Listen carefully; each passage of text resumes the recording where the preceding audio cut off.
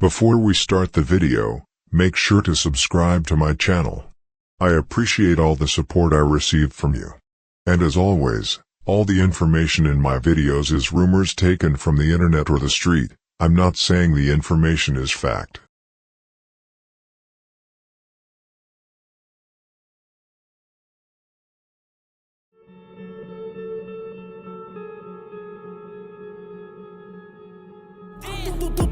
Pick your mans up. And just because people used to come through shooting us every day. And this block, words can't even explain, man. Can't even explain. Yeah, man. Little School Valley, 05 way on money. Young Money, man. They in the building. 600 boy LA, man. LA Capone, man. Get it to him, man. OC2 boys, man. Team Number 9, man. Number 9 shooter. You hear me? Hey, bitch, you little bitch. Yeah. What the fuck is wrong with you? Hey, I am Brick Squad. Yeah, Brick Squad, boy. What the fuck is you talking about, boy? You have to be willing to die or go to jail for 100 years if that's the lane that you're stepping in. You have to understand that whether you're 15, 16, you got to think like a man. You know what I'm saying? So don't be in it. Oh, you're not? Why does everybody say you're only 16 years old? They say what they want to say. How How old are you? 300. Greetings. Before we start this marathon, I just want to say a huge thank you to all of you who have been supporting the channel and rockin' with me. It's been a crazy journey covering the Chicago scene, and your support means everything. Over the past few years, we've broken down Lil Durk and the OTF story across 8 different videos. But I've had so many of you asking for a single, complete version that you can just put on and watch all the way through. So, that's exactly what this is. The ultimate, uninterrupted marathon. But before we dive into the video, I wanted to clear up a few things. This isn't just a lazy re-upload. I've gone back in, rearranged some things, added some new context, and updated the timelines to reflect where things stand right now in 2026. Bringing all 8 parts together like this actually makes it a completely different viewing experience, because you really get to see how one event led directly to the next from the very beginning. It took an insane amount of research to map all of this out over the years, and having it all in one cohesive, 10-hour documentary is the best way to preserve this history. So whether you've seen every single part or you're completely new to the channel, I appreciate you being here. Get comfortable, drop a comment, and let's get straight into the full story of Lil Durk and OTF. The story of Lil Durk.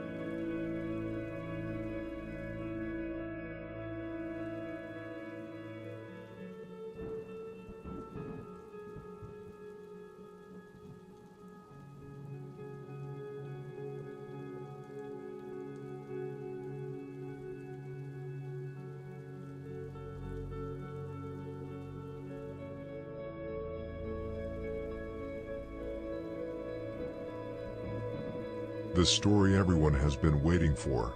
This is the tale of one of the world's most renowned rappers, and perhaps the greatest artist Chicago has ever produced.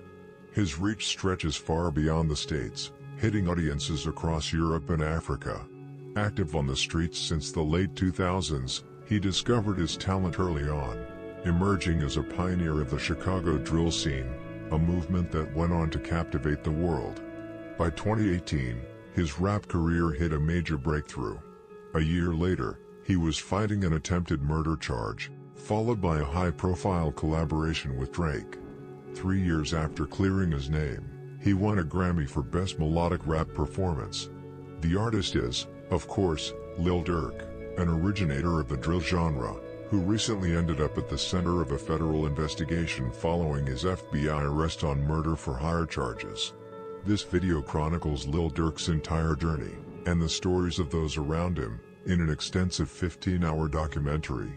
This project is the result of my most intensive research, writing, and editing to date. Expect never-before-heard information, rare photos, and unexpected insights. Lock in.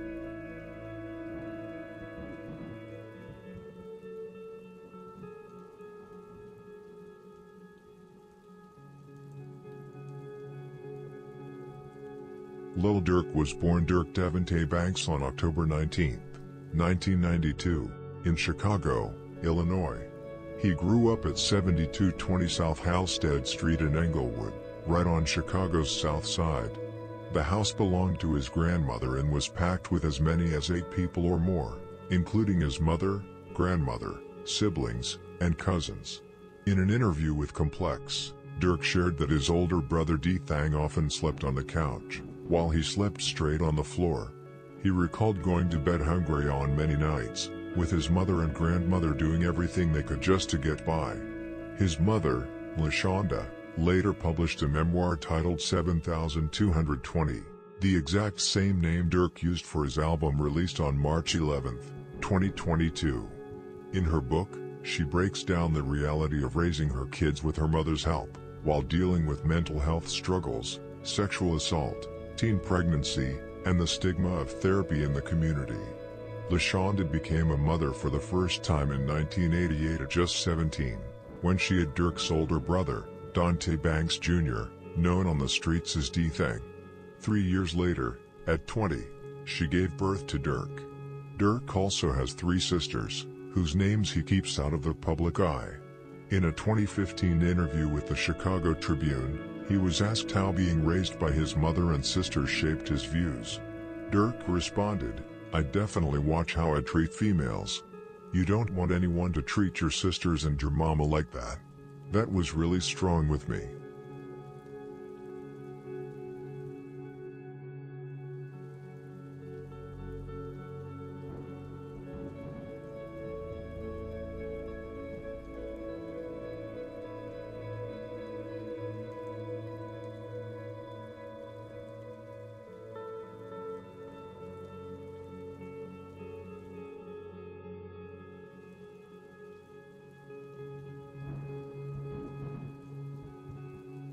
On the track started from off his 2022 album 7220, Durk reflects heavily on those Englewood days.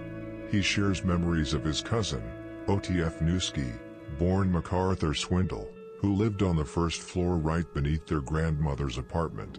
Durk also pays tribute to his grandmother, who always kept it real with him despite her struggle with Alzheimer's. She constantly pushed Durk to stay in school, and even though he hated it, he listened out of pure respect for everything she did to raise him. Part of why he hated school was feeling left out. His family couldn't afford the fees for him to play school sports. Durk also revealed that their water bill got so high they had to go next door just to fill up jugs of water. The local laundromat was always too crowded, so he'd grab some soap and wash his clothes right in the tub. In the same song, Durk addresses the fractured relationship with his sister, rapping, "Can you tell my sister I got her back? I still love you. The way you say that on the keyboard, you gotta say it in public. I'm most hated, huh? But what you hate me for? You ain't even got a real reason, 'cause I ain't giving you none. Sources suggest the bad blood comes from her, believing Durk's rap career and street ties are directly responsible for the violence their family endured, specifically the death of their older brother, D-Thang. Even Durk's aunt, the mother of his late cousin OTF Newski, has openly blamed Durk for her son's murder, a heavy burden Durk has addressed multiple times in his music. In his 2020 song 248, he admits, "Me and my auntie had some words that SHT ate me alive." In his 2019 track Rebellious, he raps, "Told my granny I can't deny, gotta pay her bills. She said I'm the reason for his death, it gave me chills." Later, on the 2023 track Pele Code, he revisits the exact moment Newski was killed, rapping, "I ain't know what to say, I knew he was dead when they pulled out the tape. That SHT was a shame, he died right in front of me. Auntie say I'm a snake." On Street Prayer, he added, "Granny asked, where Newski at? It's crushing my heart."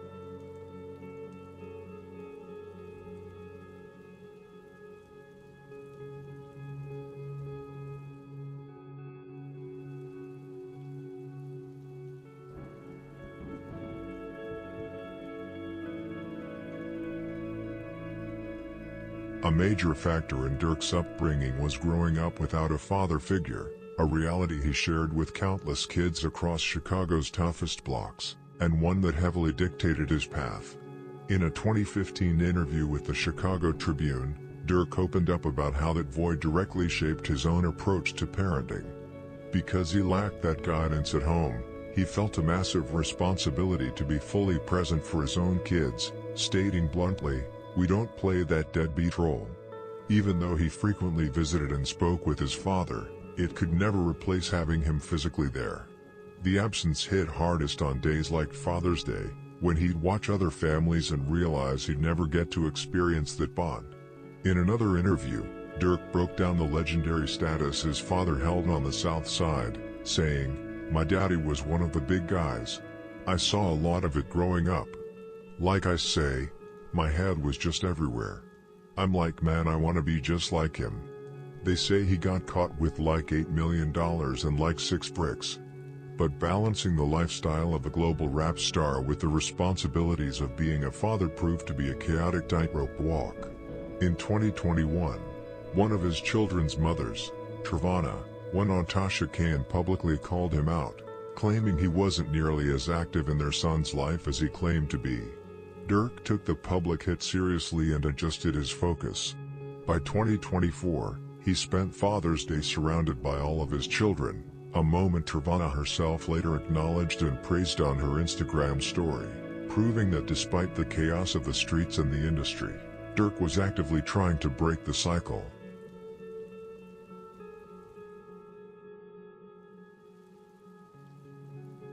Lil Durk has openly shared the struggles of balancing fatherhood with his career as an artist. In his song Unhappy Father's Day, released on June 24, 2022, he reflects on the pain of not being able to be present for his kids. He raps, "Father's Day come around, I swear to you it feels the worst, 'cause when I ain't talked to him in a couple days that SHT feel like a burden. I be on stage like it's all good knowing deep down it's hurtin'. And they be asking me for my time, they ain't trying to see no purses. And I sent them off so many times, they startin' to tell me to merch it, and I don't feel like a father on Father's Day, that SHT the worst."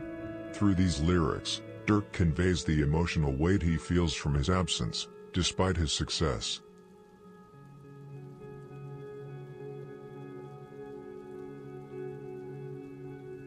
He then continued to describe how he kept messing up and mentioned all of his children. "I bought an Audemars Piguet, I still ain't gonna buy my son his pet. I was thirsty to F this bitch one day, and he text me like play catch? I text him back, tell his mama do it. That's why I don't really get no respect. Zayden got real love for me, I know. Angela got love for me, I know. Dumir got real love for me, I know. Baby Sky got love for me, I know. Big Sky got love for me, I know. Bellaby got love for me, I know. Willow got love for me, I know. And I blame everybody for my problems, I ain't blame myself. And I think money solved my problems. I need help. My nieces and nephews, they need me. Can't leave them. All my brothers keep them. My sister need me. I need them. When I catch a case, I gotta beat it. I don't pay child support, but I take care of them. I don't see them. How I'm the voice, but I block my kid's phone. Now they got a DM. I send some threats to the phone knowing somebody else can read them. Pose to talk about college, trying to get them this knowledge. Pose to be with them every day. I'ma make it up. I'm sorry, Smirkio. He a real nigga, take care of his fam. He solid. How I'm a real nigga. I ain't seen my kids, I'm just honest. I'm on FaceTime, they don't even pay attention. They dropped the phone when I tell them I miss them. I'ma do way better, way better to get them. Durk's father, Big Durk, born Dante Banks, was the fourth of 10 siblings.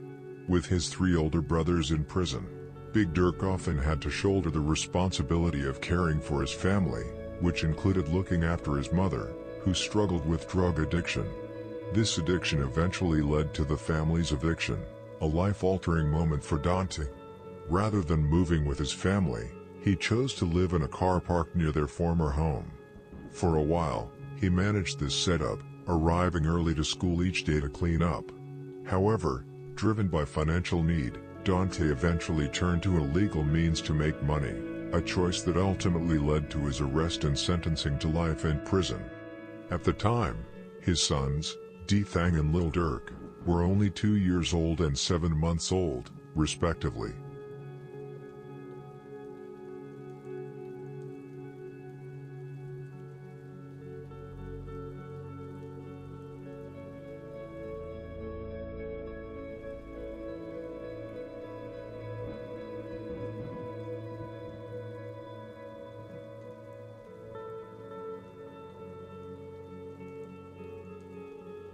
In 1993, Big Durk was arrested as part of a crack cocaine distribution ring in Chicago.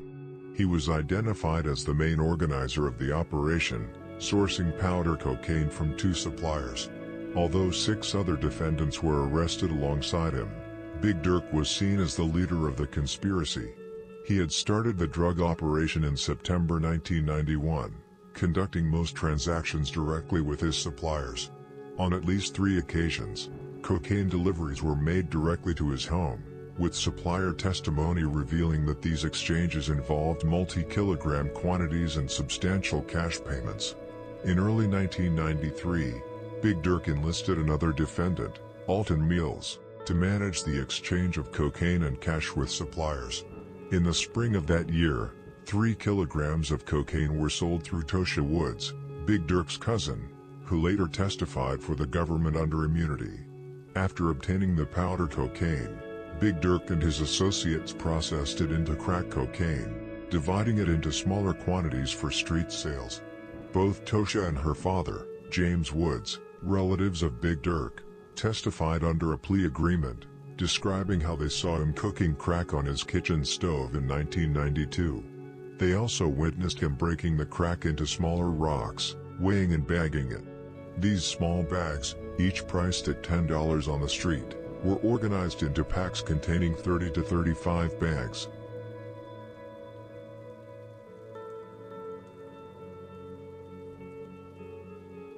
Street-level dealers managed the sale of individual crack cocaine bags, operating around the clock with workers organized into 2 shifts. One dealer, who later testified for the government, recalled sometimes selling as many as 5 or 6 packs in a single day. Additional evidence indicated that, on a good day, the entire operation could bring in up to $15,000. Defendants Mr. Mills, Robert Shipp, Mario Dunlap, and Michael Wills were each responsible for overseeing various aspects of street sales and managing cash proceeds. Robert Gaines served as a dealer primarily on the day shift, while Mrs. Boguil handled the cash flow, counting the money, depositing it at the bank, and once even collecting cash from another location at Big Durk's request. In no time, Big Durk had built a drug empire that earned him close to $10,000 daily, placing him at the top of a highly profitable enterprise.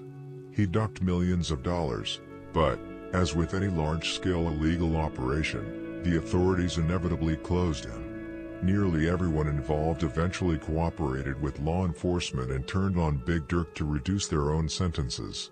On July 14, 1994, the district court held a sentencing hearing where Big Durk and 3 other defendants were sentenced to life imprisonment.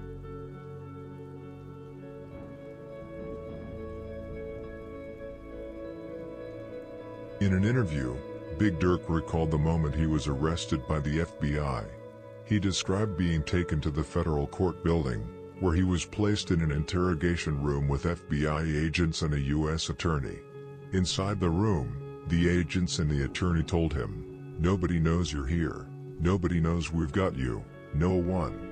We can drop you back at 26th and leave you in your driveway as if nothing ever happened, if you give us Larry Hoover." In response, Big Durk calmly reached into his pocket, pulled out his lawyer's business card, placed it on the table, and said, "Call my lawyer." Big Durk added in the interview, "26 years later, here I am, a free man. Never telling, never compromising, and never being someone I'm not." In the interview, Big Durk also explained that he is, first and foremost, a Muslim, a faith he deepened his connection with while incarcerated. He emphasized that turning on others to shorten your own sentence goes against his beliefs. Christianity teaches the same thing. You are responsible for your own actions. Bringing someone else down to save yourself is not the right thing to do. That's not the way to live. You carry your own weight, Big Durk said. The Gangster Disciples, one of Chicago's most notorious street organizations, was founded in the late 1960s by Larry Hoover, a figure who would rise to prominence as both the leader and the symbol of the group. Hoover's journey to becoming the head of one of the most influential gangs in the United States began in his early years on the south side of Chicago.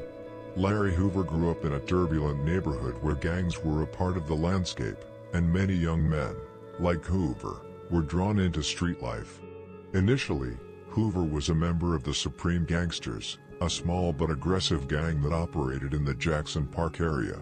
At the time, Chicago's gang culture was fragmented, with numerous smaller street organizations vying for control of territories and resources.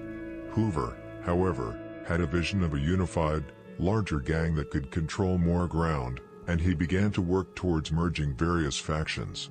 In 1969, Hoover's Supreme Gangsters merged with the Black Disciples, led by David Barksdale. This merger marked the birth of the Gangster Disciples, a highly organized and powerful street gang that would come to dominate not only Chicago but also many other parts of the United States. Under Hoover's leadership, the Gangster Disciples grew rapidly, attracting new members and establishing a code of discipline, loyalty, and structure that set it apart from other street gangs. One of Hoover's most significant contributions to the Gangster Disciples was his development of the growth and development ideology, a philosophy that sought to promote the betterment of the community and its members. He encouraged members to be disciplined, to seek financial success, and to invest in education. However, despite these attempts at rebranding, the gang's core activities remained rooted in illegal operations, including drug trafficking, extortion, and violent crimes.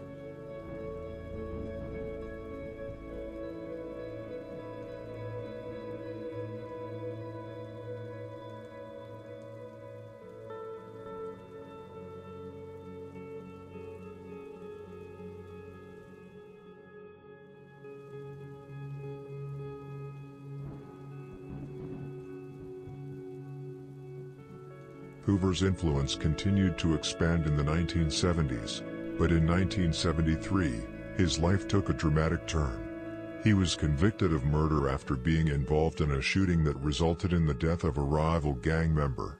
In the early stages of his trial, Hoover was sentenced to 150 to 200 years in prison for his role in the murder and his involvement in a violent gang-related conspiracy. Despite the lengthy sentence, Hoover's leadership did not falter. In fact, his control over the Gangster Disciples only grew stronger during his time in prison. As Hoover served his sentence, his influence over the gang extended far beyond the prison walls. He continued to manage the Gangster Disciples from behind bars, using his position to coordinate the gang's activities, increase its reach, and solidify its hold over territories in Chicago and beyond. He did this through a network of trusted lieutenants and associates who carried out his orders while he was incarcerated. Hoover's ability to maintain control despite being locked away only reinforced his status as a powerful figure in the criminal world.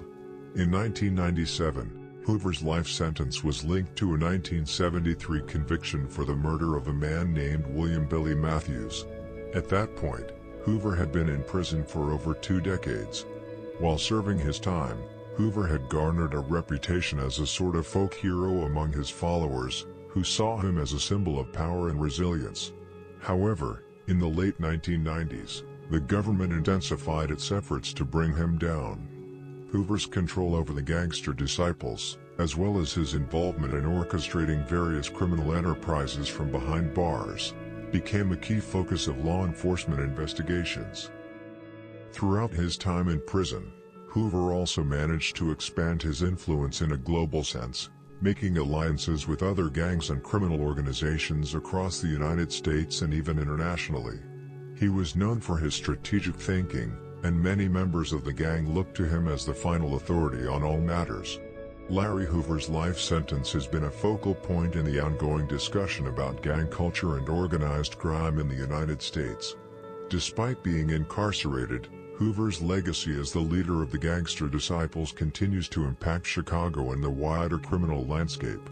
In recent years, there has been some movement to seek his release, as some view Hoover as a changed man who was reformed during his time in prison. However, his criminal past and leadership of the gangster disciples, which is still associated with violence and illicit activities, have led law enforcement officials to oppose any potential release. Hoover's story is one of transformation, power, and controversy. From a street-level gang member to the head of a nationwide organization, Larry Hoover's life is a testament to the complexities of Chicago's gang history. Despite serving over 40 years in prison, Hoover remains an influential figure in the world of gangs, and his impact on the city of Chicago is undeniable. However, his influence is declining more and more.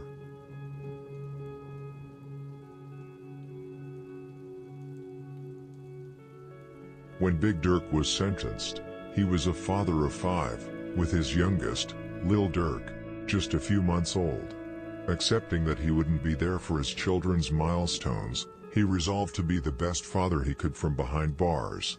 He carefully divided his limited phone time to stay connected with each of his children, maintaining a presence in their lives despite the distance. Fatherhood was a role he wore with pride, never allowing his incarceration to interfere with his commitment. It was a role that meant everything to him. On July 19, 2019, Big Durk won his appeal and was released from prison.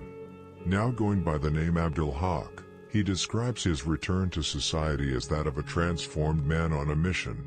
After first working to forgive himself for the harm he contributed to his community, Englewood, Abdul Haq dedicated himself to uplifting and guiding young people. His approach is to use his own life as an example of the consequences of poor choices, hoping to inspire youth to follow a different path.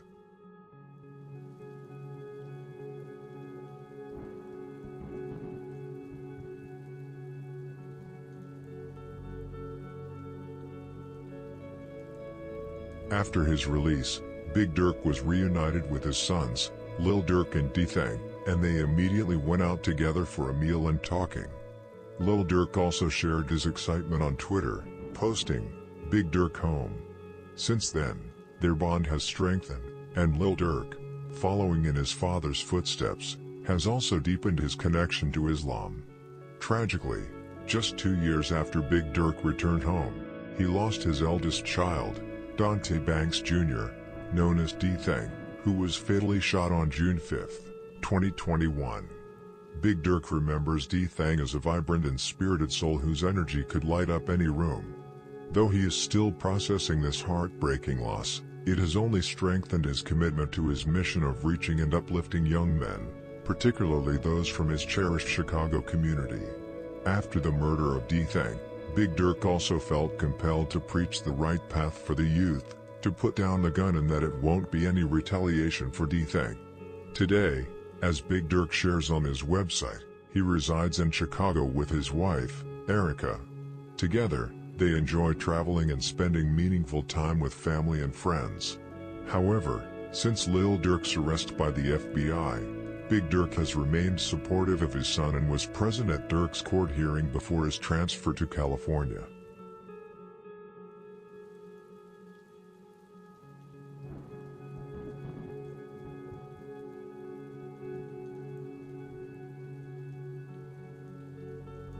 Lil Durk has often referenced his father in his music and has addressed the question of how he identifies as a black disciple despite his father's ties to the gangster disciples. He's spoken about the pressure he felt to live up to his father's reputation. In the 2017 song Third Person, a collaboration with T Grizzly, Durk raps, "How Durk BD for real, he ain't like his pops, Big Durk, his daddy a gangster for real." In Lil Reese's song Somebody, where Lil Durk is featured, Durk raps, "Some people want to be like Mike, I want to be like Big Durk." In Lil Durk's mixtape 300 Days 300 Nights, Durk had recorded a phone call with his father from jail which he used in the beginning of the intro, or track 1, for the mixtape. On the phone call, Big Durk said, "This is Durk, better known on the south side of Chicago, and throughout the Midwest as Lil Durk's father. As it started out I had a life sentence, for the stool pigeon who told on me, and I've been doing that time for 22 years now. I got that blessing and won that appeal, and now I'll be out in a few years, to be with my boy, to be with my sons, to be where I am supposed to be in life, and do the things I am supposed to do as a father, as always, for those who in the struggle, for those who in this system, for those who in the state system, keep your head, keep fighting. Cowards, rats, don't ever win over real dudes, so keep your head up soldier, and we gon' keep on letting things continue to flow, and we'll get out and do what we supposed to do as but, and hold our own, and be the fathers we supposed to be the men of the community we supposed to be." In the intro to Lil Durk's song Smirk Carter, released on November 10, 2023, as track 11 on the OTF album Nightmares in the Trenches, Durk's uncle, Uncle Ship, one of the defendants alongside Durk's father in their drug case, speaks about how their original release date was listed as deceased, meaning they were expected to die in prison. He says, "What up, nephew? Man, you know what it is, I wanna start this John up by saying, I am so proud of you, man. But after that, it's all about a second chance, and everybody, especially the real people from the hood, from the trenches, they deserve a second chance, cause a lot of us got caught up in the math, with these people just trying to lock us up for nothing, you hear me? I remember back, not too long ago, me and your daddy were in the belly of the beast, and on our paperwork, it said, as our out date, it said, deceased, deceased. But look at us now, we out here thriving, living. Now you out here, it's your second chance too, nephew." This message feels ironic now, given Lil Durk's recent federal arrest. Despite having made millions, he found himself drawn back into street life, prioritizing revenge. This theme of conflict between success and street ties is something Durk has reflected on in lyrics, such as those in his song Wonderful Wayne and Jackie Boy with Babyface Ray, a track we'll revisit later in this story.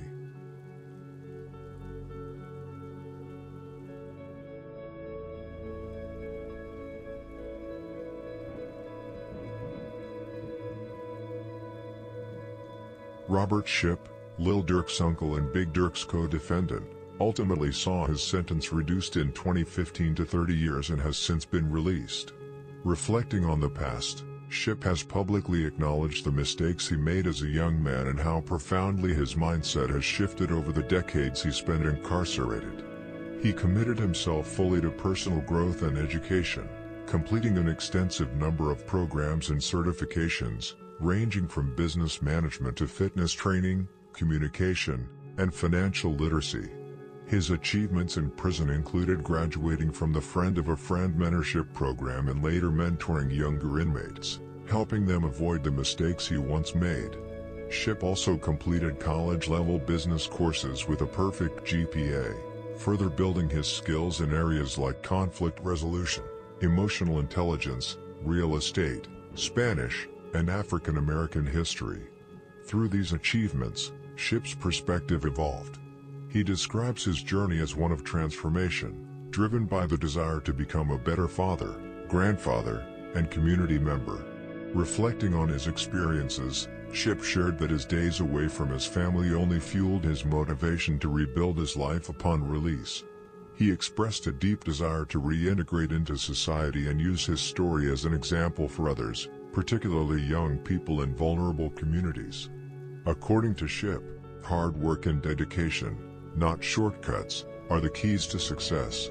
This belief reshaped his life, inspiring him to remain committed to self-betterment.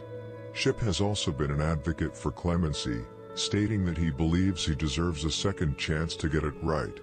Despite the hardships he endured, he has never given up hope. He emphasizes that he is prepared to live a purpose-driven life, giving back to the community and the country he feels he let down in his youth. Ship's journey exemplifies resilience, and his dedication to change highlights the power of second chances.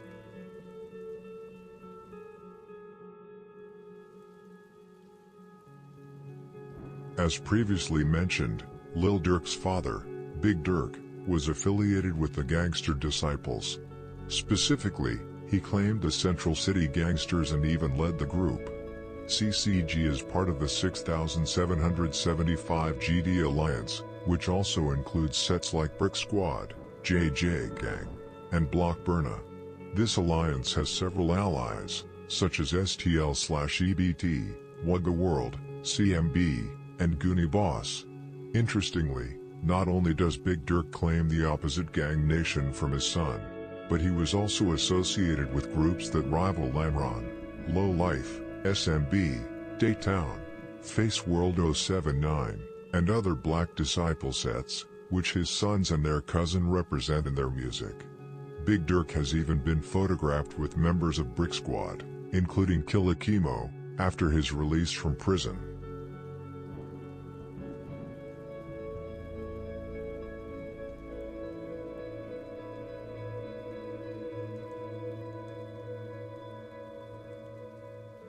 Lil Durk also had cousins who were members of the Central City Gangsters, including Baby D and Lil Bear. Lil Bear passed away in a car accident in February 2016, and Baby D was killed in October 2018, events we'll delve into later in the story. Lil Bear was an older member who was active during the time when Lil Durk's father led the gang. Lil Durk also has other cousins from sets connected to the 6775 GD Alliance, particularly the rapper Lil Mr. from Wugga World. Lil Mr., born Antoine Fields, was mostly known for his music. He was not very active in the streets. Lil Mr. gained popularity with tracks like No Lacking, which was produced by the drill legend Smiles from Brick Squad, and became an anthem within the drill movement. In a March 2017 interview with Zach TV, Lil Mr. opened up about his relationship with his cousin Lil Durk, noting that they had spoken on the phone and maintained a cordial connection. However, it seemed that neither was deeply invested in the relationship, likely due to being on opposite sides of the street conflict. Lil Mr. was closely aligned with prominent GD rappers like Lil Jojo, Lil J, King Yella, FBG Duck, and P. Rico. Within the GD community, he was a significant figure, amassing millions of views on YouTube and making a strong impact on the drill scene as it gained momentum.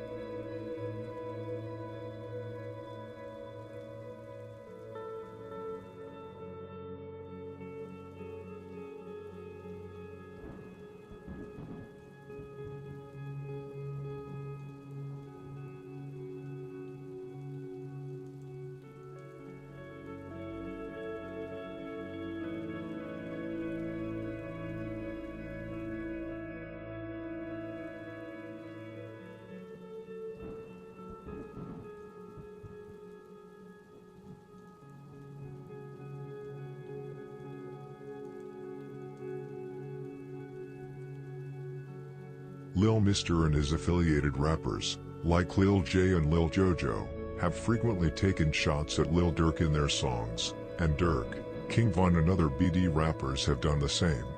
In an unreleased song by Lil Durk, unofficially titled Letter to Lil Mister, he reflects on his blood bond with Lil Mister, describing their upbringing and shared experiences.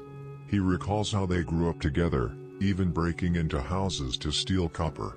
The lyrics reveal, "And I'd ride for the street dudes before my blood cousin, and he was an op, but he was AMF, got birthed together, we was going to the doctors, broke in cribs together, we stealing copper, I should have known you were a cop when we played cops and robbers, for instance, you told my mama that I robbed the barber." Lil Mister took shots at Lil Durk in his song Like He on Something, released in May 2012, where he rapped, "This dude S fronting hard like he S on something, the whole time, he S not on nothing," and, "Lil Durk, don't diss again or you're a F-boy, IMMA keep this 100, you ain't with this shit boy." Then there's King Von's well-known diss against Lil Mister in the song Phil Jackson featuring Polo G, where he rapped, "Even though that's folks cuz, man F Lil Mister." Although these lyrics appeared in the original track, they were later altered and remixed for the album.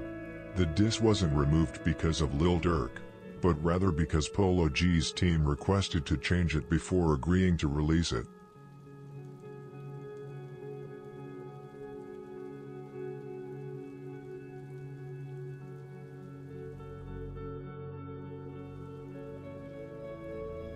As many already know, Lil Mister tragically passed away on March 15, 2019, after being shot multiple times. He was walking along the 7400 block of South Harvard Avenue when a dark-colored car approached, and someone inside opened fire, according to Chicago police and the Cook County Medical Examiner's office. Lil Mister was hit in the head and torso and was taken to the University of Chicago Medical Center, where he was tragically pronounced dead. Lil Mister was in his own territory, Wugga World, an area in an intense rivalry with Face World 079. Here's where things get complex. The person allegedly responsible for Lil Mister's death was his cousin, or at least a close family friend, Durk from Face World 079. Durk also shares family ties, or a similar close bond, with Lil Durk from Lamron and OTF Newski from Face World 079. Durk even appeared in Lil Durk's music video for When We Shoot, released on July 20, 2020, a year after Lil Mister's passing. 2 years later, after Durk was killed, Swag Dinero mocked him and honored Lil Mister, alluding to Durk being the one responsible for Lil Mister's death. King Von mocked Lil Mister's death by posting no lackin' on his story while Lil Durk remained silent and only subtly mocked him in various songs. Face World have also mocked Lil Mister in countless of songs, and Wugga World have mocked members of Face World on Lil Mister Day. Moni and Spook from Face World 079 were also present on the Lil Mister hit.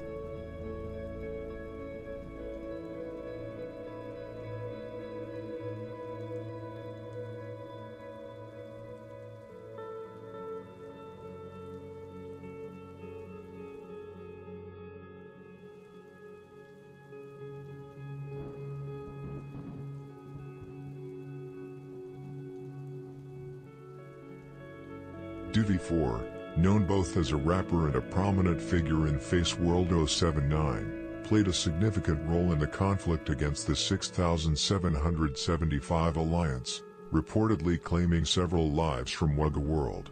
Initial reports suggest he was responsible for 5 Wugga World associated deaths. In late August 2018, he allegedly killed G Frenchie from Wugga World, followed by Lil Mister 1 year later, and D Rose in early August 2019. Wugga World retaliated on July 13, 2020, by allegedly killing Moni from Face World 079, one of the suspected shooters in Lil Mister's death. Moni's death, reportedly carried out by Beans from SMG/Wugga World, was followed by Durk's retaliation just a day later, with the killing of Donnie from Wugga World and a subsequent shooting at Donnie's funeral by Face World 079. Later in 2020, around December, Doovie 4 allegedly killed Bang from Wagga World. In April 2021, he is reported to have claimed his fifth victim from Wagga World, killing Beans, one of Moni's alleged killers. In mid-November that year, events took a swift turn when Doovie 4 and Spook from Face World 079, both allegedly involved in Lil Mister's murder, were killed by Fats, reportedly a cousin or close associate of Doovie 4, along with Twan from 800. This occurred during a violent robbery spree, ending with Fats and Twan backdooring Doovie 4 and Spook, likely to put the death of a security guard on them, which occurred during one of the robberies. However, the plan backfired, as expected, and Fats and Twan were eventually apprehended and now face charges for 3 murders and multiple robberies. To wrap this up, all 3 of Lil Mister's alleged killers are dead.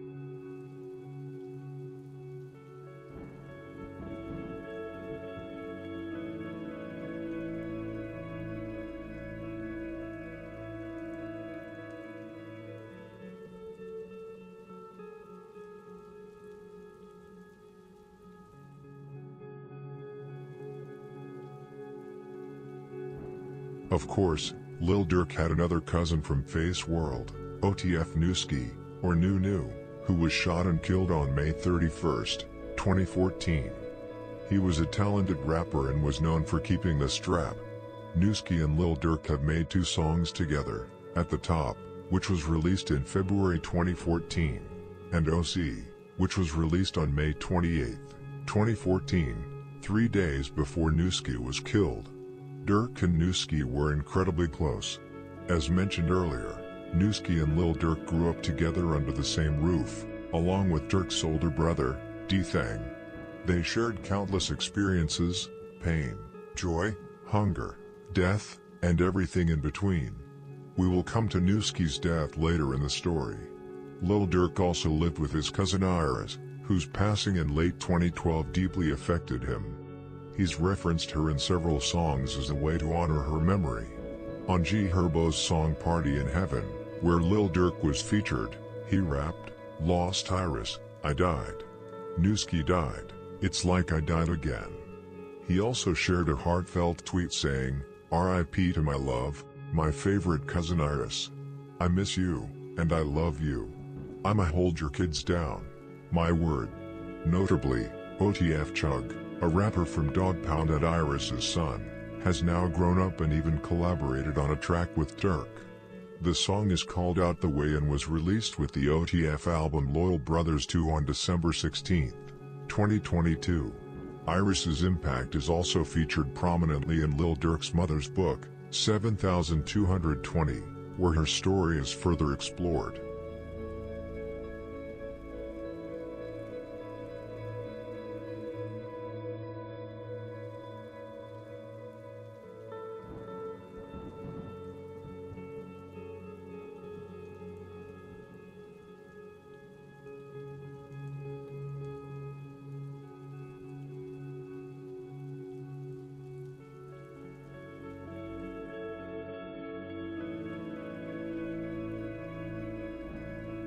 Lil Durk has family ties on the west side as well, including his cousin Cello Gang Smiley from TTU/Cali Mob, a traveling Vice Lord set.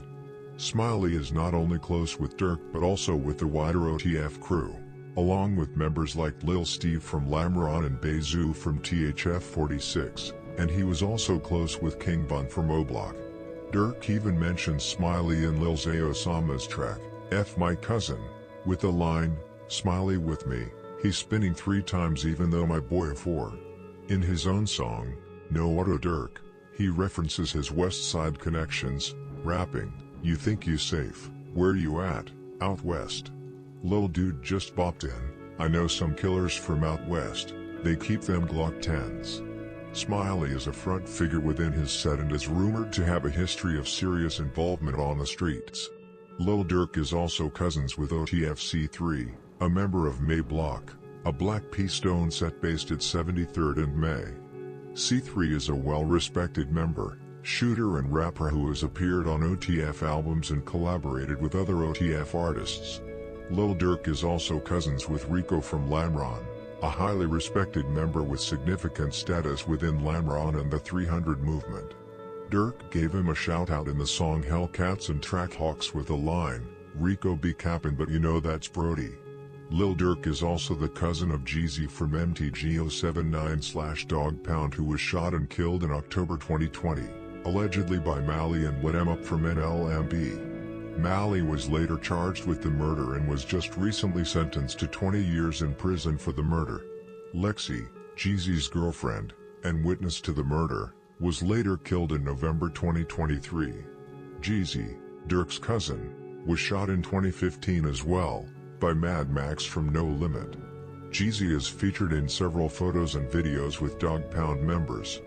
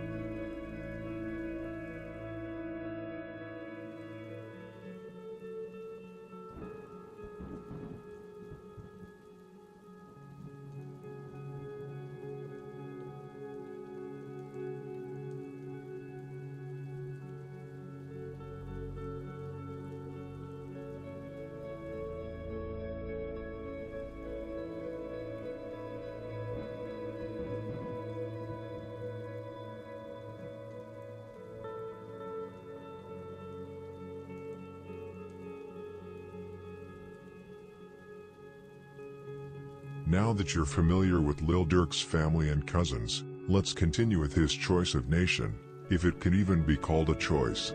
As mentioned, Lil Durk's father, Big Durk, was a gangster disciple from CCG.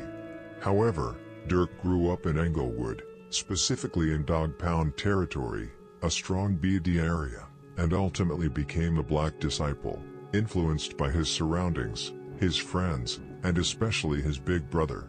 Although Lil Durk never explicitly claimed Dog Pound, as he mostly spent time in the Lamron and Taytown areas and claimed Lamron, he has still given Dog Pound shoutouts in multiple songs. In the song, 2.5 Story, which was released with the Sign to the Streets 2.5 project in October 2017, he rapped, "Dog Pound took me in when I had no one. We go way back, way back. We had no guns with us." In Lil Durk's song, Stand Up, released in late August 2011, he said, "Dog Pound stand up." In the song Nobody, from the 300 Days 300 Nights project released in December 2015, Lil Durk raps, "Dog Pound with me, rest in peace Lil Polo Shotty." Polo da Don, also known as Mr. GDK, was a Dog Pound member who was killed on May 9, 2015. He made an appearance from a window in the building behind Nusky during his iconic interview with Zach TV, where he said, "We got shells the size of fish sticks." This interview with Nusky was recorded at 72nd and Green, located in Dog Pound territory. Victory. Where y'all from, man? Boy shit, man. Where y'all from, fam? This Dog Pound right here, man. I'm from Dog Pound Road, but I'm fucking off.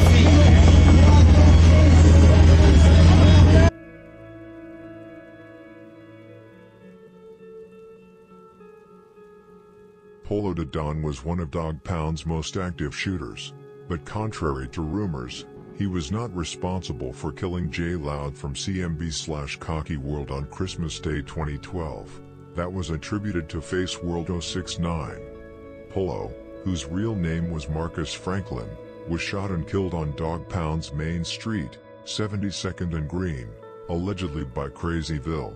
There are additional rumors suggesting that Lil Don and Kivo from Brick Squad were involved in his death, or that CMB killed him in retaliation for J-Loud. However, as I mentioned earlier, those claims are false.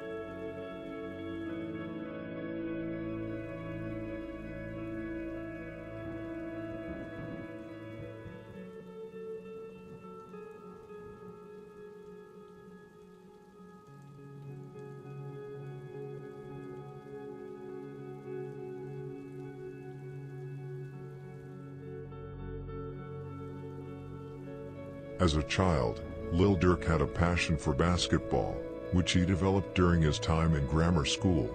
He attended Guggenheim Elementary, located in Goonie Boss territory. In an interview with Slam, Lil Durk revealed that he was never able to join basketball teams because he consistently struggled with his grades. Lil Durk's favorite player growing up was Allen Iverson, as he felt a connection to Iverson's challenging background. Lil Durk has acknowledged that his school years were marked by challenges and frequent fights. During a particularly turbulent time in his life, his mother, LaShonda, decided to send him to Michigan, which he mentions in his song Pele Coat. In his song Pass the Water, released in June 2020, Lil Durk rapped, "Muslim, the school ain't never served me salami 'cause I was the baddest dude, used to run around in the grammar school," reflecting on his mischievous behavior during his school days. An interesting fact is that OTF Newski went to the same grammar school as Lil Durk.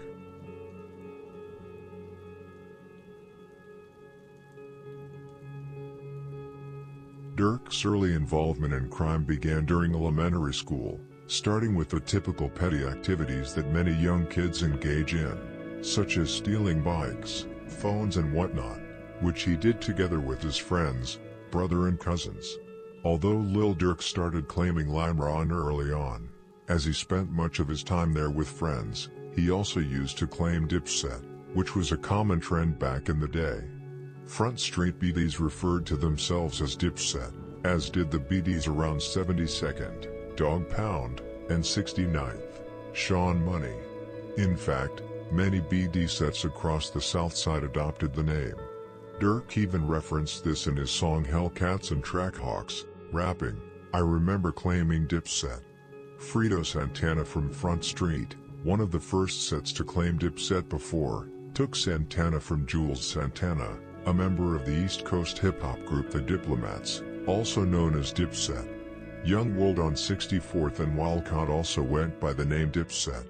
On 40th and Langley, the name Dipset was popular in the early 2000s. Additionally, Dipset 650 operated in the original Black P Stone territory at 65th and Blackstone. Another Dipset on 71st and Normal was linked to the murder of I-Chief from Brick Squad in July 2011. Essentially, Dipsets were spread across various parts of the city during that era.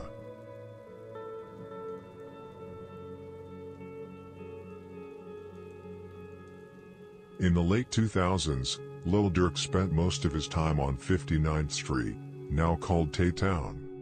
Back then, it was known as D-Town, short for David Town, named after David Barksdale, also known as King David, who once lived on that block. Lil Durk spent a lot of time in D-Town with Taysky, Dida, and Day Day, three of his closest friends at the time. They often hung out outside local stores, such as the ones at 59th and Princeton or 59th and Normal. Similar to Dog Pound, Lil Durk never explicitly claimed D-Town but has given them shoutouts in multiple songs. At one point, there was an alliance known as DTLR 600/300, which stood for David Town Lamron 600/300. To be fair, it was more of a movement than a formal alliance. Yes, they committed crimes together, but not under a unified front. It's important to understand that many well-known BD blocks were closely connected back in the day. Groups like O Block, Timb, Lamron, Tay-Town, the HBE Alliance, 600, Front Street, THF 46, and even Black P Stone sets from Motown and Terrortown, such as the Folly Boys movement and No Limit Muskegon Boys. Many individuals were affiliated with multiple sets. For instance, Capo claimed Front Street, Lamron, and NLMB. D-Rose was linked to Folly Boys, 600, and THF, King Von and M Thang were tied to both 600 and O Block, and Gleesh represented O Block and AMG/Mac Block. Lil Durk maintained close relationships with members across these groups and continues to do so. For example, in the past year, he has been promoting Coquilla's music from Folly Boys. Back then, they were a powerful, unified movement. However, much of that unity has since unraveled. Today, the connections between these groups are mostly loose. Some have even become rivals, like Temp, and many relationships are now marred by internal disputes over money and personal matters on social media. We will get to all of this in greater detail later in the story.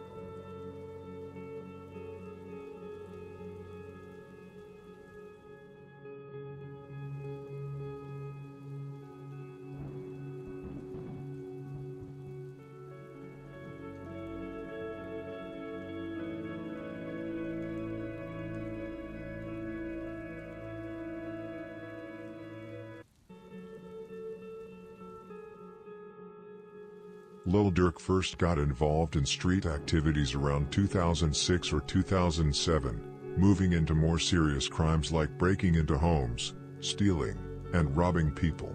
During this time, he began heavily claiming Lamron. In 2008, at the age of 16, Lil Durk faced one of his first significant losses. On December 29, 2008, his close friend Lil Harvey, whose real name was Mahari Smith, tragically died after accidentally shooting himself. The incident occurred when Harvey, 18 years old, was handling a gun with another person. The weapon discharged, striking him in the chest, according to Chicago police. No charges were filed against Harvey's companion, as it appeared the two were playing with the gun when it went off. It remains unclear who owned the firearm. Lil Harvey was a member from 6th Ward but also claimed Lamron. Lil Durk mentioned Lil Harvey in the song, Guns and Money, which he released in early March 2011 together with King Skrilla. Lil Durk was deeply saddened by his death and was pushed deeper into Lamron and the street life. That was all he knew. Before we move on to Lil Durk, in order for you to understand the story, you must also understand the history of Lamron, its members, allies, enemies, and everything else that is relevant.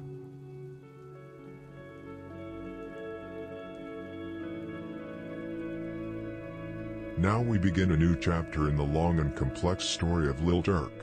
As I mentioned before, to truly understand his journey, you need to know and grasp the story of Lamron. Let's start with the basics. Lamron is a black disciple set based around 64th and Normal, however they also hang on Parnell a lot. Lamron hangs out anywhere between 59th and 65th. As many know, the name Lamron is simply Normal spelled backward. Like Lil Reese rapped on Get Back Mood Part 2, on some Lamron shit, on some normal backwards shit. According to Lil Reese, the name originated around 2005 or 2006 when they were hanging out on the block, high on weed. One of the guys looked at the street sign, read it backward, and thought it sounded cool. And just like that, the name was born. Sometimes, it's really that simple. It's a fitting name since what they are doing is backwards and beyond normal.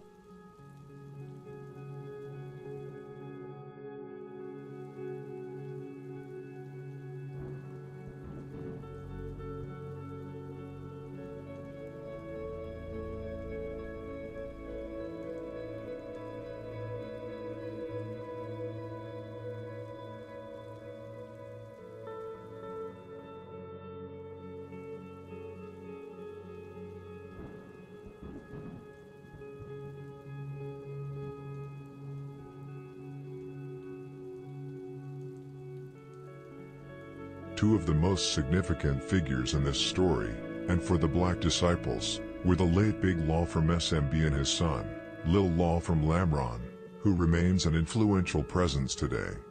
Big Law, born Lawrence Loggins in 1972, was a prominent figure in the Chicago street gang scene, most notably as one of the leaders of the Black Disciples. Big Law was known for his control over both the drug trade and violent operations, solidifying his power through ruthless enforcement. Beyond his leadership within the BDs, he also headed SMB3, Self-Made Bosses, a BD set located in the Englewood neighborhood at 69th and Emerald. In 1997, Big Law, then a prominent figure in the Renegade Disciples, found himself facing serious charges.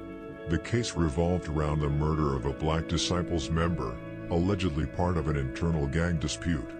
The person he killed was G. Free, a high-ranking BD who was the nephew of former BD leader King Shorty.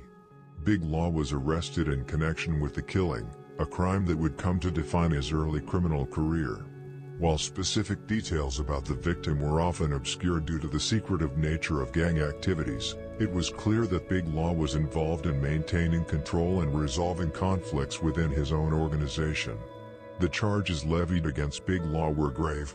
He faced not just allegations of murder, but also the weight of gang-related violence, a common motif in Chicago's street gangs during the late 1990s.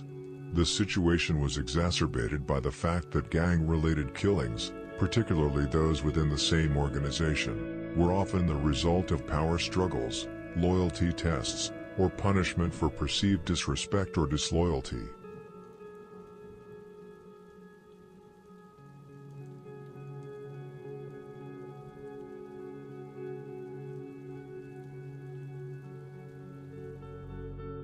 Big Law was convicted of second-degree murder and sentenced to 20 years in prison.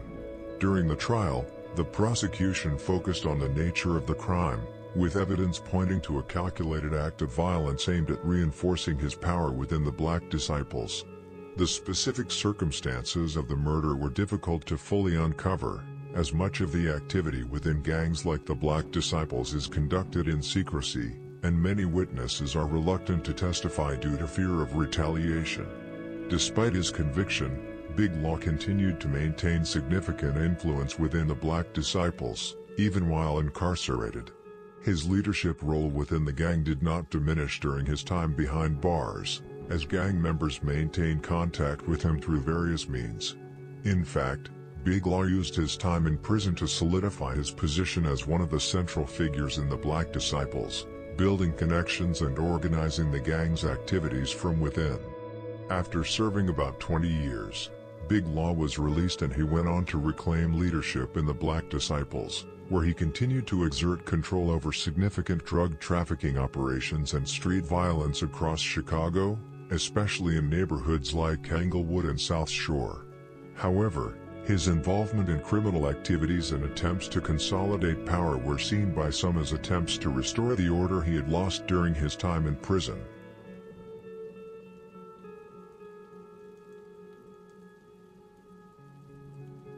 As I mentioned, Big Law was initially a Renegade Disciple, which is a faction that split from the main Black Disciples organization. The Renegades were considered a subgroup of the Black Disciples that had different leadership and goals, often causing internal conflict within the larger BD network. However, Big Law eventually rose to become one of the leaders of the Black Disciples, despite his early involvement with the Renegades. Big Law's rise to power is often attributed to a combination of street credibility, strategic alliances, and his ability to maintain strong influence within the gang world even while incarcerated. After being convicted for the murder of a fellow gang member in the 1990s, Big Law spent significant time in prison, where he continued to solidify his position as a major player in the gang. Even from behind bars, he managed to extend his reach and influence over gang operations, especially within Chicago's gang landscape. By the time he was released from prison, Big Law was able to consolidate control and ultimately become one of the leaders of the Black Disciples, including unifying various factions like the Renegades and others under the broader BD umbrella. This transition wasn't without conflict. as many within the gang were resistant to Big Law's leadership due to his renegade roots. However, his ability to provide for the gang's financial interests, primarily through the drug trade and street operations, helped him gain and maintain loyalty from key members. Big Law leadership was marked by his attempts to reassert control over the Black Disciples, particularly after the gang faced increasing fragmentation in the 2000s. Despite initial resistance from some factions, his influence grew, especially with younger gang members and those who were more focused on the financial aspect of gang operations. Big Law's efforts to solidify a more corporate-like structure within the BD organization were notable as well, as he sought to modernize and centralize the gang's operations. However, it should be said, while Big Law was a major figure in the Black Disciples, it's important to note that his leadership was part of a larger, more complex structure within the gang, which included multiple influential leaders. The Black Disciples were a large and fragmented organization with various sets controlling different areas of Chicago. Therefore, while Big Law was one of the central figures, especially in the later years, different leaders controlled different parts of the city. Big Law did not take over the Black Disciples after King Shorty in 2012, as many have claimed. While Big Law was a front figure within the Black Disciples, the leadership after Shorty's era became more decentralized. The gang transitioned into a structure where multiple leaders controlled different factions across Chicago. Not everyone honored Big Law, but enough for him to have a very high position.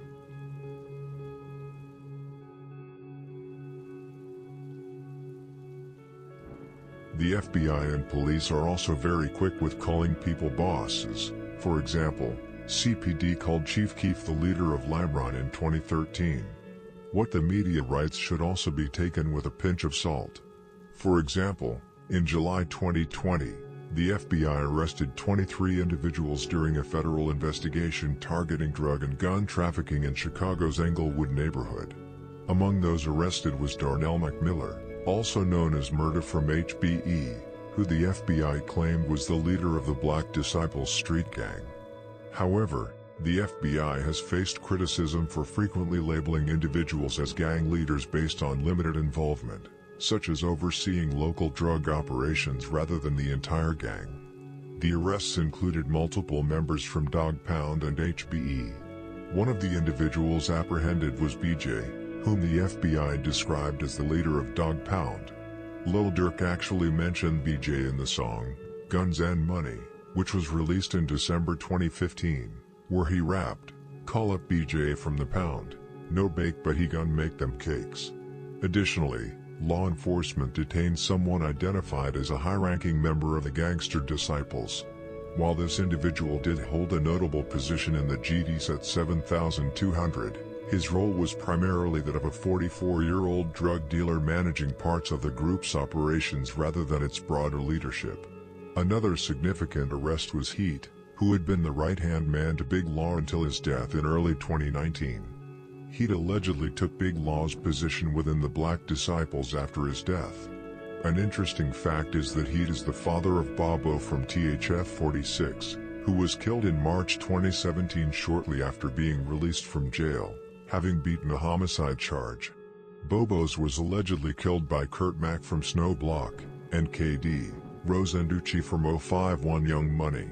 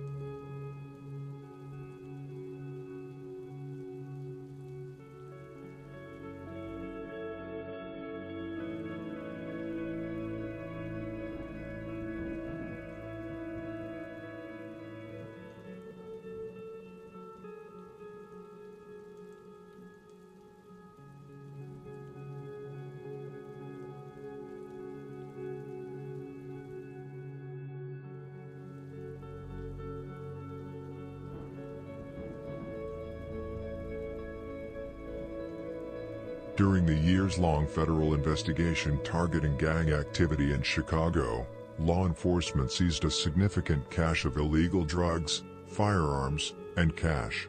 This included 24 firearms, over 13 kilograms of cocaine, more than a kilogram of heroin, 1,350 grams of heroin mixed with fentanyl, 750 grams of fentanyl or fentanyl analogs, 378 grams of crack cocaine, $52,595 in suspected drug proceeds, and quantities of MDMA pills intended for distribution. Much of the alleged trafficking occurred in the Englewood neighborhood on Chicago's South Side. The operation targeted members of the Dog Pound and HBE, Halstead Boys Entertainment, sets, which include subsets like AMG, McBlock, MMG, Low Life, and SMB3. The individuals arrested were primarily in their early 40s. However, neither of the real leaders of the Black Disciples were arrested. One of the biggest leaders as of now, who already is in jail, is Marvel Thompson, often referred to as the King of the Black Disciples. He is also called the Magnificent. He was a prominent leader within the gang during the 1990s and early 2000s. He controlled the gang's Southside operations and played a significant role in orchestrating the Black Disciples' drug distribution network.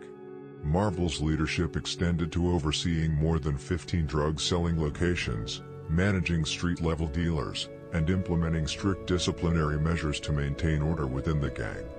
Marvel's tenure ended in 2004 when he was arrested and later sentenced to 45 years in federal prison following a conviction for his role in a drug conspiracy.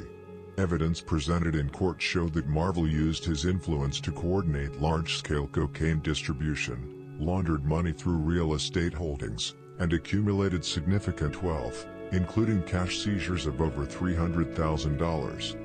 His arrest marked a significant blow to the Black Disciples hierarchy, as federal authorities targeted key figures in the gang's leadership.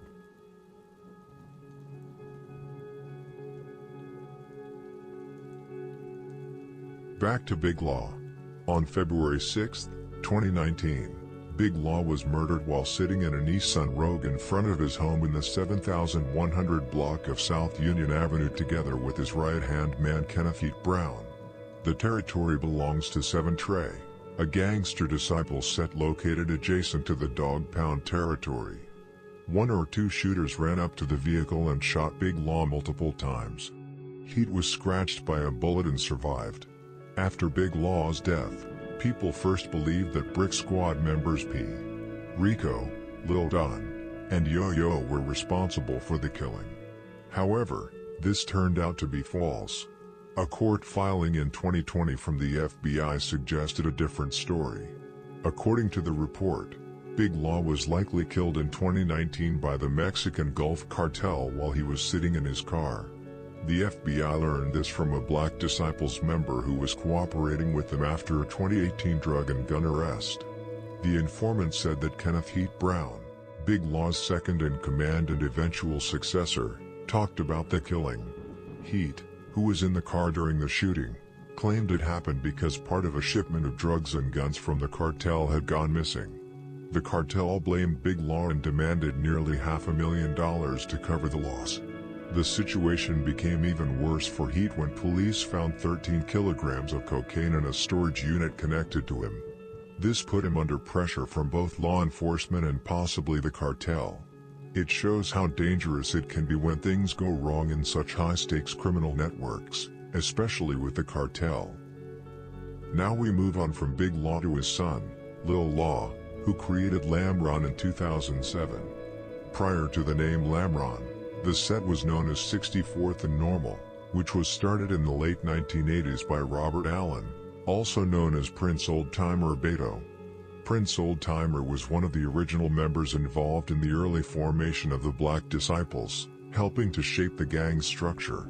As one of the originals, Prince Oldtimer played a key role in solidifying the gang's presence and establishing the codes and practices that would define the Black Disciples for years to come.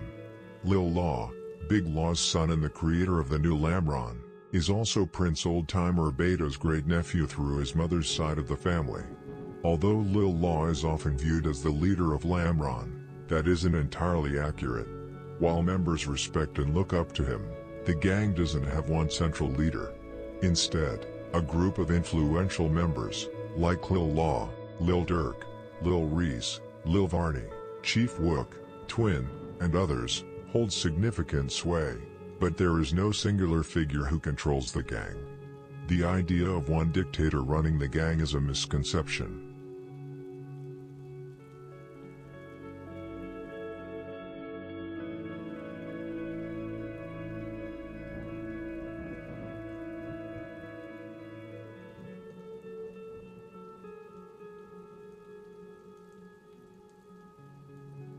Prince Old Timer Beto is now deceased, and much of his family has passed away as well. Lil Rob from Lamron, whose real name was Robert Allen Jr., was killed on June 13, 2013, allegedly by members from 051 Young Money. Rob was only 19 years of age and was one of the original members of the new Lamron. He was close with Durk, Lil Mo, Nusky, Frito, Ball Out, and others. Lil Rob was the grandson of Prince Old Timer, which is why he was also known by the nickname Beto. After his death, Lamron adopted the name Beto Gang in his honor. Lil Durk, who was very close to Lil Rob, referred to him as a shooter back when he was alive. Lil Rob was a highly respected and loved member. Many of the members strongly claim Beto Gang in his honor. Lil Rob was frequently mocked by rival factions, with various diss tracks targeting him. In Andrilla's song 51 Dead Ops, he raps about Lil Rob's death, saying, "Lil Rob got hit on the 4, left him on normal leaking on the floor." Similarly, Lil Mark made reference to him in his popular track No Competition. Other artists, including J-Mane from Jaro City and King Lil J from STL, 5th Ward, have also mocked Lil Rob in songs. Another interesting fact is that Lil Rob's father, also named Robert Allen Jr., was a police informant.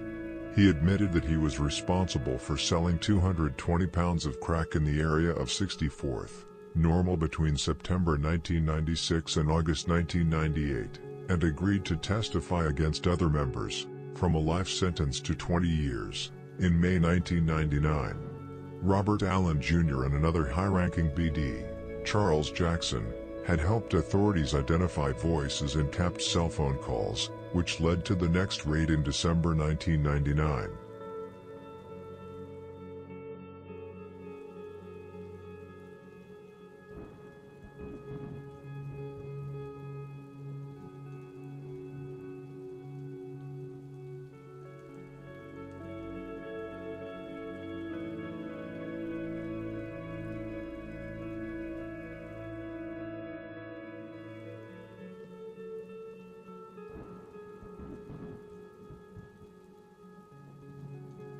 Back to Lil Law.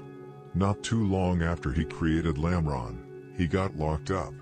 On May 29, 2009, he was arrested and charged for attempted murder, and after spending 2 years in Cook County, he was sentenced to 15 years in prison.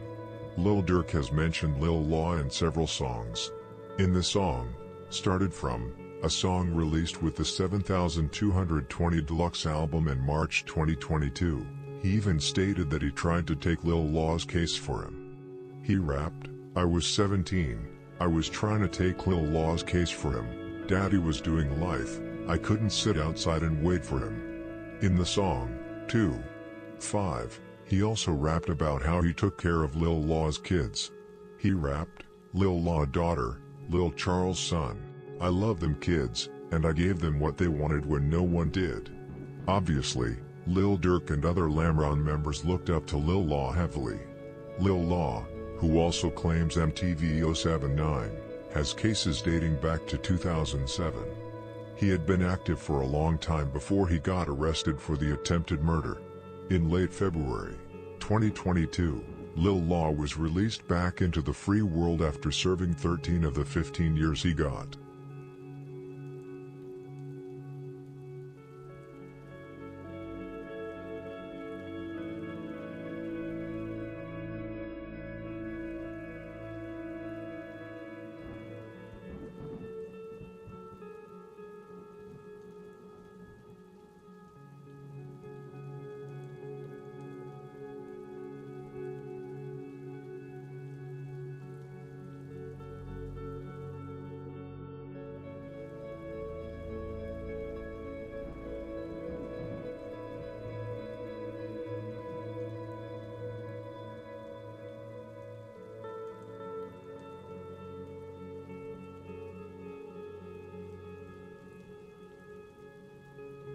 MTV079 and Lamron have multiple members who claim both sets.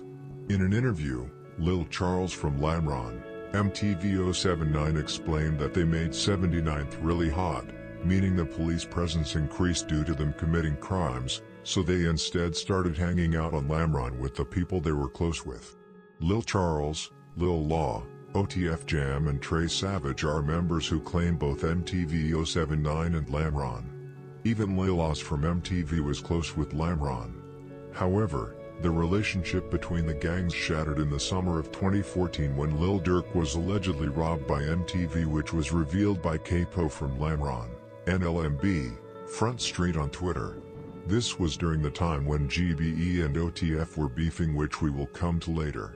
In the tweet, Capo wrote, "I know a rapper from around the way that got his gun taken by brain-dead MTV dudes. He's y'all favorite rapper from Coke Boys. Laugh out loud, he knows who." The reason for this is probably due to the fact that Brain Dead and Cuckoo Gang had tight relations with Capo from Larman, NLMB, Front Street. Members like Banji Glow and Red Chapo from Lamron, Brain Dead, MTV, who also was close with Chief Keef and the rest of GBE, were close friends with Capo and therefore took GBE's side in the beef with Lil Durk and OTF. They also claimed Ku Glow. However, Boona from Lamron, Brain Dead took Lil Durk's side in the beef, which is probably a factor to why Durk loves him. However, this touches on the broader conflict between OTF and GBE, and now I feel that I am jumping too far ahead in the story. This will be explained in detail later on in the video.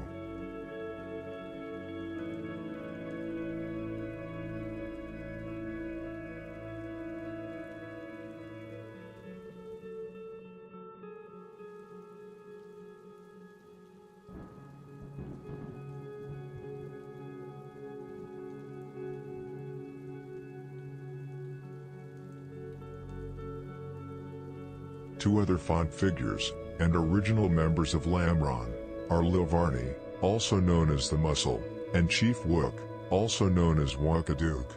Varney and Chief Wook, who were brothers, are the sons of Varney Voker, one of the so-called Bentley twins. His twin brother's name is Varma. Varney and Varma grew up in the 16-story Calumet building, also called Randolph Tower or the Castle, which was demolished in the mid-2000s. They were raised in public housing and became involved with the Black Disciples at a young age. The twins quickly rose in prominence within the gang and gained the nickname Bentley Twins due to their love for luxury cars, specifically Bentleys. They were also known as the BD Twins because of their strong affiliation with the Black Disciples. The twins was a part of the BD drug empire under Marvel Thompson. They were real hustlers. If it was a way to make money from something, they did it. For example, the twins allegedly used some of their drug profits to buy a nightclub in Atlanta.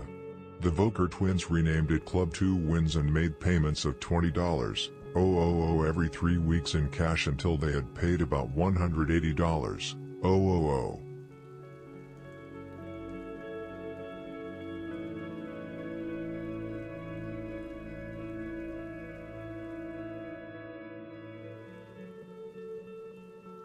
Back in the 80s, 90s and early 2000s, the Black Disciples ran a business that was the envy of Chicago's underground economy.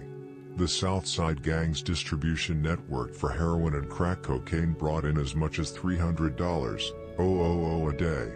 Its drug-selling territory was divided into clearly defined franchises.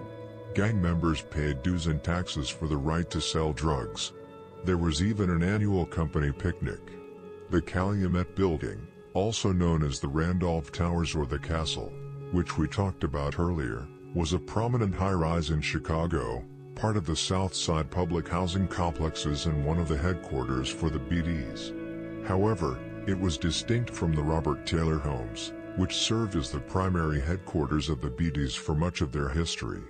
The Calumet Building was a 16-story public housing high-rise in the same general area, and it was also a hub for Black Disciples and other affiliated gang members. Like the Robert Taylor homes, the Calumet Building was demolished in the early to mid-2000s as part of Chicago's efforts to dismantle public housing and reduce concentrated poverty. So, While the Calumet building was significant to the gang's operations, the Robert Taylor homes are more often referred to as the BD's main headquarters.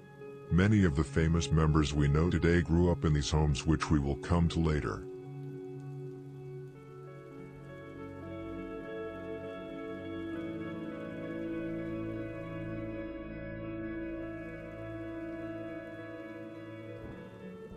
I've always thought they ran things the way IBM should have, said Jonathan King, a former U.S. attorney who prosecuted the Gangster Disciples, rivals of the Black Disciples. He explained that the Gangster Disciples were skilled at assigning the right people to the right roles and finding legal businesses to hide their drug money. They were very organized and efficient. Many of these people could have been successful business leaders if they had chosen legal work instead of running a drug cartel. Both the Gangster Disciples and the Black Disciples were structured like a pyramid, with a CEO-style leader at the top. Each gang had a board of directors that held meetings. They also had middle managers to oversee drug sales and enforcers to punish members and collect fines. Punishments, or violations, were often physical and much harsher than any punishment in the corporate world.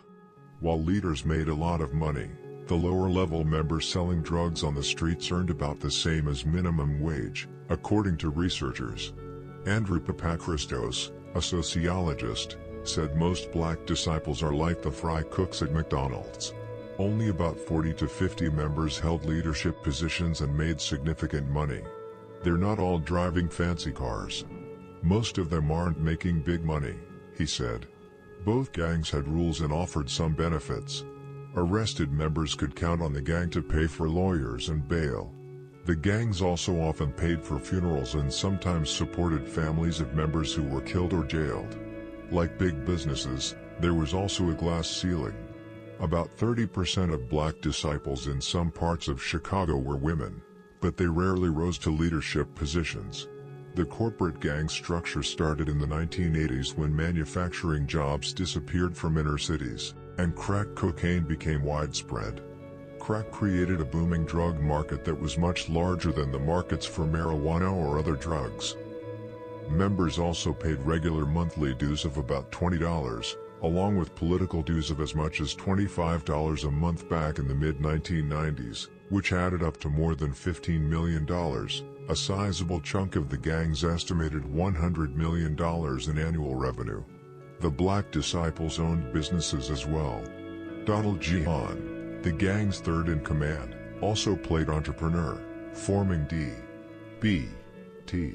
Construction Incorporated. In 1999, the initials stood for Distinguished Black Tradesman. Likewise, Black Disciple leader Marvel Thompson, who held the title King, was interested in the construction business, incorporating Royal Improvement Limited. In 1993, Royal Improvement and D.B.T. Construction was involuntarily dissolved by the state in 2002. Thompson also owned a rap record label and a recording studio known as M.O.B. Records Incorporated. The studio in Englewood produced a hit song, The Cha-Cha Slide, which was performed by Chicago DJ Casper.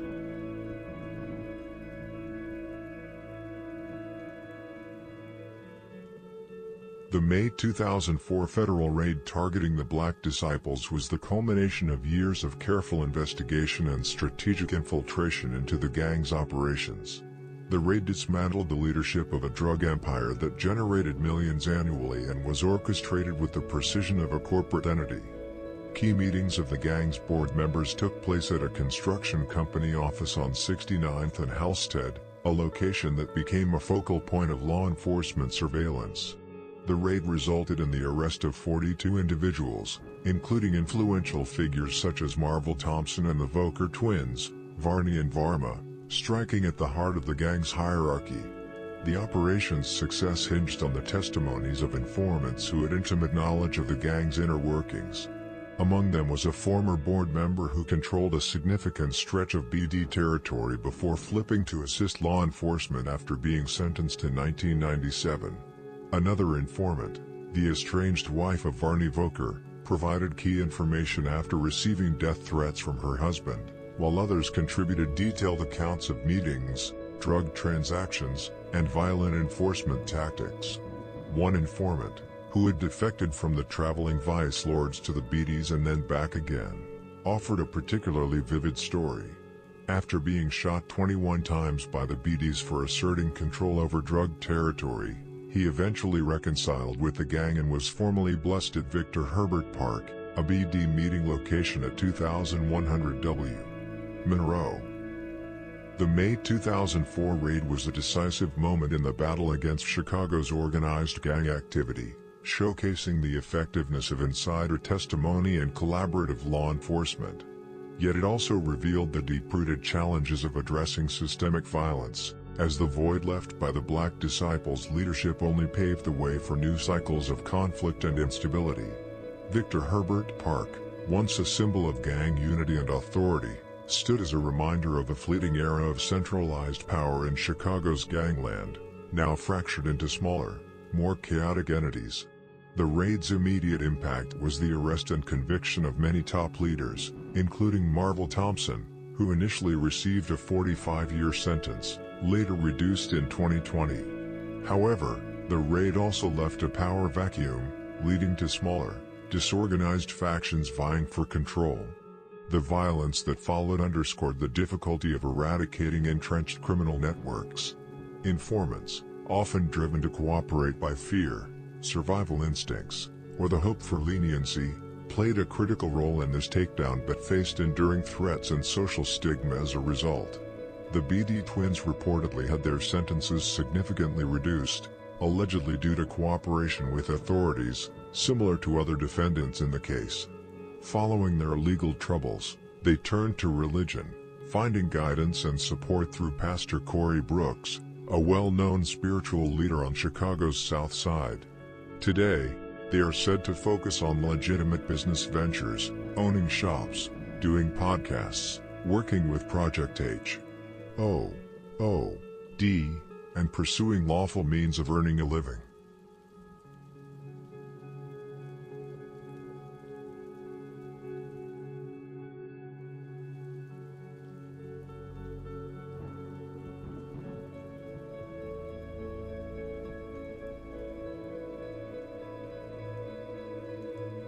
Pastor Corey B. Brooks is a prominent leader and Republican, dedicated to combating violence and uplifting communities on Chicago's South Side. He serves as the founder and senior pastor of New Beginnings Church of Chicago and leads Project H. O.O.D., Helping Others Obtain Destiny, Communities Development Corporation as its CEO. His educational background includes studies at Ball State University, the University of Florida, Dallas Theological Seminary, and Grace Theological Seminary, shaping his commitment to transformative community leadership. Pastor Corey Brooks became a notable religious leader on Chicago's South Side in late 2011. Following the funeral of Tutu, a member of Jarrow City who was tragically killed by C-Day and Rondo No. 9 from 600 in an alley located on STL/EBT territory on November 10, 2011. Tutu was a killer himself. He had killed Jizzle from Squirt Town, Brick City in September 2011, together with Lil B from STL/EBT. They killed him because Jizzle had killed Tutu's uncle, Dante, in 2005. Tutu's parents did not want to have the funeral at Pastor Corey's church because they were afraid of the violence that might occur, but Corey assured them that nothing would happen. However, tragically, something happened. On that day, 600 slid on Tutu's funeral and a shootout happened. Bite Down, Manny, Rondo No. 9, and Tutu's alleged killer, C-Day, all hopped out shooting. People ran in panic, but it was mostly innocent families in the crowd. The 600 members bailed out pretty quickly from the scene. It was over in just seconds. Since 600 released, it was mostly females running around in panic. Thankfully, no one got shot or killed.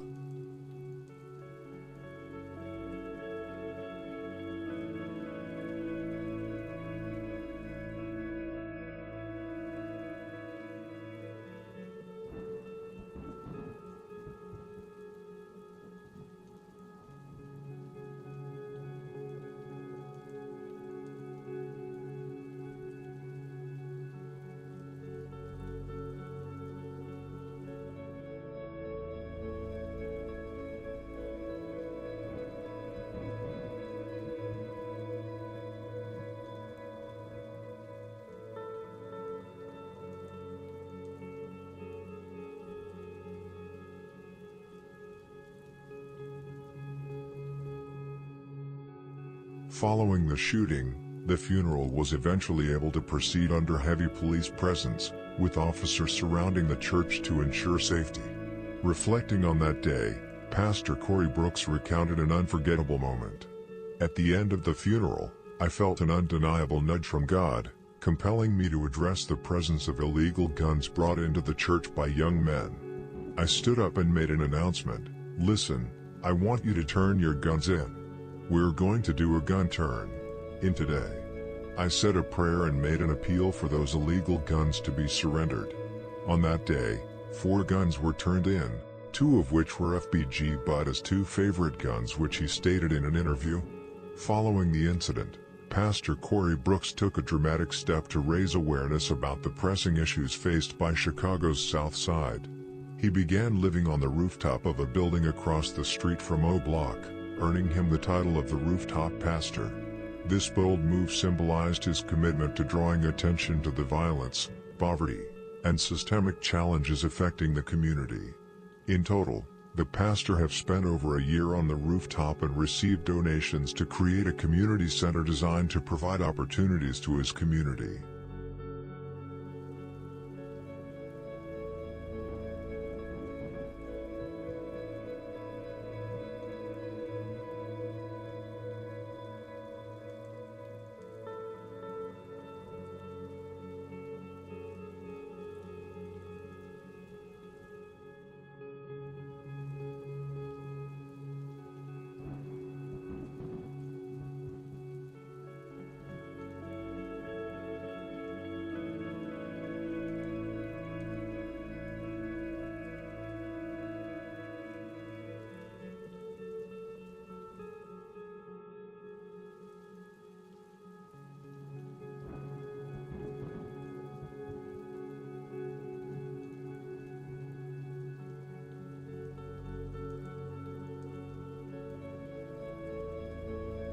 Back to the Calumet Buildings, or 6,217 buildings, which was one of the Black Disciples' headquarters, and where many famous BDs we know today grew up. Here is a list of individuals who grew up in the Calumet Buildings. Melly from 051 Young Money, whose stepfather Fido was a high-ranking kingpin BD. Lil Varney, Chief Wook, Ball Out, T. Slick and Lil Reese from Lamron, Blessed His Ass, C-Day, and E-Day from 600, and Lil B from EBT, who was originally from Timb. J-Main, Skinny and Trevo from Jaro City also grew up there.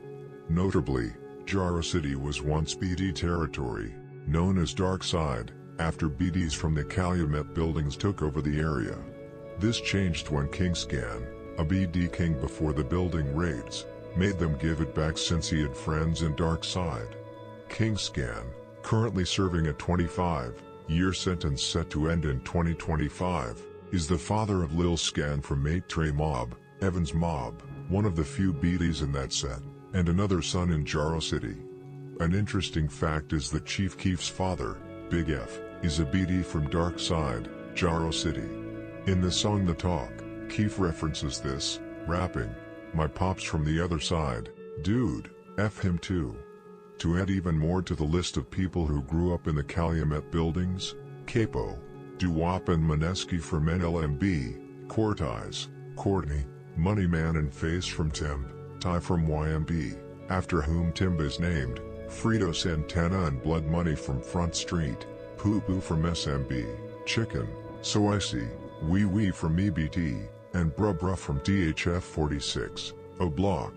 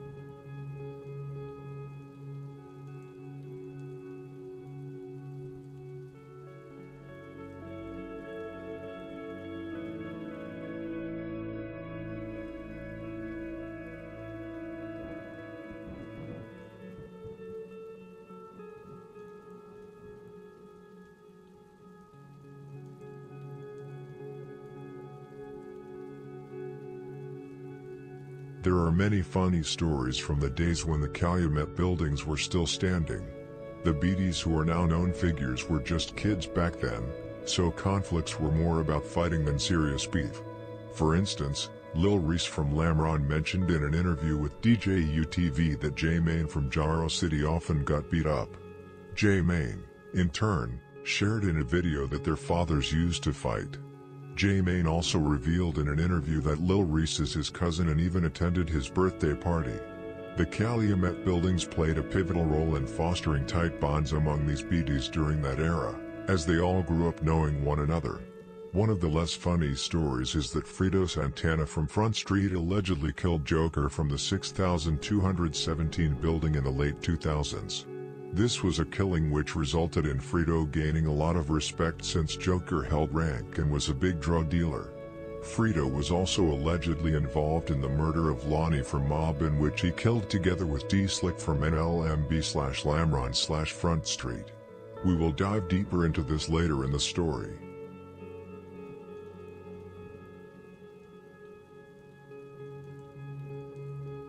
Back to Lamron.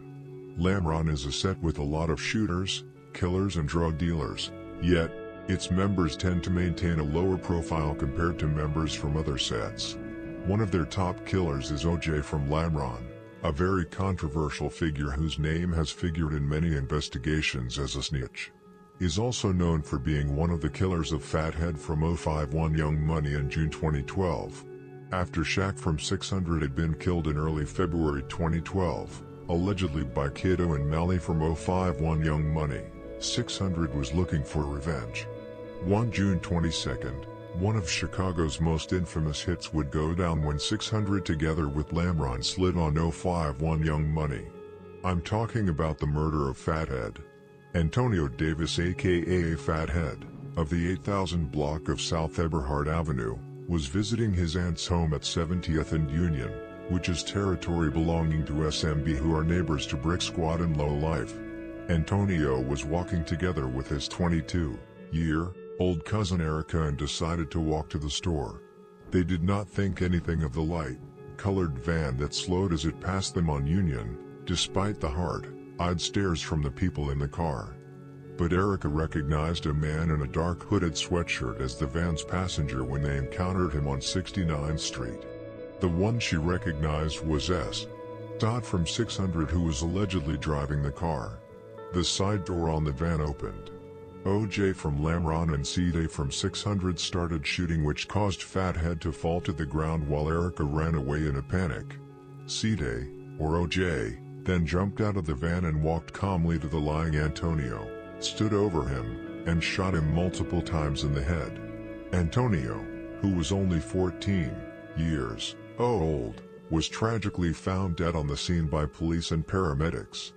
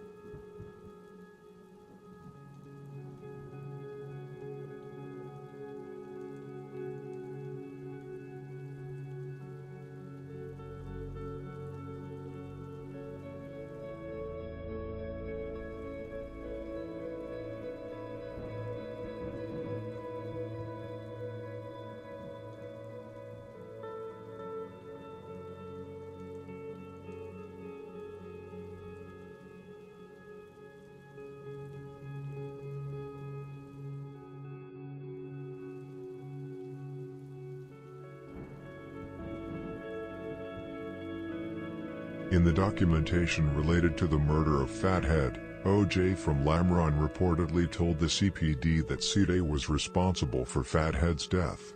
Despite this, OJ has repeatedly tried to deny this claim on Instagram, but his efforts have been met with ridicule both online and from other Lamron members. Chubbs from Lamron has also criticized OJ for being disloyal and hinted at OJ stealing money from him. However, back in the days, OJ was very respected and was close with Lil Durk, Lil Reese, Chief Keef, Get Back Gang and obviously, 600. Interestingly, OJ still associates with prominent members from sets such as Welch World, DHF 46, and some individuals from Lamron.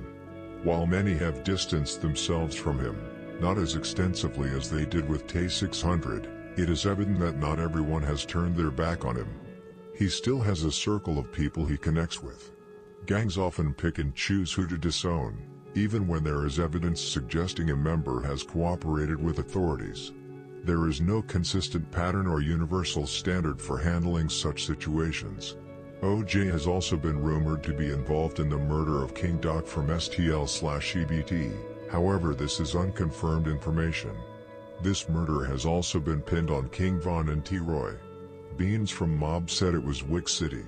However, the police report stated it was 600 and Lamron, but that assessment was based on social media.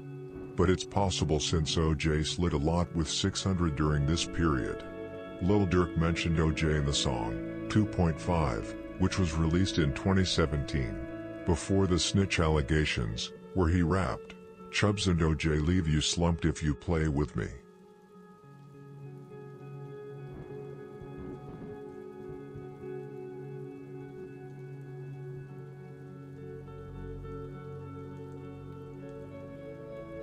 Another Lamron member who has faced snitching allegations is Jesse Law, also known as JL. Some believe he testified in court about the murder of his friend, Deontay Billups, another member of Lamron. Billups was killed on November 4, 2012, at a residence in the 1200 block of Allen Avenue in Muskegon, a city roughly 3 hours from Chicago. Billups was found just outside the house, with his head on the grass and his feet on the stoop. Testimony revealed he had suffered 5 gunshot wounds, 1 to the back of his head, 2 to his face, and 2 to his back.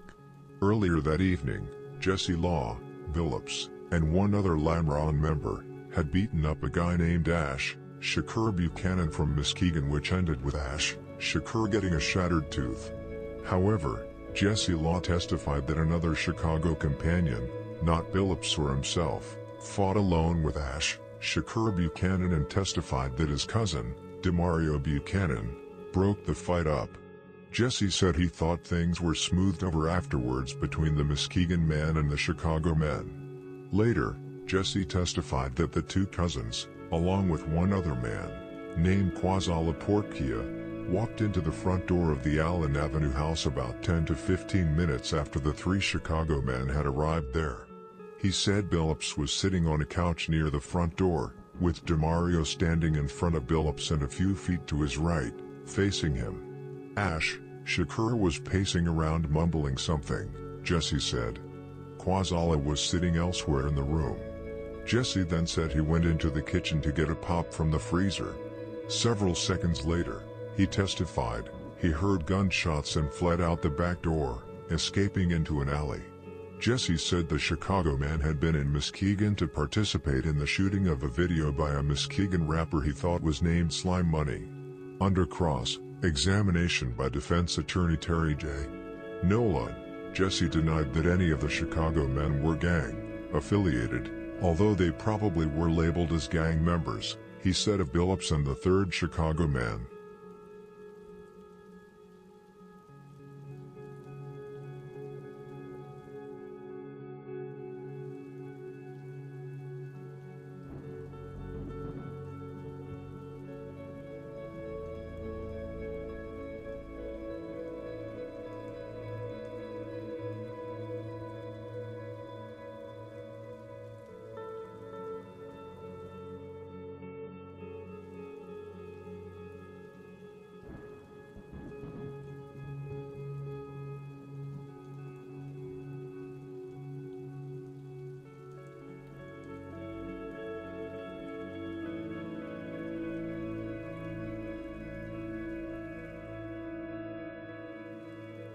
DeMario, the alleged shooter, and Quazala were charged in 2014 and got their sentence in 2017 after much deliberation.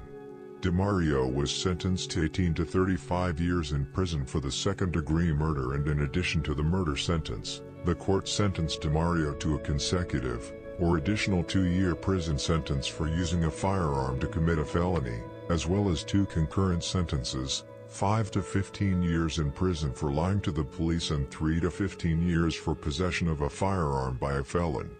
Quazala was sentenced to at least 7 years in prison for multiple charges under the theory that he aided and abetted DeMario, despite not being the one who shot Billups. Ash Shakur Buchanan, initially suspected of the murder due to being the individual who was beaten up, was later cleared of all suspicion. Jesse Law, who was also arrested early in the investigation, was subsequently released. When DeMario spoke on his sentence, he admitted to bad decisions and an addiction to drugs and alcohol, but denied any responsibility for the killing of Billups, whom he described as a friend of his at the time of the shooting. "I'm a convicted felon, but I'm a man of God, and I feel responsible for whatever sentence is imposed on me today. God has the last say-so on my life," DeMario said. "I can't sit here and accept responsibility for this crime, but I will accept responsibility for putting myself in a situation where I can be perceived as the guilty person," DeMario said. "To the Billups family, you have my deepest condolences. I'm just standing on my innocence, and I hope that one day they can find it in their hearts to forgive me. I wonder if the cousins are cousins with Mako from Met Boys, who is locked up for the murder of L.A. Capone from 600. At least, they share the same surname."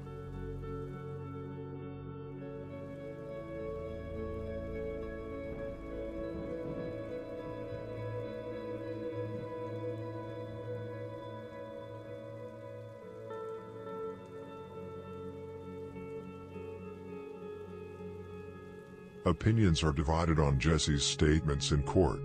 While he described the sequence of events, he refused to testify against the defendants. This has led to ongoing debate about whether he snitched or not. Lil Durk's cousin, Rico, spoke on Jesse Law and OJ in March 2023, when he uploaded a story on Instagram where he wrote, "Jesse Lawrence aka JL is a rat and we do not F with him at all," and "Lamron OJ, can you take 300 off your name? I've been following the drill scene since 2012, and I remember when Jesse Law's situation went viral, with people across Twitter labeling him a snitch. In my opinion, though it may not matter, I don't believe he snitched. He was forced to testify under threat of jail time, and when he took the stand, he said he didn't see anything. However, some argue that just agreeing to take the stand is enough to be labeled a snitch, since they believe there's always a choice not to cooperate and take jail time instead. Incidents like these, and the fact that Lamron still hangs out with alleged snitches, is why Lil Durk, Varney, Twin, Wook have recently distanced themselves from Lamron and instead started hanging out more with Tay-Town with Duda. We will talk more about this later in the story. Billups, as we talked about, was a very beloved member and was close with Lil Durk and Lil Reese. He was only 20 years old when he was shot and killed. Immediately after the murder, Jesse Law from Lamron tweeted, "This is crazy, R.I.P. Billups."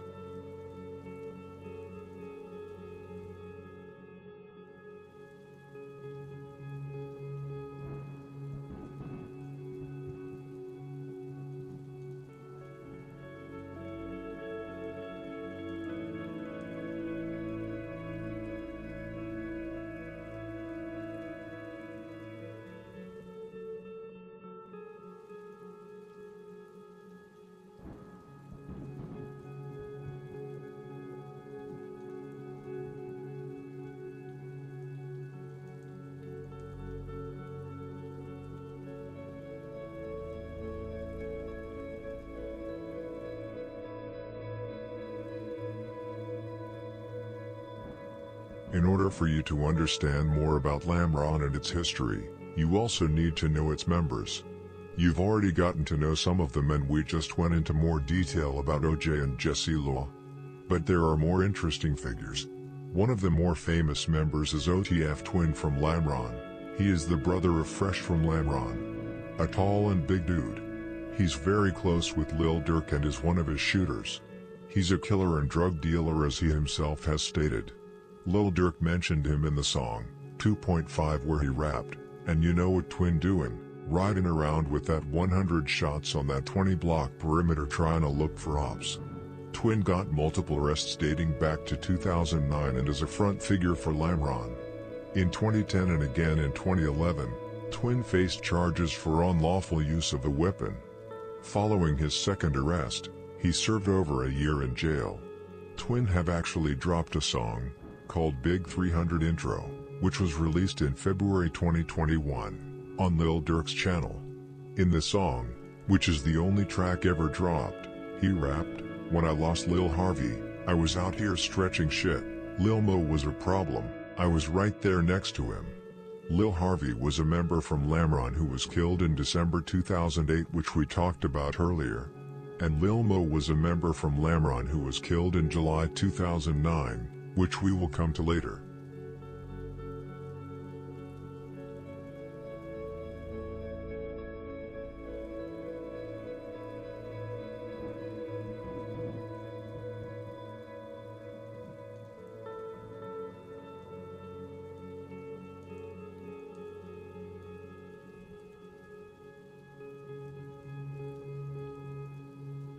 Twin is rumored to have bodies under his belt.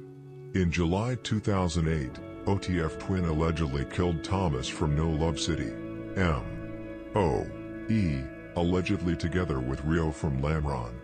And in May 2010, he allegedly killed another man named Thomas, who was from D Block, today known as Brick Squad, allegedly together with Lil Reese from Lamron. Thomas was the cousin of Killa Kells, which is the reason why Killa Kells, who used to claim Lamron, switched up and joined Brick Squad. Killa Kells even claims that he's one of the creators of Lamron, but probably means that he's one of the originals, which is true. We will go deeper into all of this later in the video.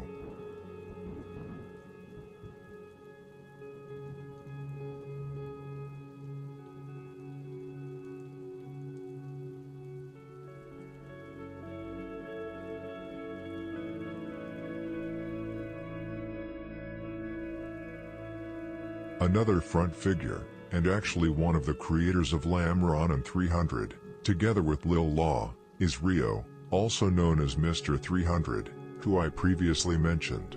Rio has a significant history of legal troubles. His record includes a robbery conviction in 2006 and charges for aggravated unlawful use of a weapon in 2008. In 2010, he was arrested alongside Booney Mo, associated with Lamron/BBG/Terror Dome, for the attempted murder of 3 police officers.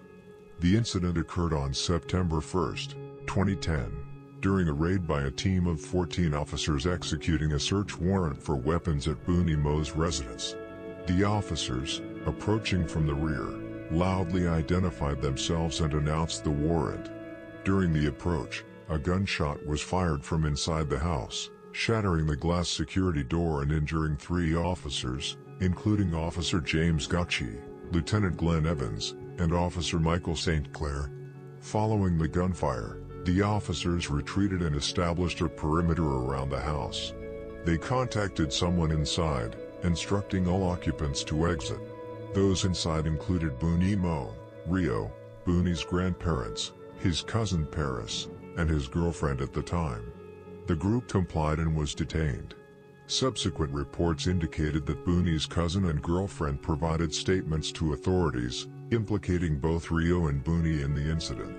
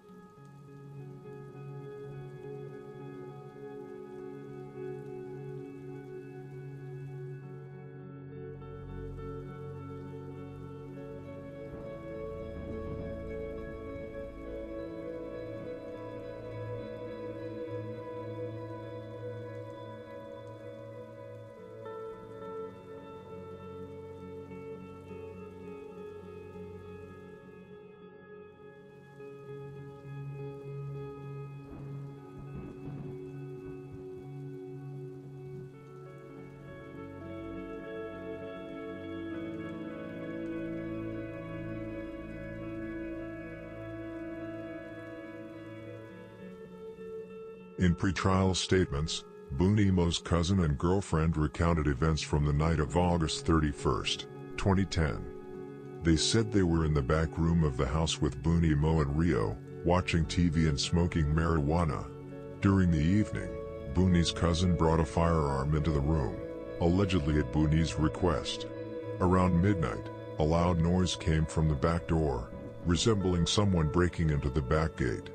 Booney's girlfriend went to the kitchen to investigate, looked out the window, heard banging at the door, and then ran with Booney to the bedroom where his grandparents were sleeping.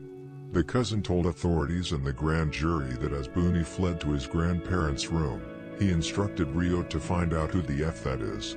Rio retrieved the firearm, looked out the kitchen window, and identified the people as police officers. Booney allegedly responded, "Buck that bitch," urging Rio to shoot. The girlfriend confirmed to the grand jury that she heard Booney give that command. Rio tried to fire the weapon, but it failed initially.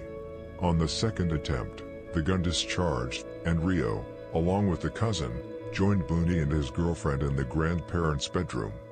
Booney asked his girlfriend to hide the weapon in the basement, but when she refused, Booney concealed it in the grandparents' closet despite their protests. Shortly afterward, the police called, and the group inside complied with orders to exit the house. At trial, the girlfriend admitted to being at the residence and testified that before running to the grandparents' bedroom, she saw Rio holding a gun aimed at the back door. She observed Rio attempt to fire the weapon unsuccessfully. Once in the grandparents' room, she heard a gunshot but did not witness who fired.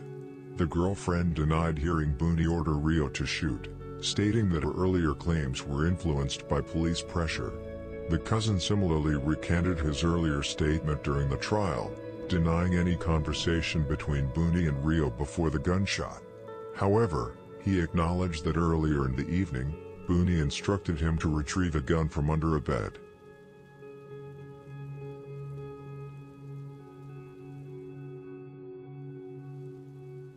As I mentioned earlier, 3 officers were injured. They were struck by debris when the gunshot from inside the house shattered the glass security door. However, there was no evidence that any officer was directly struck by a bullet. The injuries were caused by the blast and debris. News sites like the Chicago Tribune lied about this and stated that the police officers were struck by bullets in the arms and legs. Rio and Booney Mo faced separate trials for their roles in the September 2010 incident. Rio was convicted of 3 counts of attempted first-degree murder and 3 counts of aggravated battery with a firearm, with the court merging the aggravated battery charges into the attempted murder convictions. He received a 26-year prison sentence for each attempted murder conviction, to be served concurrently. Additionally, Rio was convicted of unlawful use of a weapon by a felon, for which he received an additional 7-year concurrent sentence. Rio was released in 2023. After a 2013 jury trial, Booney Mo was convicted of 3 counts of attempted murder and 3 counts of aggravated battery with a firearm, resulting in 3 concurrent sentences of 23 years imprisonment. On appeal, Booney argued multiple points, including the trial court improperly barred arguments and testimony related to the defense of justified use of force.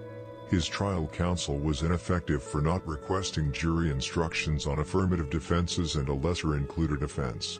The prosecution's comments during opening and closing statements were inaccurate and prejudicial. The trial court failed to comply with Illinois Supreme Court rule, which outlines jury instruction requirements. The court did not adequately consider mitigating evidence during sentencing. Based on these issues, the appellate court reversed his convictions and ordered a new trial, which ended up with him only getting 9 years in prison. Booney Mo was released on parole in 2018.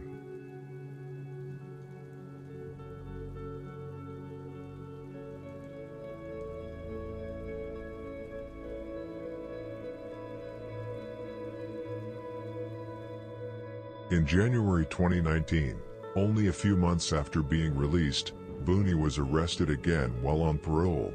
He was accused of selling crack cocaine to an undercover officer on 4 occasions and charged with possession of a controlled substance and manufacture and delivery of cocaine near a public park.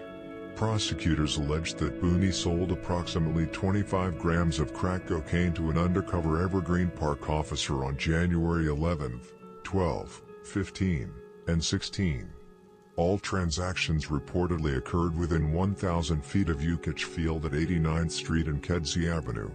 After the final sale, officers pulled Booney over near the 3100 block of West 88th Street for driving violations, including failure to signal, driving with a suspended license, and lacking valid insurance. Police claimed that pre-recorded funds used in the controlled buys were found in Booney's possession at the time of the arrest. Booney was sentenced to 2 years in state prison and was released on parole in June 2022.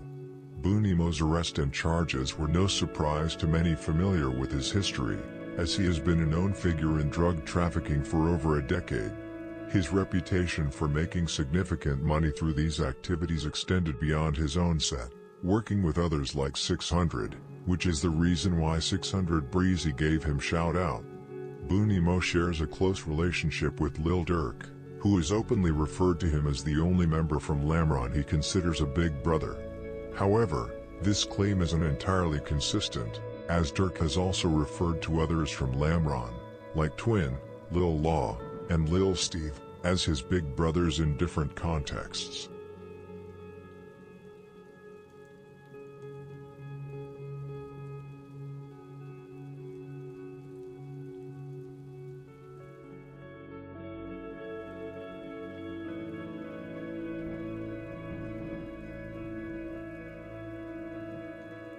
An interesting aspect of the Rio and Booney Mo case is the dynamic of their relationship. Booney Mo reportedly gave orders to Rio, rather than the other way around, a significant detail considering Rio's status as one of Lamron's founders and the originator of the 300 movement. This underscores the level of respect and influence Booney commanded both then and now. Recently, after both Rio and Booney were released from prison, tension emerged between them on social media. Initially, their interactions were positive, with Booney showing support for Rio's return, even sharing moments together on FaceTime.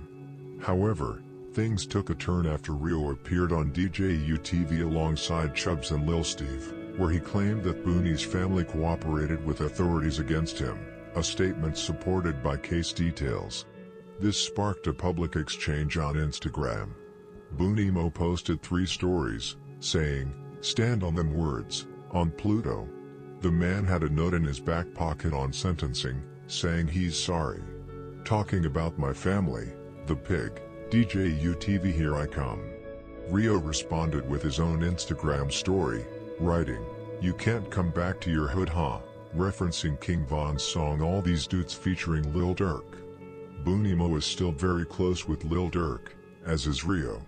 Lil Durk has mentioned them both in multiple songs, and I don't think that Durk has chosen a side in this dispute, since it's not that serious.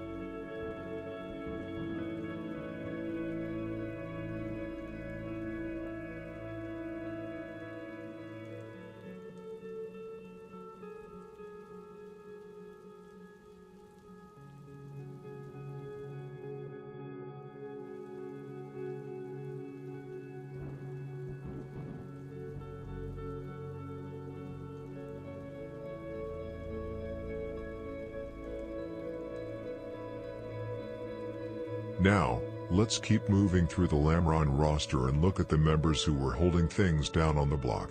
We just wrapped up talking about Booney Mo and Rio, also known as Mr. 300, and their situation where Rio fired shots at the police during a raid. Both of them are currently out and free. Next up is a name that has been heavily discussed recently, OTF Jam.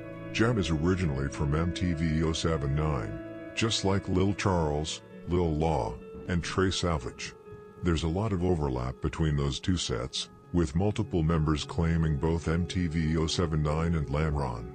In an interview, Lil Charles explained how they made 79th Street way too hot, meaning their activities drew a massive police presence to the area. Because of the heat, they shifted their operations over to Lamron to hang out with the people they were close with. That was the case for OTF Jam too.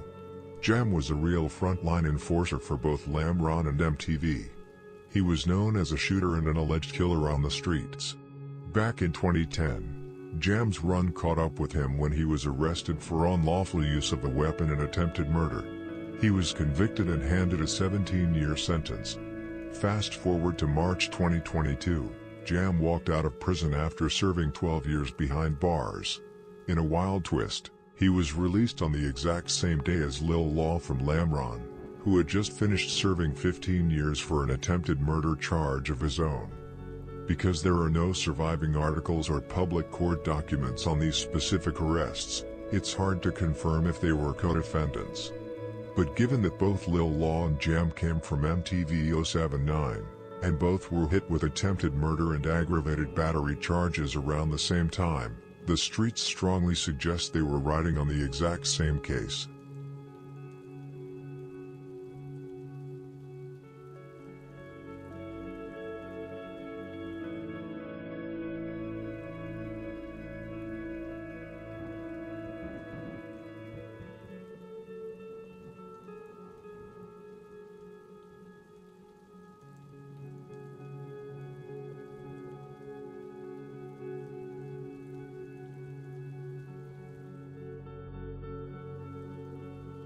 Lil Durk has mentioned OTF Jam several times in his music. In the song Times, which was released on October 10, 2013, Lil Durk rapped, "Free my dude Jam, get him out the jam." In King Von's song, Back Again, featuring Lil Durk and Prince Trey, Lil Durk rapped, "Jam get out that jam, I give him 50, ain't gotta ask again." He was catching murders way back then, that's when the Max was in. OTF Jam was known for carrying Max back in the days, which is a compact, blowback-operated machine pistol/submachine gun. Take Capone and Lil Boo were also known for carrying one back in the days. It was a mythical Mac that several members from 600 took pictures with. A funny fact is that Take Capone even admitted in an interview that the gun didn't work. Anyway, once OTF Jam was released, Lil Durk actually gave him 50K as he promised in the song Back Again. I actually got this confirmed by one of Jam's relatives on the day he was released. Lil Durk also gave him opportunities in the music industry by letting him feature on the OTF album, Loyal Brothers 2, with his own song. His song, which is called Federal Freestyle, currently has over 200,000 views on YouTube. And many of those views are new after all the rumors about OTF Jam. The song is pretty bad, but in the lyrics you can actually find some interesting things.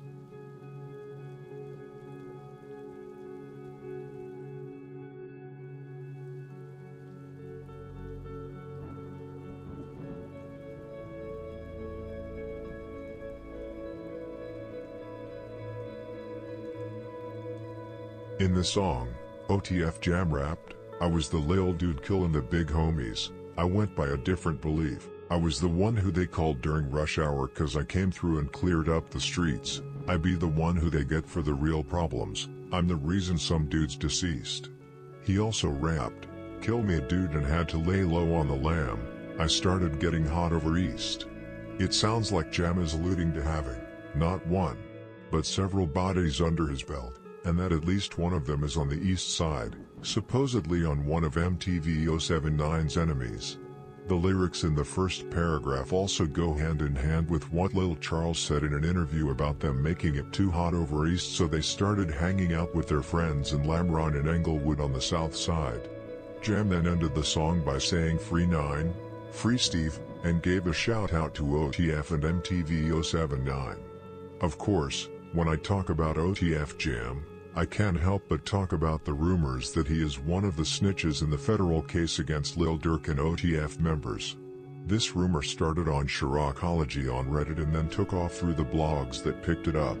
Even major news sites like XXL Magazine, and several YouTube bloggers and interviewers took it as truth and talked about something they pretended to know. Now it's entirely possible that Jam is one of the snitches, but there's really no evidence for that. It started with posts about Jam rapping that he's 227K in one of his songs.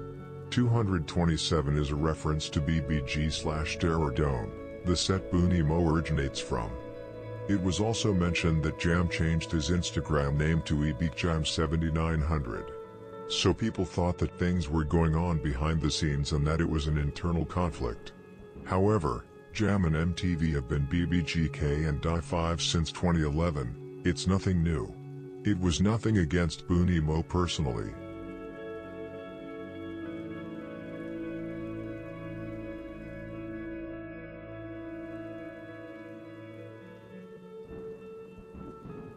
As I mentioned, Booney Mo is originally from Terror Dome and he's a high-ranking member from Lamron that Lil Durk looks up to. Terror Dome and Lamron were actually heavily teamed up back in 2009 to 2011 before they fell out with each other in the summer of 2011. Thanks to Lamron members such as Lil Law, Jam Lil Charles and Trey Savage who dual-claimed MTV 079, enemies of BBG. However, Lamron and BBG's relationship was repaired thanks to Booney Mo. It never got too serious to fix, and you can even see BBG members in some of Lil Durk's music videos. Lil Durk often also raps about hanging out on Daman, which is Terror Dome territory. For example, in the song, Pele Code, which was released in May 2023, Lil Durk rapped, "When I'm in the rack, if I ain't going to Tate Town, I'ma slide on Daman." What's crazy is that meanwhile Booney Mo was locked up with Rio G, Lil Durk and King Samson from BBG dropped diss songs back and forth towards each other. On June 6, 2011, King Samson dropped the song, "Shout Out to My Set," where at the end he said, "F Lamron," and showed us a t-shirt with the text printed, "F Lamron." King Samson even used to record videos with King Lil J from STL/EBT on Lamron's block, dissing.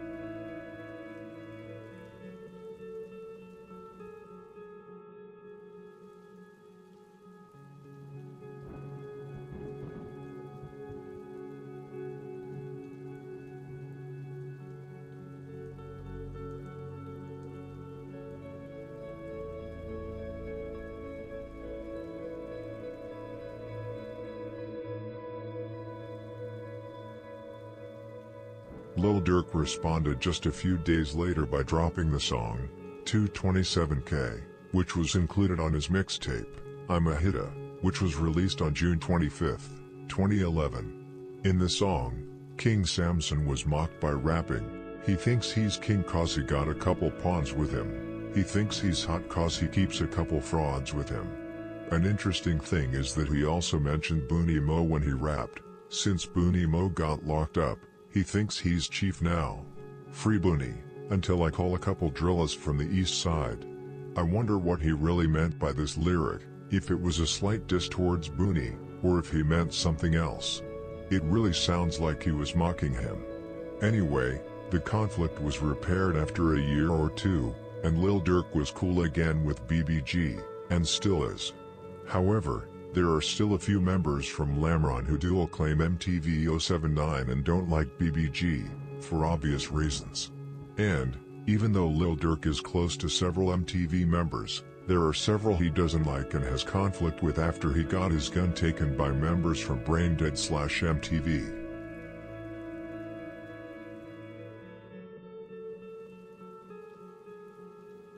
Now that we're on the subject of Lamron and MTV, we might as well talk about Trey Savage from MTV 079/GBE. Trey Savage actually claimed Wiz City as well, a set that are brain dead BEDs, just like MTV.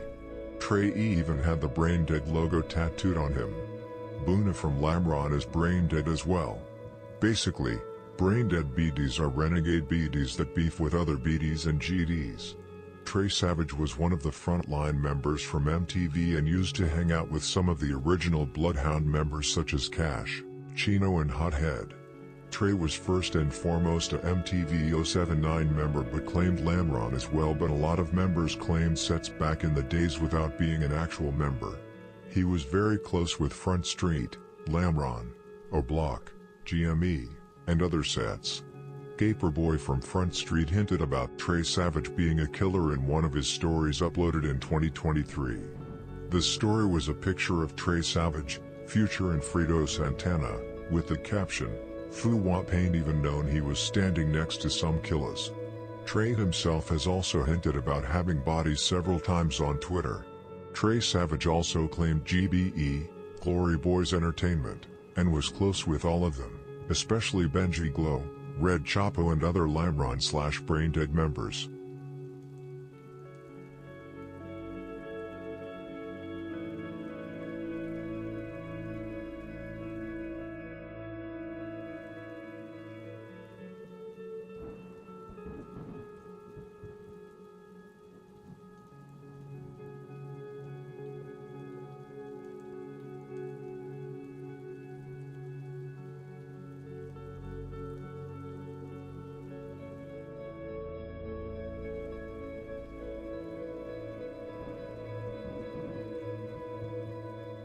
Trey Savage was also a rapper, signed to Chief Keef's record label Glory Boys Entertainment.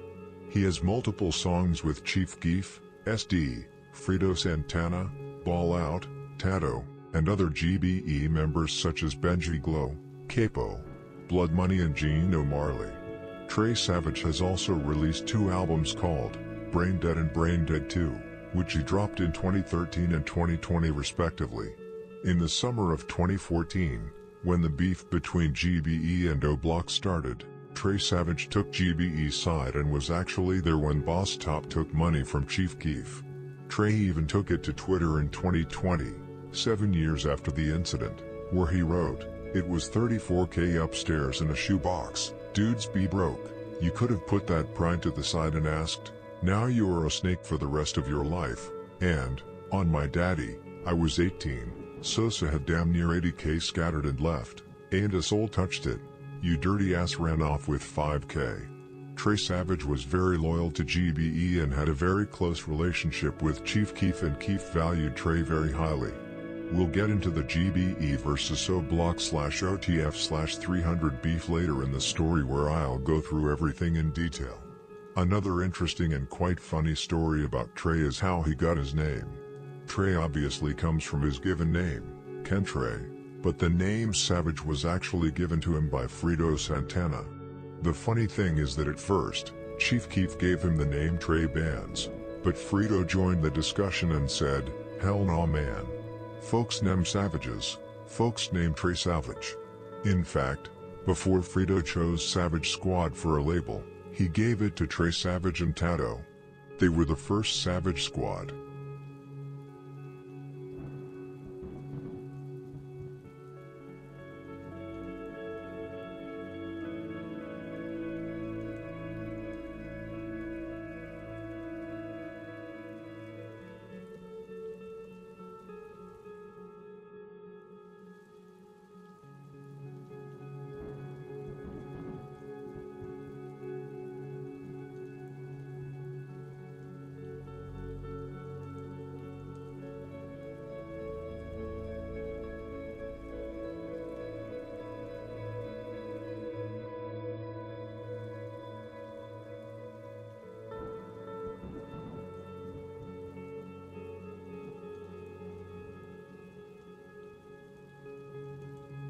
On June 19, 2020, Trey Savage tragically lost his life in a shooting on the 8100 block of South Evans Avenue, an area associated with Wiz City territory.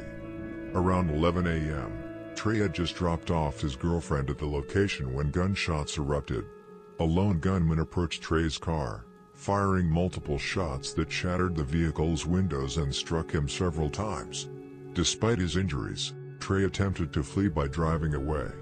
However, bullets that pierced his neck and shoulder caused him to lose control of the car, leading to a crash after colliding with 3 parked vehicles.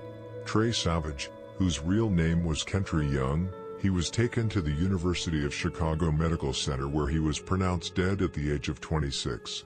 Witnesses reported seeing a white SUV, possibly a Mazda, in the area at the time of the shooting, police said. After the murder, Trey's family said this to DMZ. The entire Chief Glow Gang family are extremely saddened about the loss of Kentry Young, who was taken too soon. His first love was always devoted to his fiancée, kids, family, and music. Regrettably, we can't take back the actions done by others, but we stand firmly behind the fact that Trey Savage should be here today alive and continuing his amazing contributions to society. His friends, family and entertainment family will continue to honor his legacy.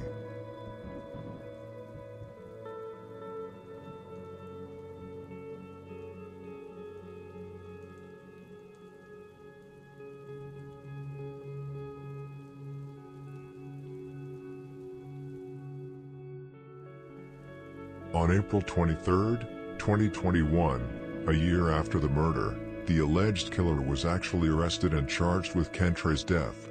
The man, named Dimitri Jackson but known as Michi, is actually a member from the same gang as Trey, Braindead was City. Michi and Trey knew each other.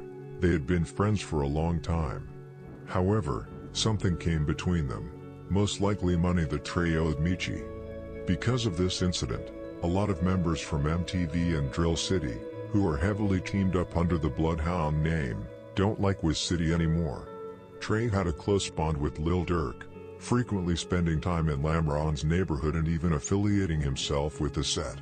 Following Trey's tragic passing, Lil Durk honored his memory on Twitter, writing, "These streets cold-blooded, rest up Savage."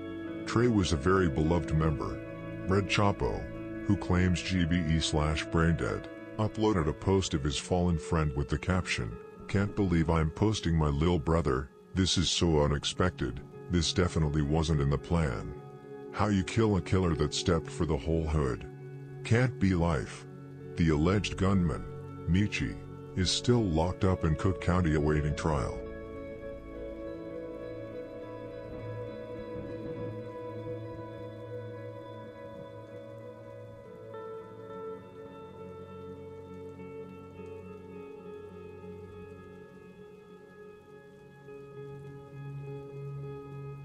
Now, we'll shift our focus from discussing individual members of Lamron to exploring the key gangs that have significantly influenced Lamron's history and the surrounding conflicts. This shift is important to provide a deeper understanding of Lamron's surroundings, the early wars, and the dynamics of their enemies and allies, which are crucial for grasping the broader narrative.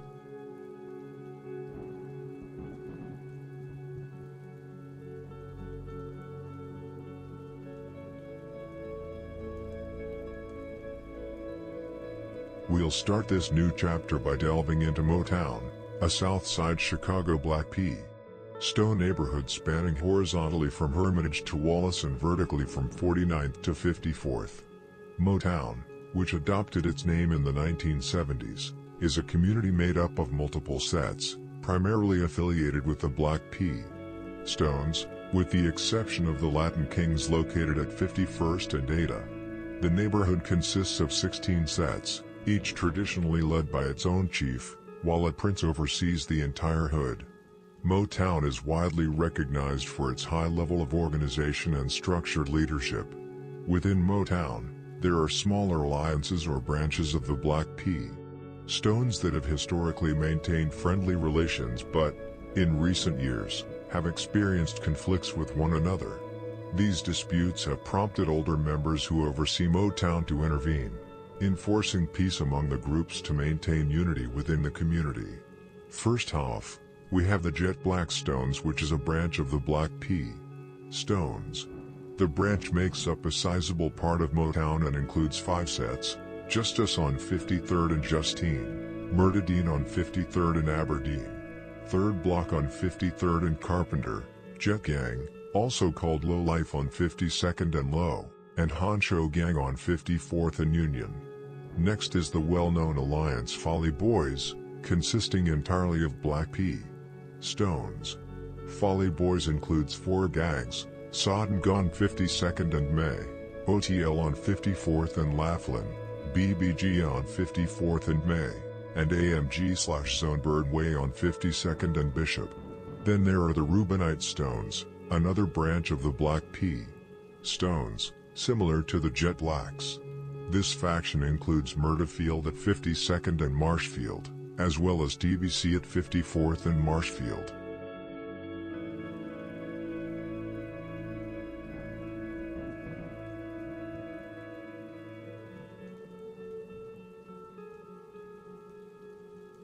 Then we have 2 other Black P. Stone sets, KTC at 52nd and Sangamon, and GGE/Bully Boys at 52nd and Green.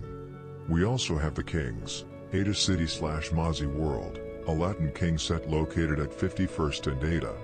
This set predates Motown and stands out as one of the few Latin King factions in Chicago with a significant number of black members, similar to East Side Kings such as 089 Big Time and The Bush, who were rivals of GME/Burly Boys.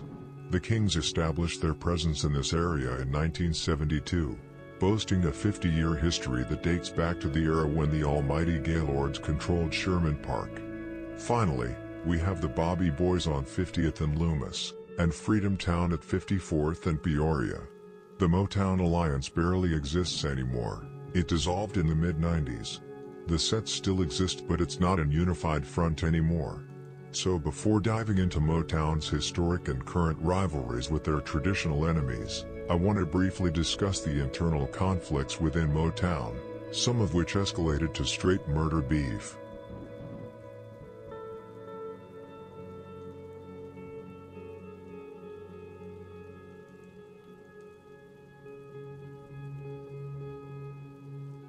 Folly Boys, which includes Sodden, OTL, Birdway and BBG 054, are beefing with GGE and KTC. This is the biggest internal beef in Motown, and bodies have actually dropped in this conflict. However, the internal beef started much earlier, in the 1990s, whether early or late, and revolved around power struggles, territorial disputes, and control over sales and operations.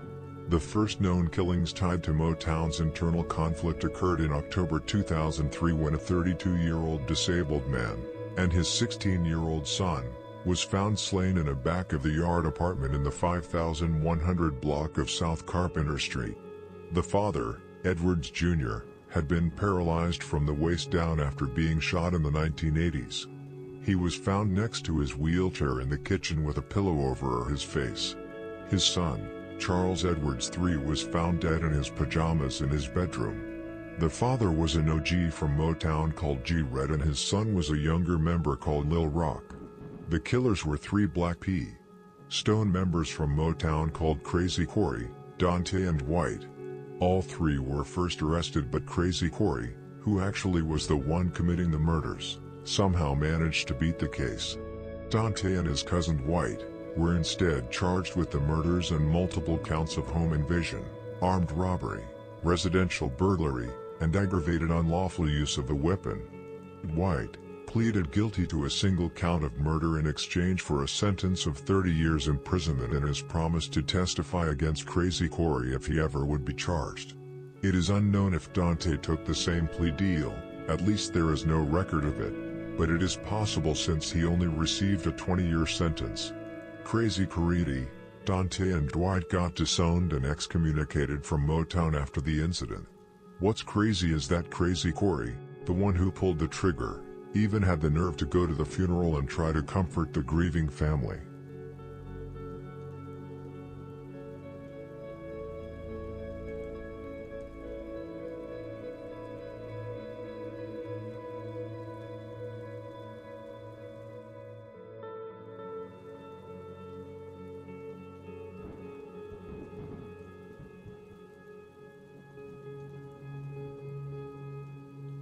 This wasn't the first time Crazy Corey had beaten a murder case. Just 2 months earlier, he had killed a high-ranking member of 50 Strong, one of Motown's long-standing rivals.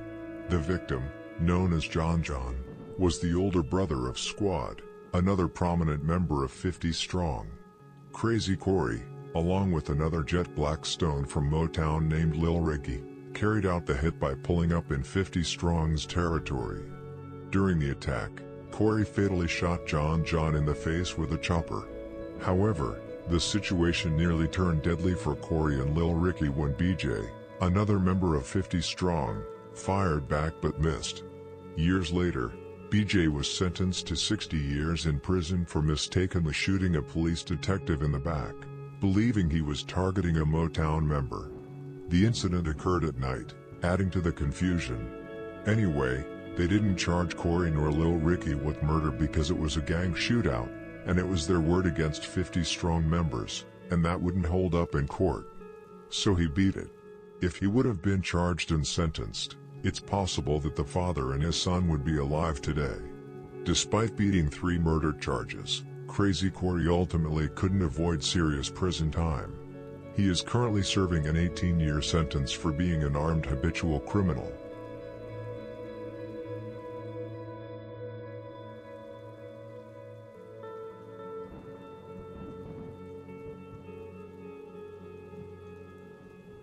Two other murders tied to Motown's internal conflict occurred in 2007. According to law enforcement, the double homicide stemmed from a power struggle within Motown. The incident involved Weiner from KTC who killed 2 members of Third Gang, a Motown set allied with Folly Boys. The incident happened in June 2007 in the 800 block of West 53rd Street, in the back of the Yards neighborhood. Police responded to reports of gunfire and found Cordero Diggs, 20, and Michael Smith, 29, lying on the ground. Diggs had suffered gunshot wounds to the chest and arm and was pronounced dead at the scene. Smith, shot in the neck, was transported to Strodger Hospital, where he later died. Weiner from KTC was convicted of the murders and is currently serving 2 life sentences. This proves that the internal conflict in Motown began long before the 2016 murder of Durk from OTL, debunking the earlier beliefs that his death was the starting point of the disputes.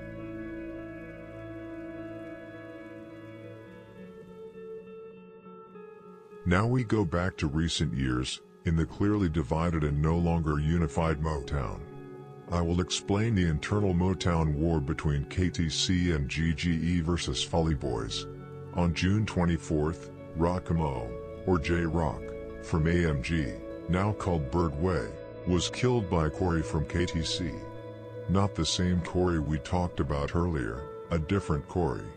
J-Rock and Corey were friends, but a dispute during a dice game in the back of the Yards neighborhood was motive enough for Corey to kill him. Corey shot him in the neck and then fled the scene on foot. Meanwhile, J-Rock was pronounced dead at Strodger Hospital. Rock Nation was created in his honor. An arrest warrant for Corey was issued a month after the slaying, and in October 2018, Corey was sentenced to 28 years in prison. This marked a turning point, as tensions between the gangs began to escalate. However, some members viewed the situation differently, arguing that incidents like this could happen without necessarily leading to war. Not everyone shared this perspective, though, and members from Folly began sliding. However, 2 months later, another body from Folly Boys would be dropped, and this time, it meant war.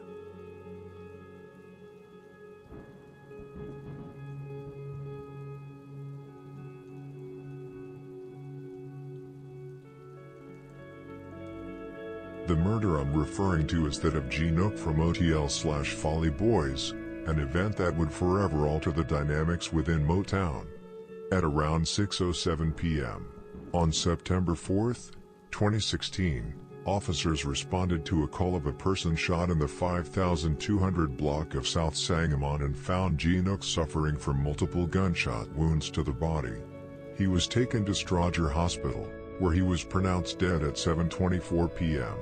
According to the Cook County Medical Examiner's Office, Durk was allegedly killed because he had tried to take Malik's car when he was told not to do it. An argument erupted and they started pushing each other. Malik then pulled out a semi-automatic handgun with an extended clip from his waistband and pointed it at Durk, who instantly turned around and tried to run away. However, Malik shot him in his back, which caused Durk to fall to the ground. Malik then walked up to him, stood over him, and fired multiple times at close range. Durk was shot 6 times, in the rear upper right leg, upper back, twice in the buttocks, once in the back of the head and once in the back of the neck. 8.40 caliber shell casings were recovered near his body.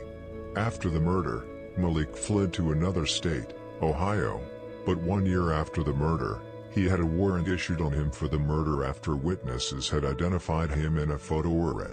In late December 2021, Malik was sentenced to 20 years in prison for second-degree murder. Durk and Malik can be seen in pictures together.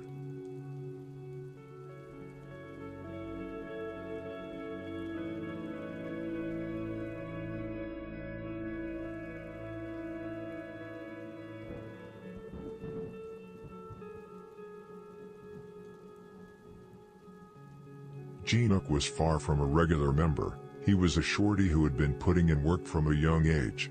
It's no surprise that his murder sparked a war, especially since tensions were already high since Corey from KTC had killed J-Rock from AMG over a dice game 3 months earlier.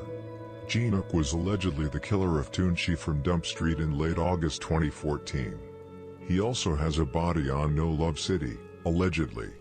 With 2 highly respected members of the Folly Boys Alliance now killed by KTC, war became inevitable, and the Folly Boys officially declared it. The months following Durk's death were marked by several shootouts between Folly Boys, and eventually, GGE joined the war by taking KTC's side. Jet Gang and Honcho Gang, who were Jetstones, also took KTC's side and started beefing with 2 other Jetstone gangs, Third Gang and Murtadine, who were teamed up with Folly Boys. Then there are the Kings and Rubinite Stone sets, and other Motown sets for that matter, that are neutral in this war.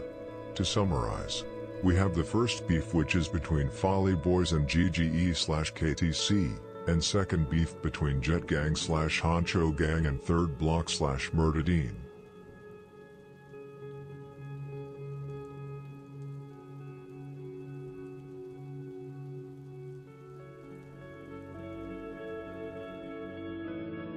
Two more murders occurred 2 years after the murder of Durk. Folly Boys retaliated on KTC/GGE by killing 1 to 4 from GGE on June 1, 2018. He was shot and killed while sitting in his car at a gas station in the 2000 block of West 71st Street, Englewood. GGE/KTC retaliated 6 months later in early December 2018 by killing Nasty Nate from OTL, Folly Boys. Trello from GGE mocked Nate heavily in the song Dead Rappers, which he dropped in June 2020. In the song, he delivered a diss aimed at Nate, a rapper from OTL, with the line, "This won't be the first time a dude died from rap." He also rapped, "For 1 to 4 we got back, and that's a fact," and ended the track with the line, "I'm smoking dead rappers." A year after Trello released the song, he himself was murdered, however not by Folly Boys, but by 757 for mocking Gunsmoke Gata from 757, who had been killed 2 days earlier in Circon City territory by OTV-029. Trello was found dead in a basement in 757 territory.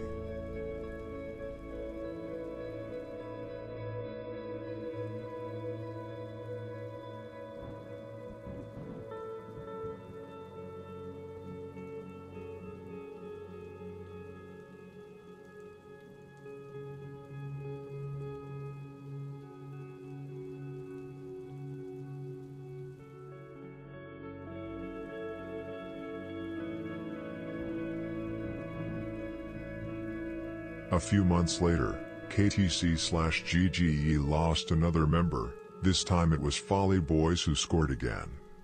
On July 18, 2021, they killed Kenyo from KTC.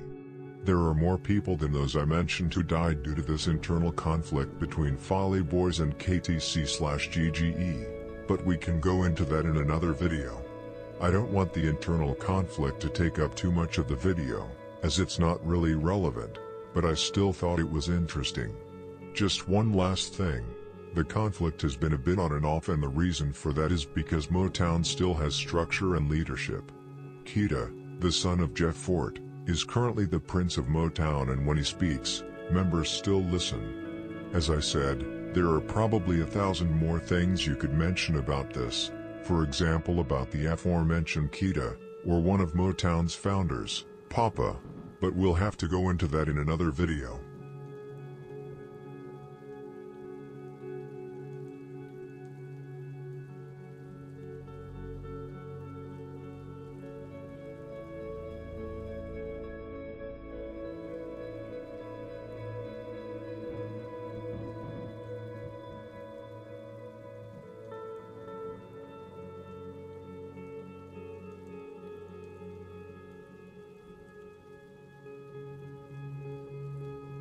We won't drop Motown completely yet. I want to continue talking about their long-lasting wars, not the internal ones, but the wars with Dump Street, 051 Young Money, 50 Strong and No Love City, to name a few well-known ones.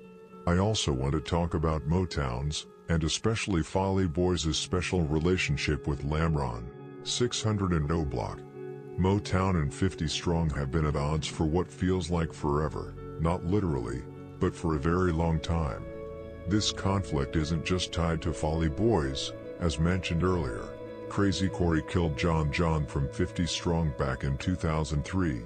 The reason Folly Boys are so closely associated with the beef with 50 Strong is largely because they've faced significant pressure in the conflict, as well as a specific incident we'll discuss later. Additionally, Folly Boys are well known for their connections with Lamron, 600, and O Block, which in turn led to new alliances but also further conflicts, such as the ongoing war with 051 Young Money, in which GGE is also entangled due to their ties with MTG039. The reason for Folly Boys and Lamron's good relationship is not only because they share the same enemies but mostly because of Folly Boys' connection with 600, especially D Rose, who Lamron often slid with between 2010 to 2014. Several Folly Boys members also went to the same school as members from Lamron and Daytown, and they got along well.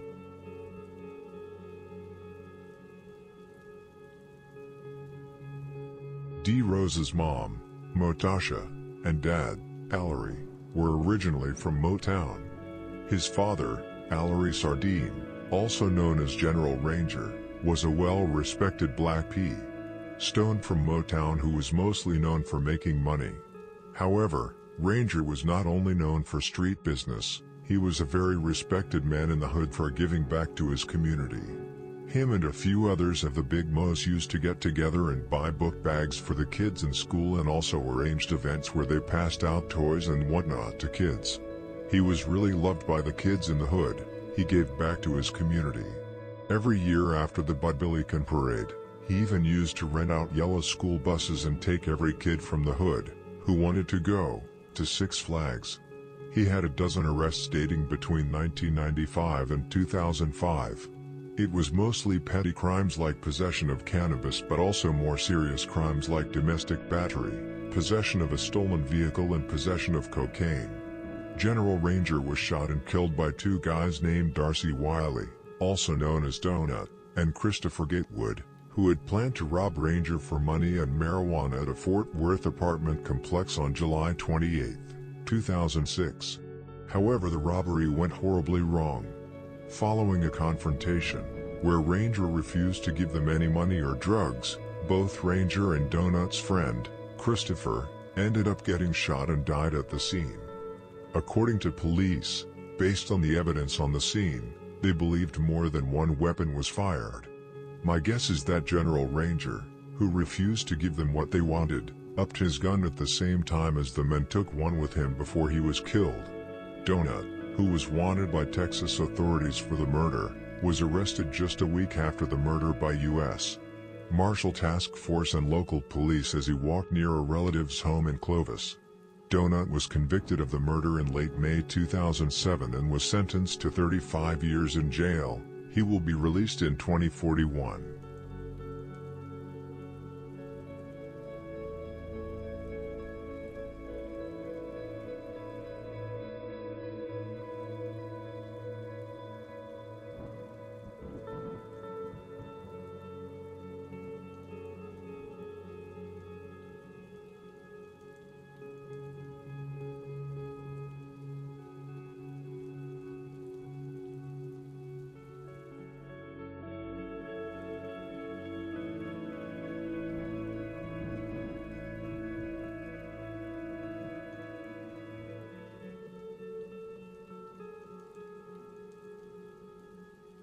D. Rose originally grew up in Motown after his family moved to 51st and Laughlin in 1999, which is considered ABM, who are a part of Folly Boys. Later, he moved to the Creme building at the corner of 59th in Indiana, situated in 600 territory. He attended a private school on 61st in Michigan, an area bordering 600 and Front Street, where several other members were also enrolled. This connection played a key role in his affiliation with 600. D. Rose has numerous cousins from Motown, including G. Muma from AMB and 50 Shot Mall from OTL. Both are top members of Folly Boys. D. Rose was also close with members like Diga, Khalil, Maintain, Kokilla, and 5 Star. The reality is that D. Rose was an actual member of Folly Boys, claiming it just as strongly as he did other sets like Front Street, Timb, THF-44/THF-46, and Lamron. He wasn't just affiliated in name. D. Rose actively rode for all these gangs and put in real work. Since D. Rose's father, Ranger, was a Black P. Stone, it was very natural for D. Rose to claim it as well. However, he would not be it for long. Around the time D. Rose became heavily affiliated with 600, in terms of being an actual gang member, D. Rose started claiming Black Disciple. This was in the years 2009 to 2010, and many say that it was the death of Lil Steve from 600, who was killed by Lil Scrap and Mooch from Mob in 2011, that made D. Rose flip. However, despite flipping to the BD Nation, D. Rose maintained his good relations with Motown and Folly Boys for obvious reasons, and the truth is that D. Rose is the single reason that Motown and the BDs have a relationship.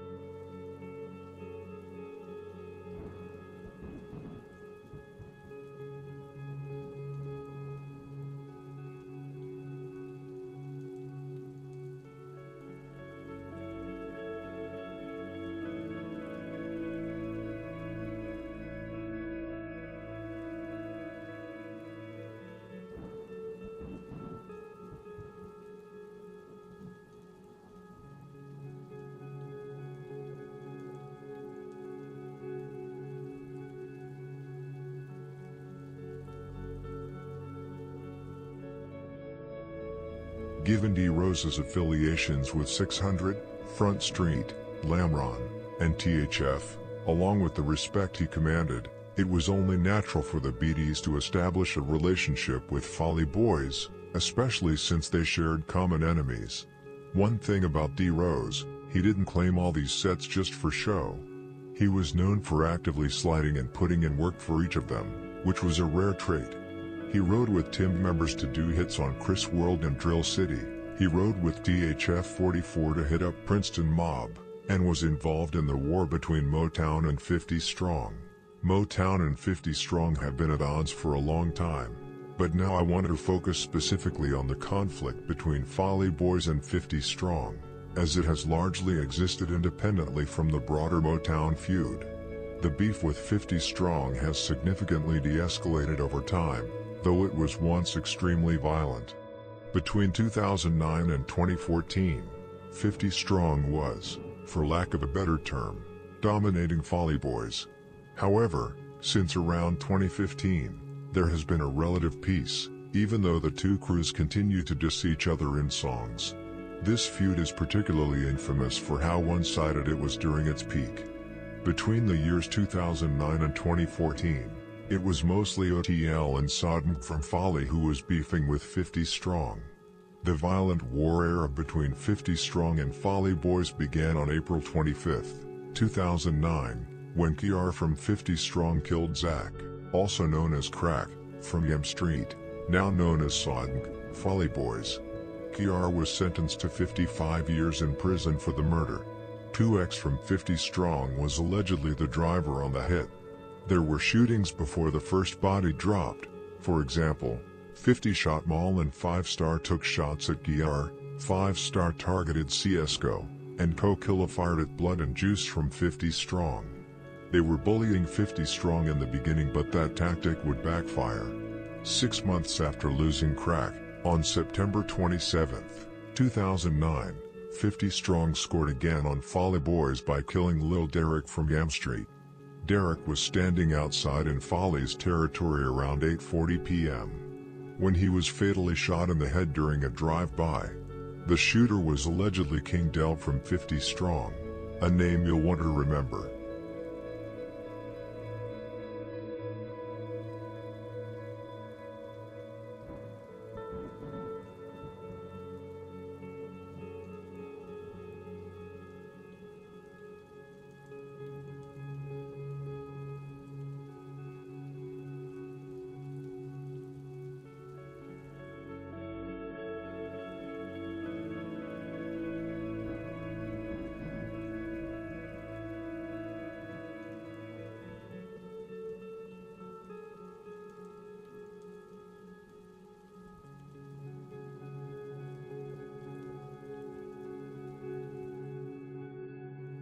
Despite being a small set, 50 Strong was packed with shooters, making them highly effective when they were sliding. On the other hand, Folly Boys was a large alliance with many members, which made them an easier target for 50 Strong. In this case, 50 Strong's smaller size actually worked to their advantage. In 2010, 50 Strong continued their relentless attacks on Folly Boys, just as they had in 2009. On April 15, 2010, King Del, Dugo, and Boss Veze from 50 Strong were parked in a vehicle in KTC's territory, waiting for an opportunity to strike. Around 11 p.m., Beak from Yem Street walked down the sidewalk with his girlfriend and infant child in a stroller. As Beak approached, Del and Dugo got out of the car, aimed their guns at him, and saw him push the stroller forward while raising his hands in surrender.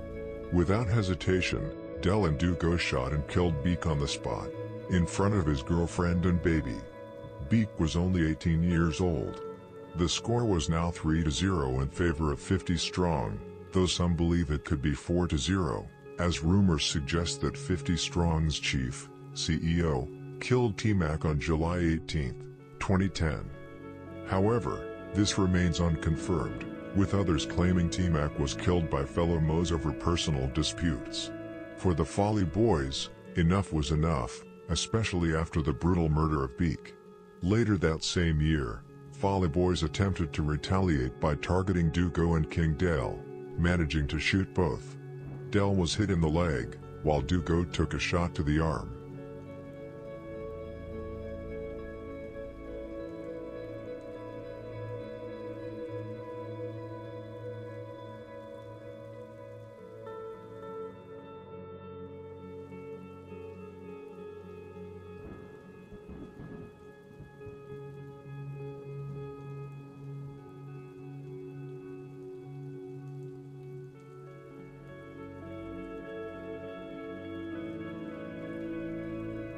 The survival of King Del and Dugo, especially Del, was nothing short of a disaster for the Folly Boys.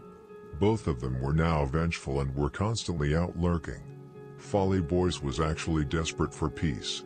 One of the big homies from Motown even came up on 50th to try to squash the beef, partly because Folly Boys got the belt, but also because 50 Strong's constant sliding erupted the peace in Motown. Anyway, this meeting ended up with the big homie from Motown getting smacked by Dugo. 50 Strong did not want peace. However, this was something Dugo would come to regret, as after a series of meetings within Folly Boys, they united and vowed to do whatever it took to track down King Del and Dugo, and they ultimately succeeded, however not without losing a couple of members themselves.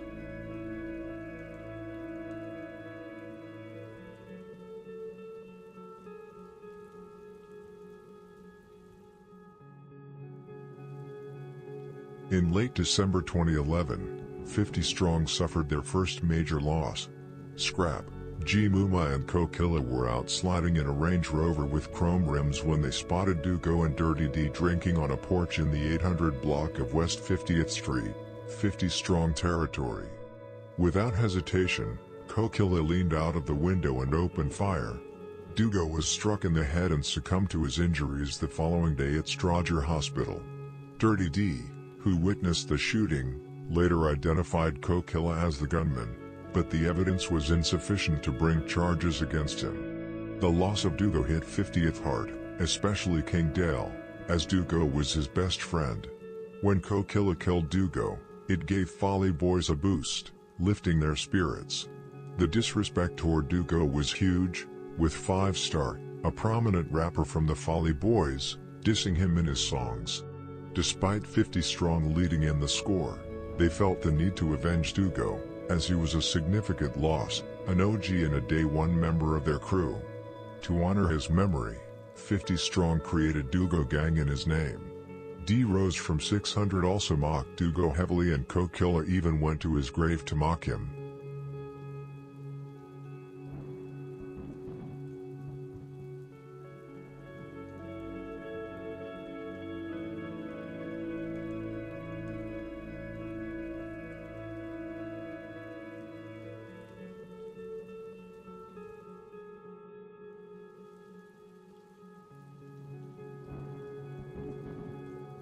Now we jump forward to the days between June 8, 2012 and June 10, 2012.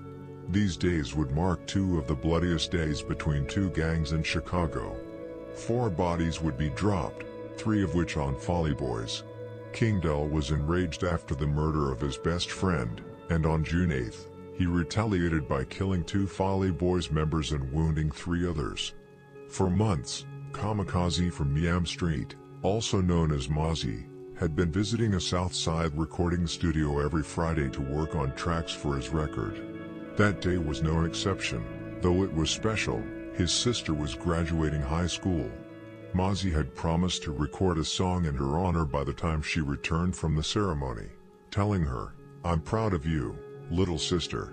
Tragically, Mozzie never made it out of the neighborhood, and his sister didn't even make it to her graduation before tragedy struck. Shots echoed through the 5100 block of South May Street, near Mozzie's home, where he and his cousin Seal were standing with a group watching a video on Mozzie's phone. Suddenly, 2 gunmen in ski masks approached and opened fire. Mozzie was hit in the shoulder and later pronounced dead at Strodger Hospital. Seal, who was the brother of T-Mac from Folly Boys, killed in 2010 at the exact same block, was also shot and died at the hospital. Among the wounded was 5 Star from Folly Boys, who was hit in the buttocks. The incident marked a devastating escalation in the conflict.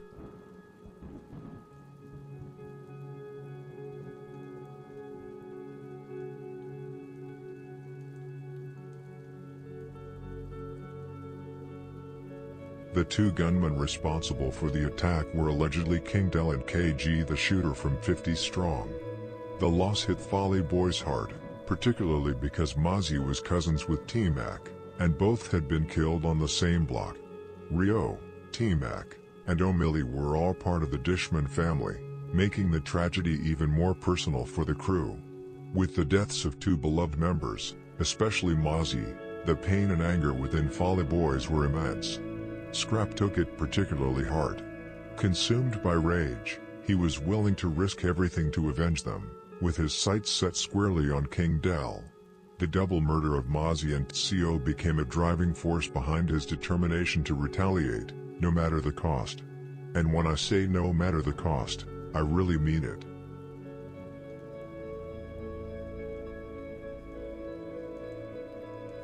On June 10, 2012, Just 2 days after the double homicide, Scrap executed a high-stakes retaliation against 50 Strong during a basketball game and block party in the heart of their territory.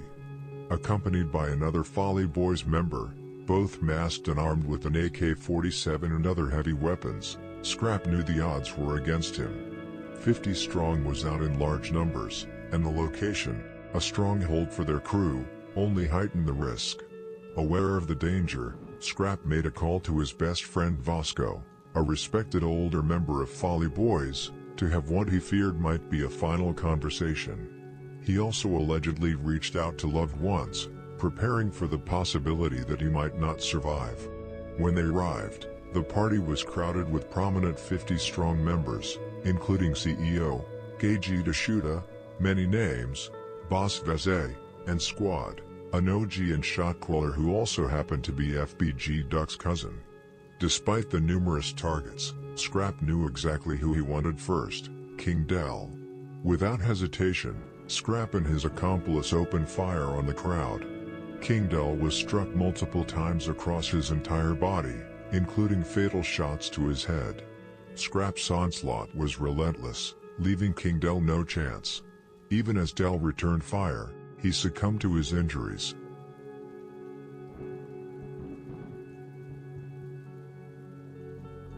The group retaliated, returning heavy fire. Scrap was hit multiple times, with shooters like King Greg targeting him. Attempting to retreat to the car, Scrap was ultimately stopped when CEO delivered a fatal headshot. His accomplice managed to escape, fleeing in the car, but Scrap's body was left behind. In the aftermath, 50 Strong members unmasked Scrap's body and stomped on it, a brutal display that underscored the intensity of the conflict. Scrap's death was significant enough to inspire Yam Streak to adopt the name Slang, or Scrap or Die Money Gang, in his memory. Similarly, 50 Strong honored King Del by renaming themselves Del Gang. Both sides now hold annual celebrations for their fallen members. After the incident, Folly Boys even considered attacking King Del's funeral but ultimately chose not to.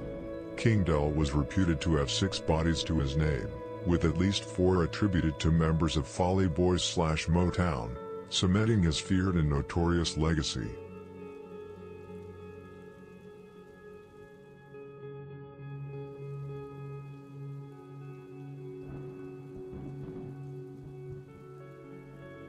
All of this mess left us with one of the deadliest beefs in Chicago. It was pure hatred between the sets.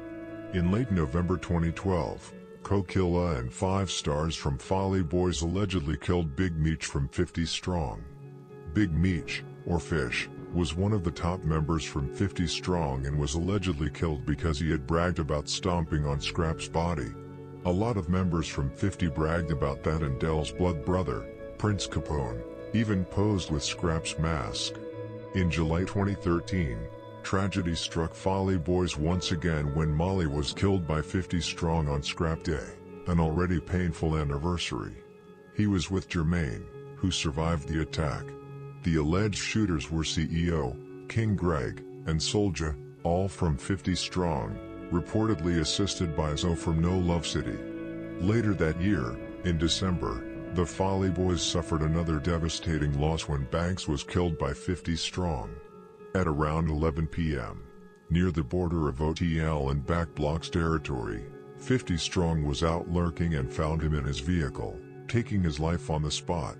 These killings were part of 50 Strong's retaliation for the murder of Big Meech, and their response was ruthless, claiming 2 cherished members of the Folly Boys within months. By the end of 2013, in gang terms, the score stood at 8-3 in favor of 50 Strong.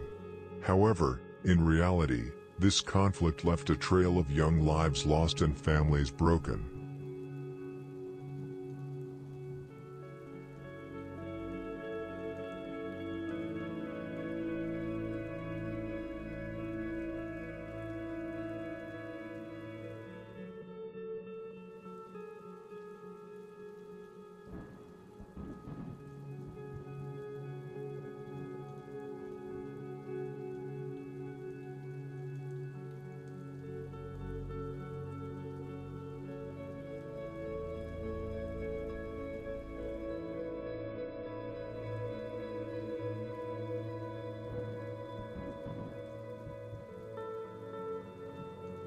To tie this back to Lamron and Lil Durk, as mentioned earlier, Lamron has strong ties with Motown, especially with Folly Boys, largely thanks to D Rose. Before Lil Durk was incarcerated, he brought Kokilla into the studio and officially signed him to OTF. As we all know, Lil Durk loves having killers by his side. Kokilla even appeared on the OTF album, Nightmares in the Trenches, released on November 17, 2023. He was featured on 2 tracks, Posted At, alongside THF Zoo, and Whatever You Went, with Dada from Tate Town. This demonstrates just how deep and close the relationship is between OTF and Folly Boys. In one tweet, Kokilla wrote, "Lil Durk, I love you more than you can ever imagine." In the song, Posted At, Kokilla even took the opportunity to mock King Del by rapping, "My top hop, he died in 12 and they still sick." An interesting fact is that 5 Star from Folly Boys was also signed to Lil Durk before he was locked up by the feds for selling laced heroin. Folly Boys had a close relationship with the BD sets on the South Side, with their members often seen in photos alongside crews like O Block, 600, THF 46, Front Street, Lamron, THF 44, and more. This connection is important to the story, as it sheds light on a lesser-known aspect of the Chicago gang dynamics. While most people are familiar with the history of the known BD sets, the Mo's involvement is often overlooked. I thought it was important to highlight this relationship, offering insight into a part of the story that's not often told.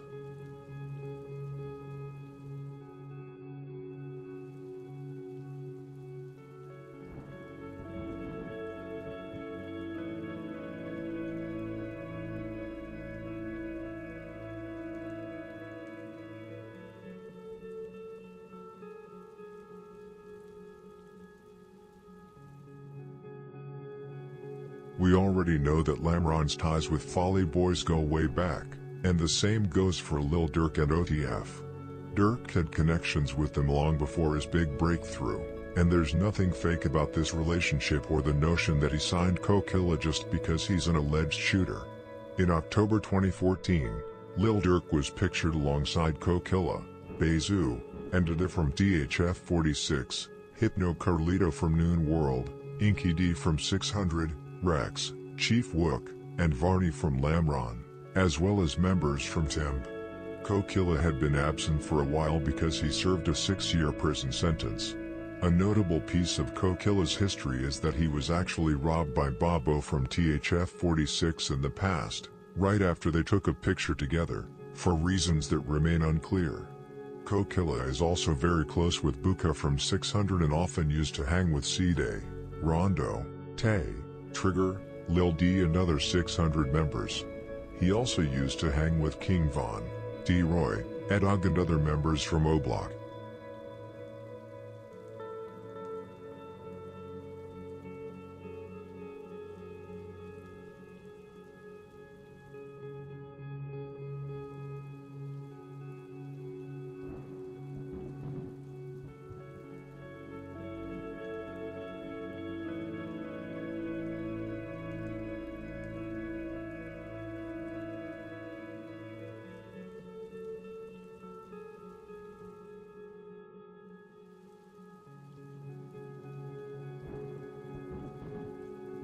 Lil Durk has also referenced Folly Boys and Motown, giving shout-outs to their members in several of his songs.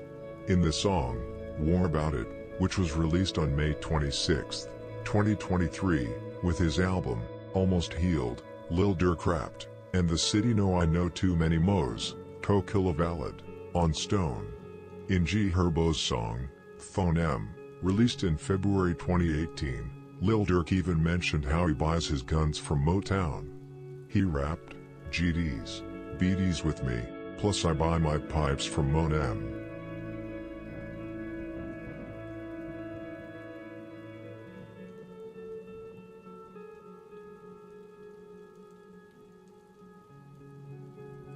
To truly understand Lil Durk's trajectory, you have to understand the blocks and the alliances around him. Some people look at these breakdowns and complain when the focus shifts to sets like Motown or the Folly Boys, claiming it's not centered enough on Durk himself. But if we only talked about Durk, this would just be a standard 1-hour breakdown of music and charts. Durk's real influence goes way beyond the studio. His financial backing and his street ties impact dozens of different blocks, and these exact gangs play a massive role in his life and Lamron's history. You can't separate the artist from the environment he funds and represents. With that context established, we need to look at how Lamron and Durk lock in with the rest of the network.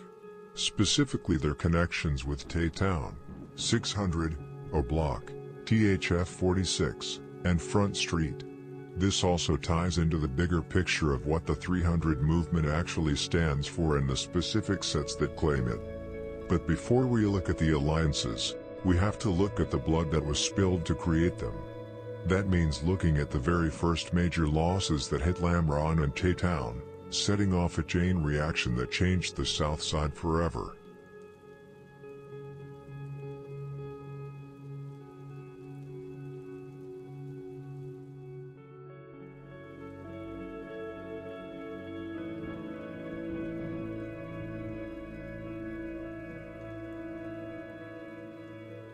We're going to start this video by talking about Lamron's early losses, and we're going to start with the first one, and it's not Lil Harvey who we talked about in part 1. The first loss Lamron took was Lil AI from 65th and Normal, who passed away on July 15, 2005. However, there is no information about this murder on the internet, and I can't find any articles about it either. This was before Lil Durk's generation, so I don't think he knew him. At least they weren't close. However, this is counted by Lamron as the first loss they took. Lil AI has not been mentioned by any member of Lamron, at least that I know of. That's why it's a bit unclear with these very early murders, especially because hardly any member of Lil Durk's generation knew him at all. His name doesn't have any special significance within Lamron.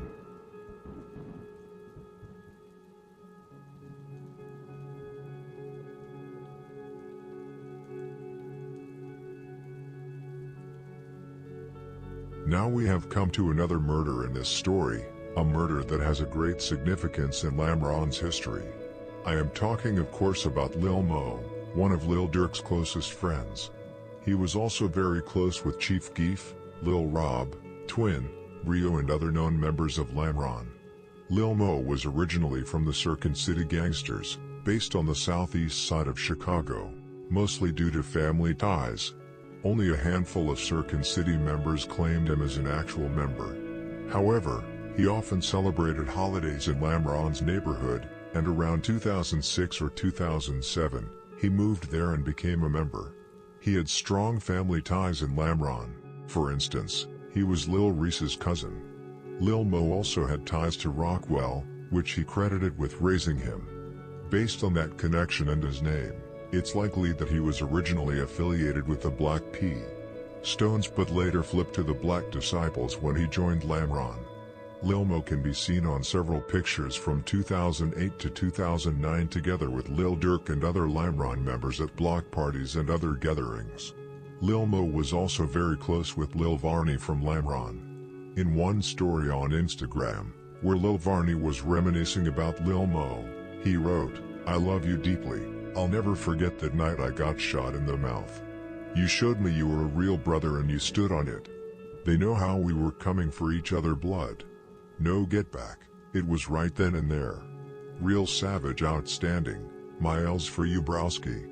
Lil Varney's post strongly suggests that Lil Mo may have retaliated and killed the person who shot him in the mouth. While this wasn't explicitly stated in the post, Lil Varney mentioned on Clubhouse that the individual responsible for shooting him is no longer alive. This means, at least according to Lil Varney, that Lil Mo had at least one body under his belt.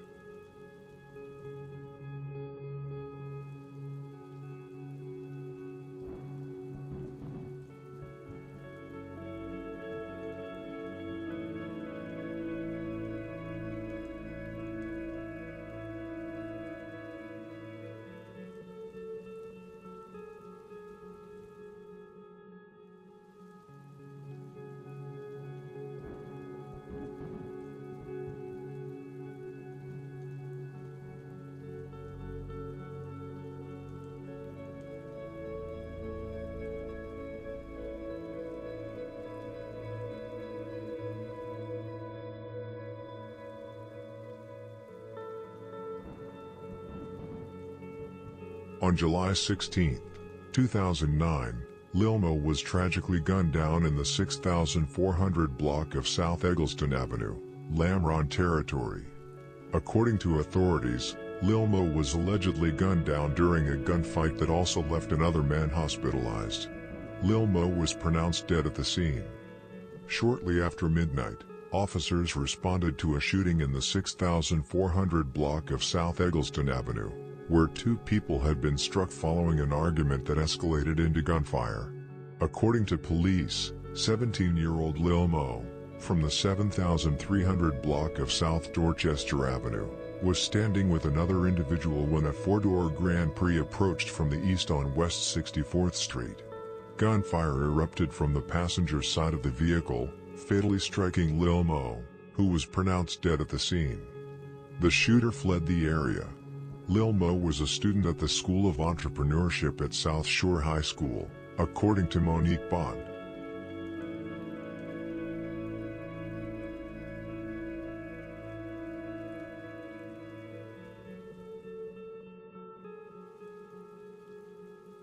Now, onto the question of who was allegedly responsible for Lil Mo's death.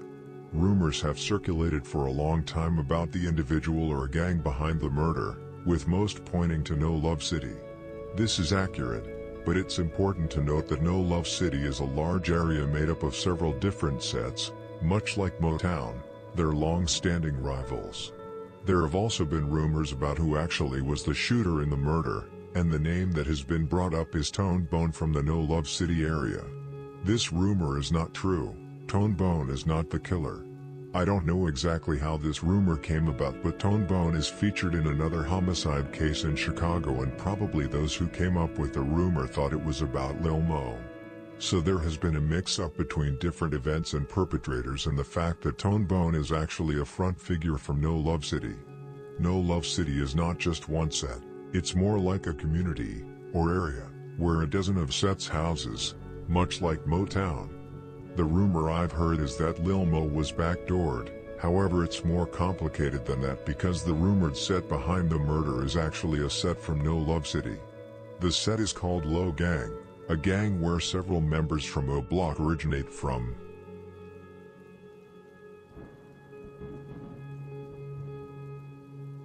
Another thing is that Brick Youngsta, from OTG, rapped about this in his song, Let's Talk Part 2, which was released in the late December 2020. In the song, he rapped, "Von homies killed Lil Mo, and you want war with me." What he means by this is that several of King Von's friends, such as Boss Top, Cheno, and C Murda, BJ and Big A all originate from Low Gang and claim GD before they moved to Week City and flipped to BD. Boss Top's brother, Chip, is still a GD and claims Low Gang.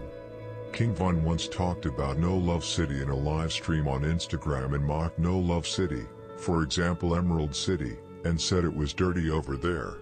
However, he then proceeded to give a shout out to Low Gang and said that's the only place that's cool, presumably because of Week City's strong connection to the set.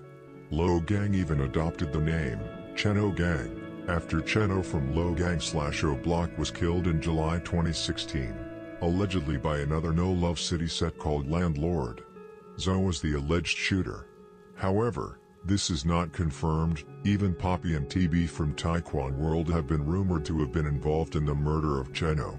To get to the point, Low Gang was the alleged set behind the murder of Lil Mo, and that's why Brick Youngsta said what he said in his song, and that's also why many have said that Lil Mo was backdoored. Especially because No Love City haven't really had any murder beef with Lil Durk's generation. Twin and Rio from Lamron are the only ones with a body on No Love City. There have also been several shootings between gangs from NLC and Lamron. Even Lil Durk used to slide and let off shots on No Love back in the days. What is unknown about all of this, however, is who the shooter was.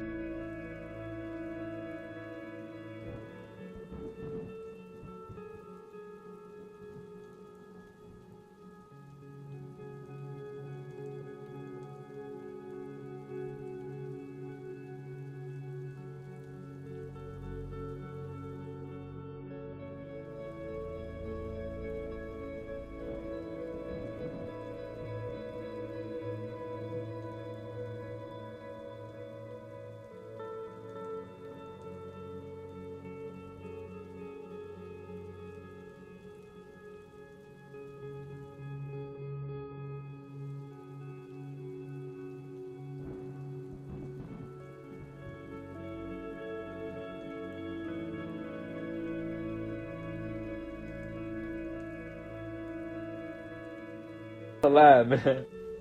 You off 63rd, gang. You bogus. They got big roaches in the parkway. I'm phoning this fucked up on 62nd, 63rd. They got some nice little remodels. And No Love dirty as hell. They lame as hell. No Love is not dirty. Now that's my GD ass hood. That shit lame as hell. No Love is lame, but yeah. dirty. No Love, they clean as hell. Which part of No Love you talking about? I'm from 59th, nigga. What street? Union. Lame as fuck. I'm kidding. I thought you was gonna say Emory. You should have said Lower Emory. What's some of them? Hey, Top, he trying to go on low. Low cool. That's the only one. Nigga, I'm from all, I'm from Houston. You done lost it. Houston weak as hell. Yeah, Lil Dex from No Love. I'm from Lil Dex. Don't do bro. Ooh. They trying to say you don't fuck with Polly. Yeah, I fuck with Polly. She talking about some don't do bros. Hey, Top. This bitch tweaking up here. Hey, come here. Top is cool with Dex too. When y'all get into it? We ain't it. We ain't cool with nobody. Why you talking about cool? I don't know. Top do me for a lot of G. An interesting thing is that Tuka from STL actually claimed the kill a year after the murder took place. In a Facebook, Tuka wrote, "Catch him, leave him slumped, now his body just laying, now they miss you, just like Lil Mo, Flo Boohoo, he went to school, he was a good dude, now he's cooked food and I'm the effing chef, yeah I cooked dude." 2 weeks after posting this on Facebook, Tuka was murdered, allegedly by O-Block/Temp. Obviously, Tuka was not involved in the murder of Lil Mo, but still thought it was interesting to bring up. Another interesting fact is that C-Day from 600 actually stole these words and used them as lyrics in his verse on Buka 600's song, Man Down, which featured Rondo number 9 as well. C-Day switched out Lil Mo's name to Tutu, whom he allegedly killed.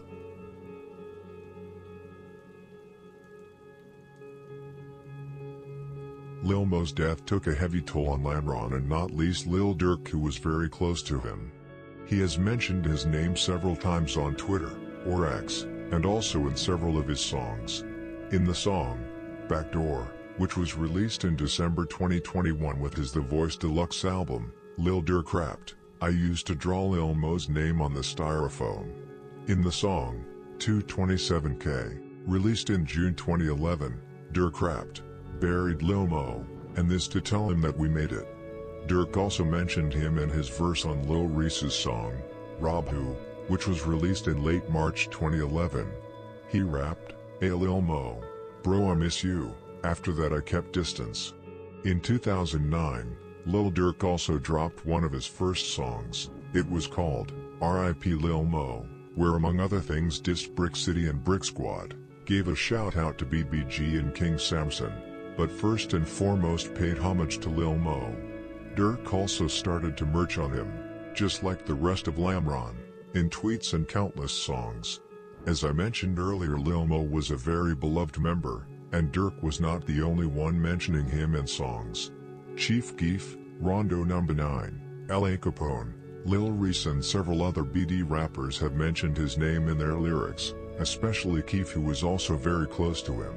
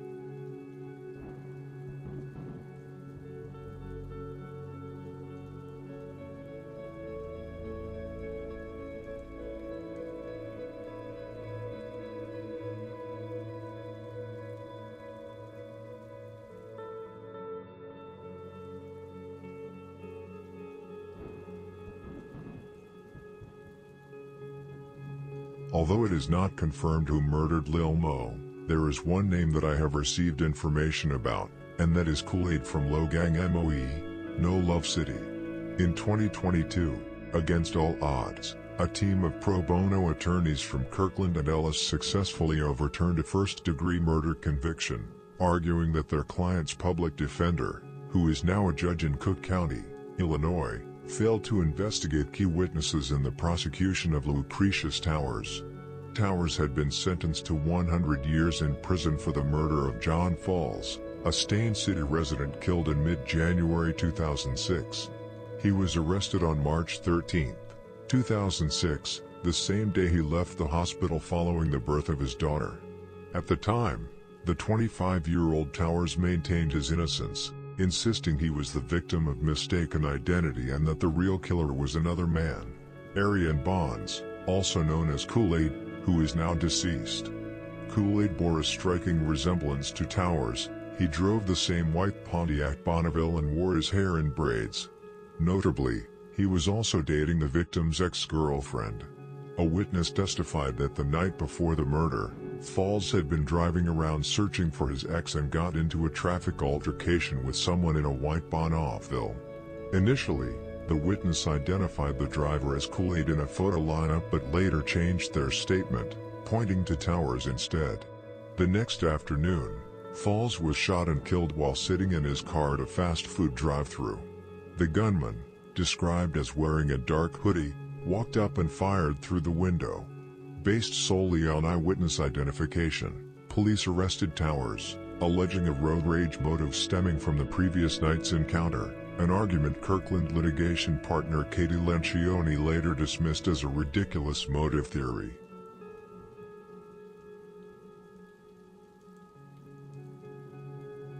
At trial, Towers' public defender Robert Johnson presented the mistaken identity theory, but the jury found Towers guilty after just 4 hours of deliberating.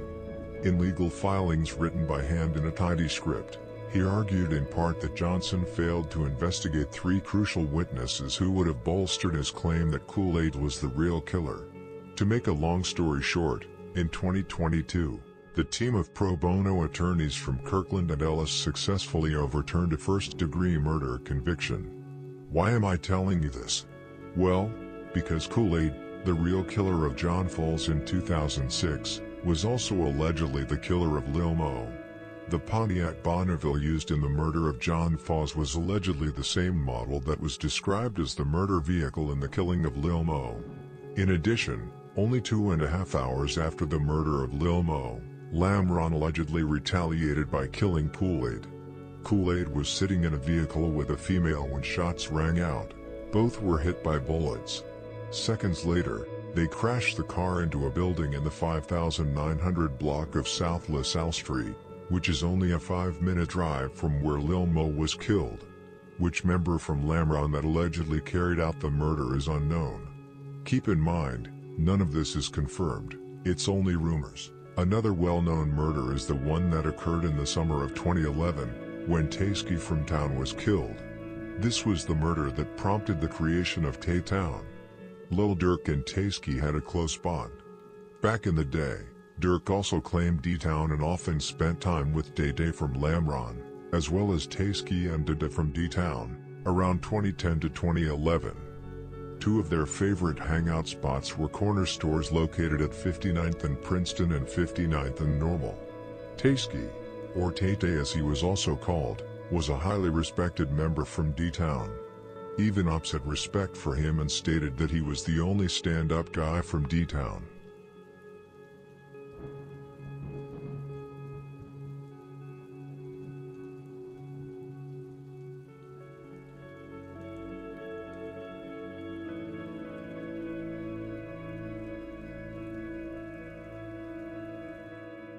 On July 6, 2011, Tasky was walking south on Normal Avenue near 61st Street when he greeted a friend, Calvin and his brother, driving past in a pickup truck.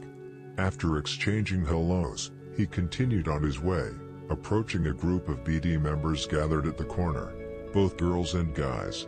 As he was talking with people in the group, a newer gold-colored Cadillac DTS approached from the same direction.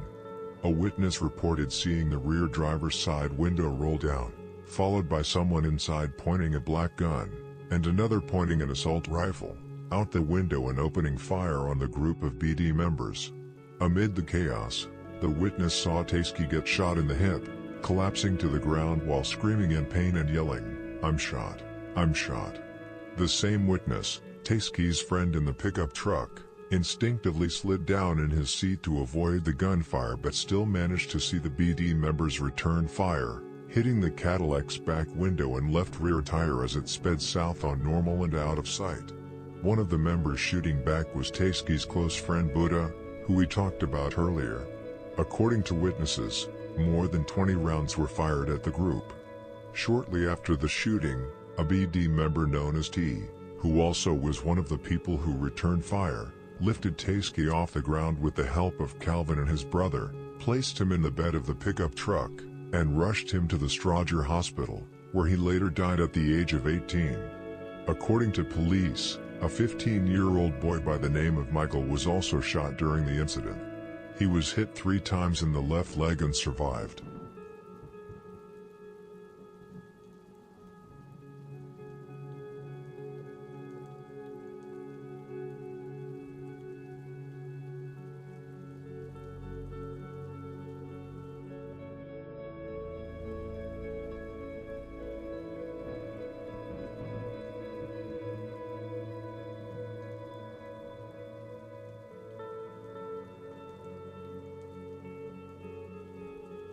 After a 3-year-long investigation, 2 key witnesses came forward, including the pickup truck driver who had greeted Tasky just moments before the shooting. Their testimonies led to the arrest of 2 suspects in connection with the homicide, both members of Shields 057.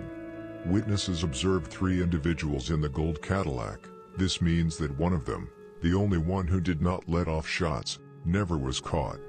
The first to be arrested was a man named Antoine Reynolds, who was brought in for questioning on October 2, 2014. He was placed in an interview room, and the cold case detectives, who handled the case, read him his Miranda rights and informed him that he was arrested for the murder of Devontae Childress, also known as Tay-Tay.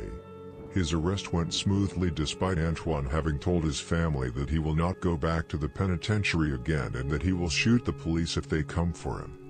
In an interview with police, Antoine stated that he knew the area of 61st and Normal because he grew up near there. He also stated that there were different gangs in the 61st and Normal Avenue. Detective Arteaga then asked Antoine if he knew a man named Marlon Boyce, another individual who had been identified by witnesses as one of the shooters in the car.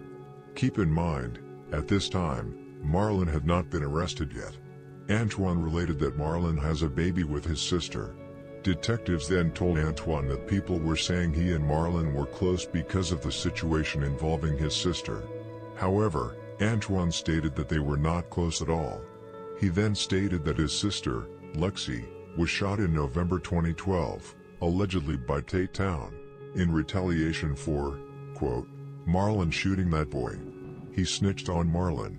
He also stated that a member from Shields who was close with his sister, Travis, was shot and killed in November 2012 in retaliation.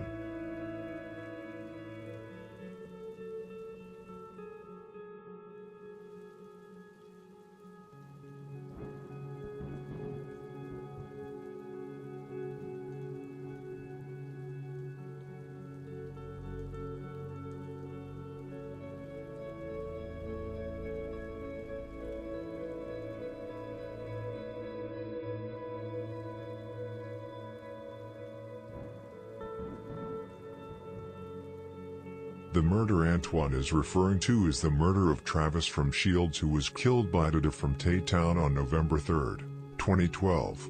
Detectives asked Antoine if he would look at a photo array and identify the individual he knows as Marlon Boyce. He signed that form given by the police, identified Marlon and signed the top of the photo which he identified. Antoine then related that he does not know what happened that night and that he was not with Marlon at all. He stated that he does not remember where he was, but he was not there at the time of the shooting.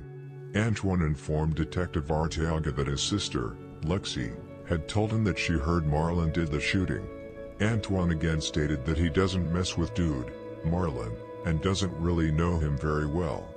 Antoine related that he did sell drugs around the area but did not associate with Marlon.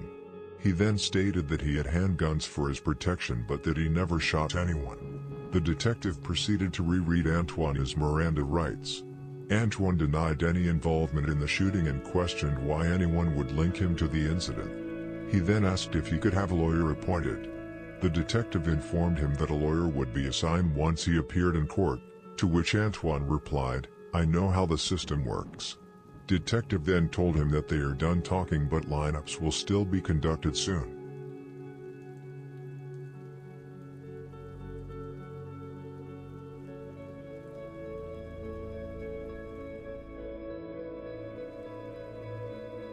During the course of the lineup being conducted, Antoine asked the detective if he could use the restroom and would like something to drink.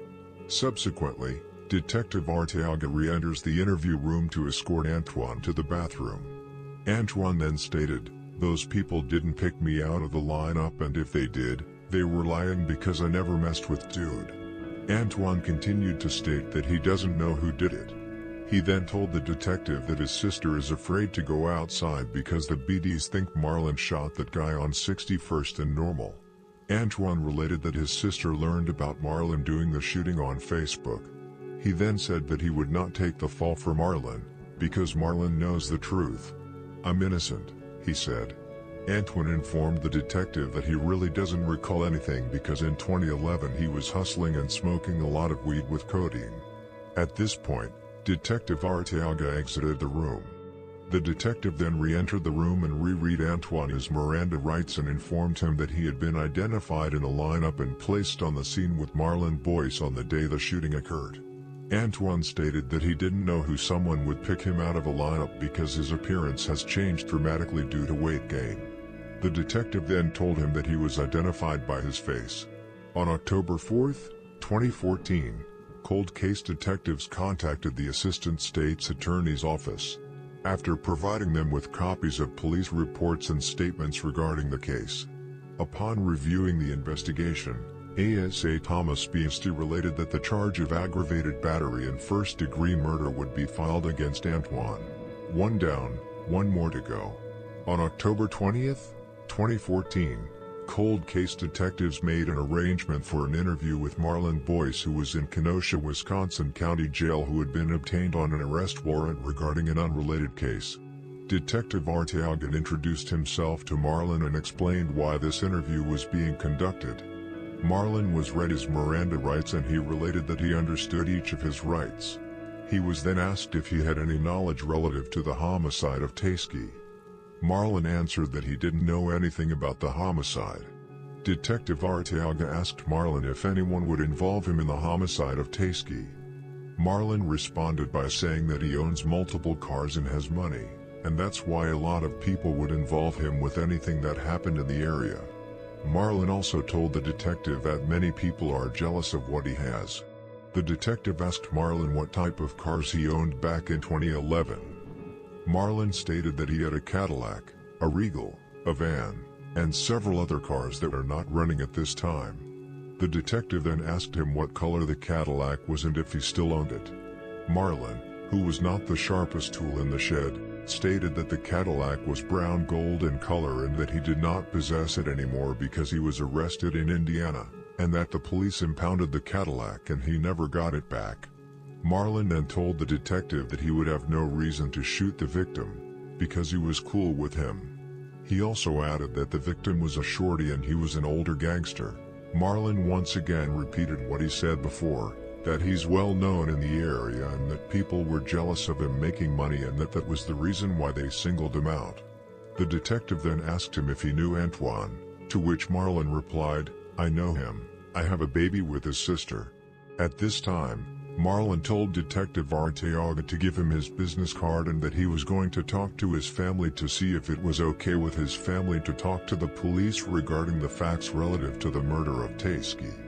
Marlon also stated that he was afraid to talk to the police because his family still lived in the Englewood area. The detective gave him his business card and asked him to please call him back regarding this incident. The interview then ended. 2 weeks later, on November 5, 2014, Detectives traveled to Kenosha, Wisconsin with an arrest warrant to extradite Marlon for the murder of Tasky. The detective then asked him yet again what Marlon knew about the murder. Marlon responded by saying there was a shootout that day, but he wasn't outside when it happened. He added that he heard gunshots from different guns.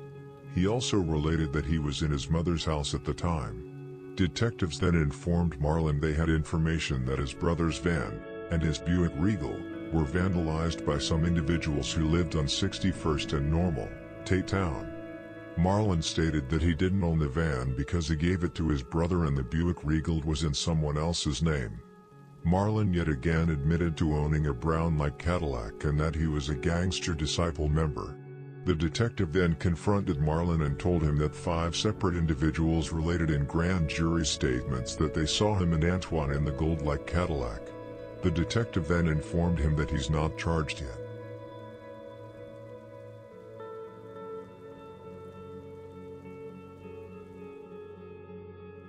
Detectives then continued to ask Marlon why 5 separate individuals identified him as being the driver of the goldish Cadillac.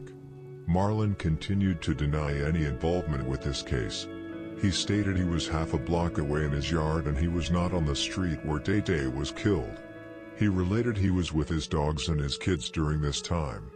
Detectives informed Marlon that Antoine stated he was not happy with Marlon because his sister was shot because of him shooting that boy. Marlon stated that he and Antoine's sister are not dealing with each other anymore and that she knew who shot her when the incident occurred. Marlon stated, "All that stuff everyone is saying about him is not true, because he was in his backyard with his dogs." Cold case detectives questioned Marlon about whether he was present when police arrived at the scene of the shooting. He firmly denied it, responding, "Hell no, someone down the street was crying and told me that Tay got shot." When asked if he had left for Indiana after the shooting, Marlon replied, "I went to East Chicago, Indiana, because I have 2 females in Chicago and 2 in Indiana."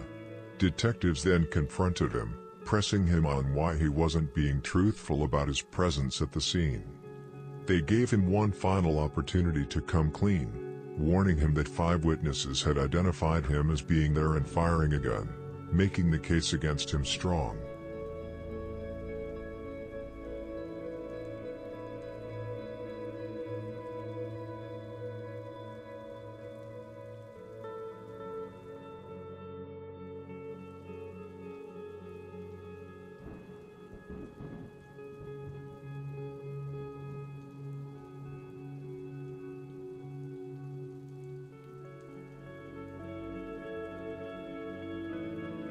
The detectives then continued to pressure him on what he did that day the shooting occurred, and Marlon continued to lie through his teeth about what he did.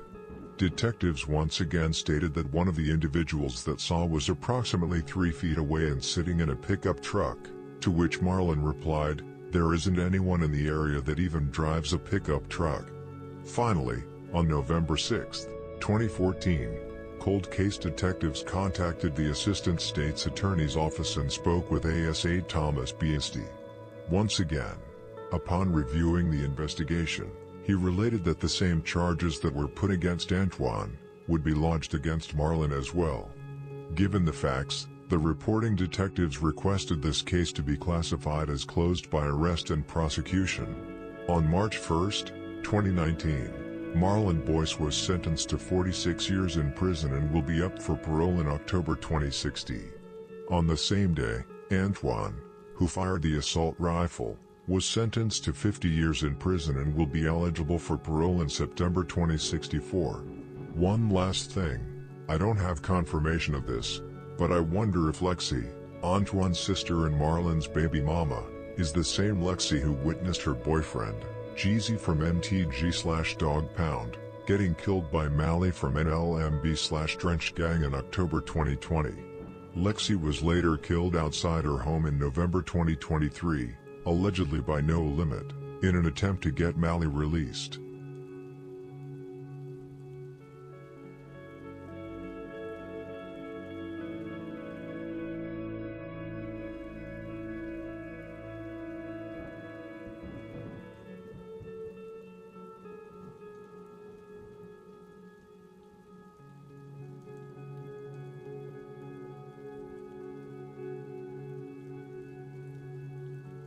Tasky's significant status and influence, both within town and 300, along with his importance to Lil Durk, made him a frequent target of mockery by his rivals.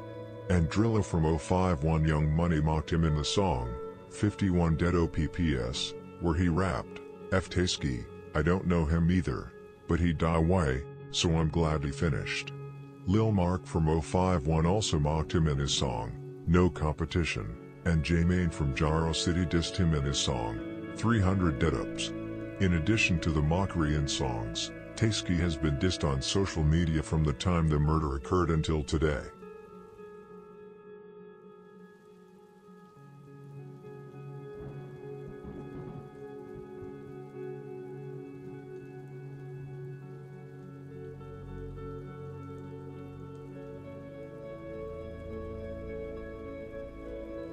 As I stated before, Tasky was one of Lil Durk's best friends. They even went to the same high school, Paul Robertson. Durk was totally heartbroken after his death, which is reflected in his music where he has mentioned him several times. In the song 248, released on May 8, 2020, Lil Durk rapped, I hate Tasky gone forever, we locked in on 59th, he was my dog, he was my round, he was like 50 twice. In another track, Computer Murders, Durk referenced Tasky again, rapping, you ain't from my block if you don't know Tasky, Buddha, and Chop. Buddha was a member of Tay-Town who was close to both Durk and Tasky. He tragically passed away from natural causes in October 2014. Durk also mentioned him in his intro song to the mixtape, I'm Still a Hitta, which was released only a month after Tasky's death. He rapped, R.I.P. to Tasky, when he was here he was getting that boy my motivation, so I ain't with the chit-chat. Lil Durk has mentioned his name in several more songs, but what he said in the intro song, about Tasky becoming his motivation, was really true. It was actually after Tasky's murder that Lil Durk really started taking music seriously and actually became a real rapper.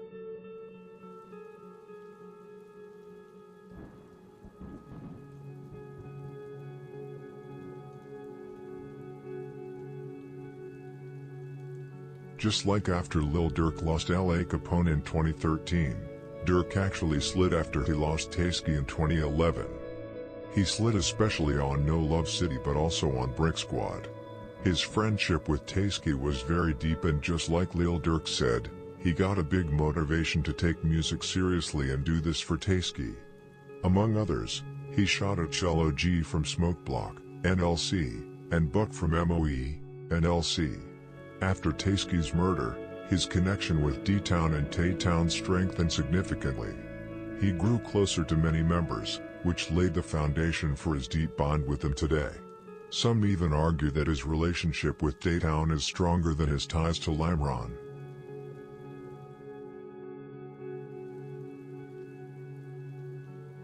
Let's take a step back to 2009 and explore Lil Durk's early teenage years. While he had already started releasing songs, for example, R.I.P. Lil Mo, as mentioned earlier, he wasn't fully committed to music just yet. On November 10, 2009, Lil Durk was arrested for a strong-armed robbery involving a car near 56th and Aberdeen, an area associated with Dean Mob. According to the investigation, the victim, a young woman, told police she had been visiting a friend at that location. As she was leaving, she walked to her vehicle and inserted the key into the door when an unknown individual, later identified as Lil Durk and one other man named Freely, approached her and demanded, "Give me your effing keys."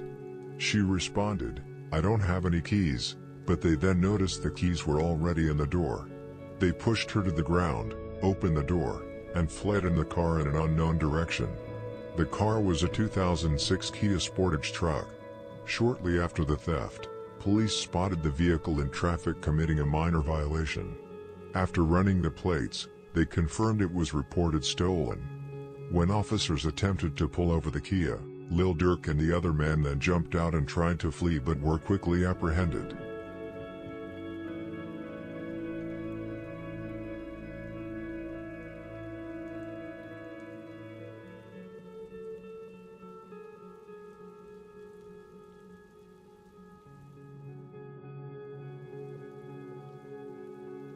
Lil Durk was released fairly quickly after being arrested, probably due to his young age, 17. However, just a month later, Durk was arrested yet again. This time for trespassing on dog pound territory where he often hung out back in 2009. This happened after Durk, together with 3 other offenders, was seen loitering inside the premises. After being told numerous times by the owner to disperse, the person called the police on them, which led to the arrest.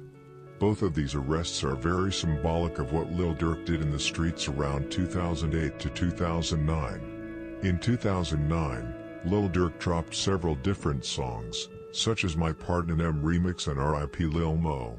Lil Durk had not really found his sound back then, which is understandable, and at this time, Lil Wayne had a huge influence on the entire music industry and up-and-coming rappers, which was also reflected in Durk's songs.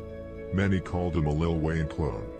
It's actually incredible to see his journey from 2008 when he released his first song to 2025 and how good he has actually become, despite everything he's been through.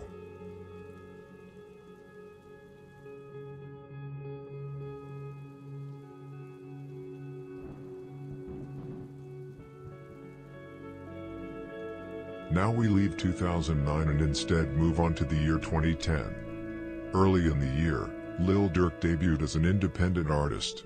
On May 17, 2010, Durk released Lamron Wasted, which was a remix Gucci Mane's song Wasted, featuring Plies.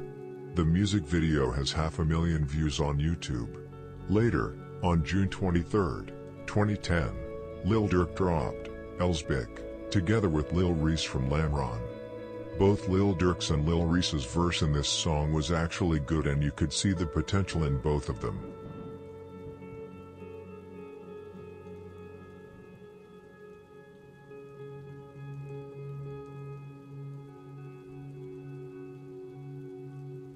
What is also interesting in the music video for the song with Lil Reese is that 300 was already a well-used term back then and even back in 2006 to 2007.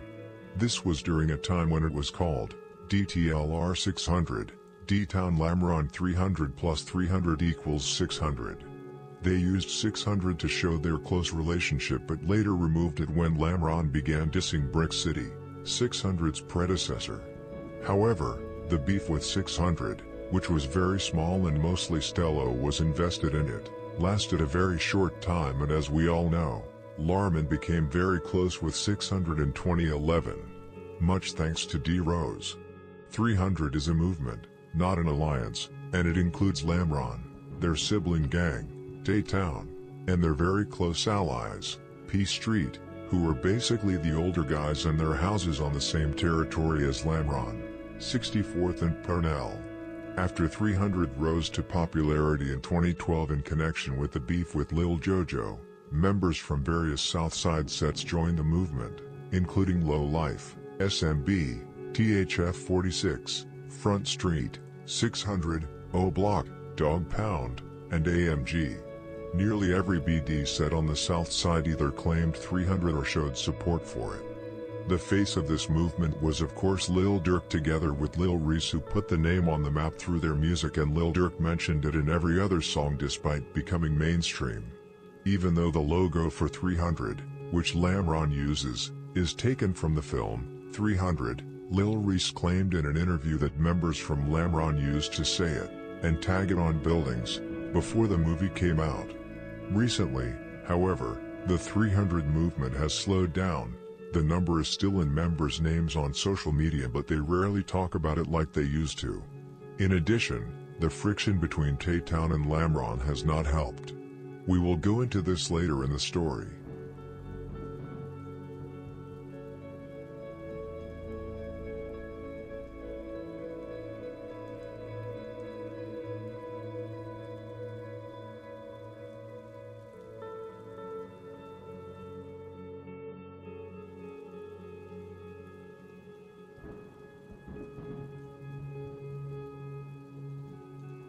"2010 is also the year Lil Durk, along with others from Lamron, formed OTF, the movement, record label and group that would later become his downfall. The abbreviation OTF has two meanings. for the public and media. It stands for only the family, but within the streets and among members, it means only Trey folks. Originally, OTF was a BD alliance stretching from the east side to the low end, with the stated goal of reclaiming as much of the former strength of the Randolph Towers as possible. The name dates back to the 90s, originating from the BDs in the Calumet buildings. Despite the claims and bravado, none of the current figures created it. The founding members included Lil Durk, Wook, and Barney representing Lamron and 300 as a whole, D-Thang from Dog Pound, Icky and J Money from O Block, and Mubba Crump's younger brother, OTF Banks, aka Blood Money, representing Dro City. As mentioned, among members, OTF originally stood for only Trey folks, but Lil Durk recognized that this meaning wouldn't work for public marketing. He rebranded it as Only the Family, which later became the name of his record label, officially launched in 2012. The OTF movement truly gained momentum on May 5, 2013, when Lil Durk dropped the music video for Dis Ain't What You Want, a song he recorded in his basement and was first released on April 22, 2013. At the time, OTF was a powerful alliance made up of hundreds of BDs from across the city, playing a major role in BD affairs. Damn near everyone was present in that music video: OTF Nusky, Mubba Crump, D-Thang, Rondo Number 9, Lil Varney, Bazoo, Chubbs, Polo, Chief Wook, J-Rock, BJ, Day Day, Bobo, Lil Ant, E-Bub, King Louie, OJ, and many more. It was almost as packed with celebs as in 30 Choppas by Boss Top and Lil Durk. How did OTF even get started? What was the inspiration behind that even getting started? It was like, you know what I'm saying, growing up in, like I say, like, everybody from their own separate blocks, but we all family. Like, the Calumet building, that's where it all went down at. That's where everybody used to meet up before they go to the club. You know what I'm saying? Like, it was like I said, it probably was like 2004, 2005, I believe it was 2004 when the feds came around my daddy. So, man, they took like 45 of the guys. So it was all our daddies, you know what I'm saying? All the young niggas that was with me, it was all our daddies and shit, like Reese, you know what I'm saying? Me, Reese, Vernie, J-Rock, like it was a handful of us, but it was basically all our daddies that was from Calumet building, you know what I'm saying?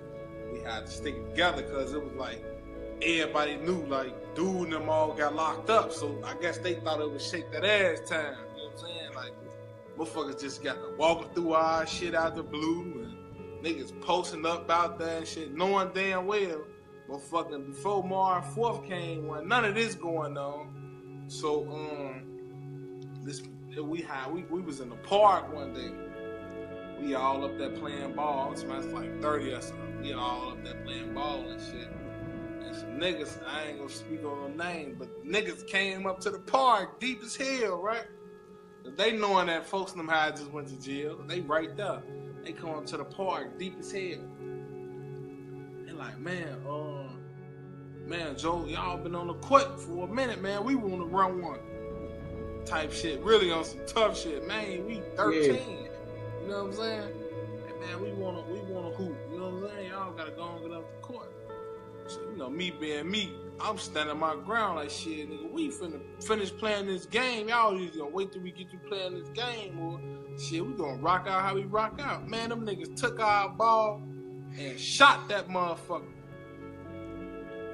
Nigga took the ball and shot the ball, man.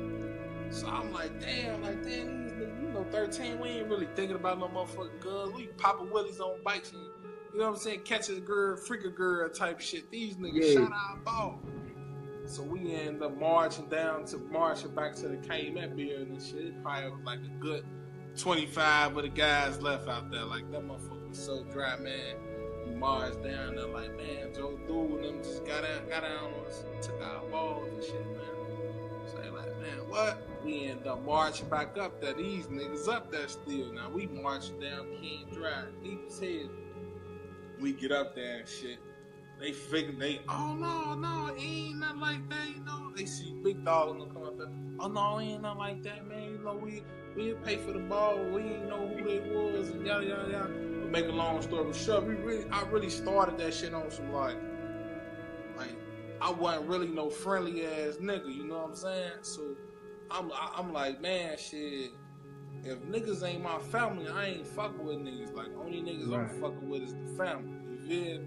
Like, that eliminate all the bullshit. You know what I mean? Like, man, we OTF, man. That's how we coming, man. Only the family. If niggas ain't family, that's how it started rocking out. Shit, we all in Bessie Ross, Dulles, James McCosh, we fucking Robeson, High Part.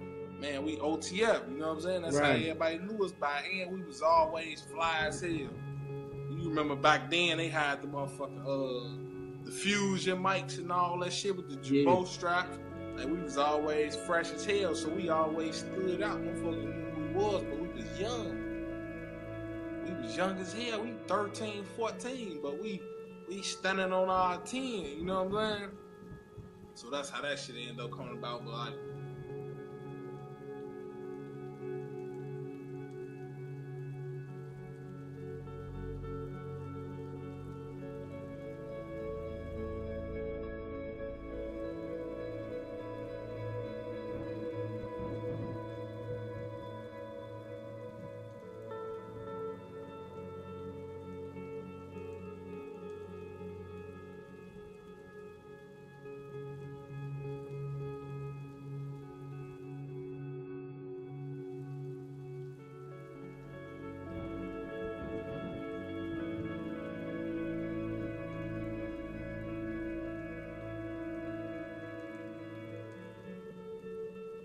OTF was an alliance rather than a strict top-down hierarchy, but its structure was based on a fundamental misunderstanding of how the streets operated in the modern era.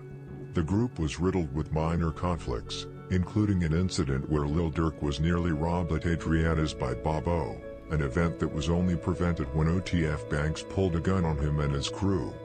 By late 2013, tensions had escalated further, marking the beginning of a major rift within OTF. One of the biggest turning points was the fallout between Chief Keef and Lil Durk over Keef's refusal to post Durk's bond in July 2013. At the time, Keef was dealing with multiple child support cases and was likely struggling financially, but Durk took it as a sign of disloyalty. This led to robberies and shootings, with members of 46 allegedly robbing Keef, prompting retaliation from Capo and Benji Glow. As a result, most of Keef's camp distanced themselves from OTF, despite many of them already having OTF tattoos. Around the same time, Lamron Pluto was killed by Ivory from Dro City, who was affiliated with Timb. This sparked further tensions, with most of 300/OTF blaming Timb, leading to several members having their guns confiscated as a form of discipline. The situation de-escalated when Lil Law from Lamron intervened, emphasizing that they all shared the same enemies, but the fallout led to Timb officially dropping the OTF affiliation.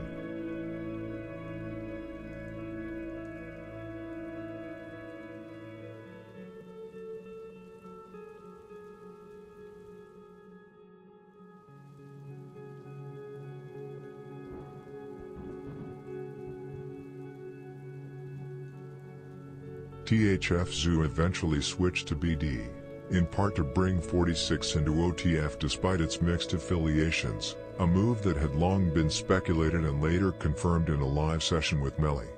Meanwhile, THF began targeting Dro City, not because of Crump's online disses or broader issues with 51, but specifically because of Melly. Melly was directly responsible for the killing of Chino and multiple attacks on 46 members, all while moving freely through Dro City with impunity. Despite behind-the-scenes discussions between THF and Dro City's older members, nothing changed on the ground, leading THF to retaliate. In December of that year, Louis was shot in the head, forcing him to leave Chicago and step away from gang life entirely, a situation Zoo later alluded to in a live session when discussing Melly's impact. Crump's approach to dissing evolved over time, initially driven by personal disputes and ego, but escalating after THF shot Louis and killed Kurt Mack. His actions made him a significant threat, as he frequently rode with Melly on missions and was one of the few always willing to slide.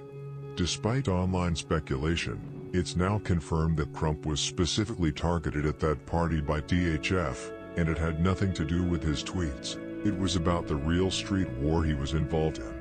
We will get more into this later on in the story, about the whole fallout within OTF, but I just wanted to give you some background information so you can follow along more easily later in the story.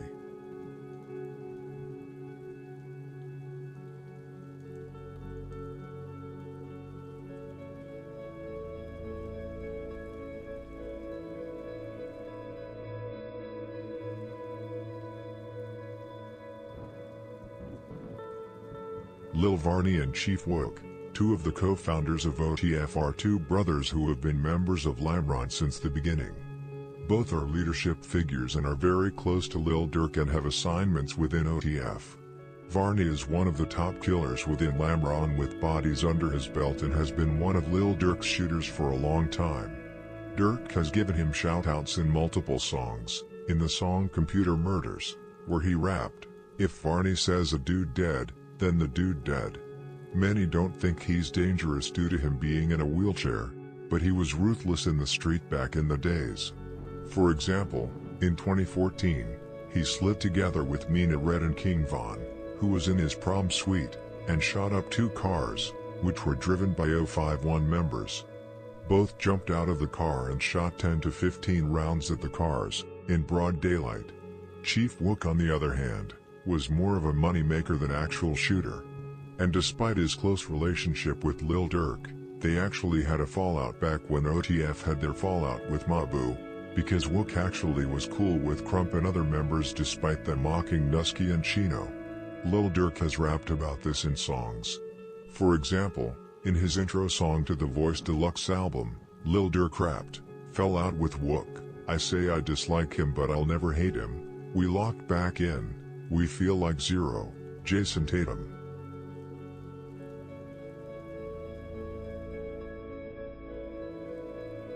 Look, right? Look, I'm only OTF KBD, bro. Like, I fuck with some BDs. If you ain't OTF, then I fuck with you. You feel me? Or, like my nigga J-Rock just said, the real OTF. Because I just saw one of the BDs at the club. Like, he say them niggas fool. So, if it's a real OTF and it's a fake OTF. Like, Wook them the real OTF because Wook started OTF. Like, Durk a rapper. Y'all see, Wook don't fuck with none of they goofy ass. Like, on some real shit, if y'all want to follow some real shit, go fuck with Wook. Like, he started OTF. So y'all fucking with the entertainer. Like, Wook started OTF. He like one of the motherfuckers who started OTF. Durk ain't started no motherfucking OTF. Like, I fuck with Wook cool. Bernie a bitch, though. Bernie a bitch. And he in that chair for a reason. Because his ass a goofy. On phone now. All of this brings us to a critical turning point for both Tay-Town and Lamron. The murders of Lil Mo from Lamron and Taysky from Town changed everything, with Town even renaming themselves Tay-Town to keep Taysky's memory alive on the block. Around this same time, the foundations of OTF were being laid, right as the early cracks and fallouts began to show with sets like Mabu and GBE. To understand the next chapter of this story, we have to look closer at the internal wars and shifting dynamics between Lamron and Tay-Town. Tay-Town is a crucial piece of the puzzle because Lil Durk heavily claims it, and historically, Tay-Town and Lamron were essentially the same set, or at least they used to be before the politics got complicated. As the timeline moves into 2011, the violence on the south side reached a whole new level. This was the year Ichi from Brick Squad was murdered, a hit that escalated the beef to a point of no return. We also need to look at Lamron's deep street ties with Tim, Lil Durk's relationship with OTF Nicki, and Durk's pivotal arrest in late 2011 that almost derailed his entire career before it even started. To fully understand how these blocks operated, you have to look at Lamron's tight relationship with Tay-Town before all of the internal social media beefing erupted and fractured the alliance. The connection between Lamron and Tay-Town goes back to a time before they even carried those names. The bond was forged on the asphalt when the areas were known as Town and 65th and Normal. In those early days, many Lameron members openly claimed Town and Dipset, sets that were foundational pieces of the broader 300 movement. Lil Durk was right there in the middle of it, claiming those exact same roots. Much of the alliance between Tay-Town and Lameron came down to geography and survival. They were black disciple sets operating in extreme proximity. Members from both blocks grew up together, went to the same schools, and naturally locked in with each other whenever conflicts boiled over with rival gangster disciples. The link between them became absolute, solidified by overlapping memberships, shared enemies, and deep bloodlines that ran through both sets. As we entered 2011, a year that proved to be highly eventful, the drill scene was beginning to take off, with its influence spreading beyond Chicago and gaining traction across the U.S. This was also when Twitter activity started to rise significantly. While 2012 was the year it truly exploded, the foundation had been laid in 2010 and saw major growth throughout 2011. During this time, several individuals, who weren't even rappers, became known solely for their actions in the streets. The rise of online bragging, self-incrimination, and Twitter beef fueled interest in the music, while the music, in turn, amplified the notoriety of those gaining attention for their street reputations. An event that had great significance for this growing interest in what was actually going on the streets of Chicago happened just a few days into the new year, 2011. The event I am referring to is of course the murder of the young man, Shondale Gregory, who was murdered on January 12, 2011. There are three main theories about who actually killed Tuka. The first suggests that Tim was responsible, specifically the two brothers, Courtney and Cortez, though one of them may have been incarcerated at the time.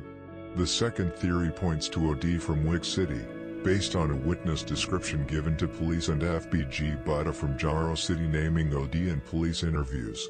The third theory claims it was Doodat from Trap City, who also had ties to Chris World, which was affiliated with Tim back then.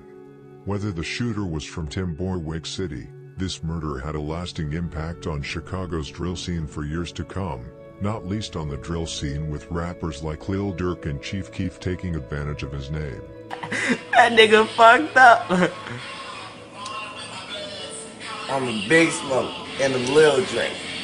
The L's just the trick and the thumb finger. What you know? What you know about? Nah.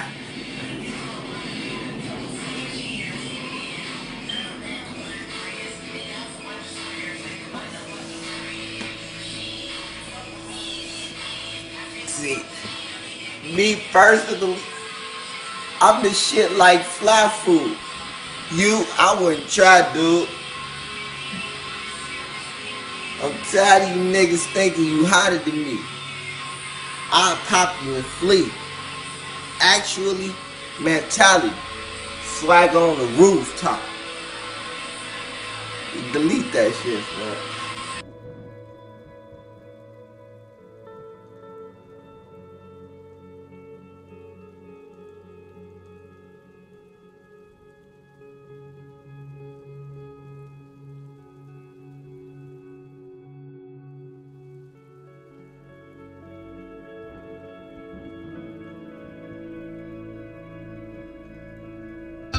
Now y'all just on this bitch saying shit about Von kill Tuka. Why would you say that? Tuka, oh, hey, Tuka killer died the same year on Tuka's birthday. That's a fact. As mentioned, the aftermath of this murder had a major impact on the drill scene, both in the streets and in the music.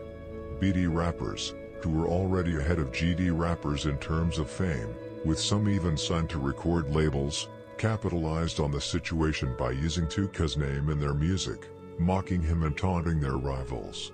This helped them gain support from fans, ultimately overshadowing GD rappers and cutting them off from the financial opportunities that came with the growing drill movement. FBG Duck discussed this in an interview with Zach TV, which many longtime drill fans have likely seen. In the interview, he explained that he and other GD rappers, like King Lil J, were actually the first to say, "I'm smoking Tuka," but they meant it in a positive way, to honor him. According to Durk, BD rappers later took the phrase and twisted it into something disrespectful. The first one to diss Tuka in a song was of course Chief Keef, the pioneer of drill music. Tuka's mother also talked about this in an interview where she said that Keef was the first rapper she heard mock her son in a song. In the song, F Dudes, released in earlier October 2011, only 10 months after the murder of Tuka, he rapped the infamous words, "Middle fingers to Shondale." These words sparked a lot of violence between STL and Week City, and it also created a movement of members, rappers, and fans, mocking Tuka. Everyone had his name in their mouth. It became mainstream and every rapper on the BD side jumped on the train to seize the opportunities that were coming when using his name in their songs.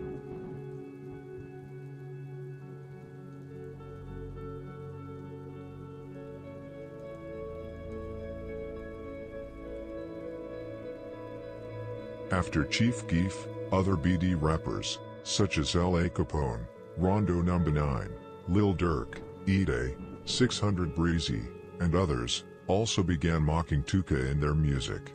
For instance, in L.A. Capone's song Play for Keeps featuring Rondo No. 9, he rapped another infamous line, "Shondale, how that hot shit feel." I could probably name at least 50 songs where different BD rappers mocked Tuka. Lil Durk has mentioned him in multiple songs, especially when King Von came into the rap business.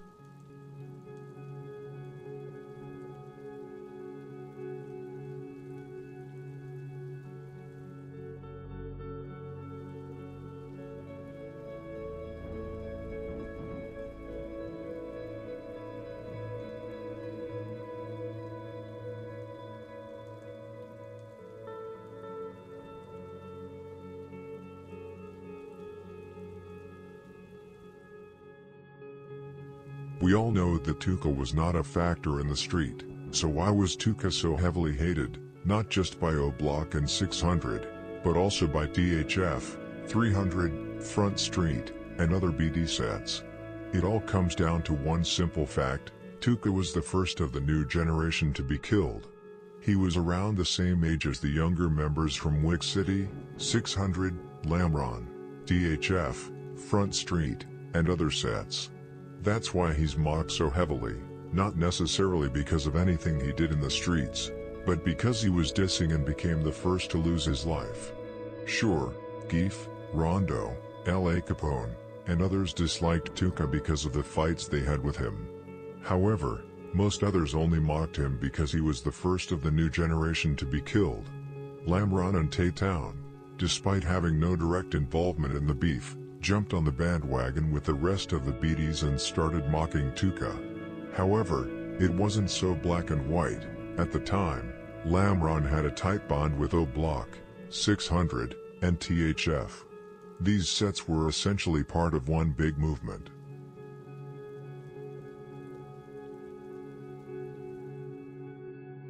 With the rise of King Von as a rapper, he took things a step further, making the entire world hate Tuka and STL through his Not From 63rd movement. However, unlike others who jumped on the mainstream trend of dissing Tuka, Von was a No Block member who had already put in serious work for his set.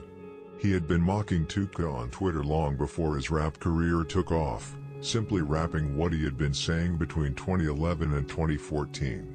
Von genuinely enjoyed dissing Tuka, and as his fame grew, he seized the opportunity to do it on a larger scale, just like Chief Keef, but with real street credibility, confirmed bodies, and a leadership role in O Block alongside Boss Top. Because Von dissed Tuka even more aggressively than Chief Keef and others, fans embraced it, turning it into a mainstream trend. Eventually, even rappers with no personal connection to Tuka or Chicago, like Quando Rondo and YNW Melly, began mocking him as well. King Von revived the drill scene, which had been stagnant for years before he started rapping. After his death, many argued that the drill scene, once again, faded with him. This all ties back to a pattern that began in 2010. BD rappers dominated Chicago's rap scene and controlled the narrative of what was happening in the streets. As a result, Outsiders with no real knowledge of the situation were often misled. Fuck y'all got my boy Gunna fuck. What you say, fuck Tuga? Tell him that the odds hate. Now, we turn to a murder that took place a few months later in the summer of 2011. One that would ultimately make the victim the Tuka of Englewood, so to speak. The murder I'm referring to is that of Ichi from Brick Squad, who was shot and killed on July 21, 2011. Ichi was a 17-year-old member of Brick Squad who was highly respected on the streets. He was known for being a skilled fighter and, at one point, even threw core ties from Timp through a window at high school. Ichi attended Robeson High School, the same school as Lil Durk and other members from the Englewood area. Ironically, it was also the school of the person who would later go on to murder Ichi at a party. Ichi was also reportedly involved in several shootings, with Killa Kimo from Brick Squad even mentioning in a tweet that Ichi was catching bodies alongside him. Ichi was highly disliked by Lamron and Tay-Town members. He was known for being tough, constantly getting into fights, robbing people, and having a bully-like attitude toward his enemies. Robeson was primarily a GD school, though there were a few BDs, like Durk, who attended, and the BDs were often targeted there. This created a lot of animosity towards Brick Squad, especially Ichi. However, Ichi was not killed by Lamron or Tay-Town.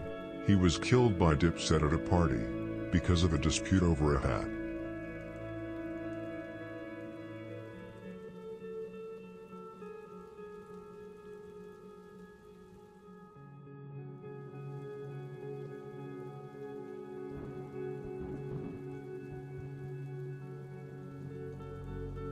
Just before midnight on July 16, 2011, Ichi was at a party in the 7000 block of South Eggleston Avenue when an argument broke out.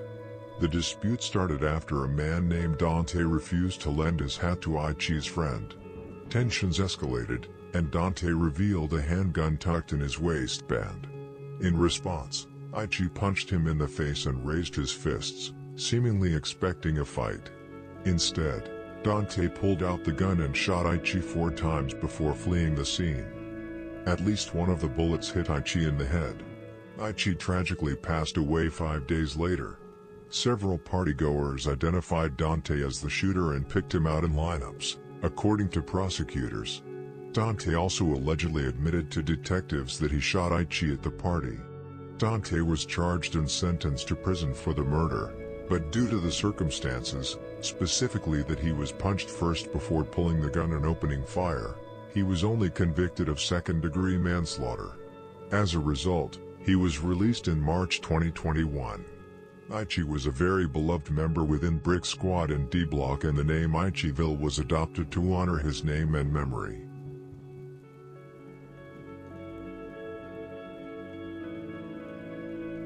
Before Ichi's murder, Dipset and Brick Squad / D-Block had a relatively cordial relationship and had even collaborated on a song. However, his killing sparked a war between them, leading to multiple casualties over time. A few months later, in September, Brick Squad / D-Block retaliated by murdering Ty from Dipset. He was allegedly killed by Killa Kimo from D-Block, a member who was very close with Ichi, as I previously mentioned. Rumors suggest that Kimo has another body on Dipset, while both Delgatti and Kells from Brick Squad are also believed to have one each. Brick Squad / D-Block retaliated aggressively, hitting Dipset so hard that they were nearly wiped out.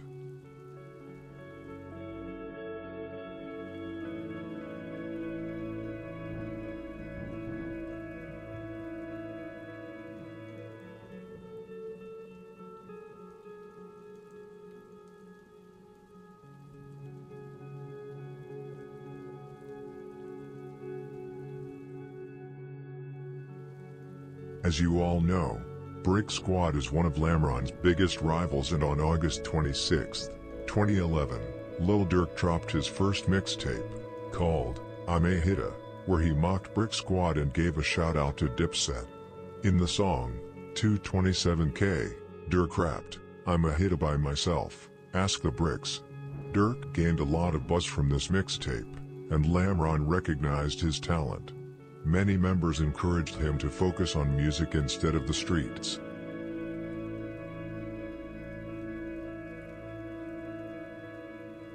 Just 3 months after Lil Durk dropped his first mixtape, he actually got married, with the infamous girl, OTF Nicki. Lil Durk met OTF Nicki in high school, more specifically, Paul Robeson High School, which we talked about earlier. Durk and Nicki shared a very close relationship back then, frequently tweeting about their love for each other and expressing that they were each other's ride or die. In early 2011, OTF Nicki became pregnant with their first child, Angelo Banks, who was born on November 29, 2011. Before Angelo's birth, the couple took their commitment a step further and got married, making Nicki Lil Durk's first wife. Nicki always had Lil Durk's back, and the two went through a lot together. Just a month and a half before the birth of their first child, Durk was arrested and charged with unlawful use of a weapon. The incident occurred when police spotted Durk and another man near 64th and Eggleston. At the time, he was already wanted on an investigative alert with probable cause for arrest. As soon as Durk noticed the officers, he took off running, with a semi-automatic handgun visible in his hands. Officers saw him stash the weapon in the wheel well of a car before fleeing into a nearby house. They pursued him, eventually finding him sitting on a couch inside the residence. After searching the area, police recovered a .40 caliber semi-automatic handgun, loaded with 9 live rounds, including one in the chamber. Durk was immediately apprehended and placed into custody. An interesting detail is that, at least according to the arrest report, Durk's nickname was Tata. What I wanted to highlight with this is how strong Nicki and Durk's bond was. They always had each other's backs. When Durk was locked up, Nicki paid his bail, ensuring he could be there to witness the birth of his first child. Their love for each other was undeniable, and that's why, to this day, Durk still respects her and doesn't like when somebody speaks down on her.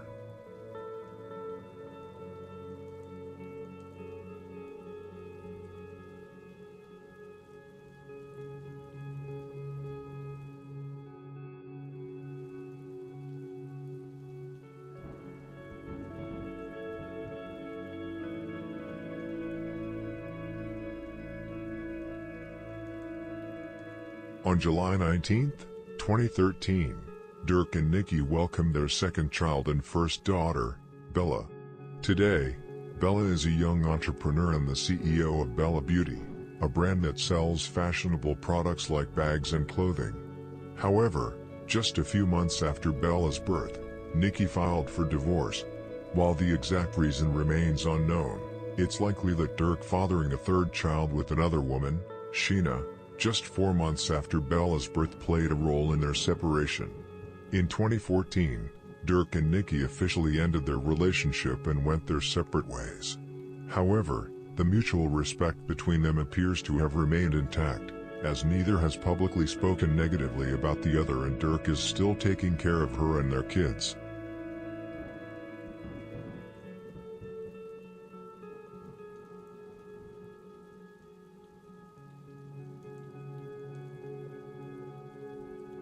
Now we are entering the next year, 2012, and by doing so, upping the pace. 2012 was an eventful year to say the least, and now most well-known savages are starting to put in work. Many of them are catching their first bodies, and the Twitter beefing and self-incrimination are at an all-time high. This was also the year that Chicago's perhaps most famous beef, perhaps along with the one between King Von and FBG Duck, took place and the war in Chicago went viral. Like King Von rapped in his song, Armed and Dangerous, Sosa started rapping, now the war going viral. The infamous beef I'm referring to is of course the one between Lil Jojo from Brick Squad and the BD rappers, Lil Durk, Lil Reese and Chief Keef. However, we will start from the beginning of the year, on April 3, 2012, with Lil Durk's release of his newest mixtape called I'm Still a Hitta, which is an obvious reference to his last album, I'm a Hitta. The mixtape includes several classics, such as Jack Boy and Off the Shits featuring Lil Reese. One standout track is Right Here, which is one of my personal favorites from Lil Durk. Additionally, there's Wild Dudes, a song made by Fredo Santana which only features Lil Durk, which still made its way onto the mixtape somehow. But it's a really good song.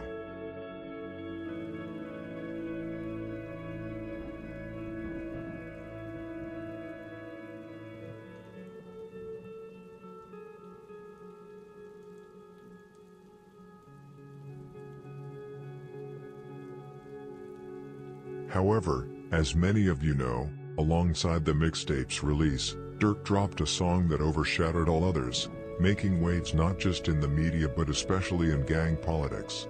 This track played a significant role in shaping the gang landscape around Lamron, 300, and OTF. Some even argue that it was the song that sparked the war, though that's not entirely accurate. The song in question is none other than L's Anthem, which debuted with a music video on March 28, 2012, about a week before the mixtape's official release. On April 24, 2012, just weeks after the release, Lil Durk and Lil Reese officially signed a record deal with Def Jam Records. With this backing, they now had the financial support to fuel what was coming next, a war with Brick Squad. Brick Squad's beef with Lamron began to intensify in 2012, though tensions had been brewing since 2010 when Lamron killed Thomas from D-Block during a robbery, as I mentioned in part 1 or 2. Thomas was actually a member of Lamron before he switched to D-Block and got killed because of it.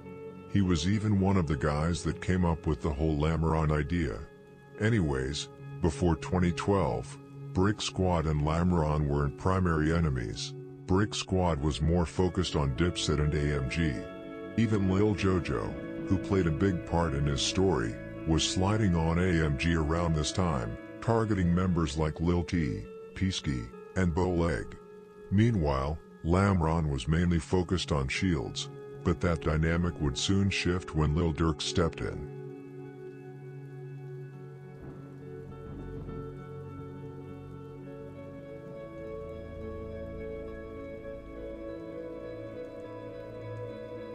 Before diving into the war with Brick Squad, it's important to mention the murder of King Doc from STL/EBT, who was killed on April 28, 2012. Earlier that day, he had been at his aunt's house painting for several hours. Feeling thirsty, he decided to walk to a nearby convenience store to grab a drink, but he never made it inside. As he approached the store, a green sedan, possibly a Chevrolet Impala, pulled up, and shots were fired from inside the vehicle. King Doc was hit in the chest, and the car sped off north. He managed to stumble a few steps before collapsing face down in a patch of tall weeds in an empty lot next to the store on the 6300 block of South St. Lawrence Avenue. Police initially responded to the April 28th shooting, investigated the scene, and then left, according to his family. However, it wasn't until hours later that King Doc's body was discovered in the tall weeds where he had collapsed. A 16-year-old relative, rushing to make curfew, was cutting through the abandoned lot when he stumbled upon Monroe's lifeless body in the 6300 block of South St. Lawrence Avenue. Once found, he was quickly transported to John H. Strother, Jr. Hospital of Cook County, where he was pronounced dead at 10:14 p.m.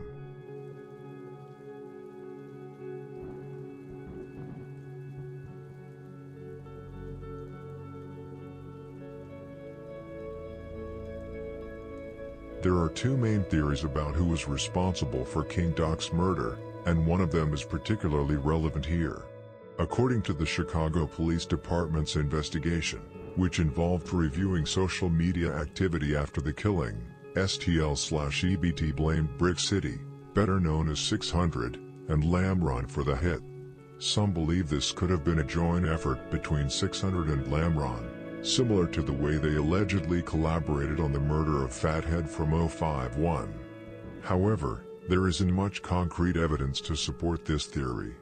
The specific posts the CPD referenced remain unknown, and the department has a history of misidentifying gang affiliations in Chicago.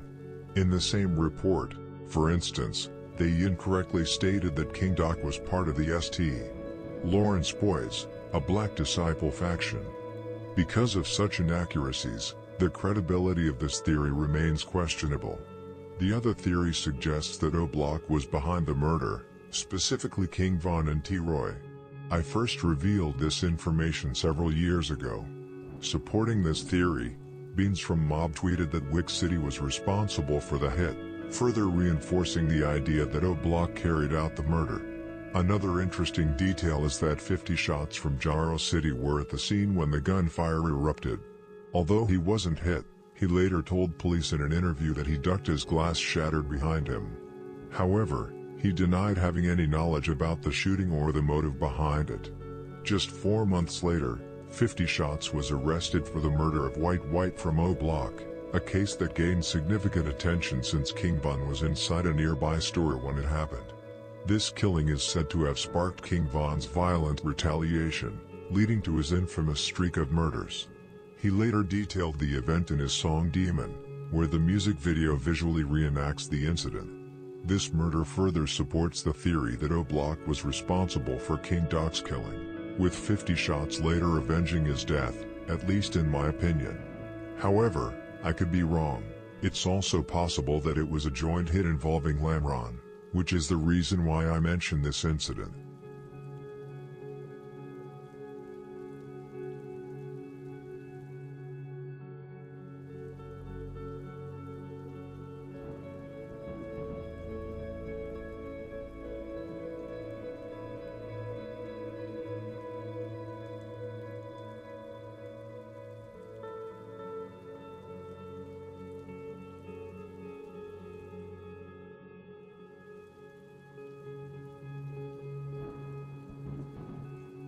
The 16-year-old who discovered Doc's body was none other than his cousin, Modell McCambry. While cutting through the store parking lot, Modell stumbled upon the lifeless body and immediately ran to alert others.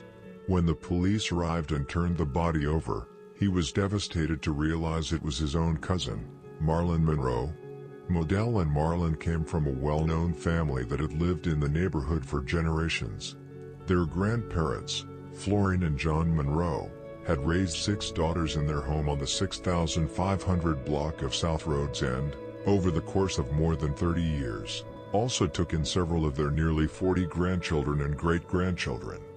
Heartbroken over Marlon's death, Modell began drifting deeper into the streets, aligning himself with figures like K.I., Duck, and Boss Trell, eventually becoming a member of STL/EBT. For his grandparents, losing Marlon was already devastating, but their nightmare worsened just months later.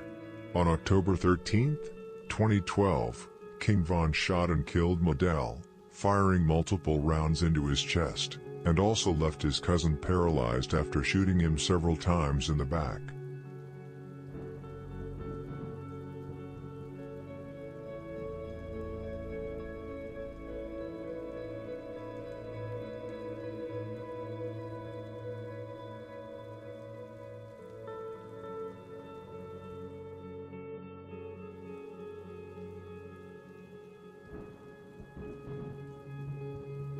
By the spring of 2012, Lil Durk, Lil Reese, and especially Chief Keef were starting to take off in a major way.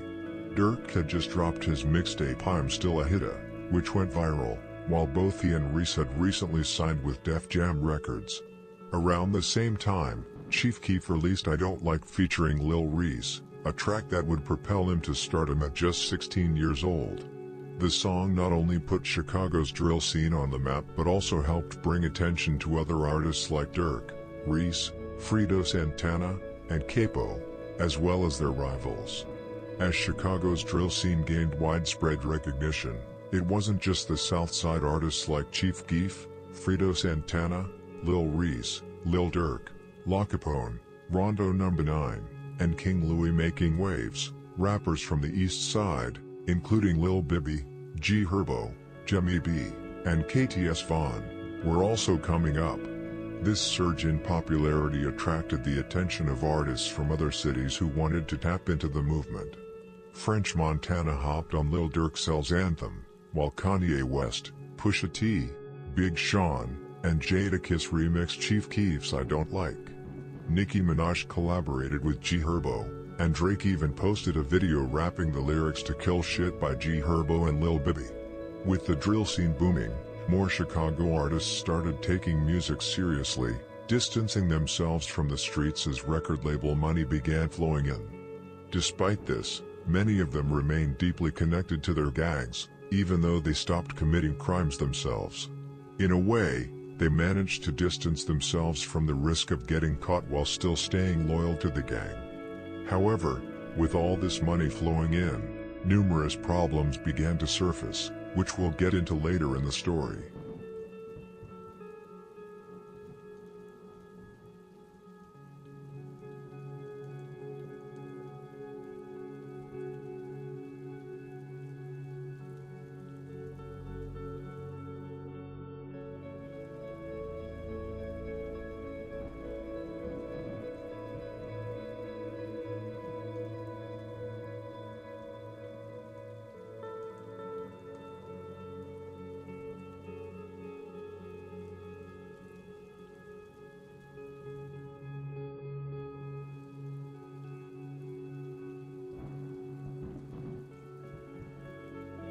Back to Lil Durk's song L's Anthem. Some argue that L's Anthem is the main cause of the violence and conflict in Englewood, with even members from both sides admitting as much. However, it's not entirely accurate to say the song started the war with Brick Squad. Lil Durk had dissed Brick Squad before L's Anthem and had rapped about sliding on them. The reason L's Anthem gets so much attention is because it went viral, and Brick Squad hated that it did. They felt humiliated and wanted to make an example out of Lil Durk. Brick Squad wasn't the only group Durk mocked in the song. He also took shots at What a World, the gang his cousin Lil Mister was a part of. In the song, Lil Durk rapped, "Brick Squad, I say F 'em, want the world with 'em, so F 'em."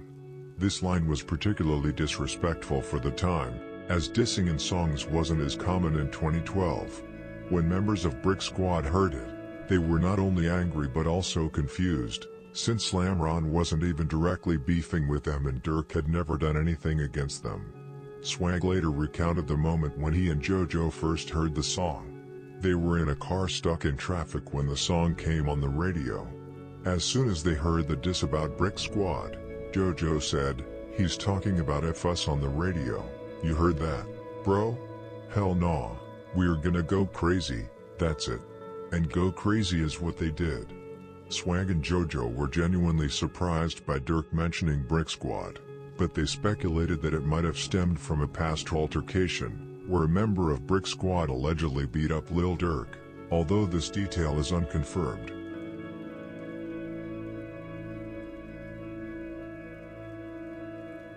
Before we move into the beef, I just wanted to give you a background on Lil Jojo. Lil Jojo, born Joseph Coleman on April 6, 1994, grew up on the south side of Chicago, specifically in the South Darren area, with Trammell Park being his hometown. He and his older brother, Swag De Niro, who was just 3 months older, shared the same father but at different mothers. Despite living in separate households, the brothers were very close and spent a lot of time together, often sneaking out at night to hang out. Tragically, their father, John Coleman, was sentenced to 13 years in prison for attempted murder when Lil Jojo was only 5 months old, forcing their mothers to raise the two boys. Eventually, Swag moved with his mother to the suburbs, and Lil Jojo followed for a couple of years because Swag thought his brother was heading down the wrong path. In an interview with DJ Vlad, Swag reflected on meeting his father at his 14th birthday party after 13 years. Only for him to get locked up again the next year on drug charges, receiving a 22-year sentence. John Coleman remains incarcerated in federal prison to this day. The two brothers also had a sister, Nakayla, born in the same year, who was from the Brain Dead set, like Moda from Jaro City.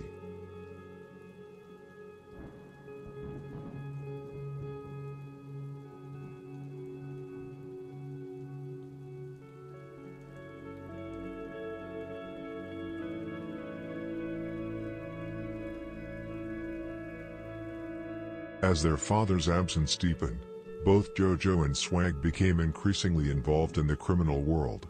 While they avoided drug dealing and heavy use, they were still entrenched in the gang lifestyle.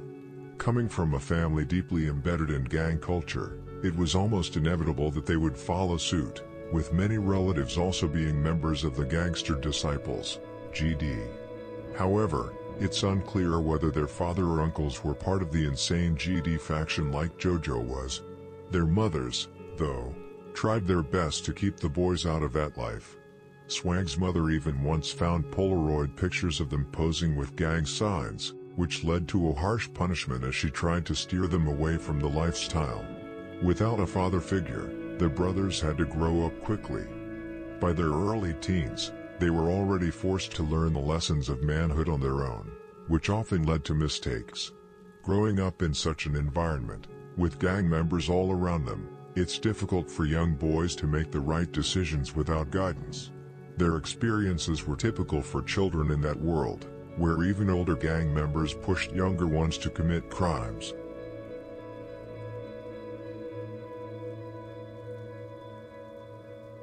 As many know, Lil JoJo was a rapper, following in the footsteps of his brother Swag Dinero, who was the first to get into music, rapping since his freshman year.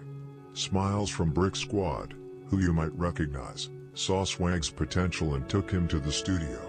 Lil JoJo, on the other hand, didn't start rapping until he heard Lil Durk's anthem. It was that song that inspired him to pick up the mic, and with it, JoJo helped birth the BDK movement, a movement that remains influential to this day. While some may not understand or may even dismiss it, Lil JoJo is considered a legend within the GD community on the south side of Chicago.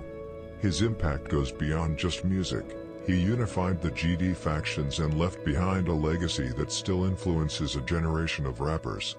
JoJo's influence can be compared to that of legends like Larry Hoover, not necessarily for financial success or street work but for his ability to ignite a movement that still holds great significance.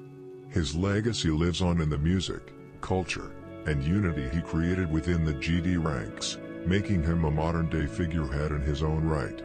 Like Smiles, both JoJo and Swag were part of the Brick Squad faction of the Gangster Disciples.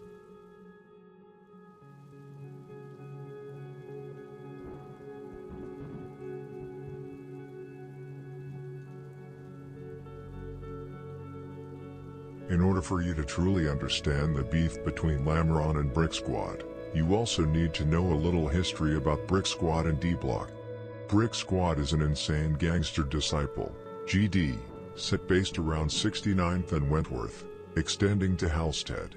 The set was founded in 2010 by Killa Kells, who originally came from Lamron. He switched allegiance to Brick Squad after his cousin Thomas from D-Block was killed by members of Lamron, including Lil Law, Lil Reese, and OTF Twin, in early May of that year. Although Killa Kells played a pivotal role in solidifying the set, Brick Squad existed before him under the name Dead End NTG, Normal Town Gangsters. NTG was originally a GD-only set, but with Killa Kells, a black disciple, BD, joining, the set eventually saw a mix of GD and BD members, with people like Clado, Freaky, Tells, and RPiff all representing Brick Squad/D-Block. D-Block, which is located on 70th and Eggleston, is one of the key factions within the Brick Squad network. D-Block originally went by the name Dope Block, which later evolved into D-Block. It is considered one of the original Insane sets, founded by Clado. The Insane movement itself was created by a group known as JFL, composed of Jason, Fluffy, and Leo, who sought to establish the Crooked Insane movement, essentially aligning themselves with the Renegade/EBK, everybody kill everybody, mentality. While some sets, such as Pillsville, CMB, and Bodie World, were previously thought to be insane, that's not accurate, though they maintain good relationships with the Insane sets. To clarify, although Brick Squad and D-Block are technically separate, they operate as closely as two sets can, much like STL and DBT or O-Block and 600. They are distinct but essentially intertwined in their culture and activities.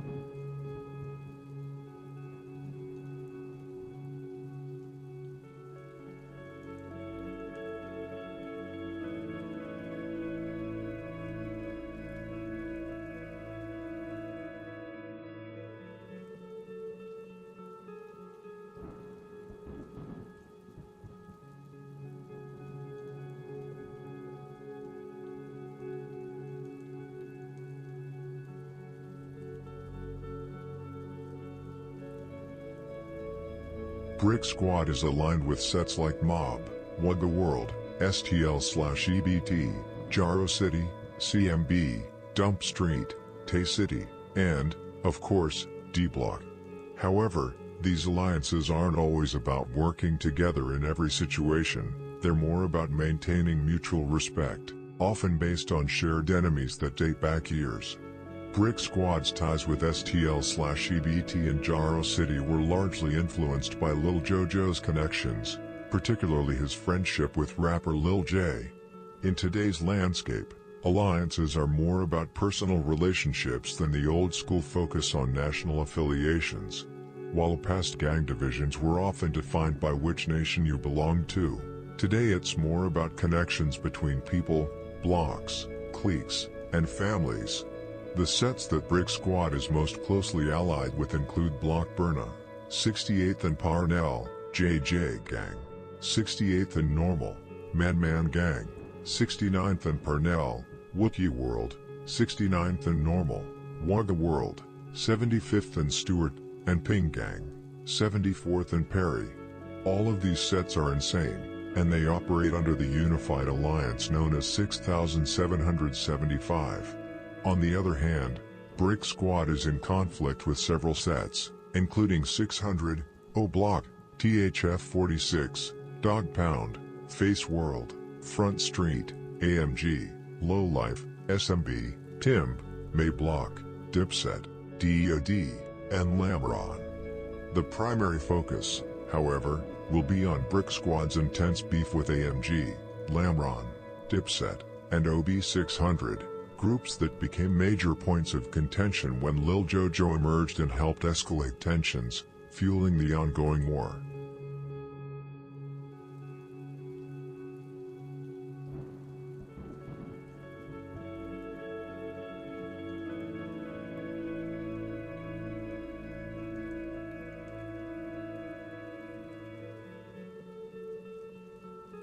As mentioned earlier, there's a narrative suggesting that L's anthem is the song that sparked the whole war.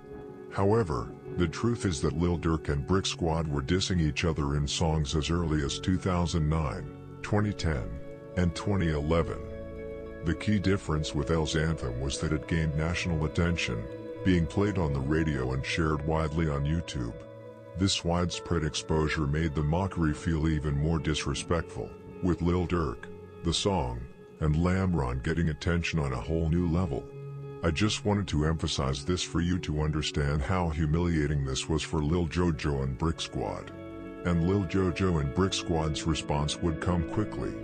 Just a month after Lil Durk dropped L's anthem, Lil Jojo hit back with one of Chicago's most iconic and significant tracks, his remix of Chief Keef's hit Every Day, which he rebranded as 300 BDK. The title, which stands for 300 Killer and Black Disciple Killer, made it clear that JoJo was targeting three specific people, Lil Reese, Lil Durk, and Chief Keef. While there's certainly more to the story, with fights, robberies, and shootings likely happening behind the scenes, it was after L's anthem that JoJo made it clear he was all in for war. It's important to note that much of this conflict was contained within rap beef while JoJo was alive. While there were likely a couple of shootings involving JoJo, Durk, and Reese, no major murders occurred between Brick Squad and Lamron, aside from the killing of Thomas, which originally set the war off. The real escalation happened after JoJo's death. Keep in mind that the timeline here is very short. JoJo was shot dead only 5 months after releasing BDK in 2012. It's crucial to remember this context when viewing this chapter of Lil Durk's life. A lot of this beef also played out on the internet, which is part of why it became so widely known. I personally remember following this conflict in real time on Twitter.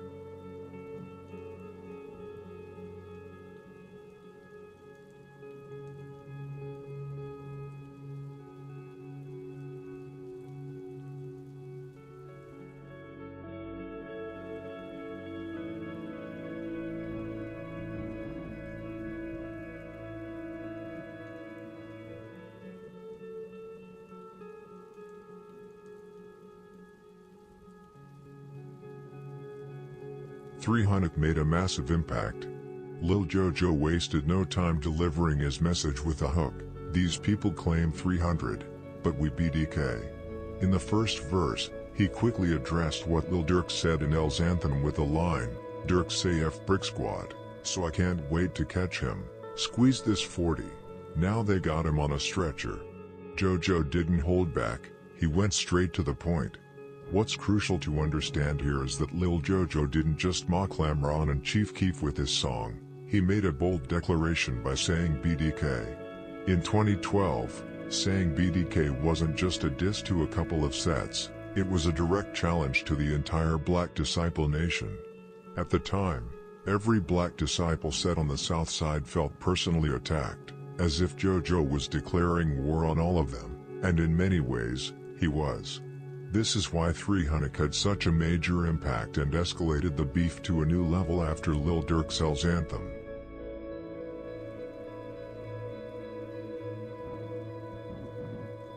As I mentioned earlier, much of this beef played out on the internet, with a lot of back and forth mockery on social media. Jojo was definitely looking for attention from Durk, Reese, and Keef, but for the most part, he was ignored.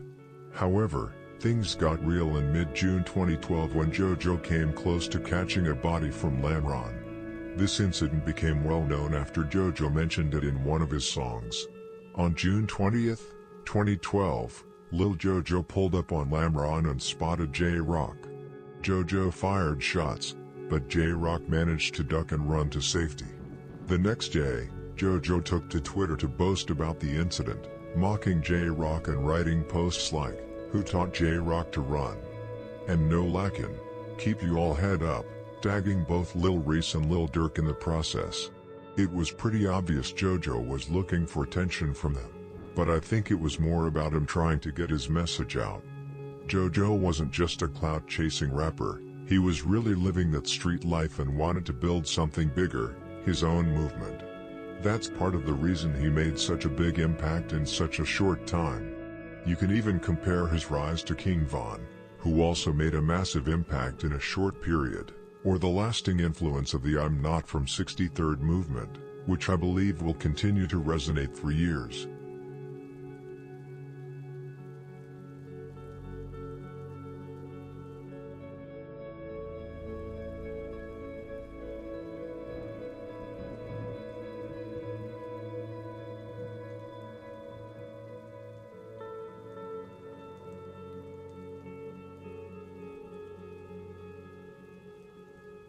Jojo kept mocking J-Rock on Twitter for a while, even tweeting Rex from Lamron, saying, "Train to blow, you better ask J-Rock." The incident with J-Rock also made its way into Jojo's next hit song, Tied Up, where he rapped the memorable line, "People scared looking like J-Rock when we rolled up." When the drill scene blew up in 2017 to 2018 and people started digging into the real stories behind the music, many mistakenly thought J-Rock had been killed by Lil Jojo, but that was not the case. However, J-Rock wasn't the only one Jojo took shots at in Tied Up.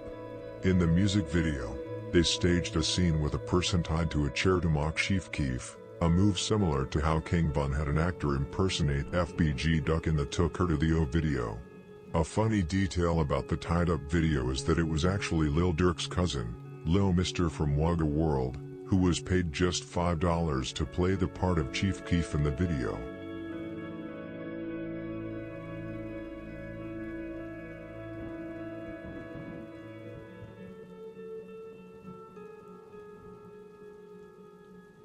At the end of July 2012, Lil Jojo and Lil Durk exchanged some iconic Twitter beef that will be remembered for years. On July 30th, Lil Jojo tweeted at Lil Durk, saying, "Say stop writing shorty, you giving him shine. Fam, you started this when you said F Brick Squad, but we're ready for whatever." Jojo was referring to Lil Durk telling OJ from Lamron not to respond to Jojo's tweets, urging him to avoid giving Jojo any attention. Durk replied, "Meet us at the top, then start beefing, nobody knows you." Jojo responded by mocking Durk for not helping his friends fight at the Robe, which was Paul Robeson High School in Englewood, where Durk attended. Jojo would often taunt Durk and Lil Reese on Twitter, usually with no response. At first, I don't think Lamron or O Block took him seriously, as he wasn't seen as a real threat. Sure, they would have killed him on sight if they had the chance. Eventually, they did, but at the time, Lamron had other killers they were more focused on. However, JoJo's face became synonymous with the BDK movement, and the deeper the beef escalated, the more Lamron, Lowlife, O Block, and 600 looked to make an example of him. This war marked the first time a beef went viral in real time, followed by outsiders across the internet. That's one of the reasons why 300 and OB600 wanted to make JoJo a public example.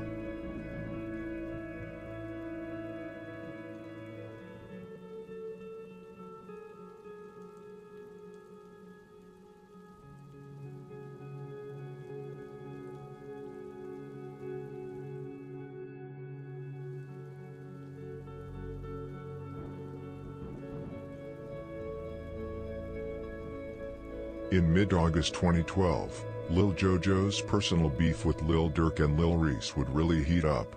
JoJo was cruising around with Brick Squad members when they suddenly spotted Durk and Reese in traffic. JoJo grabbed the camera and started recording as they pursued them, but from what I understand, the situation flipped when Lil Durk and Lil Reese allegedly fired shots at JoJo and the Brick Squad members, though no one was hit. This marked the first time things really got dangerous between JoJo, Durk, and Reese. Although Lil JoJo and Lil Durk went to the same high school, it's said they rarely interacted, not even in fights. A big reason for this is that Durk was 2 years older than JoJo, so he was mostly involved with Brick Squad and No Love City members closer to his age. There's also a rumor that Durk got knocked out and thrown out of a window by Ichi from Brick Squad at Robeson, and that he stopped attending school after that, but I can't confirm how true that story is. At Robeson, Lil Steve and Chief Wook from Lamron, as well as the twins from Timb, Cortez and Courtney, were also around. At this time, Timb and Lamron were tight, often teaming up to fight against 051YM, Brick Squad, and No Love City. Some say Durk didn't step up for his crew in those fights and tried to stay out of them. Anyway, after the traffic encounter with Durk and Reese, JoJo took to Twitter to clown them. He tweeted, "Why is y'all running? Stop the car," and also admitted he'd been shot at, saying, "Niggas shot at me and missed. Lord knows that God blessed him," while tagging both Reese and Durk. The following day, JoJo tweeted again, suggesting they link up, saying, "Yesterday was bussin'."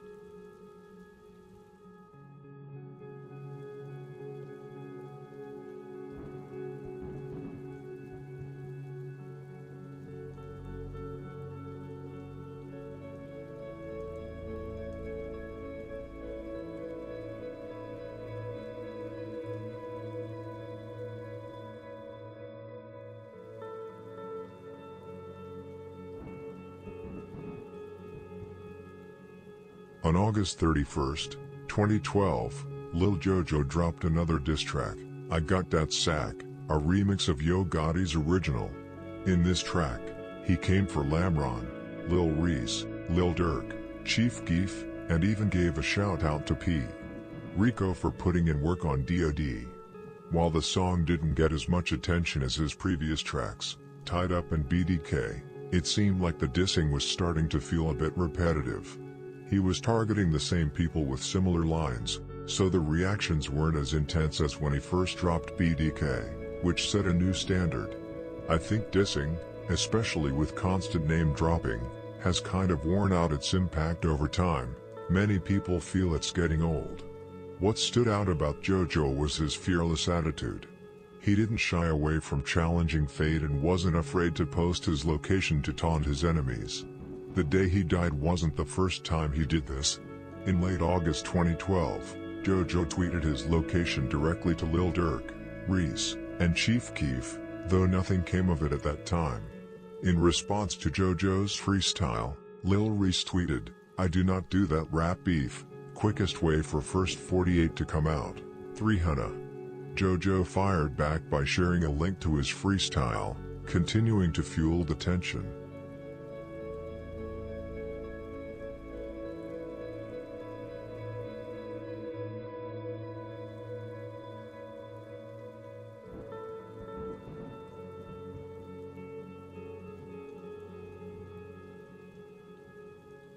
On September 1st, 2012, JoJo shared a picture of himself standing on Lamron's block at 64th and Normal. Lil Reese quickly responded on Twitter, writing, "We in the trap Lil Ninja, you all snitching got our block hot bitch." JoJo shot back, tweeting, "We stay out there, y'all not nowhere to be found." As mentioned earlier, the tension between JoJo, Lil Reese, and Lil Durk was mostly fueled by back and forth Twitter beefs, but these words often escalated into real-life encounters. 3 days later, on September 4th, things took a much more serious turn. That afternoon, at 5:02 p.m., Lil JoJo tweeted, "Just caught Lil Reese in traffic, his daddy trying to talk it out." This tweet referred to a well-known video where JoJo and his brother Swag caught Lil Reese off guard by his car. JoJo recorded the encounter, and in the video, Reese initially looked like he thought they were about to shoot, ducking behind the car. But when he saw the camera, he stepped forward and yelled, "I am MMA kill you JoJo" multiple times as JoJo and Swag drove off. This video is a clear example of JoJo's approach to the beef, using the internet as a platform. If he had truly intended to harm Reese that day, he would have shot first rather than recording. In the same minute JoJo tweeted about the incident, Swag also posted a tweet saying, "The look on Lil Reese's face when me and JoJo rode up on them."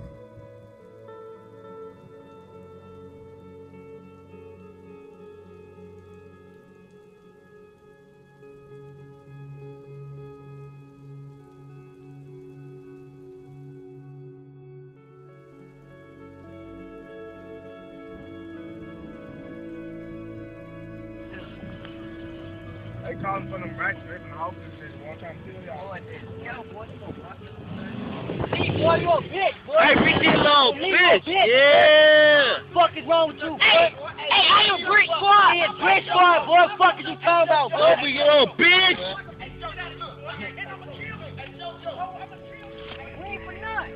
That airs, man. Ain't no sex on. What the fuck is wrong with y'all, boy? Aye.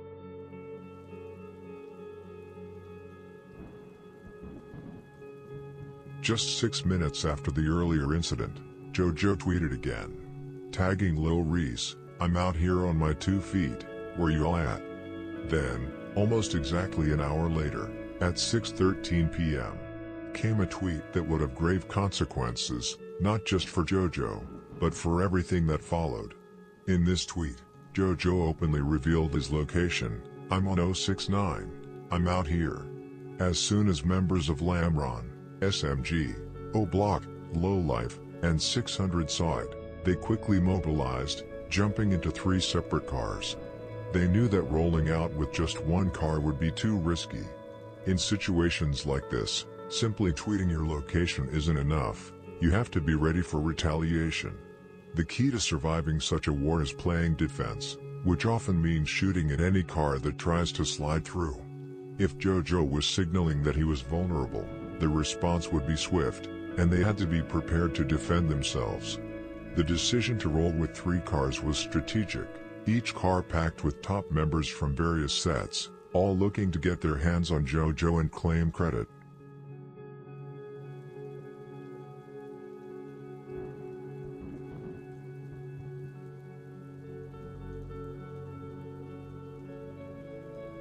Almost exactly an hour after JoJo shared his location, at precisely 7:30 p.m., he was sitting on the front handlebars of a bike, ridden by Dez from Brick Squad, on 69th Street and Princeton Avenue.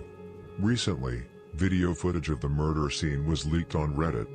In the footage, you can see Dez and JoJo riding down the street, with 3 cars trailing them. JoJo glances back at the cars a couple of times, likely sensing something was wrong and feeling the growing panic. It's hard to imagine the terror he must have felt in that moment, being followed by 3 cars that have one goal: to kill you. According to the murder report, the 3 cars had actually been circling the area earlier, looking for JoJo. When they came around the second time, they spotted him. The video doesn't show the actual murder, as the camera was facing in the other direction. As the cars closed in on them, JoJo and Dez both jumped off the bike and ran in opposite directions. Dez ran down the street, moving away from where the cars had come, while JoJo ran in the direction the vehicles were facing. JoJo did his best to escape, but unfortunately, the bullets caught up to him. He was shot once in the lower back, and as he continued running, the bullet traveled upward toward his heart. He collapsed in front of the stop sign at 70th and Eggleston, right where the camera had been positioned, as he tried to round the corner in an attempt to flee further.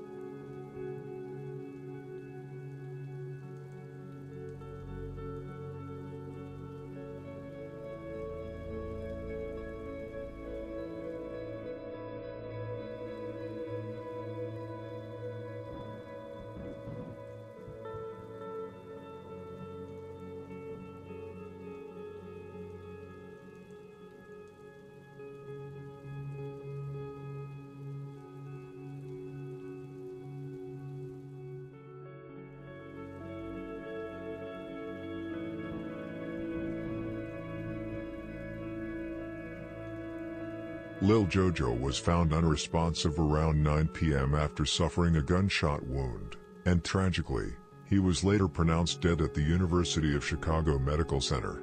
At just 18 years old, Lil Jojo was on the brink of signing a major record deal with Interscope Records. His brother, Swag, mentioned that Jojo's dream was always to sign to a big label, but sadly, his dream was cut short. Jojo was truly a rising star in the rap game, and if not for his reckless behavior on the streets, he had the potential to make it out. Unfortunately, his online antics and need for attention in the streets ultimately contributed to his untimely death. This incident marked one of the earliest instances of a social media-driven rap beef that escalated into murder in Chicago, capturing the attention of outsiders who followed the events in real time. While it wasn't as massive as today's viral feuds, the war between Jojo and his rivals laid the foundation for future conflicts, like the recent tragic death of FBG Cash. Jojo's mother, Robin, addressed the situation in an interview following his death. While she refrained from discussing her son's ties to the gangster disciples, those who followed the beef knew the reality. She said, "His music was his music. I did not get into what he did.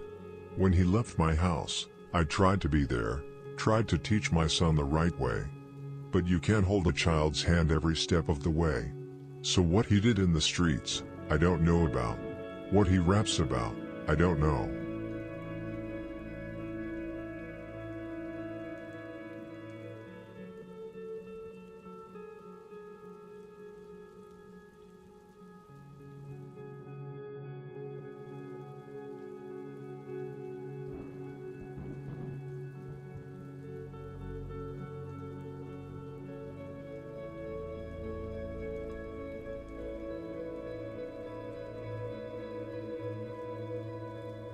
Many people have speculated about who was responsible for Lil Jojo's murder, and there are a number of theories.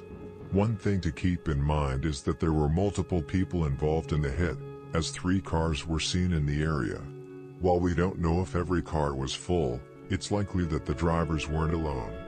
Initially, rumors circulated that Lil Reese, Frito, Lil Durk, and Chief Keef were behind the murder because they had publicly beefed with Jojo on social media and made taunting comments right after the incident. However, these rumors are false to my knowledge. While they may have been involved in some way behind the scenes, given their fame, money, and personal animosity toward Jojo, especially Lil Reese, who was directly threatened by Jojo, there's no evidence to suggest they orchestrated the murder. It's suspicious when someone threatens another's life, and then just a couple of hours later, that person is found dead. But again, these rumors don't hold up. Jojo's mother, Robin, even commented in an interview that she didn't believe Chief Keef was the one who pulled the trigger, but rather that he may have paid someone to kill her son. Whether that's true, though, is uncertain. Another rumor that gained traction quickly after the murder pointed to a group from Lamron, Front Street, 600, and SMG, specifically naming KK from Lamron, Frito from Front Street, D-Rose from 600, and Poo-Poo from SMG as potential suspects. Of these names, it's believed that Poo-Poo, D-Rose, and KK were allegedly involved in the murder. Poo-Poo from SMG has been implicated for a couple of reasons.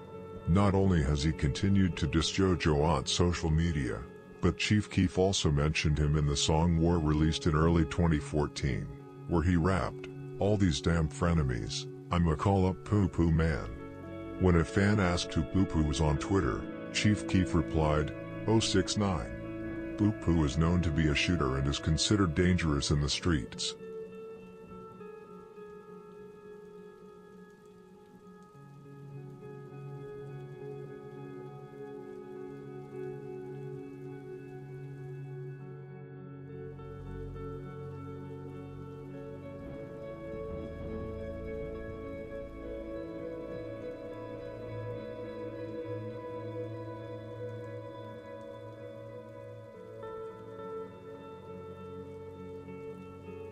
KK from Lamron/Daytown has been rumored to be involved in Lil Jojo's murder because he was killed just 2 weeks later, shortly after appearing in a video taunting JoJo's death. According to police sources, KK's murder was an immediate retaliation by Brick Squad. However, some Tate Town members have suggested that Shields, not Brick Squad, was responsible for KK's death, making it difficult to determine the true story. One name frequently associated with KK's murder is Mussolina, a known shooter from Brick Squad. The rumor linking KK to JoJo's murder initially came from a Facebook post by Tato from Front Street, where he wrote, "JoJo thought the same thing until he saw D-Rose, Frito, and KK pull up on him boom boom." However, Tato later claimed his account was hacked, and Frito also denied any involvement, calling the post fake.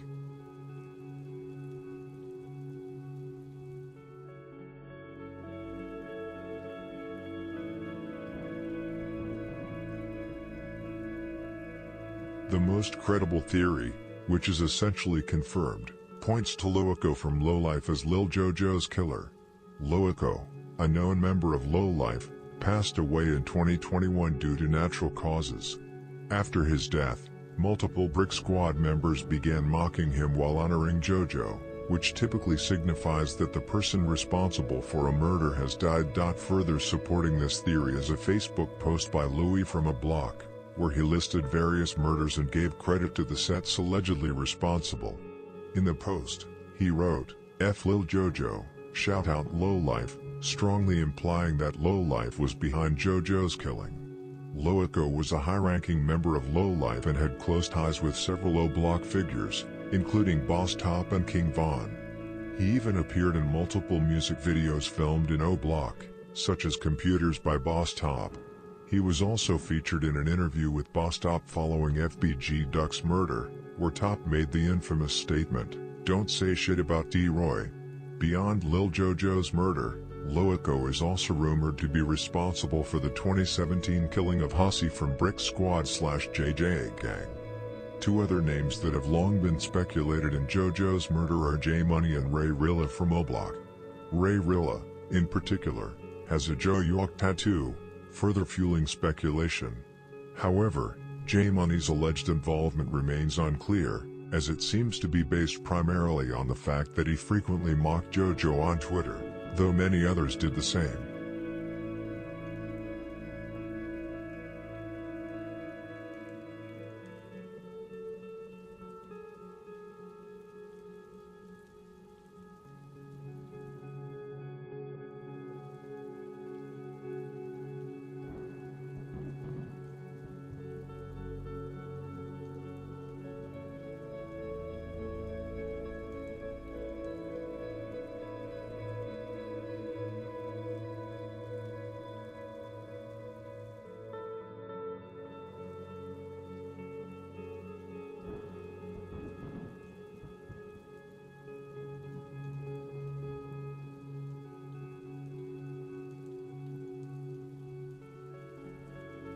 The final name to mention, and perhaps the most talked about, is D-Rose from 600. There is significant evidence suggesting that he was present at the scene of Lil JoJo's murder. In fact, just a week after the killing, D-Rose was brought in for questioning by the police, who believed they had solid leads and proof of his involvement. However, he was later released due to a lack of evidence, probably because he refused to cooperate. D-Rose was known as one of 600's most ruthless members, and I'll be covering his full story in the future. To summarize the most credible names rumored to have been involved in JoJo's murder, 6 individuals stand out: D-Rose from 600, KK from Tate Town/Lamron, Loico from Lowlife, Boo-Poo from SMG, Ray Rilla and J Money from O-Block. And I do think that Loico was the one delivering the killing shots. These are the names most frequently mentioned by various sources as potential suspects in the case.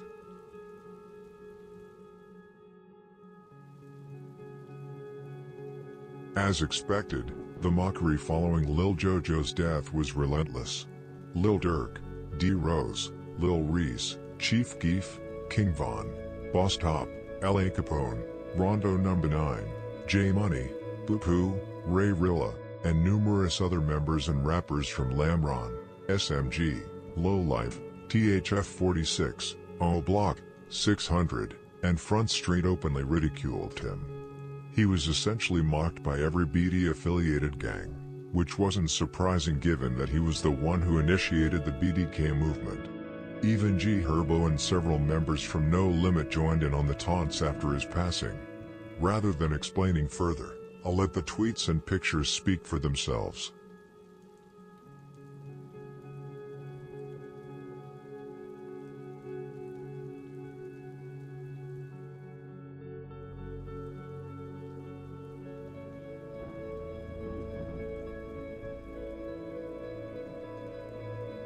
Terrible. Yeah, man, my nigga Moody gonna be Lil JoJo for Halloween. I get on the JoJo bill. Hey, who you gonna be for Halloween this year? I'm JoJo. Who, JoJo? Can I get on the JoJo?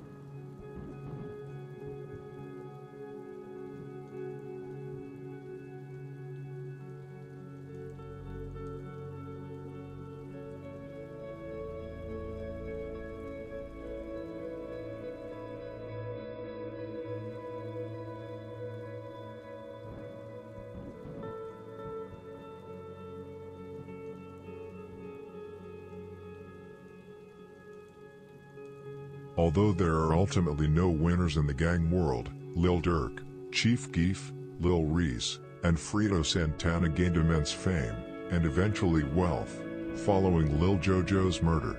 The entire rap beef played out on the internet, with thousands watching the conflict unfold in real time, fueling even more public interest. Durk, Reese, and Chief Keef capitalized on this attention, frequently mocking Lil JoJo in their music and on social media. A particularly interesting moment occurred in May 2013 when Lil Durk appeared on Sway in the Morning. During the interview, Sway brought up Lil JoJo's name and questioned Durk about how Twitter beef had escalated into real-life violence. Durk appeared caught off guard, seemingly surprised that an outsider, especially a major radio host, was aware of the situation and how closely people had followed it. He glanced at his friend in the background and, for a moment, almost started laughing, unsure of how to respond.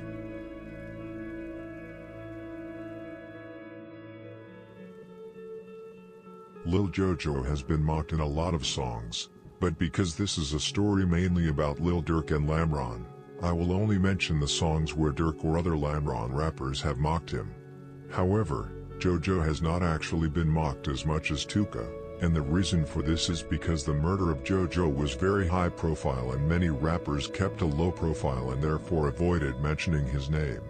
In Lil Durk's remix of We Ball, released in September 2017, he rapped, "Smoking on that Zico, Fathead, Tutu, Tuka, Lil Mark, JoJo, yes we do it, gang."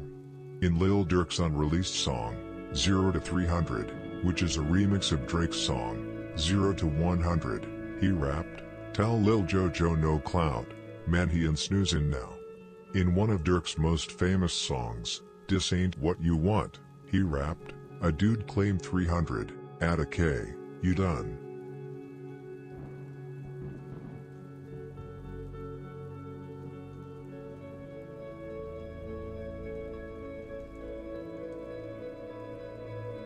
Squash shit, man. Gang is too bitch. Fuck ops. She can chill. Fuck dude. Aki!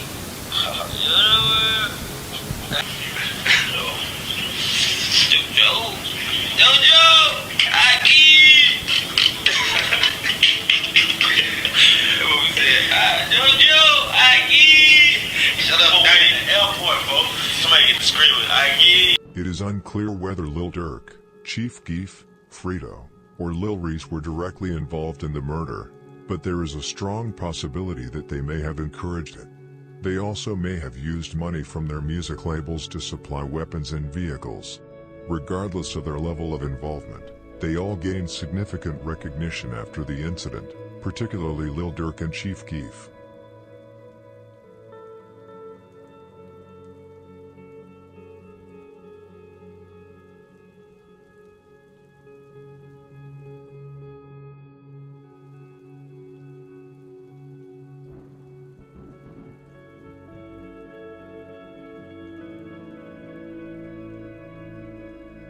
At this point, we are officially 5.5 hours into this story.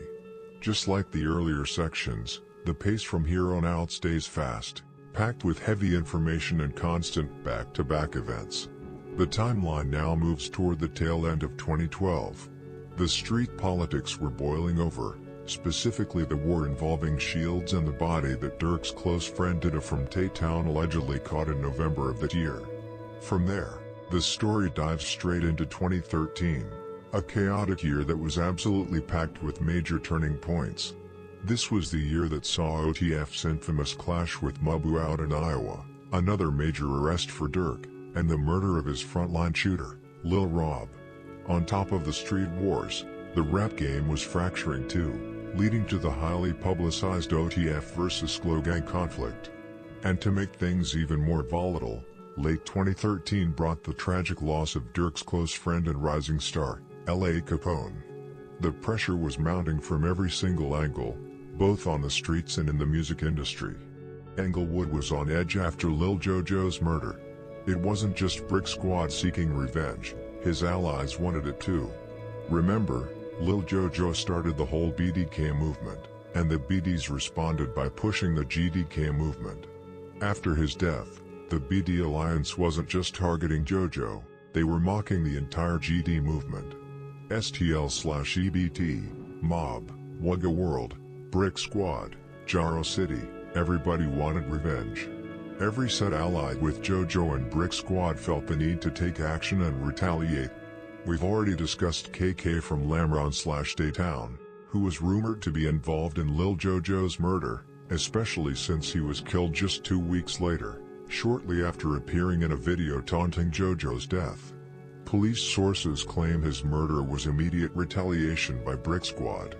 However, some Tay-Town members argue that Shields, not Brick Squad, was responsible, making the true story difficult to determine.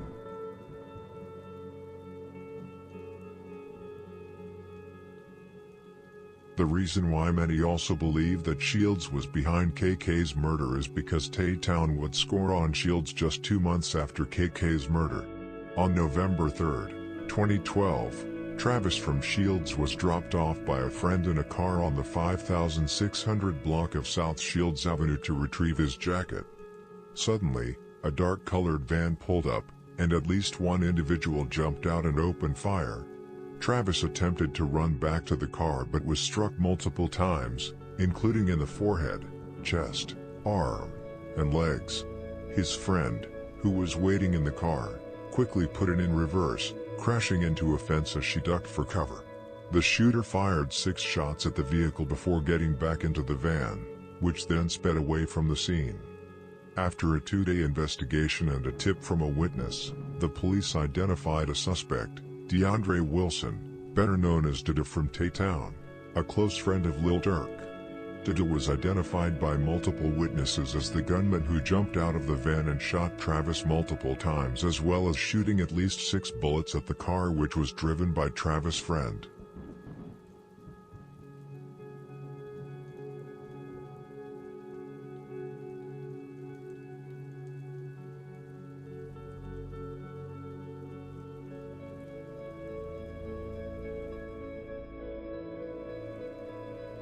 Much of the report on Travis's murder investigation was heavily redacted, particularly regarding the motive.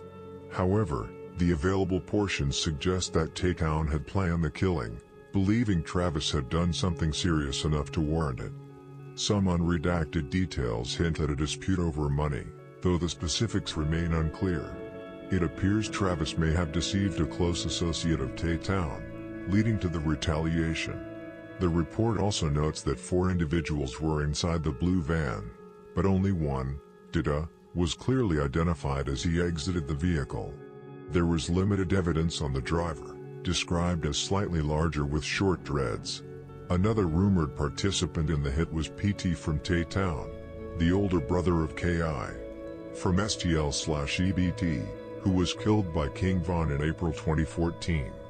However, whether this is true or not is very difficult to know. OTF Dada was held in Cook County for an extended period, but in November 2019, he received a $90,000 bond, which was paid by Lil Durk. This demonstrated their extremely close relationship, which they have had since the mid-2000s. 3 years later, on July 6, 2023, the trial for the murder took place. A few hours afterward, Dada posted an Instagram story, writing, "I just received the not guilty verdict, along with murder and attempted murder," followed by a laughing and muscle emoji. Just a week and a half after committing the murder, he was arrested again for unlawful use of a weapon but was released shortly after. However, as you all know, Dada is now one of the individuals arrested in the highly publicized murder of Lil Pop. We will, of course, provide more details about this in the later parts of the story.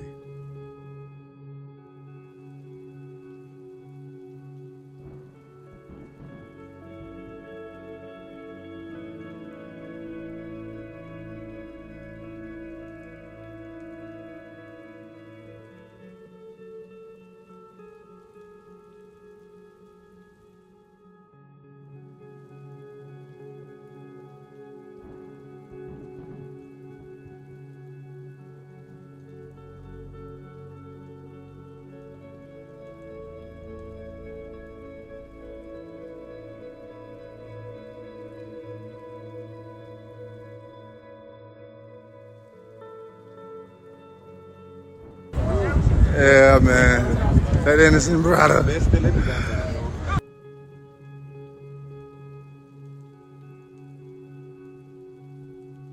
Now we leave 2012 and instead move on to the year 2013, an eventful year to say the least, which will cover the majority of this video. We begin this year by talking about Lil Durk releasing the song, "Dis Ain't What You Want," which was released on May 5, 2013, and would become one of Lil Durk's greatest hits and one of his classics. This was Lil Durk's first single with his record label, Def Jam, and Durk recorded the song in a basement, which he mentioned in his song, "Death Ain't Easy," where he rapped, "I made dis ain't what you want inside the basement." The song was later included in Lil Durk's album Sign to the Streets, released on October 10, 2013. It played a significant role in shaping Durk's career and served as an early breakthrough for him.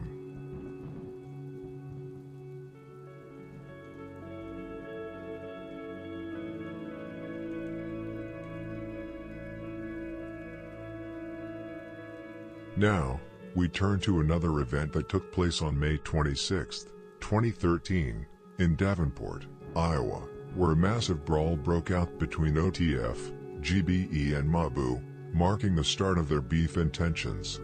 Before this, all three crews were on good terms. Crump from Snow Block was close with DHF46 and OTF and even appeared in the music video for Dis Ain't What You Want.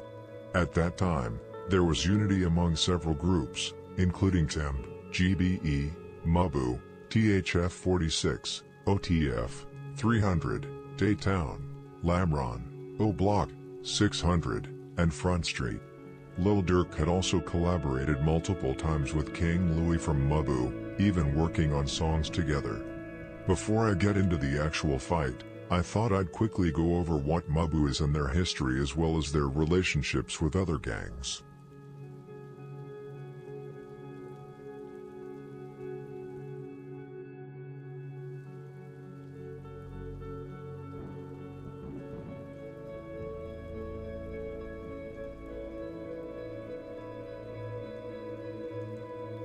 Mabu, short for Man Up Band Up, is a movement founded by King Louie, a member of Dro City.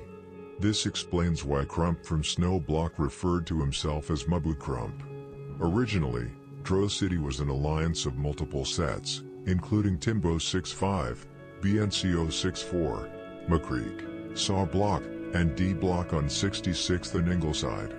To some extent, Hood Gang 067 Blackstone was also affiliated with this alliance.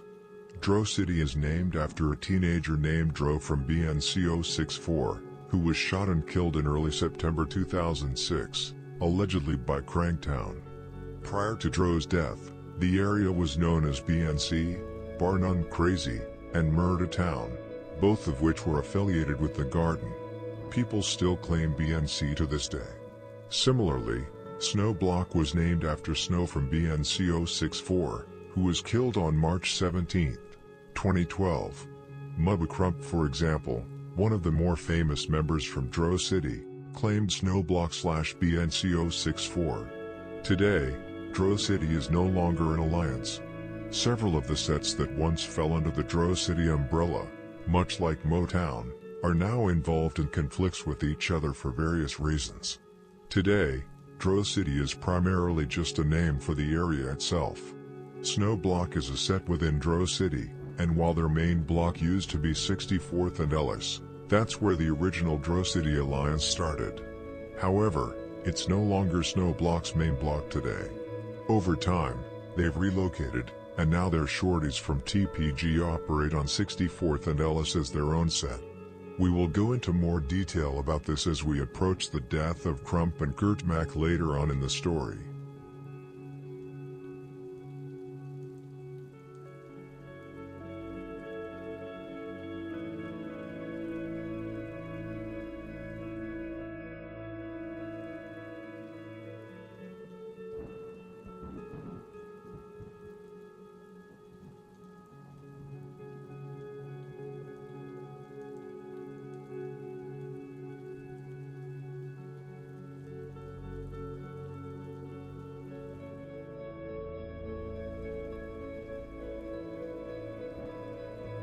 Now back to the stage brawl that occurred in Davenport, Iowa.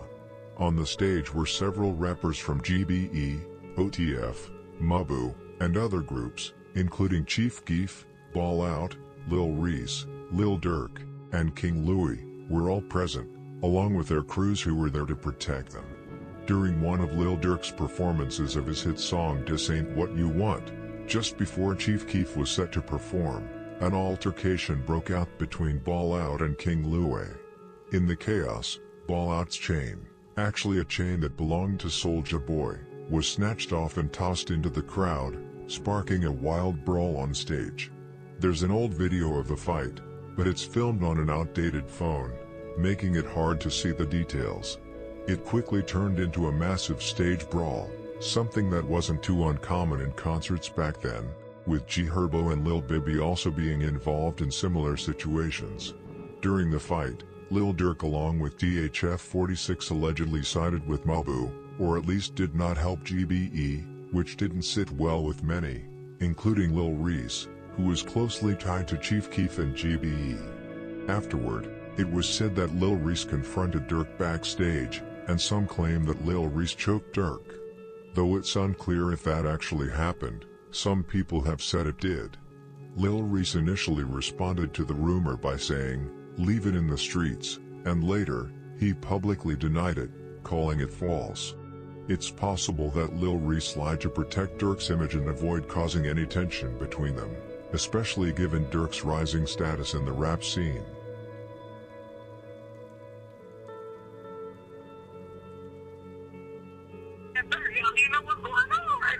No, I been knew you was going on with Durk. I was right there when you choked Durk, nigga. You telling me I don't know what's going on.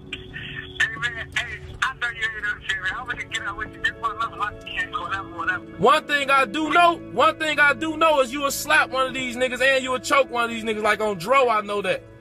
I didn't so. We know everything. We know, we gonna keep sitting in the streets with niggas, shit. I ain't no shit, bro. I'm out here dolo bitty. Scared him. That Newski nigga, I don't even know shit. Like, man, don't. His ass about to stop playing. His ass about to go back in the crib somewhere. I don't know him. He a hooper, boy. I was down there. He a hooper. He ain't. Next thing you know, Reese like, nigga, what that chain that on BD jump over there and choke him, for? I'm like, damn. Choke a book out of him, folks. Bitch ass nigga, didn't I tell you? Next thing you know, my little brother like, hell no. My little brother, Durk right there taking and choking like a Gito, you feel me? Taking that bitch. like you would choke your bitch. She, come on, baby, don't choke me. So they choking the nigga, you feel me? So The altercation on stage created significant tension between GBE and OTF, particularly between GBE and Mabu, with OTF seemingly caught in the middle.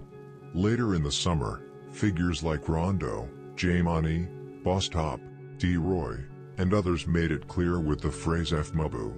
The exact reason why Lil Durk and THF-46 chose to back Mabu, or not help GBE in that moment remains unclear, but it was short-lived. Durk and THF slowly distanced themselves from Mabu relatively quickly after the incident, especially after OB600 made their stance clear. After all this, OTF and Mabu's relation slowly fell apart. Mabu started side with the ops not long after, specifically 051 Young Money, and Crump hung with Melly, which Durk didn't tolerate for obvious reasons. However, this didn't happen until 2014, so we will go into more detail on this later in the story. The chain that got ripped off from Fallout was taken by someone in the crowd, was later posted on Facebook, taunting Soulja Boy to come and reclaim it. There are also rumors about Fallout putting hands on Durk during the fight, however I don't know if that is true.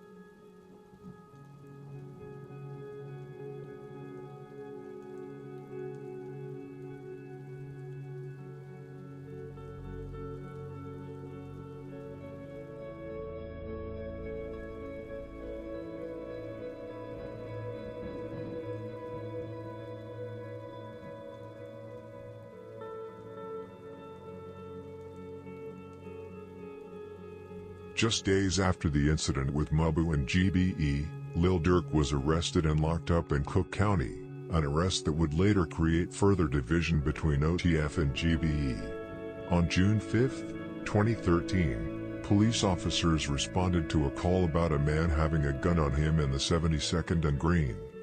Once they arrived at the scene, they spotted the suspect, Lil Durk, who looked in the direction of the police officers, and quickly tossed a blue steel Glock 17 semi-automatic handgun with 14 live rounds into a parked vehicle. The officer stopped Durk and arrested him and placed him in custody. The Glock 17 was recovered from the vehicle. This arrest ultimately led to the fallout between Chief Keef and Lil Durk, as Keef refused to post Durk's bond. At the time, Keef was facing ongoing child support cases in court, and many have said that's the reason why Keef didn't pay Durk's bond, but that is not true. Keef had just signed a huge deal with his record label, so he had money. The real reason why he didn't pay Durk's bond is because of the situation in Davenport, Iowa. This whole situation escalated into a series of robberies and shootings. Allegedly, 46, either Zoo and Rome or Bobo and Gino, depending on who you ask, robbed Keef, leading Capo and Benji Glow to reportedly fire shots at the Six in retaliation.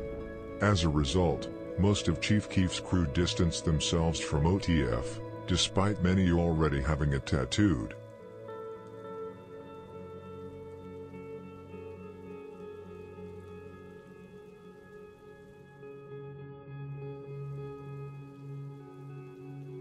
During Lil Durk's incarceration, Lamron lost one of its most important members who was one of Lil Durk's close friends. I'm talking about Lil Rob, who was shot and killed on June 13, 2013. During Lil Durk's incarceration, Lamron suffered a significant loss with the death of one of its prominent members and Durk's close friend, Lil Rob. Born Robert Allen Jr., Lil Rob was killed on June 13, 2013, allegedly by members of 051 Young Money. At just 19 years old, he was one of the original members of the new Lamron and was well connected within the group, maintaining close ties with Durk, Lil Mo, Nusky, Frito, Ball Out, and others. Lil Rob was the grandson of Prince Oldtimer, a leader of the Black Disciples and a key figure in the area now known as Lamron. Because of this, he was also referred to as Beto. Following his death, Lamron adopted the name Beto Gang in his honor. Lil Durk, who was deeply connected to Lil Rob, once referred to him as his shooter. Rob was highly respected and loved, and many members continue to represent Beto Gang in tribute to him. However, Lil Rob's death became a frequent topic of mockery by rival factions. Various diss tracks targeted him, including Andrilla's song 51 Dead Ops, where he raps, "Lil Rob got hit on the 4, left him on normal leaking on the floor." Similarly, Lil Mark referenced him in his well-known track No Competition.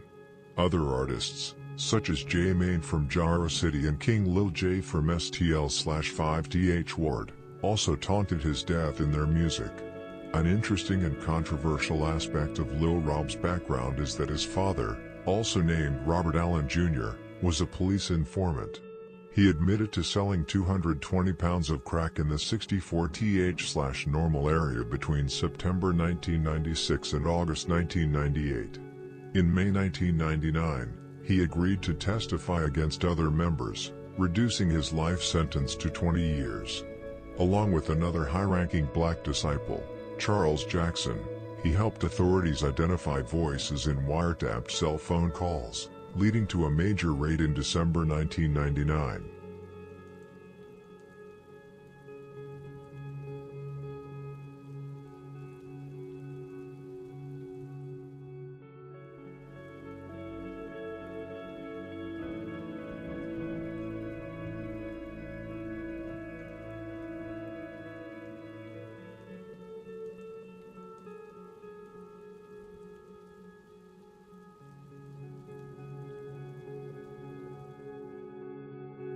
The death of Lil Rob hit Lil Durk very hard, and even more because he was locked up, and this also made him more angry at Chief Keef.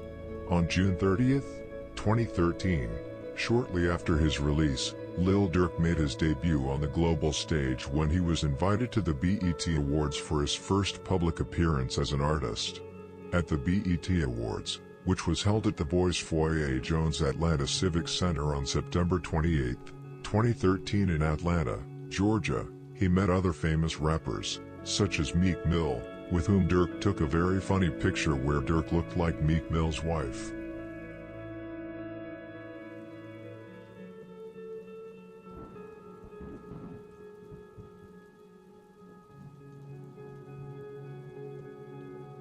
Now we move on to a major loss that Daytown and Lamron took in 2013, just weeks after the murder of Lil Rob from Lamron. The murder I am referring to is that of Woodé from Daytown, who was shot and killed on August 27, 2013. Keep in mind, don't confuse this murder with that of Weezy from Daytown, who died on December 8, 2013, which we will talk about at the end of this video. Woodé, whose real name was Pierce Curry, 17, was shot and killed early in the morning, as he and his friends drove in the 6200 block of S. State Street. Woodé was in the back seat of the vehicle when gunfire erupted from a car that pulled alongside them. The teen was taken to St. Bernard Hospital, where doctors said he died at 1:58 a.m., according to the Cook County Medical Examiner's Office. Woodé was the only one in the car that was struck by the gunfire, and he allegedly died from a single hit in the head. There are two different theories about who killed Woodé. The first one that came out was that it was Big Josh from Block Burna and Kill Akimo from D Block. The other theory says that it was Shields, the main ops of Taytown/Lamron, supposedly as revenge for the murder of Travis Hootedit from Taytown, allegedly killed in November 2012. Woode was a very beloved member from Taytown. He was the brother to both Buddha and Sade from Taytown. Both Buddha and Sade passed away in 2014. His sister, Sade, whose real name was Jasmine Curry, was pregnant at the time she was shot in the head while driving on the southbound shoulder of the Dan Ryan Expressway when another vehicle opened fire on her van, police said. She was a mother of 5 children. She died on July 9, 2014. Buddha, a very respected member of Taytown, passed away in October 2014, allegedly due to kidney failure.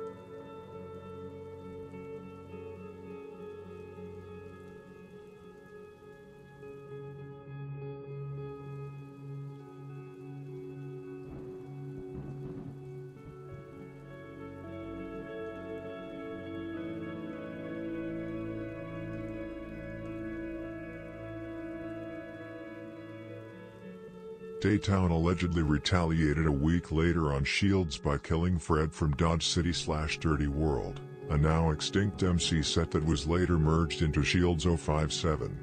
On September 2, 2013, officers responded to a report of shots fired in the 5700 block of South Princeton Avenue.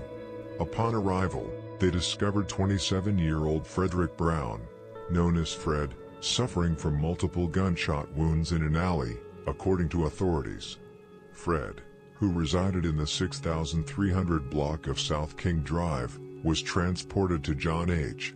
Strodger Jr. Hospital of Cook County, where he succumbed to his injuries approximately 30 minutes later. There are those who believe that Mob was behind the murder of Fred, as they have long had a deadly beef with Shields, which may seem strange considering that both are enemies of Lamron and Taytown. But that's how it is. However, I don't think it was Mob, and Shields has also confirmed that Mob was not behind the murder. The rumor I have heard is that it was Woode's brother, Buddha, who was involved in the revenge murder of Fred. However, this is unconfirmed information.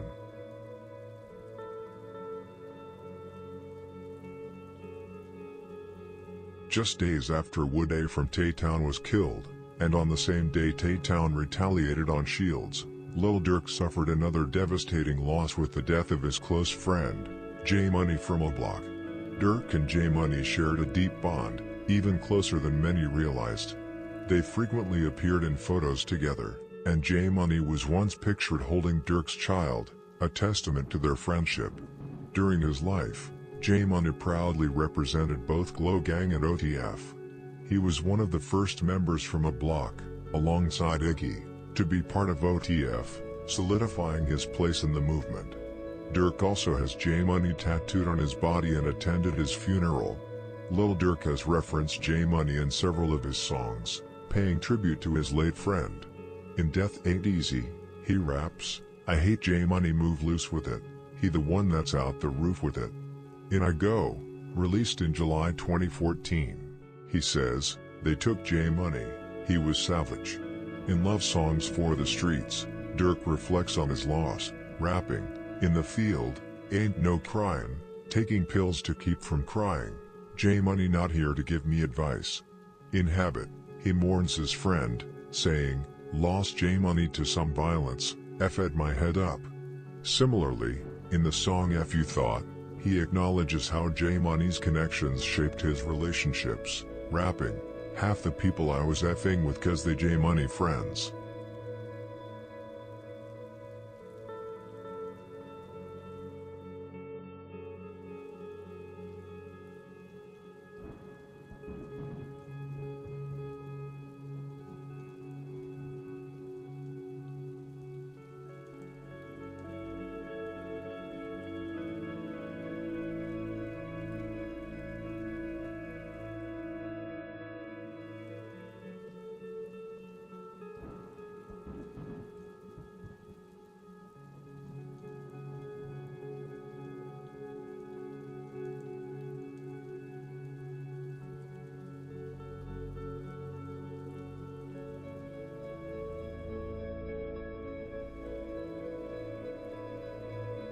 J Money was killed on September 2, 2013, marking a devastating loss for O Block and the entire OTF.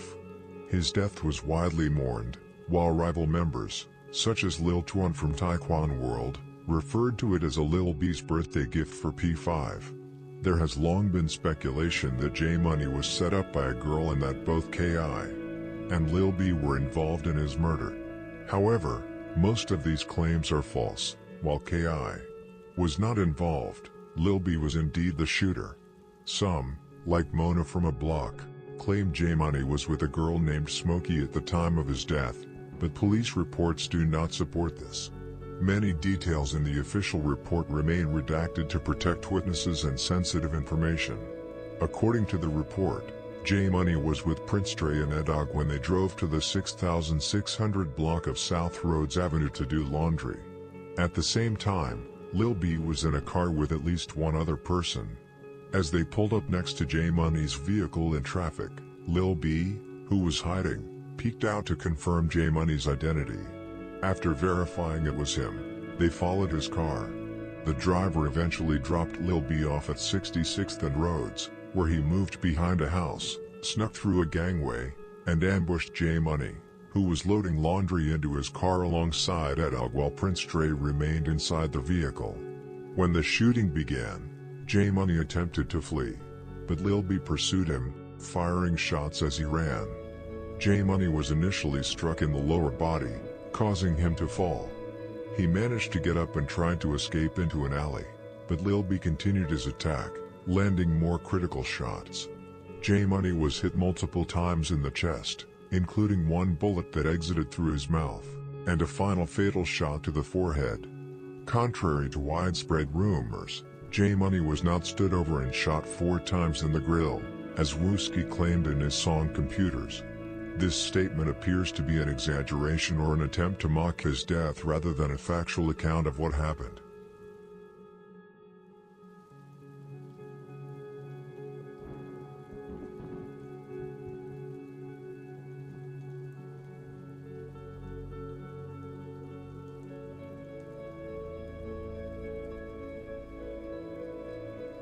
J Money, whose real name was Jerome Wood, was just 21 years old when he was tragically pronounced dead at the scene upon the paramedics' arrival.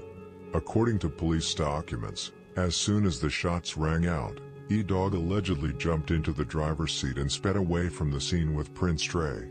Though their names are not explicitly mentioned in the report, their identities were inferred based on birth dates, descriptions, and the fact that Prince Dre later admitted in a song that he witnessed J Money's death.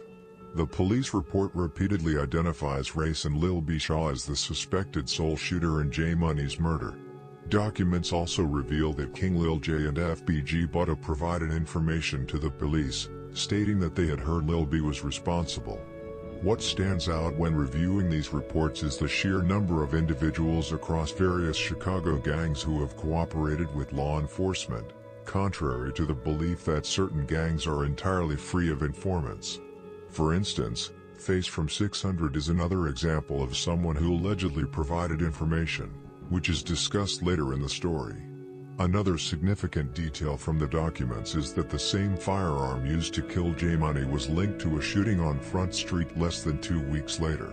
In that incident, 6 individuals were arrested, including Lil B.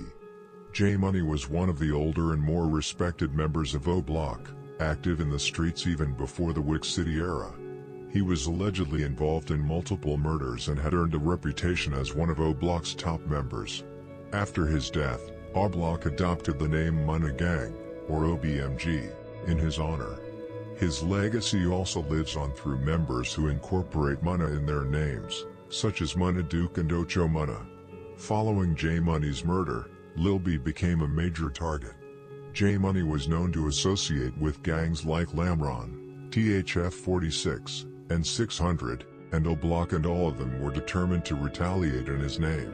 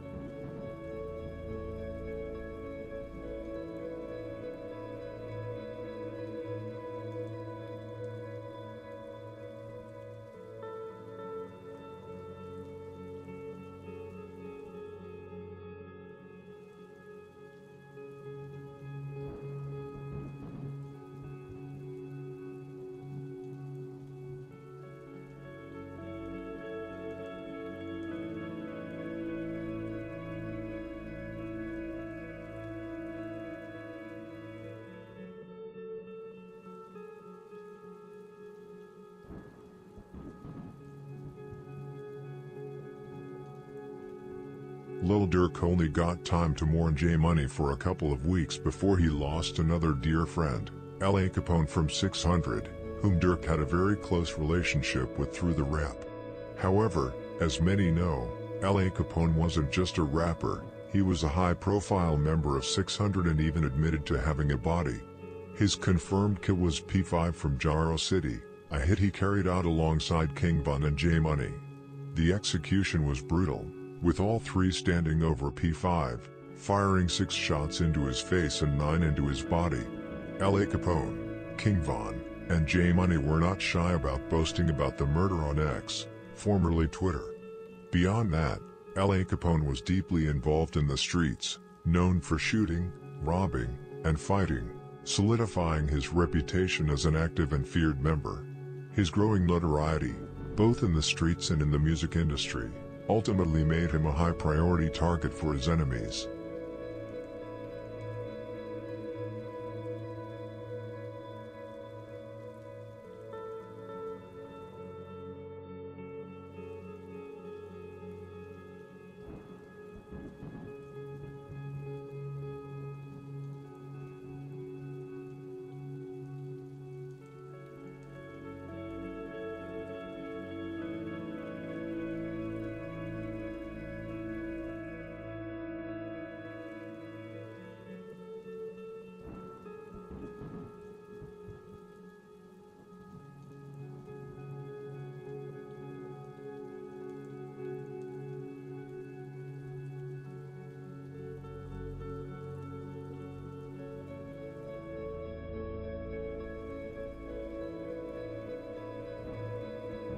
September 26th marks the tragic day when L.A. Capone's life was abruptly cut short. To understand the full story, we have to go back to the beginning of that fateful day. Between 9 a.m. and 2 p.m., L.A. Capone, J.B. bin Laden from 400D, and Ocho from O Block attended court for a trespassing case. After the trial, they returned home briefly before deciding to hit the studio to record music. Around 3 p.m., L.A. Capone and J.B. bin Laden arrived at a studio located on the second floor of 7034S. Stony Island, a territory controlled by Zolan/ABM. While not an enemy block, it wasn't their home turf either. However, some members of O Block and 600 had family ties to Zolan/ABM. L.A. and J.B. spent about 2.5 hours recording before their session ended, and they prepared to head home. A video from that session, filmed by J.B., still exists, an eerie reminder of L.A.'s final hours. The song he recorded that day was called Brothers.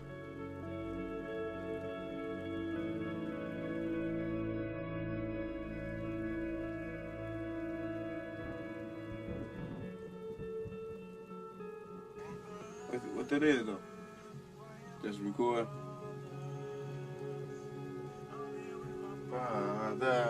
This gonna be a hit song, man. You recording this shit? Get this shit on camera, man. Get this shit on fuck. While L.A. Capone was in the studio with J.B., Lil Mick and Rockhead from 051 Young Money, along with Mako from Met Boys, were attending a barbecue at 51st and Prairie. During the gathering, Rockhead, also known as Rocco, received a phone call from Hard Knock, a member of 035757. On the call, Hard Knock informed Rockhead that L.A. Capone was at the studio dissing 051 Young Money in a song. At the time, Hard Knock was at the studio with L.A. and J.B., as well as the studio owner, a former 051 YM member, working on his own music. Despite 035/757's ties to 051 Young Money, they weren't necessarily considered enemies. There were even family connections between 635/757, and Hard Knock was primarily seen as a music engineer rather than an active gang member. After the call, Rockhead, Mako, and Lil Mick contacted Big A from 051 Young Money and met up with him at a gas station on 67th and Stony Island. From there, they split into 2 separate vehicles and headed toward the studio, parking a few houses down, 1 car stationed at each end of the alley. They waited patiently inside their vehicles for 20 to 30 minutes, anticipating LA's departure from the studio. When L.A. Capone and JB exited through the back of the studio, they sat on the porch, waiting for a ride. After a few minutes, L.A. grew impatient, perhaps sensing something was off, and decided to start walking home while talking on the phone, likely trying to arrange a ride.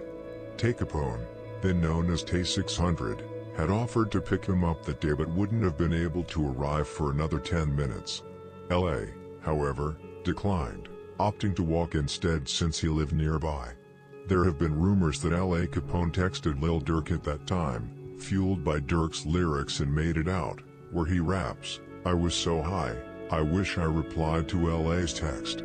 However, this is inaccurate. The text from L.A. was sent earlier that day and was unrelated to his ride home.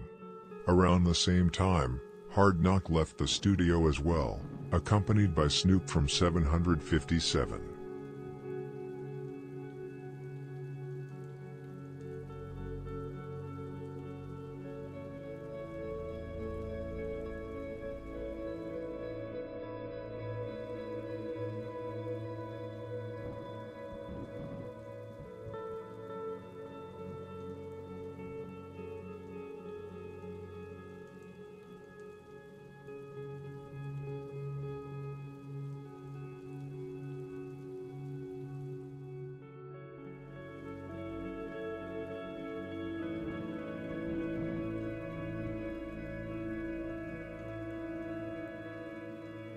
As soon as L.A. Capone entered the alley wearing a black hoodie, Lil Mick immediately spotted him. Stealthily exiting his car, he approached L.A. and fired 2 shots, one striking him in the lower right back, where the bullet lodged above his kidney, and the other hitting his upper right thigh, exiting through his inner groin. L.A. collapsed to the ground, and Lil Mick attempted to stand over him to finish the job, but his gun jabbed. Without hesitation, Mick fled north up the alley, got back into his car, and both getaway vehicles sped off. JB, still sitting on the porch when the shooting occurred, immediately rushed to the alley, finding L.A. Capone lying on the ground. Desperately trying to help, he yelled, "Bro, you're good, bro." Within minutes, paramedics arrived and transported L.A. to Northwestern Hospital. Upon arrival, L.A. was still conscious and told authorities that a car had pulled up in the alley before he heard 5 or 6 shots and was hit. He described the shooter as wearing a black hoodie but claimed he couldn't identify them, responding, "I don't know." Tragically, L.A. lost consciousness in the ambulance and never regained it, passing away during surgery around 8:30 p.m. Interestingly, exactly a year earlier, he had been shot in nearly the same spot, his upper right thigh, by Boss Trail from STL/EBT. This prior injury may have contributed to his inability to survive the wounds.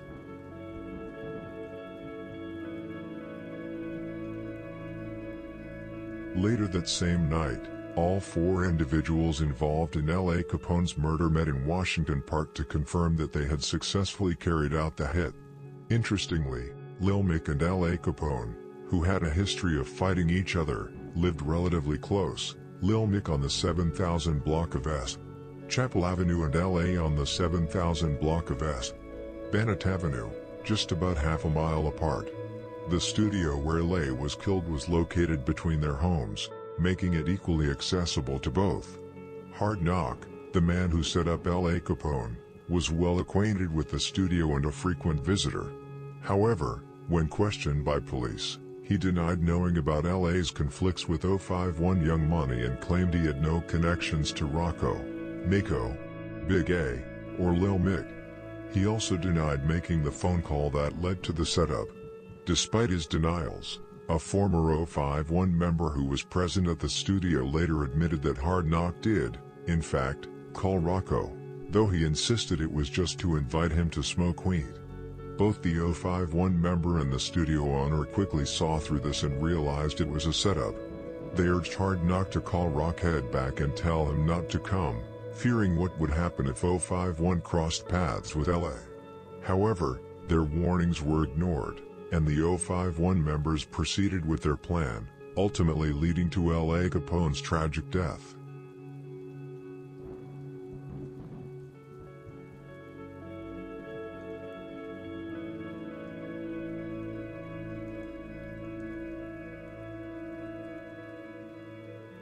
As many of you know, all 3 individuals involved in the hit were arrested and charged with the murder. Bigga would have also faced arrest, but she was killed on November 14, 2013, allegedly by Bezu from THF 46. Rockhead was the first to be arrested, on August 20, 2014. Lil Mick was taken into custody the following day on the 21st, and Mako was arrested on the 22nd. All 3 individuals arrested cooperated with the police and turned on each other. Rockhead implicated Lil Mick as the one who killed L.A. Mick, in turn, snitched on THF 46 for Big A's murder. Mako also pointed the finger at Mick, claiming he was the shooter and refused to let him back in the car. Lil Mick, caught in the middle, ended up being snitched on and then snitched back in a desperate attempt to avoid jail. Initially, Lil Mick was sentenced to 60 years in prison, but about a month ago, he won his appeal and had his sentence reduced to 20 years, meaning he'll be released in 2034.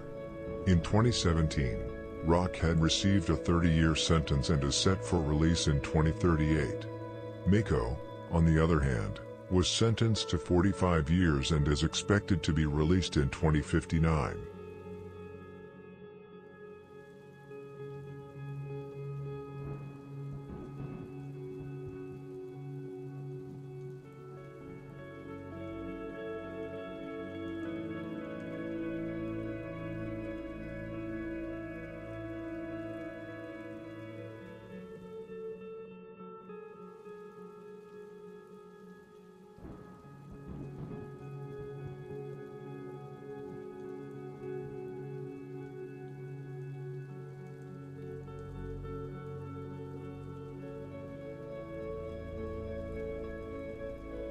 This murder took an extremely hard toll on Lil Durk and the entire OTF and OB600.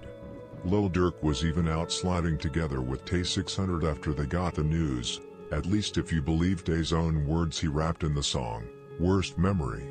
In the song, he rapped, tweeted Durk, "I'm like, we gone. I'm bout to change whips, then I picked up Durk, now we're up in traffic, SKRT, I was on the lurk, up at the hospital first." Durk had a close bond with many members of 600, particularly the rappers, Buka 600, L.A. Capone, Rondo No. 9, E-Day, and even Tay 600. However, his relationship with Tay was short-lived for reasons we'll discuss later. Among them, Durk and Rondo had an especially tight connection. Durk frequently shouted him out in songs and on social media, showing consistent support. We all remember the iconic "Rondo will be home by Christmas" tweets. Even after Rondo was incarcerated for the murder of a taxi driver, Durk continued to support him by putting money on his books. The two also collaborated on multiple tracks and even performed together live on stage. Durk has paid tribute to L.A. Capone in several of his songs. In Glock Up, he rapped, "I'm 300, that's my tool. You snatch this chain. On law this chopper gun chop you." He also made an appearance in the music video for Play for Keeps, one of L.A. and Rondo's most iconic tracks. Additionally, Durk honored L.A.'s memory by getting a tattoo dedicated to him.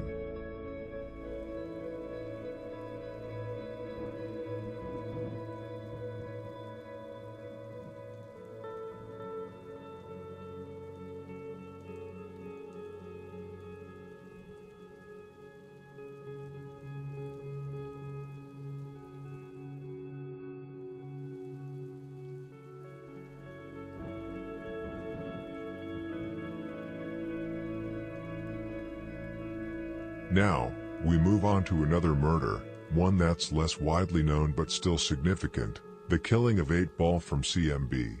His death occurred just 3 days after L.A. Capone's, though the two incidents were unrelated. The reason 8 Ball's murder stands out is due to its alleged connection to Durk's older brother, D-Thang. CMB, a GD set, had a long-standing rivalry with Dog Pound, the set D-Thang was affiliated with. On the day of the shooting, 8 Ball was walking through CMB/Crazyville territory when a car pulled up, and gunmen opened fire. He was struck in the back, causing him to collapse.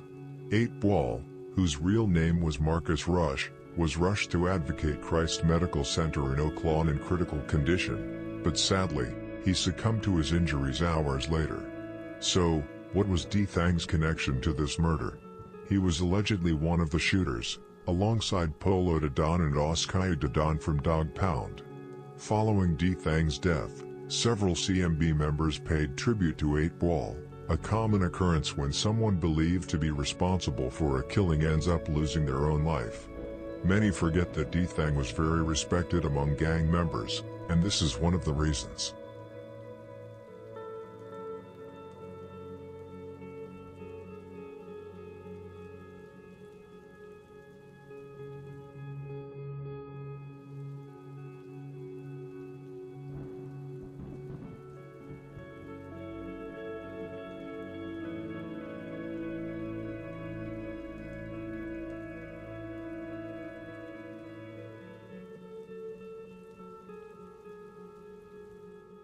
On October 10, 2013, Durk dropped his highly anticipated album, Signed to the Streets, the first installment in a series that would later include 3 more albums, released in 2014, 2017, and 2018. We've already covered this album in previous sections, so I won't repeat any details. I just wanted to give it a quick mention before moving on. I also want to briefly mention the murder of Big A from 051 Young Money, who was killed on November 14, 2013. The shooting was allegedly carried out by Durk's close friend and OTF rapper, Bezu from THF 46. As many of you know, 051 and THF 46 have been longtime rivals, with numerous bodies dropped in their ongoing war. Big A was reportedly involved in the murder of L.A. Capone, which may have made her death an act of retaliation. However, a major factor was Bezu's deep-seated hatred for 051, as well as Big A's influence within the set and that she was the brother of Ario, a top member of 051. However, this murder is not particularly relevant to the overall story. Instead, we will now shift our focus to a pivotal event that significantly altered gang relations on the South Side forever. The murder of Pluto from Lamron/400D.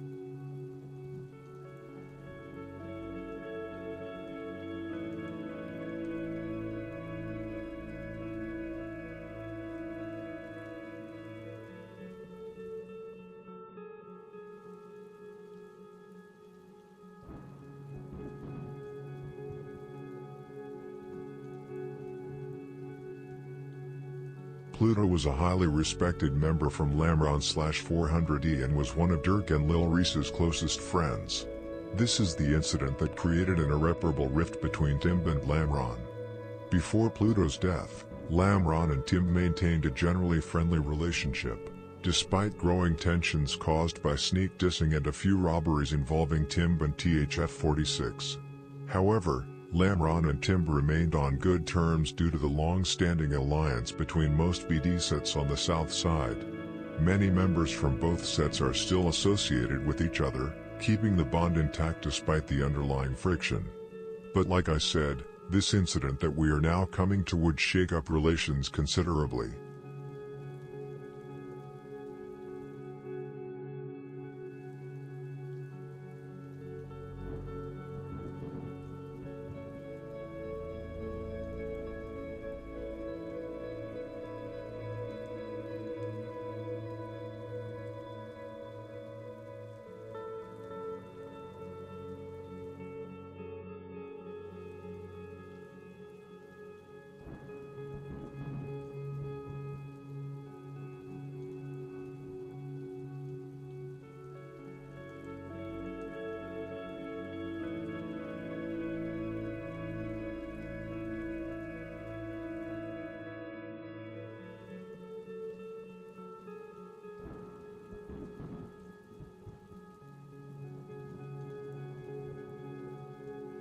At the end of 2013, Tim had a falling out with Lamron, 600, DHF 46, and O-Block following the accidental killing of Pluto from Lamron by Ivory from Tim. Pluto had been in a car with Ivory and 2 other members when they allegedly spotted 051 members, or were spotted by them, which led to a shootout. During the exchange, Pluto, depending on who you ask, was either accidentally shot in the back or intentionally targeted. The vehicle then sped east on 93rd Street, swerving into oncoming traffic before crashing into a parked vehicle, a light pole, and a tree. Pluto was rushed to the hospital, where he later died, while Ivory and the other 2 passengers were injured and taken to Christ Medical Center for treatment before being arrested and questioned. Ivory was ultimately charged with murder but beat the case, despite the crime lab finding gunshot residue on his sweatshirt. While many believed Pluto's death was a mistake, others started to question that narrative after hearing reports that Pluto was shot in the back while sitting in the front seat of the car. In the aftermath, tensions between the sides escalated, with sneak diss tracks and social media posts. Lil Reese from Lamron tweeted, "I'm die white for both sides for Pluto," and Lil Durk later rapped in Crossroads, "Pluto would still be alive if he ain't hung with strangers," which many, including myself, interpreted as hinting it wasn't an accident. After the song was released, Courtney from Timb went on social media, saying Durk was lucky to be alive and that his time was running out. Other Timb members like Big Dre and Jidda also mocked Durk. The fallout between Timb and O Block/600 deepened, with many members from O Block and 600 dropping the Y for Timb. Timb responded with FOD and Obama as the real O. However, not everyone supported this split. Money Man from Timb stayed neutral, as he was good friends with Prince Dre and respected him. D Rose from 600 also remained neutral, being close with both sides. In the end, D Rose earned a lot of respect for not picking sides and staying out of the conflict. Diaresis.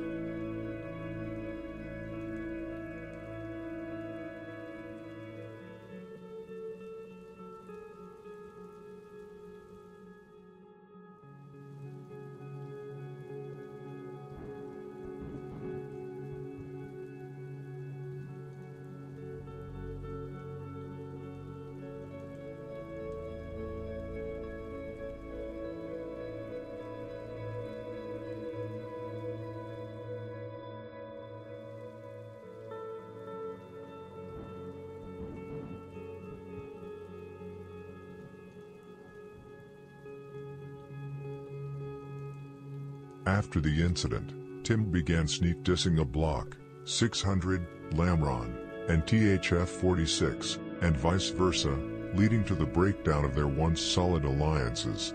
Tensions escalated further when a series of robberies took place between Timb and THF-46. The final blow to the former alliances came when Timb began to ally with their former rivals, 051 Young Money.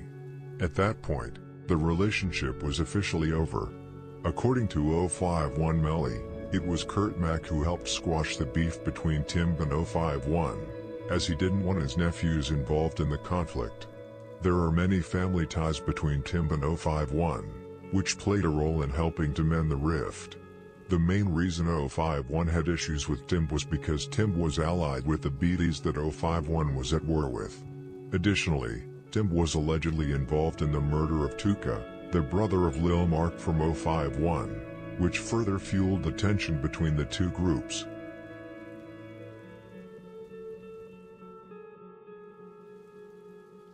The final event for this video is the tragic killing of Wheezy from Tay-Town, marking the 4th loss for Tay-Town/Lamron that year.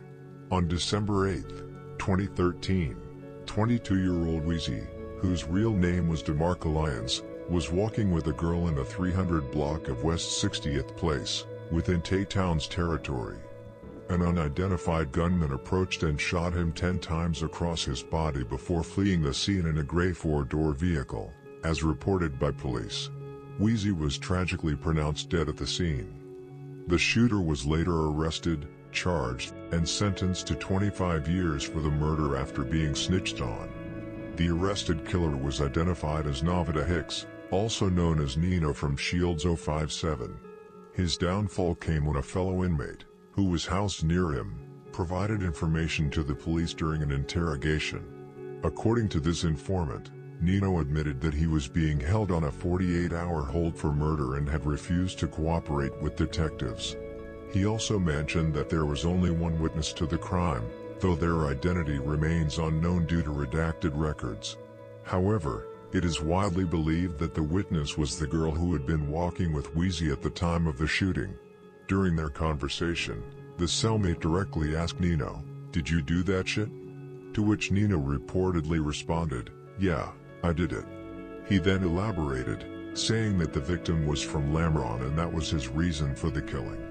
Nino also mentioned that Weezy was around 20 or 21 years old and made a bizarre claim, stating that Weezy was too old for the girl he was with. He went on to argue that the police should have arrested Weezy for a statutory offense rather than charging him with murder.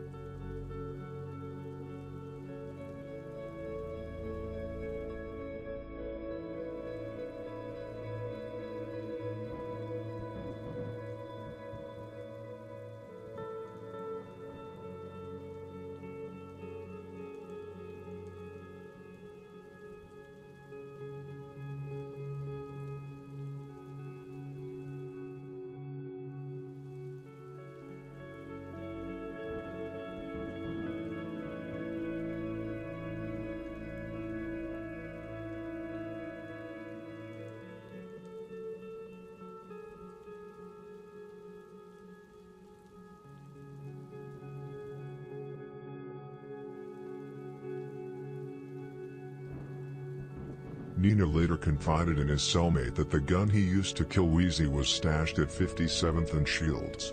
He explained that his crew wanted to dismantle it and dispose of it in a sewer, but he insisted they keep it, suggesting they either sell or trade it instead. When discussing how to acquire a firearm, Nino told the cellmate to go to the 5700 block of South Shields and say, "Lil Nino sent you," boasting, "I'm plugged like that." Unbeknownst to him, the cellmate relayed all this information to the police, which played a crucial role in Nino's prosecution. The sheer recklessness of his self-incrimination is almost baffling. However, one intriguing detail stands out: Nino's claim that the girl with Weezy was underage and that Weezy should have been arrested for a statutory offense instead of him being charged with murder. Given that Weezy had known the girl beforehand, it's worth questioning whether this played any role in a killing or if it was solely due to gang affiliation.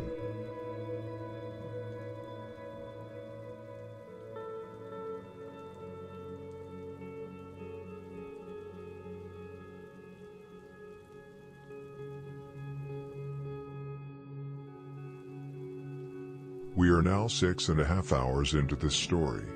With the chaos of 2013 established, the timeline officially steps into 2014, a year that proved to be one of the most volatile and defining periods for everyone involved. The stakes were higher than ever, starting on the streets with the high-profile murder of Lil Mark, right as King Von's friendship with Lil Durk was beginning to solidify behind the scenes. But the biggest blow to Durk's inner circle came with the tragic killing of his cousin, OTF Nusky, a loss that shook the entire movement to its core. At the same time, the industry beefs were spilling over.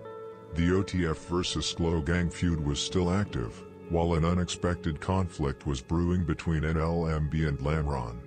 On top of that, Durk's issues weren't just localized to Chicago anymore, leading to him confronting the game out in LA, and his strategic decision to side with the Migos during their infamous beef with Glow Gang. Everything was moving at a dangerous pace, both in the streets and across the rap industry. We begin this chapter with the murder of Lil Mark, the rapper who brought 051 Young Money into the spotlight. On March 25, 2014, just 3 days before his death, Lil Mark released his most well-known and controversial track, No Competition. The song was a remix of Lil Durk's Competition featuring Lil Reese, where Durk dissed Brick Squad, Wugga World, and King Lil J. However, Lil Mark's version took the disrespect to another level, mocking several deceased members from 600, Lamron, and O Block, including L.A. Capone, Daysky, O.D., Baldy, Trix, Lil Rob, and D-Thang. This blatant disrespect undoubtedly played a significant role in his death. It was no coincidence he was killed just days after the song's release. Lil Mark wasn't just a rapper, He was a prominent member of 051 Young Money and was rumored to have been involved in the 2011 killing of Tony from THF 46, alongside D Streets from 051. His track quickly gained attention across Chicago, angering many and making him a prime target.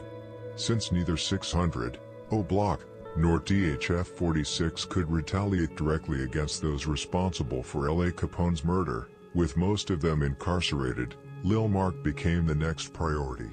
It was a case of a rapper for a rapper, as Lil Durk referenced in 1773 Vulture, rapping, "If we can't find you, we gon' kill your artist." On March 28, 2014, Lil Mark tragically met the same fate as his brother Tuka, shot and killed while standing at a bus stop. The question is why Lil Mark was standing there that day, because 2 days before he was close to getting caught at the exact same bus stop by basically the same people who would catch him exactly 2 days later.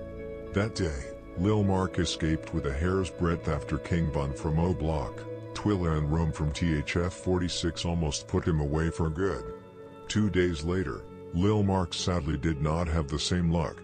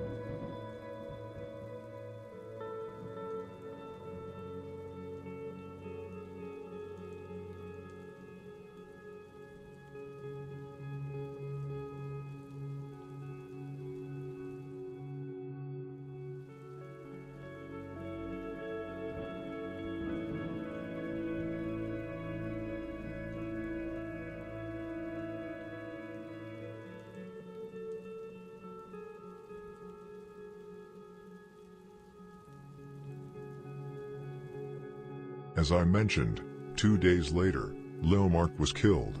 On March 28, 2014, at around 1:27 p.m., he was standing at a bus stop on the 300 block of East 51st Street. Members of Lexville allegedly spotted him and quickly passed the location to THF 46. At the time, THF 46 was already out in traffic with members from Folly Boys, 600, and O Block. Without wasting any time, they drove to the scene and confirmed Mark's presence. The individuals in the car were reportedly Twilla from THF 46, D-Rose from 600, 5-Star from Folly Boys, and T-Roy and King Bun from O Block. Upon arriving, they pulled up alongside the bus stop. Twilla allegedly jumped out of the silver minivan and opened fire using a gun with an extended magazine. Meanwhile, King Von and D-Rose are said to have fired additional shots from inside the vehicle. Lil Mark immediately attempted to run, but the first rounds shattered the glass of the bus stop. More shots followed, with one striking Mark in the head. After the attack, they sped off, fleeing north and then west. Out later that day, at around 6:30 p.m., the same minivan, which reportedly belonged to D-Rose, was found abandoned and set on fire in the 3700 block of South Ellis Avenue. At the crime scene, investigators recovered several shell casings from multiple firearms. A witness described seeing one man jump out of the van and start shooting at Mark. However, it's impossible to confirm whose bullets ultimately took his life, as all three alleged shooters, Twilla, D-Rose, and King Von, have indirectly claimed responsibility. Just hours after the murder, D-Rose tweeted, "I'm going in, ain't gotta ask who shot him," along with, "Marco what I'm smoking on, Marco Pack." King Von also took to Twitter, writing, "Smoke op, now we're back at it," accompanied by several disrespectful tweets about Lil Mark. Later in his music career, Von continued to mock Mark, rapping, "Caught that boy right by the bus, this is his last stop." Twilla also publicly ridiculed Mark, going as far as posing for a photo at the very spot where the murder took place. Perhaps even more shocking was the fact that, mere hours after the killing, D. Rose, D. Roy, and King Von allegedly returned to the crime scene to film and further mock Mark. Though his body had been removed by then, the blatant disrespect showed no limits.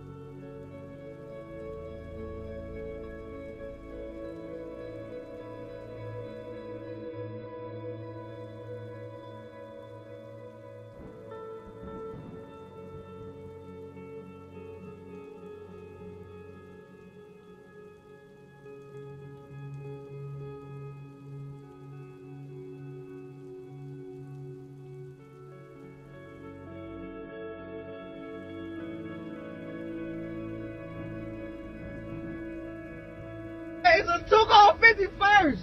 Damn, body down. I was not gonna see the Hold on. tweaking, bro. Body down. 51st. Gang. Man, that.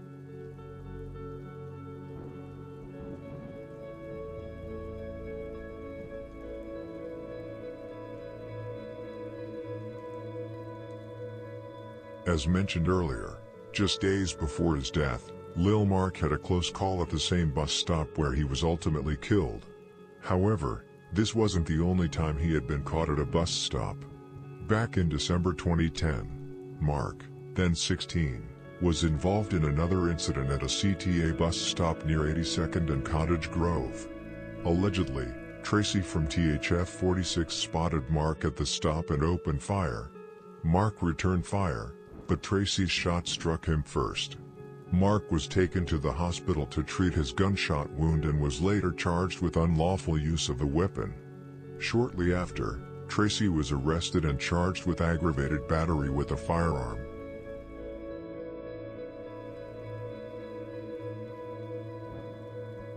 After the hit went down, BD members flooded social media with mockery. Although Lil Durk didn't directly mock Lil Mark, he became the face of the backlash due to his status as Lamron's most famous rapper, making him a prime target of opposition hate. As the head of the OTF and 300 movements, Durk was closely connected to THF 46 leader Bezu, strengthening his ties to the BD side. Beyond his affiliations, Durk was indirectly involved in the conflict by supplying his allies with weapons, further intensifying 051's animosity toward him. Despite their desire for revenge, 051 couldn't get to Durk himself. Known for his cautious movements, he was difficult to catch. In response, 051 shifted their strategy, targeting those closest to him instead.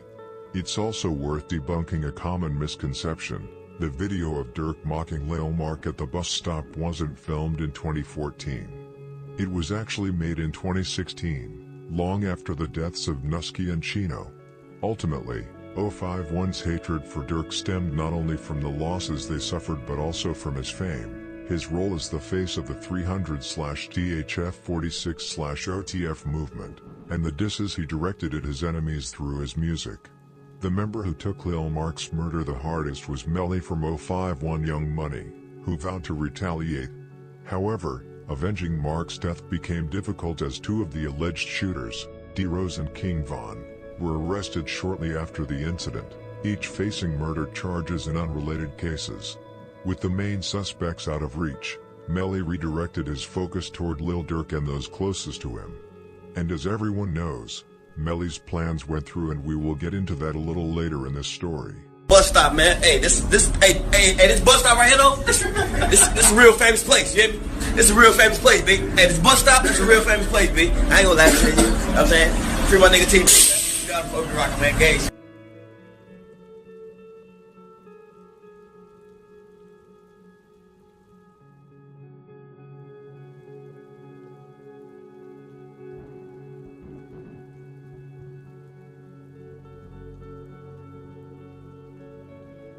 Just days after Lil Mark's murder, Blood Money, a well-known figure in Chicago and Chief Keef's cousin, was killed. On April 9, 2014, Blood Money was shot near his childhood home at 56th and Elizabeth Streets. According to police, there were so many shell casings at the scene that they had to use index cards as evidence markers. Blood Money was hit by multiple bullets across his body, and his 33-year-old cousin, T-Man, was struck in the stomach. Both were rushed to the hospital, but sadly, Blood Money, whose real name was Mario Hess, was pronounced dead at Strasser Hospital. Fortunately, his cousin survived the shooting. There are several theories surrounding who was responsible for Blood Money's death. Some claim it was Scrap and Bebe from Mob, while others suggest King Von and T-Roy were involved. However, these theories are incorrect. Blood Money was actually killed by an older member of Grimy Gang, the same set he was affiliated with, in a backdoor situation over money. Blood Money was widely respected with bodies under his belt, one which he allegedly caught in broad daylight with Trey Savage from MTV/Glow Gang. Blood Money was essentially the muscle of Glow Gang, alongside T-Roy and Trey Savage. However, T-Roy was less loyal to Glow Gang and more aligned with O-Block.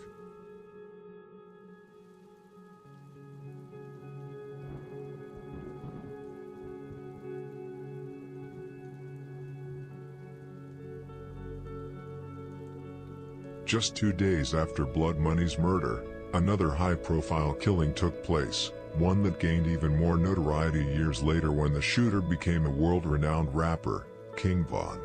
This incident involved the murder of K.I., the female gangster King Von had previously exchanged phone calls and tweets with, and even physically fought on a train. On April 11, 2014, King Von fatally shot K.I. multiple times in the body and neck before fleeing the scene in a car driven by Boss Top. During the attack, FBG Bud and another man were also shot and injured. About a month and a half later, King Von took another life, Malcolm, during a shooting at a house party. Malcolm wasn't the intended target. The actual targets were members of Jaro City who were also present. King Von carried out the shooting alongside Big Mike from O-Block. Both were eventually arrested and charged, a well-known story that I won't delve into further. This event is significant as it marks the time when Lil Durk and King Von started forming a closer bond. During this period, King Von was also spending time with Lil Varney from Lamron.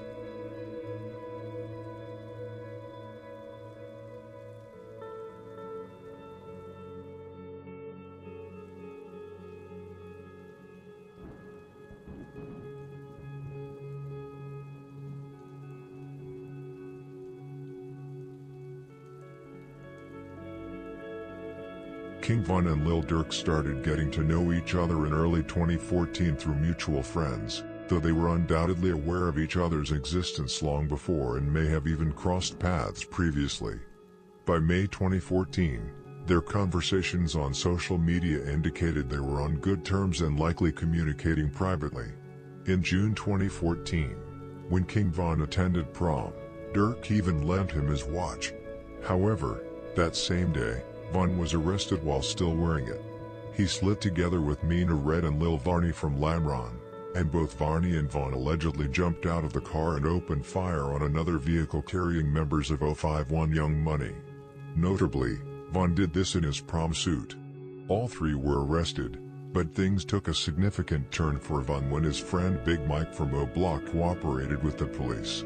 This led to Von being charged with the murder of Malcolm, which had occurred just days earlier. While Von's incarceration put a pause on their growing relationship, Durk remained supportive, regularly sending money, keeping in touch, and standing by him. When Von was eventually released, Durk wasted no time in taking him under his wing. We'll delve deeper into this later. Around the end of 2017, when King Von was released from Cook County and beat the murder case.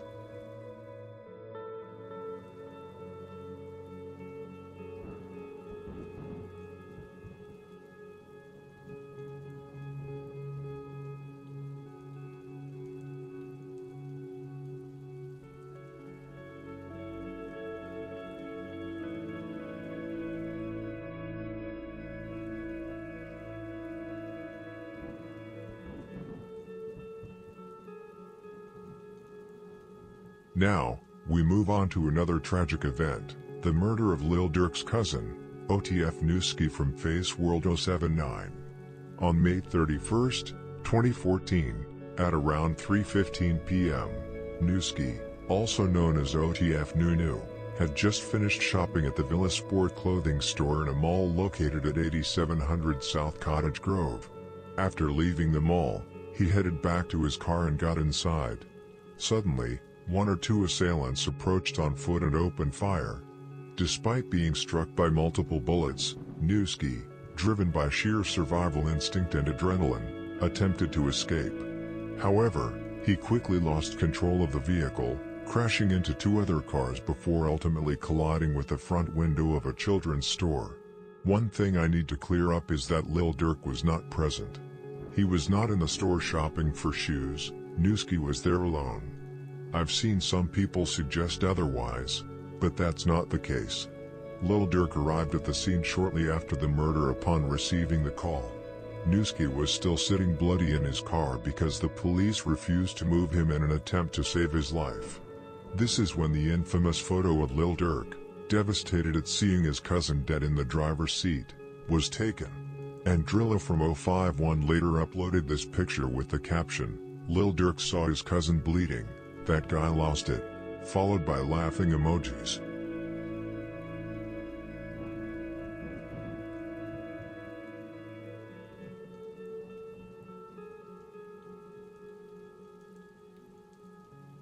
The exact number of shooters involved in Newski's murder remains uncertain. The incident report suggests there was only one shooter, but we've seen previous reports with discrepancies.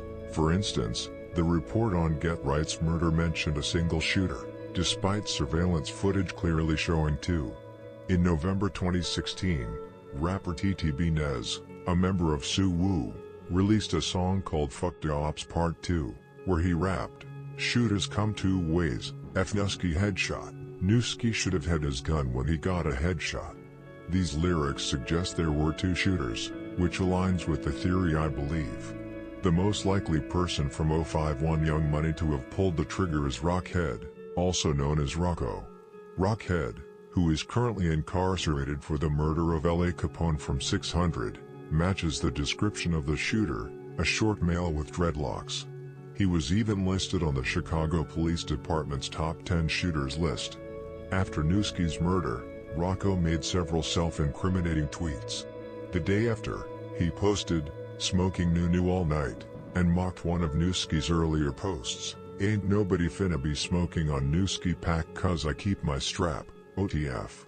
Melly, A member of 051 Young Money also implicated Rocco by tweeting, "Now you Rocco cold." When Rocco was arrested for L.A. Capone's murder in mid-2014, a girl tweeted, "Damn 12 took my guy, free Mr. Newski sticks, cause he stay blowing Newski sticks."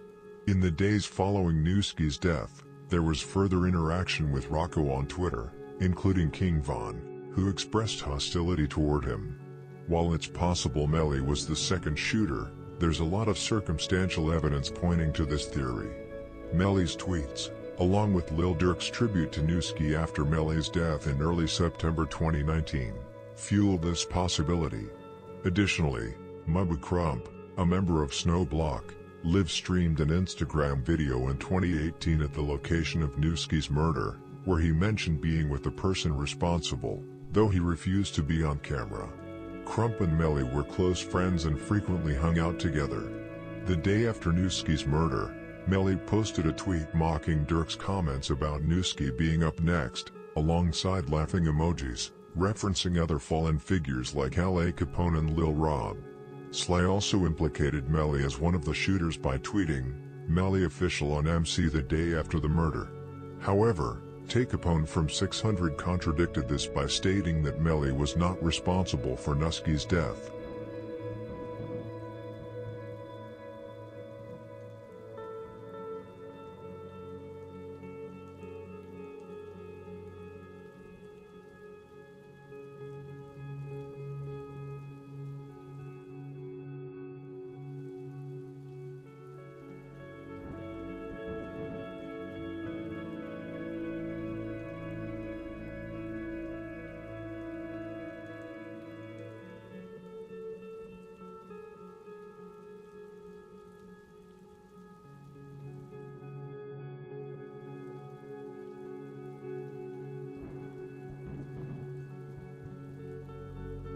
Them left Newski. They left his ass right here. You feel me? They left his ass up here on folks and them tweaking. Buying some shoes. Y'all see real niggas be up here though. Nigga play with me up here on folks in this building, bitch on the news. I look like Newski. Hit his ass up right here on Pat. I'm with the nigga that did. He don't want to be on camera though. Hit his ass up right here on Pat. You hit me?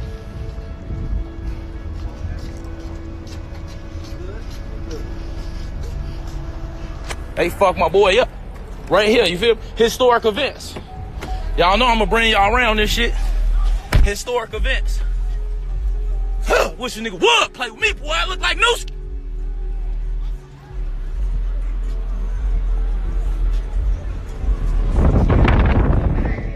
He ran into this though. He ran into the children's place, died like a bitch on Pokes now. Goof ass nigga.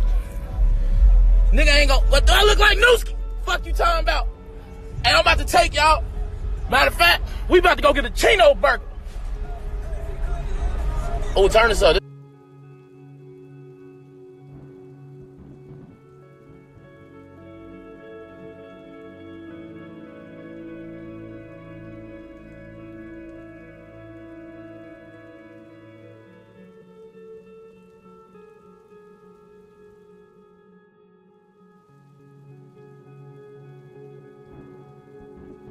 Newski's death deeply affected Durk, leaving him heartbroken. But it wasn't just the loss that hurt him, it was also the fact that some of his family members blamed him for his cousin's death. Durk has opened up about this emotional struggle in his music. In his 2020 song 248, he reflects, "Me and my auntie had some words that ate me alive." In his 2019 track Rebellious, he raps, "Told my granny I can't deny, gotta pay her bills. She said I'm the reason for his death, it gave me chills." In the 2023 song Pele Code, Durk recalls the moment Newski passed, rapping, "I ain't know what to say, I knew he was dead when they pulled out the tape. That SHT was a shame, he died right in front of me." In Street Prayer, Durk raps, "Granny asked, where Newski at? It's crushing my heart."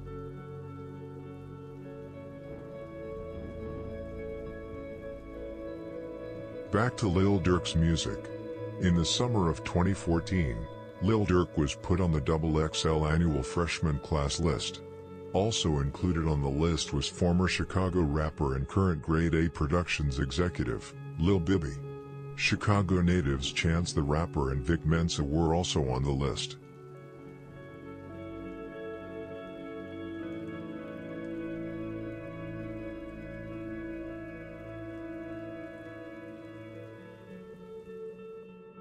Now, we circle back to a topic that has been building throughout the 6 parts of this story, the escalating beef between OTF and Glow Gang, which reached new heights during the spring of 2014.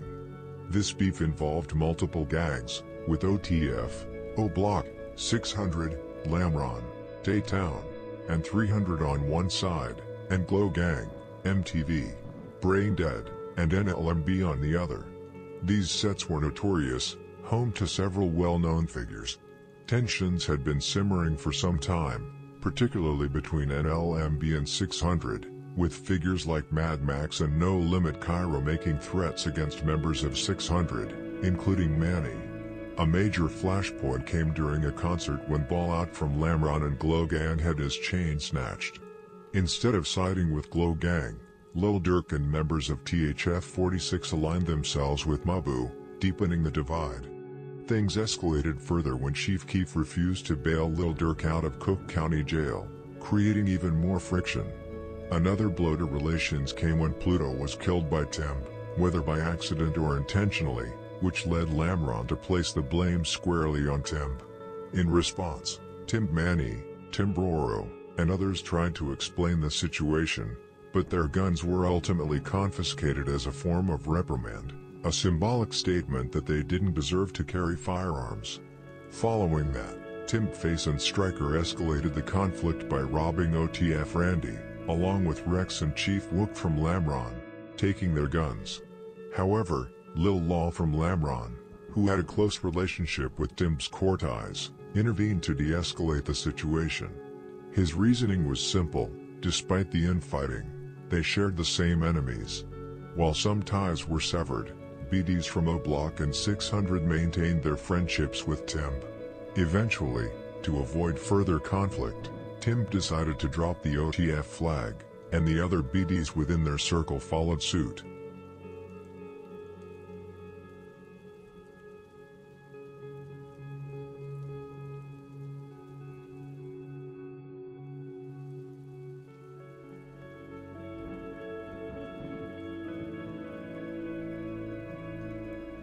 It could be said that Mabu, Dro City, and Tim played a significant role in driving a wedge between OTF and Glow Gang, igniting the beef. Tensions escalated throughout the early months of 2014 as members from both sides chose allegiances, leading to an increase in subtle disses and provocations, particularly in music and on Twitter. One prominent figure who took part in the back and forth was Capo from NLMB, Lamron, and Front Street, who firmly aligned himself with Glow Gang. In addition to the tensions between OTF and Glow Gang, friction was also growing between Chief Keef and his former friends from O Block, particularly Boss Top, the leader of O Block. The conflict between OTF and Glow Gang was layered, with various underlying issues and smaller rivalries contributing to the larger feud between two of Chicago's biggest drill artists, Lil Durk and Chief Keef. Lil Durk maintains strong connections with the leadership and shooters from O Block and THF 46, who firmly supported OTF in the dispute. Many from O Block felt betrayed, believing that Chief Keef had distanced himself from his old friends while still capitalizing on their street reputation in his music. Despite rapping about the actions of figures like King Von, D-Roy, and other top shooters, they accused Keef of failing to provide financial support to those he once called family.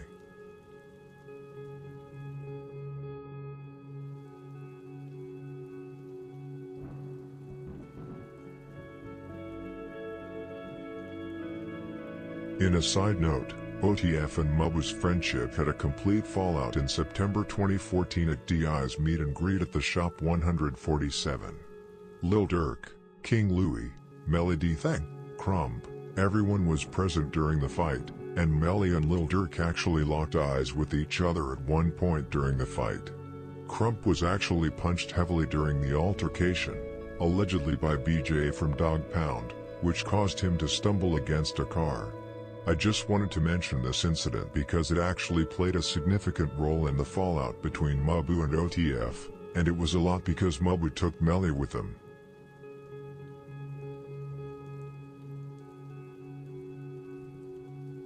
The tension between Glow Gang and O-Block, particularly from O-Block's side, led to a lot of sneak dissing online. It all escalated on March 25, 2014, just before Blood Money from Front Street was killed. On that day, Boss Top allegedly broke into Chief Keef's home, stealing jewelry and money while Keef was attending court. The specifics of what was taken remain disputed. Chief Keef went on social media, using Boss Top's real name, to accuse him of stealing not only jewelry but also baby clothes and diapers. While the diaper accusation wasn't true, it became a lasting insult, earning Boss Top the infamous nickname the Diaper Bandit. The claim severely tarnished Boss Top's reputation and career, and the nickname still follows him today. A police report from the incident eventually debunked the diaper rumor. The report only mentioned the jewelry, a Jeep and a phone. Boss Top wasn't the only one allegedly involved. C-Murda and Trey 5 were also accused of participating, which played a role in Chief Keef's later refusal to bail Trey 5 out of jail. Lil Reese was rumored to have helped facilitate the break-in, allowing the group inside. Several other Glow Gang members were also rumored to be present during the incident, including Ball Out, Capo and Tato.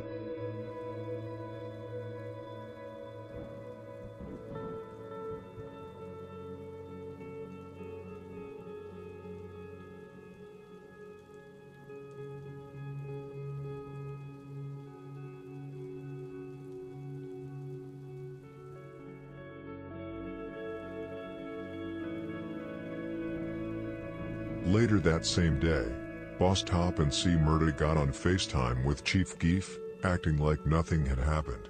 However, Keef quickly called them out. During the call, Dado flashed what appeared to be a Tech 9, though it was actually a prop for a video shoot.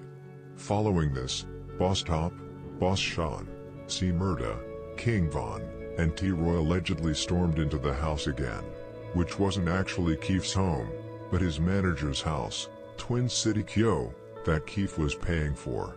This time, they were armed.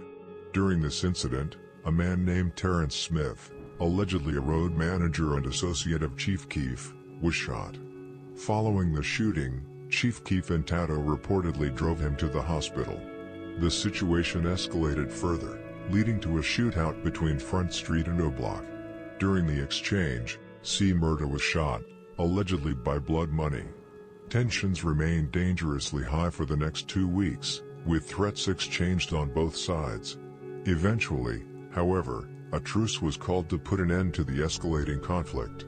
Just days after the shootouts between Front Street and O-Block, Blood Money from Front Street, who was allegedly responsible for shooting C-Murda from O-Block in the chest, was murdered. This has led many to believe that King Von and T-Roy were involved in his killing.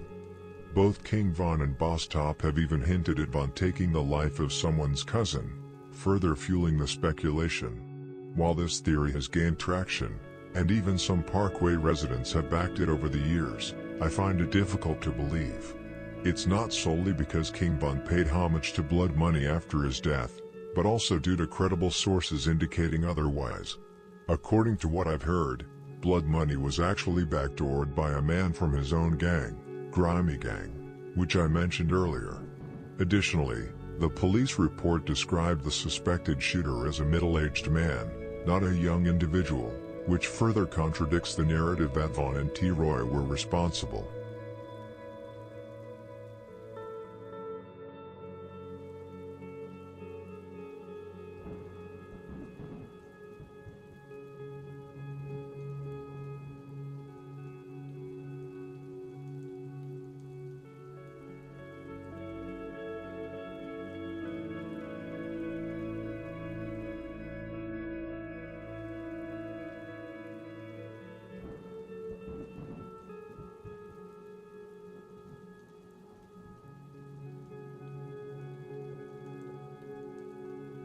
Tensions ran high on social media, especially on Twitter, following the robbery incident.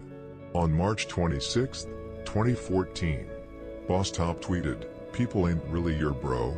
In response, Chief Keef tweeted, "RIP Boss Top," leading many to mistakenly believe the O Block leader had been killed. However, it's more likely that Keef meant Boss Top was dead to him.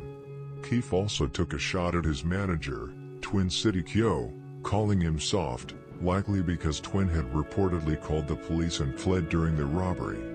Boss Top then directly addressed Chief Keef on Twitter, saying, "Let me know something," and calling him a coward. He later tweeted, "RIP whoever ran up on me," seemingly referring to shooting Keef's road manager, Terrence Smith. The back and forth didn't stop there.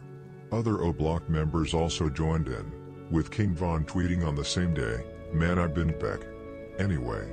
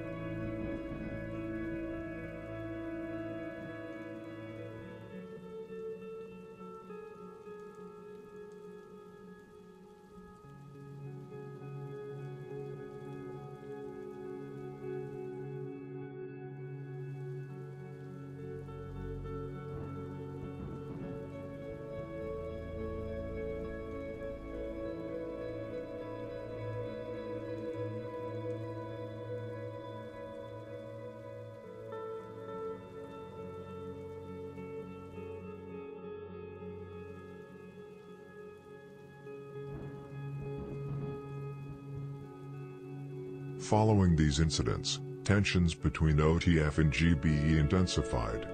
The situation escalated further when Boss Top took the stolen chain from Chief Keef to Lil Durk, allowing him to flaunt it and mock Keef alongside Bezu from THF 46. This blatant act of disrespect didn't sit well with GBE, particularly Capo, who responded by threatening OTF members. In retaliation, OJ from Lamron, along with members of THF 46, took Capo's chain while he was allegedly under the influence. The division between the camps became clearer. While Capo, Blood Money, Tay Savage, Dado, and Ball Out remained loyal to Chief Keef, neither Fredo Santana nor Lil Reese chose to take sides, maintaining a neutral stance throughout the conflict.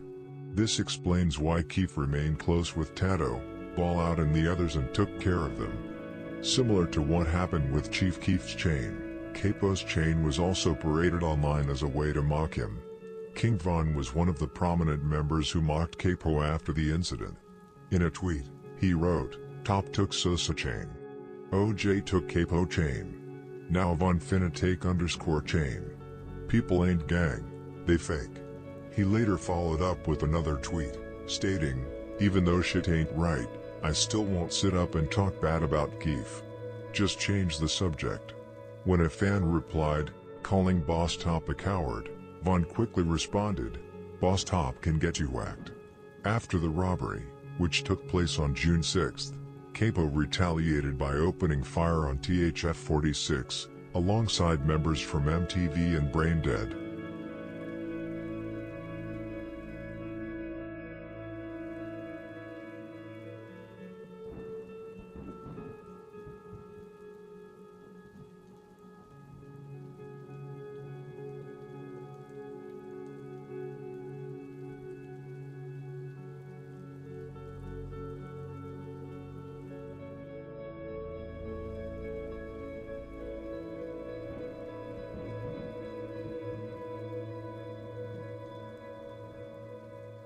Hey, you want this chain, boy? You know where we at, boy. 300. We the real 300 gang chain shit. Come get your shit. Give me 5,000. I ain't gonna lie, you can get your shit back. I ain't gonna lie. This broke ass ain't got 5,000? Damn, I got that. Man, I hit you get your shit for free. After Capo was robbed, NLMB entered the conflict to support him and GBE. Capo was a beloved member of NLMB, and they stood firmly by his side. Before NLMB's involvement, GBE was heavily outnumbered, facing powerful sets like DHF-46, O-Block, and Lamron, all backing OTF. However, once NLMB joined forces with GBE, the odds shifted significantly in their favor. NLMB's ties to GBE went beyond just Capo. Members like Doo-Wop, who reps Sklo Gang heavily and is very close with Chief Keef. In late June 2014, just weeks after Capo's robbery, No Limit retaliated by robbing OTF Rex from Lamron for his chain. The robbery was allegedly carried out by one of No Limit's most feared killers, Mineski. Mineski later displayed the chain on Instagram together with G Herbo, where they mocked OTF Rex. GBE Capo also mocked Rex on his Twitter account. Not stopping there, NLMB also targeted OJ from Lamron, robbing and assaulting him. In response, THF-46 retaliated, reportedly sliding on No Limit's block and letting off shots. This intensified the already heated conflict between the sets. As mentioned, NLMB stood firmly by Glo Gang's side and even coined Glo Limit. The beef between Chief Keef and Lil Durk was resolved in August 2014 after Lil Reese and Frito facilitated a 3-hour phone call between the two, helping to mend their differences. For a while, it was Glo DF.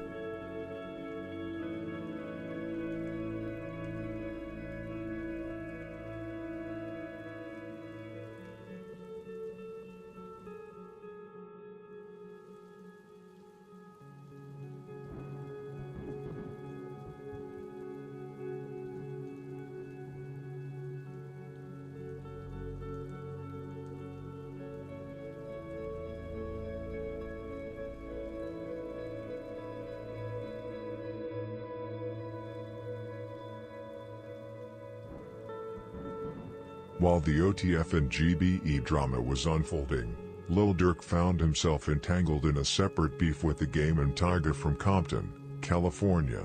In an interview with XXL, Lil Durk explained why he took aim at Tyga in his Chirac verse. He shared that he had previously recorded a song with French Montana and Chris Brown titled Get Dat Money, where he made a reference to Black China, Tyga's fiancée. It was just a line, like, "I want her and shit."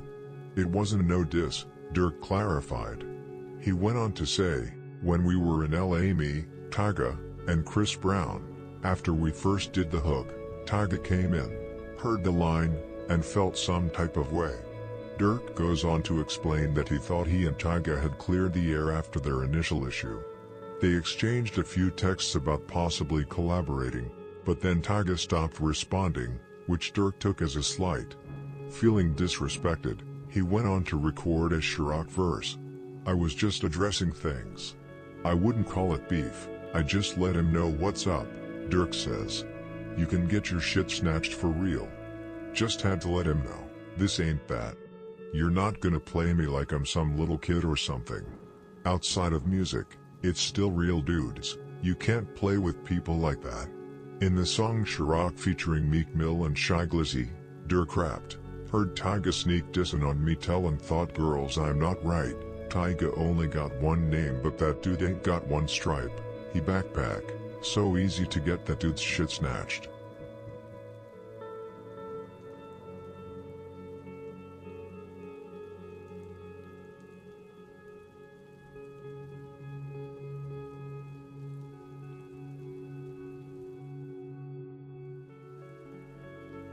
A few days after Chirac dropped, on May 4th, 2014, Tyga responded to Lil Durk by posting a preview of his own verse on Chirac in an Instagram video. He rapped, "Who the F is Lil Durk? I dust you like hash and perp.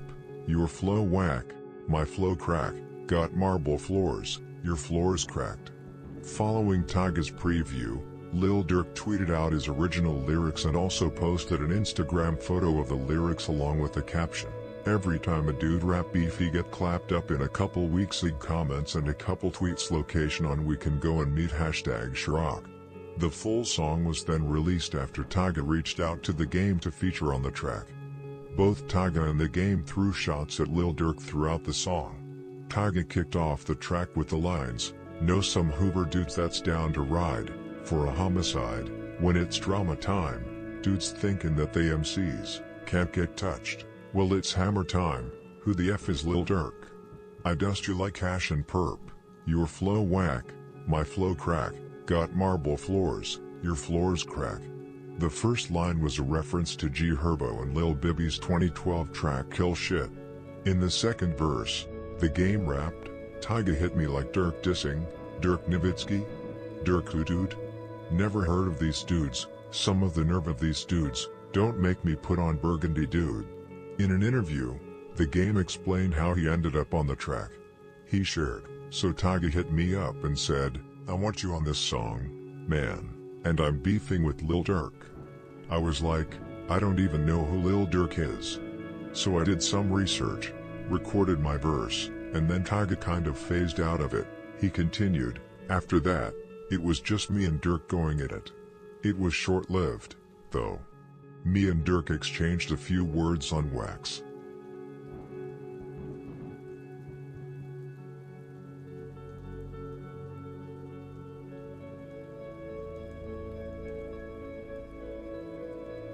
On the day Chirac to LA dropped, Compton Menace took to Twitter to call out The Game, tweeting, "This dude takes on everybody's beef but his own." In response, Durk tweeted, "I'm on his ass, squad." Durk also shared his thoughts on Game's involvement, tweeting, "He needed that help, he was finished low land, WTF was Tyga talking about low, he let Game take over the song so Tyga could feel tough."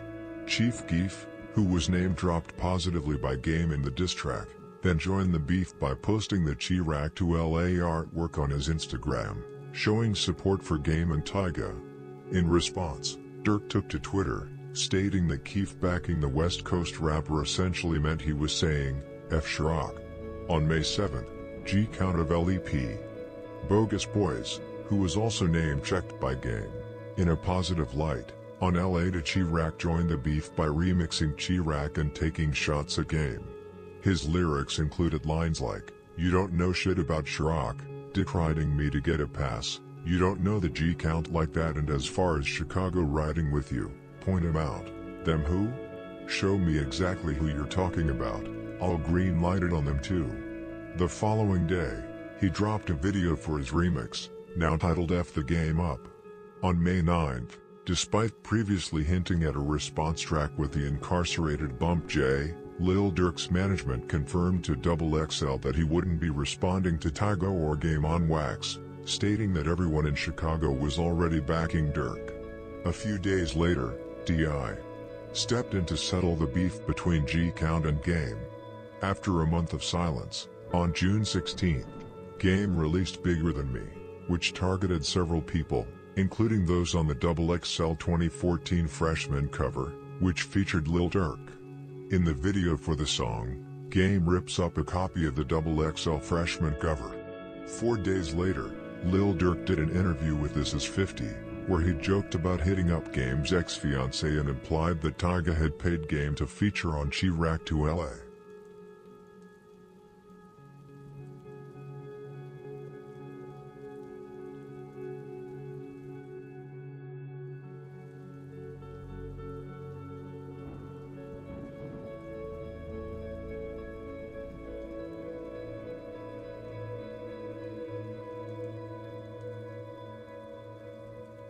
A couple of days later, on June 28 or 29, 2014, everything came to a head when Lil Durk and the Game ended up at the same nightclub in LA. Durk confronted the Game over his diss tracks, putting the tension between them face to face. In the video, Lil Varney, also known as the Muscle from Lamron, can be seen confronting the Game, urging him to come outside, while Lil Durk talks to another member of the Game's crew. The tension in the situation was palpable, with the Game visibly shocked by the confrontation in his own hometown and club. The night could have escalated quickly into something much worse, but members of the Game's side were heard advising him to de-escalate. That intervention likely prevented a dangerous situation, as things could have turned violent on both sides if the confrontation had gone further. A day or two later, the pointless beef was finally put to rest during the BET Awards 2014 weekend. Both Lil Durk and the Game met up and officially ended their conflict. Game took to Twitter to announce the resolution, writing, "My big homie G-Weed put Lil Durk on the phone with me. Beef is dead.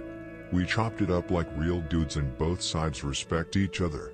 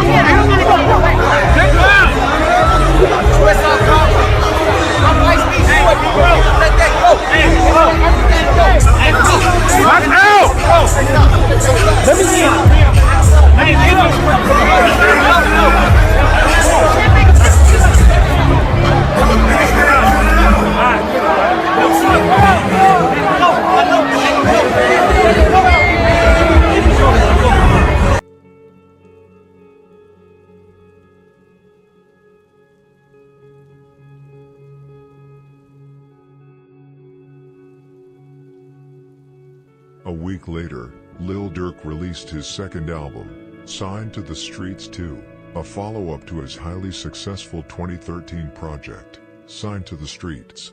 The 18-track album featured collaborations with artists like Young Thug, Migos, Cash Out, and French Montana. The album produced hit songs such as What You Do to Me, where Durk showed off his versatility and got personal about a girl who drove him crazy. This track, clearly aimed at a female audience, became a successful formula for Durk. The album also included classic drill tracks like Ready for M, War With Us, and Lil Dudes. Overall, Signed to the Streets 2 was a major success for Lil Durk. In late August 2014, Lil Durk teamed up with French rapper Lacrim for an overseas collaboration on the track On Fête Passa, translated as We Don't Do That. Durk even flew out to France to shoot the music video with Lacrim. The song became a hit, currently boasting over 70 million views. Through this collaboration, Durk was able to tap into a new fan base in France, where Chicago drill music was gaining significant traction. The French audience, including popular blogger Squid Ape, became increasingly involved in the scene, closely following the growth of drill music.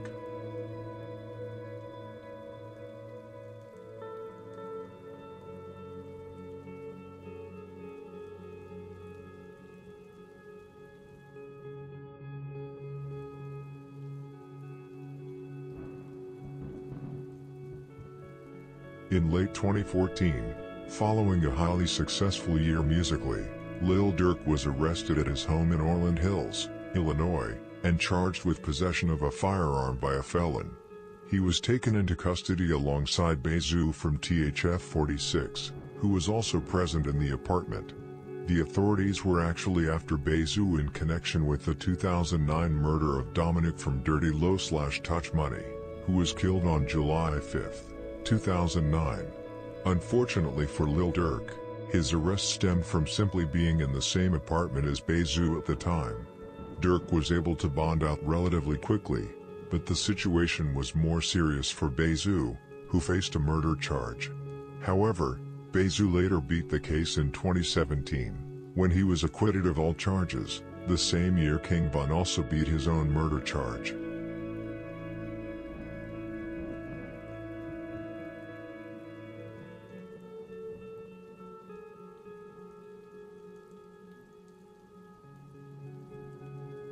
Now we have come to the last segment in this video, and it is the beef between GBE and Migos, where OTF and Lil Durk took Migos' side, which further created tensions between GBE and OTF. The beef, which stemmed from a misunderstanding and inflated rapper egos, actually began in late 2013 when Migos released the song Brocanes. On the track, Offset rapped, "No off days, everyday payday, my diamonds looking like KK, white."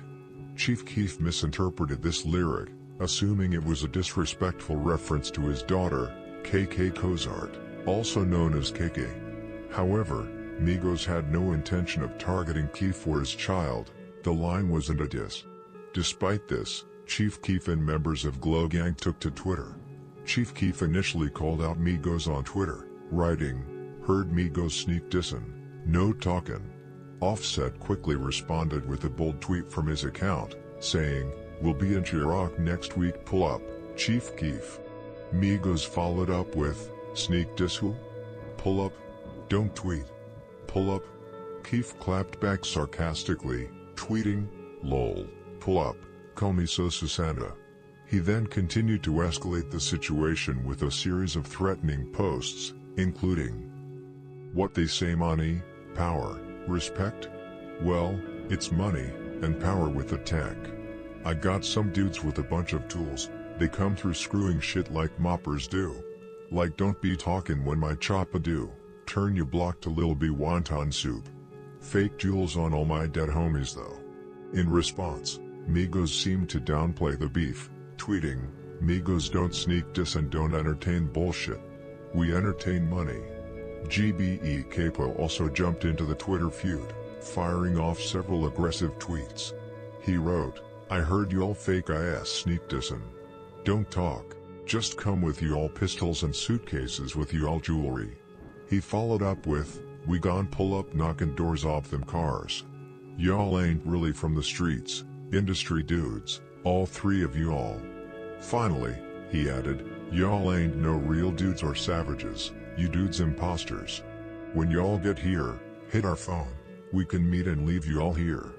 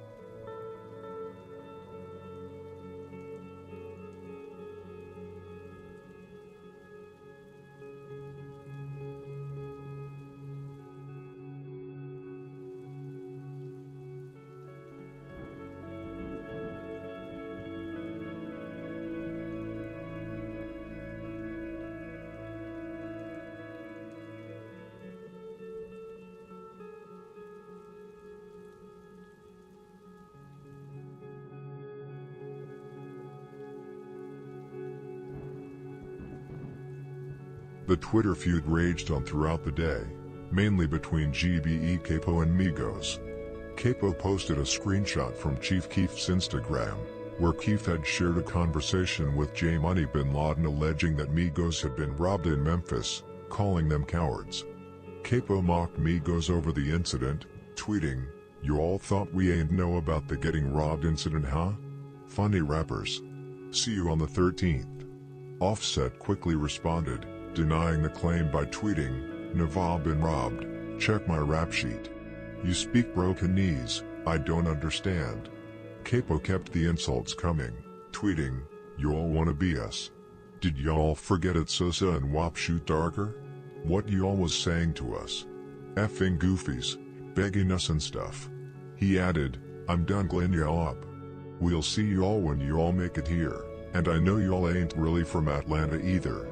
Capping off his rant, Capo wrote, "Everybody wanna know why Capo do all the talking, why Capo tweaking with everybody. 'Cause Cap keep a gun on him, stupid."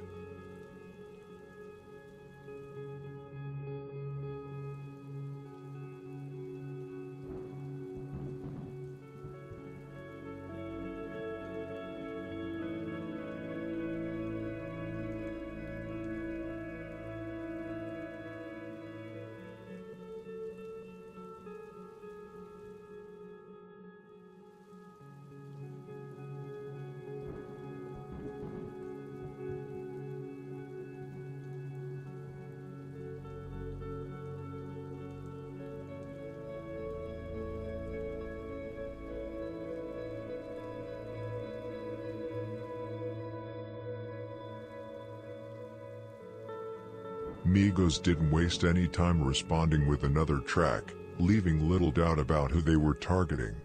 In their December 2013 song Jealousy, released shortly after the heated Twitter exchange, Takeoff rapped, "I ain't never did a sneak diss. Call my hitman quick to put you on the hit list. I guess they mad cause we young and rich. I guess they mad cause we effed they girl." Offset then rapped, "F dude you saying we dissing?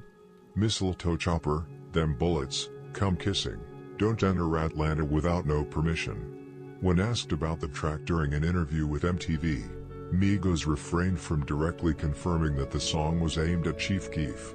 Instead, they played coy, offering the classic "if the shoe fits" response when questioned about the track's true intent. In late December 2013, Migos traveled to Chicago for their scheduled performance at Adriana's on December 21st. During their visit, they toured the city's tough South Side, an experience documented in the Migos Live from Chirac vlog.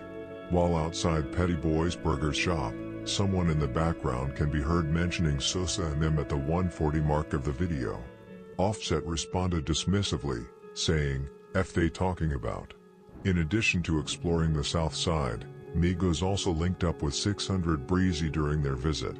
Later, Migos continued to taunt Chief Keef on Twitter, bragging about their presence in Chicago and claiming that Keef hadn't done anything about it. However, at the time of their tweets, Chief Keef was in rehab, which he tweeted to Migos. Not long after, Chief Keef responded musically, dropping a diss track called Mondo in January 2014. The title was a direct play on Migos' hit Bando, with Keef rapping, "Mondo, gettin' money Mondo, Mondo, shooting up your bando, Mondo, I need my money pronto." In February 2014, Chief Keef dropped the track Pull Up, with its title serving as a direct jab at Migos.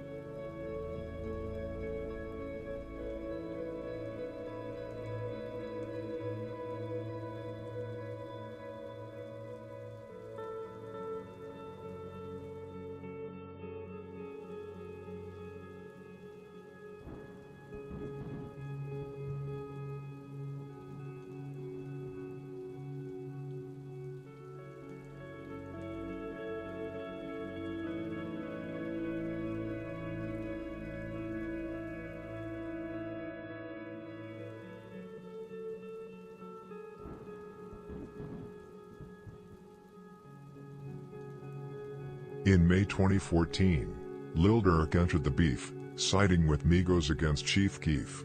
He took to Twitter, announcing, "New stuff with Migos, video gon' be in Chirac." A few days later, Durk tweeted, "Migos can come to O Block and shoot our video." Migos quickly responded, saying, "Who said we can't?" To which Durk replied, "A nobody." Lil Reese then chimed in on the conversation, simply tweeting, "Lol." Nothing really happened because of this, but Chief Keef jabbed back at Lil Durk and wrote on Twitter that he had a new song with Tyga, whom Lil Durk had beef with.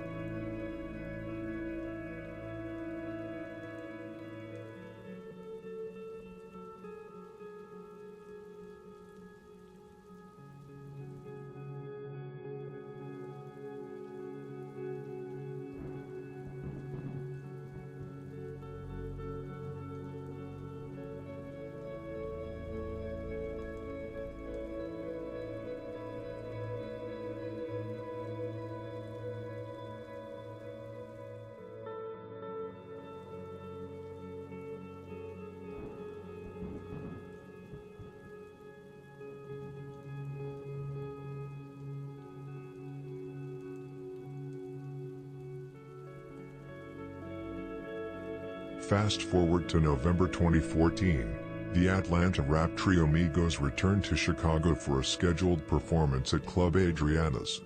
Quavo later shared a photo of their performance in front of a packed crowd on Instagram. However, their visit to Chirac wasn't without issues. The following day, Migos found themselves in an altercation with GBE Capo. Capo, who was alone at the time, confronted the three rappers, who responded by pulling out their phones and recording the situation. After the incident, Capo took to Twitter, challenging Migos to link up. He tweeted, "Migos soft as hell, y'all just had 20 dudes and I was by myself. Link." He followed up with, "On Blood Grave, they all swung and I didn't get hit 2 times. They lil rapping dudes had 20 dudes with them and ain't even do none but woof." Capo also accused Migos of only recording after the fight had ended, tweeting, "Cameras on once the fight was over. Y'all ain't record what really happened. On Blood, Quavo was scared. You all funny. I'm off the internet though." His timeline was then flooded with additional tweets containing threats and taunts toward Migos. Following the incident between Capo and Migos, Fredo Santana from Front Street entered the beef with some iconic tweets that quickly gained attention. He wrote, "I'm in LA, but stop playing with Capo on BD before I get you all whole camp killed, facts. My word is law, so don't test it," and added, "I will do the time for it too." He continued, "On BD, this goes for any rap dude, y'all will die playing with me, and I'll go to jail without care. I'm the right man to play with. On BD, all facts." Migos responded to Fredo's threats with a tweet, saying, "Dude's hard on the web, Peter Parker." Fredo shot back, writing, "I'm hard in real life too, check my field record." We ain't know none of that, boy. What? You ain't know none of that, boy. You know it, boy. Alright, what? You ain't say it, did you? You ain't say it. You ain't say it. You ain't say it.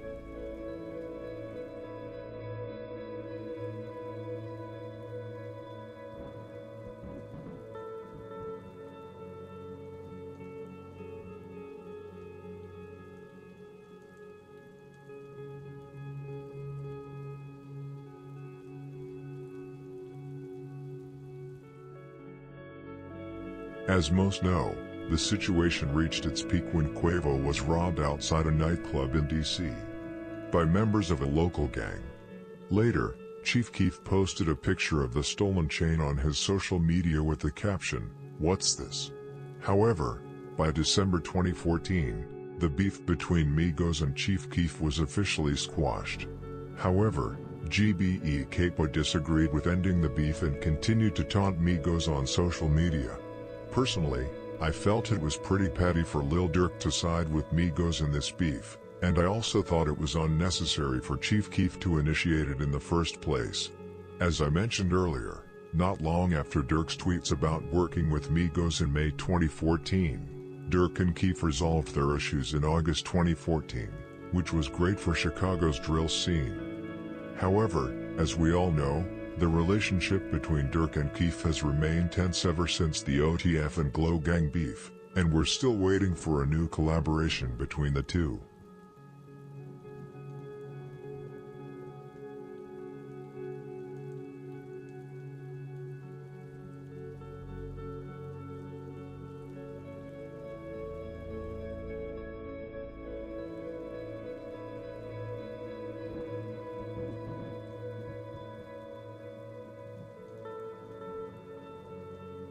We've now reached the next major chapter in this story.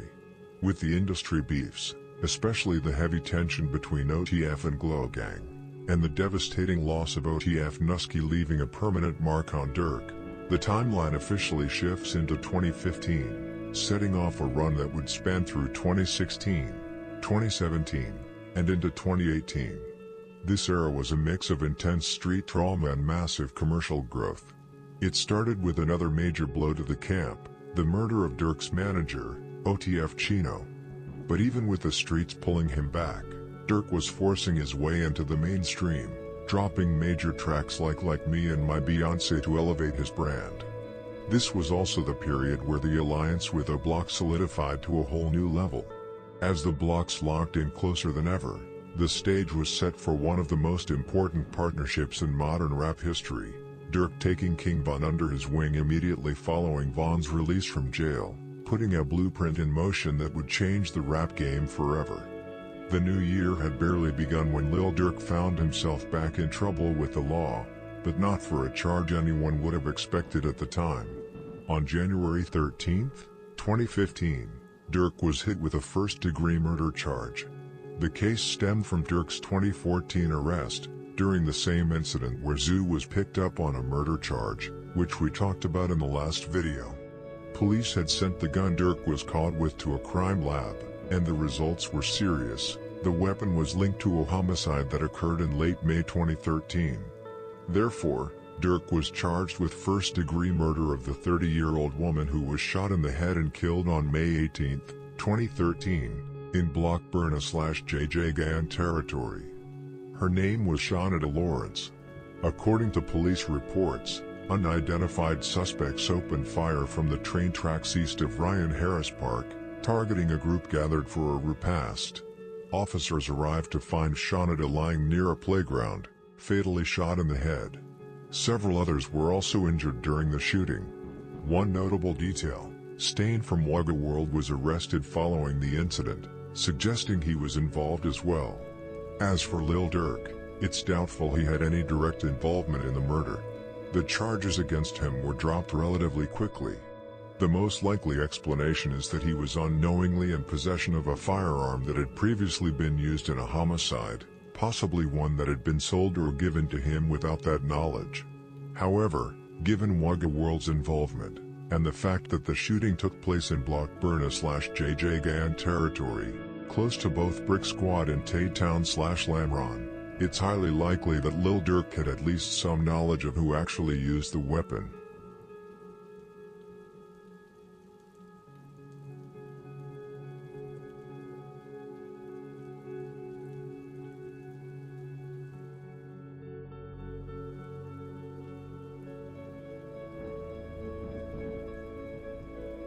In the last video, we covered the devastating loss of OTF Nusky in late May 2014, a tragedy that deeply affected Lil Durk. But less than a year later, in late March 2015, Durk was hit with another heartbreaking loss. His close friend Chino from DHF 46 was gunned down on March 27th. Chino, whose real name was Uchenna Ajna, actually died in a similar way as Nusky did. He was sitting in a car outside Stony Sub, a restaurant located in the 8400 block of South Stony Island Avenue, around 1:50 a.m. simply trying to grab some food. As Chino sat in the parked car, a gunman approached the passenger side and opened fire. Chino was hit multiple times, taking bullets to the right shoulder, right cheek, right chest, twice in the left chest, and once in the left upper arm. Chino was tragically pronounced dead just minutes after the shooting. The gunman then fled northbound on Stony, apparently walking casually away from the scene. Just hours before Chino's life was tragically cut short, he had attended a meeting with Chicago Bulls star Joakim Noah to discuss anti-violence initiatives. The day prior, he and Lil Durk had visited Noah's downtown condo, where they were introduced to his Rock Your Drop anti-violence campaign. According to Devin Jackson, manager of Lil Durk's DJ Bands. The group even took a photo together, which was later shared on Instagram, a moment of hope that would soon be overshadowed by tragedy. Joakim Noah expressed his condolences to Chino's family and friends following the murder. "It's very sad," Noah said after the Bulls' 111-80 victory over the New York Knicks on Saturday night. "What's happening in this city is real. I signed up for this, and I'm doing everything I can to make a positive impact. We just have to keep fighting the good fight. Everything I do with my foundation comes from the heart. It's crucial that we don't turn our backs on anyone," Noah continued, reflecting on the pain of the loss. "I had someone come to my house, and we were talking about working on projects for the kids, doing something positive. And then he was murdered. I've never experienced anything like that. My deepest respects go out to his family and friends. I just hope we can find a way to solve these issues."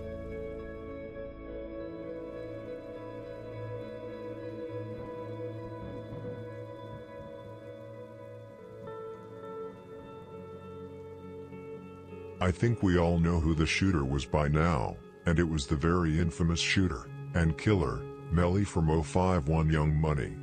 Melly didn't hesitate to boast about the murder after it happened. The following day, he referenced a promise he had made years earlier to avenge Lil Mark's death, writing, "Rest up Lil Mark, I told you I had you," followed by 2 wink emojis.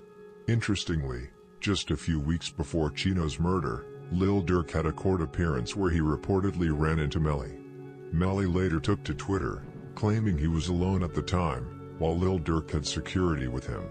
Lil Durk, on the other hand, tweeted, "Seen ops today at court, 15 deep, we were 4 deep. Walked out without a scratch." In response, Melly fired back, claiming Durk was lying.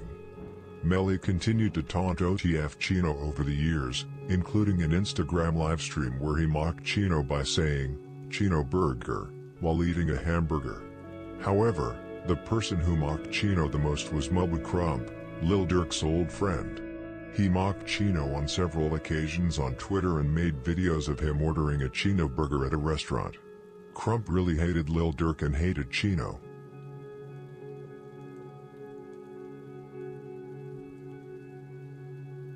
You bring up your little gracious thing when you need your shit. Some motherfuckers remember what you did. Just let me a piece. Yeah, Chino burger. That's what they said. Get the fuck out of here. No, my son just said Chino burger. Damn, was that Buddha? Hey, y'all got that order for Nooski? Chino burger. Chino burger. Yeah. Y'all got it? Hey, right? Oh, thank you.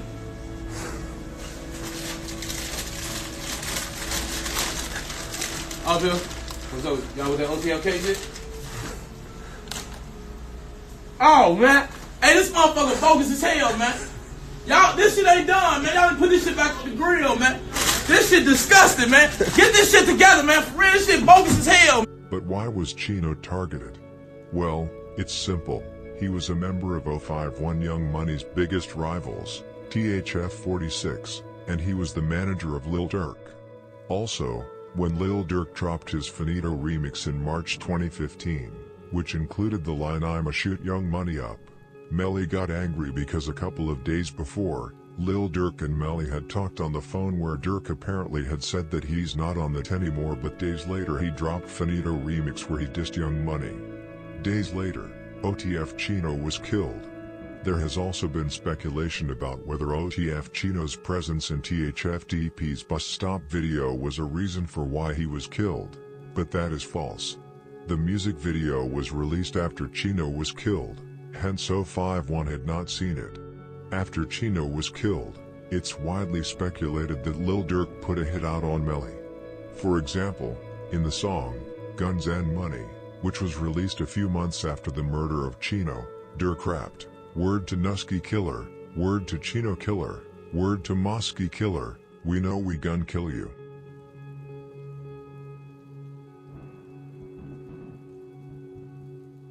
Just days before the murder of Chino from THF46, Lil Durk dropped one of the songs that would mark a major turning point in his career. The track, Like Me featuring Jeremiah, was released on March 24, 2015, and later appeared on his debut album Remember My Name, which came out on June 2, 2015.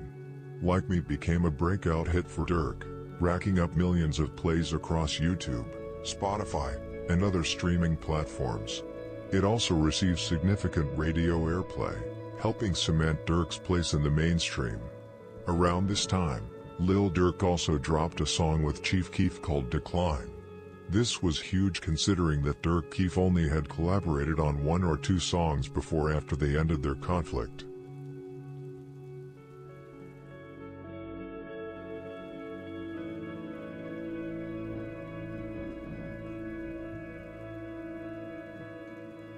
Just days after the tragic loss of OTF Chino, the BD movement suffered another major blow when 600 lost one of its core members, King Lil Boo, in early April 2015. Widely recognized as a founding figure and original member of 600, Lil Boo was known for his significant presence and influence in the streets. His impact made him a high-priority target for the opposition. On April 3, 2015, they seized the opportunity and succeeded in taking his life. On that day, King Lil Boo was standing in the 5800 block of South King Drive when a gold-colored vehicle pulled up. A passenger inside opened fire, prompting Lil Boo to take cover behind a nearby parked car. The shooter then exited the vehicle, approached, and fired multiple close-range shots as Lil Boo tried to crawl beneath the car for protection. Tragically, it was too late. He was struck several times and left lying on the ground, his head resting near a tire. Following the incident, rivals mocked his death by nicknaming him Tire Head.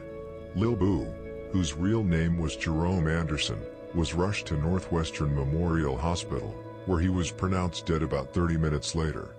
He was only 22 years old. According to police sources, Anderson was a documented gang member and was on parole at the time of the shooting.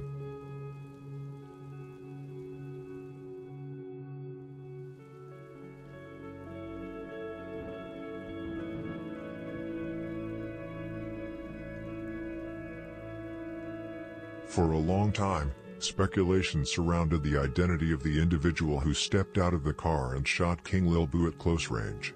According to recent police reports, a lone shooter exited the vehicle and carried out the hit. However, it's believed the operation involved more than just one person. Rumors suggest multiple individuals from different sets were involved. The gangs most often linked to the incident include 051 Young Money, Mob, and Jaro City. While the shooter's identity remains uncertain, there appears to be more clarity around the driver. Reports indicate the driver was Ario from 051 Young Money. On the same day Lil Boo was killed, Ario was arrested in a white Hyundai Sonata, the same car allegedly used in the shooting, after being found in a nearby parking lot. He was initially charged with the murder, but those charges were later dropped due to insufficient evidence. Just a month later, Ario was arrested again, this time in connection with the murder of Raheem from THF46, who was the stepson of THF Bezu. Ario, who remains incarcerated, attempted to shift the blame for Raheem's murder onto Sonny from 757, who himself was shot and killed 2 weeks after Raheem's death. Ario has gained a reputation as a known informant, reportedly telling police that Bezu was responsible for the 2013 murder of his own sister, Big A.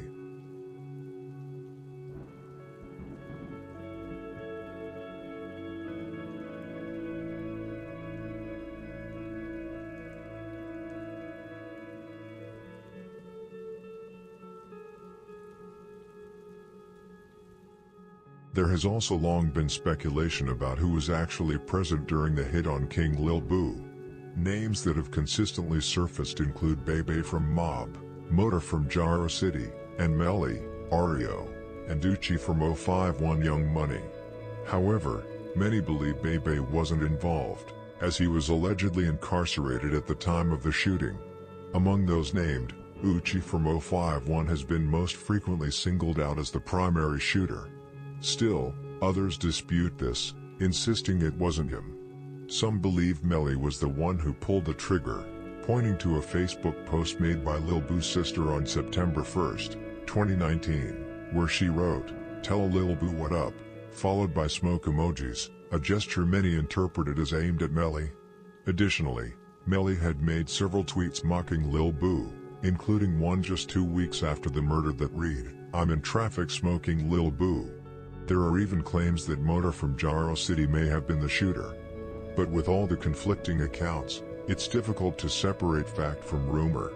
If we're to make sense of the various theories, the most plausible scenario seems to be that 4 individuals were involved, Ario as the driver, with Motor, Melly, and Uchi carrying out the hit. Beyond that, speculation diverges sharply, and trying to pin down the exact identity of the shooter is nearly impossible. It remains buried in a tangle of street rumors, misinformation, and unprovable claims.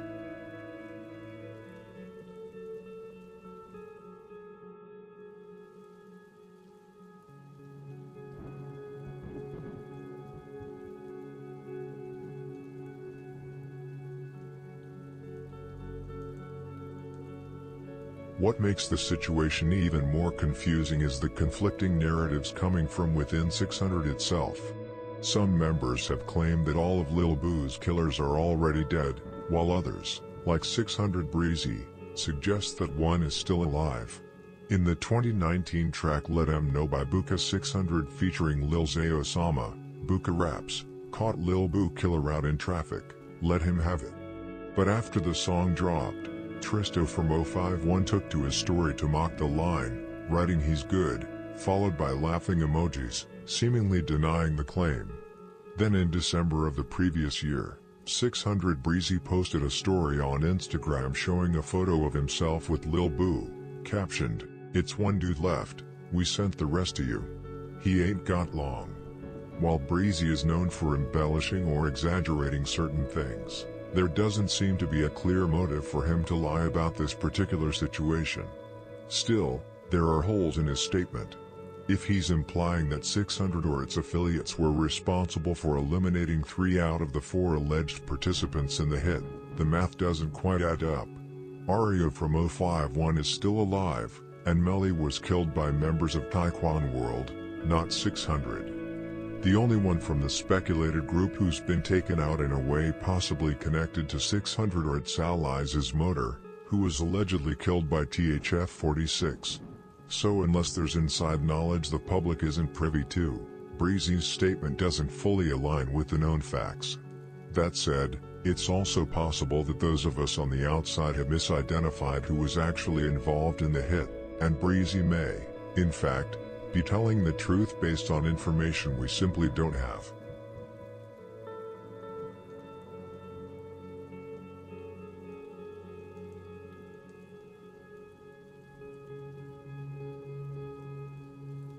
As many of you know, Lil Boo was an influential and key figure within 600. He, alongside Thang, is considered one of the founders of the set, which they formed in 2009. The creation of 600 came about because D-Thang's older brothers, Chief Domo and Trigger, wouldn't let him claim Brick City due to his young age at the time. So, Thang and Lil Boo decided to establish their own movement, with them at the helm as the leaders of 600. Beyond his role as a founder, Lil Boo was also notorious for his reputation as a killer, with several murders rumored to be tied to him. However, the specifics of which murders he was actually involved in remain hotly debated. One name frequently mentioned in these speculations is Polo from 051 Young Money, a theory supported by members of 051 as well as Polo's own cousin. Other names that have surfaced include Big B from Taekwon World, Lil Scrap from Mob, and even Lil Boo's alleged involvement in the murders of Huddy from Jaro City, Javon the taxi driver, and Mojo from No Law, who Young Famous from 600 is said to have killed. It's important to note that I'm not claiming these rumors are fact, I'm simply outlining the names that have been speculated. Lil Boo almost certainly had past involvement in incidents we may never fully know about. However, there's one murder we can definitively clear up, the death of Crystal from Mob. Neither Lil Boo nor D-Thang were responsible for her murder. According to the police report, it was a Black P Stone member who took her life.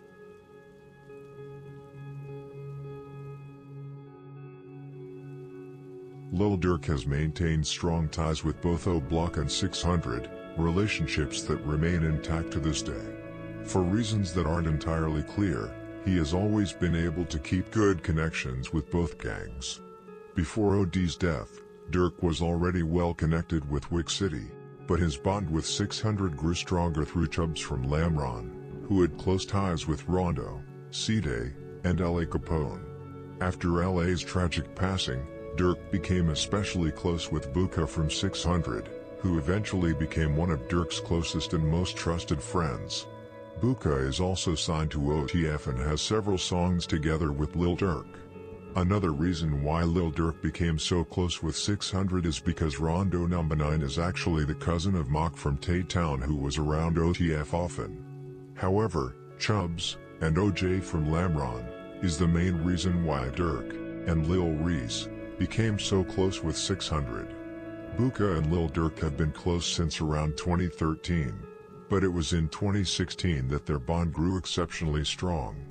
By that year, Buka became Durk's most trusted friend, and there's a significant reason behind it. In 2016, Buka filed a civil rights lawsuit after being wrongfully arrested and maliciously prosecuted by the Chicago Police Department for a crime he didn't commit. He won the lawsuit, receiving a $1 million settlement. During this time, Durk was facing label issues, and Buka stepped in, lending him $200,000 to help fund his career. From that point on, Durk made sure to take care of Buka and kept him close.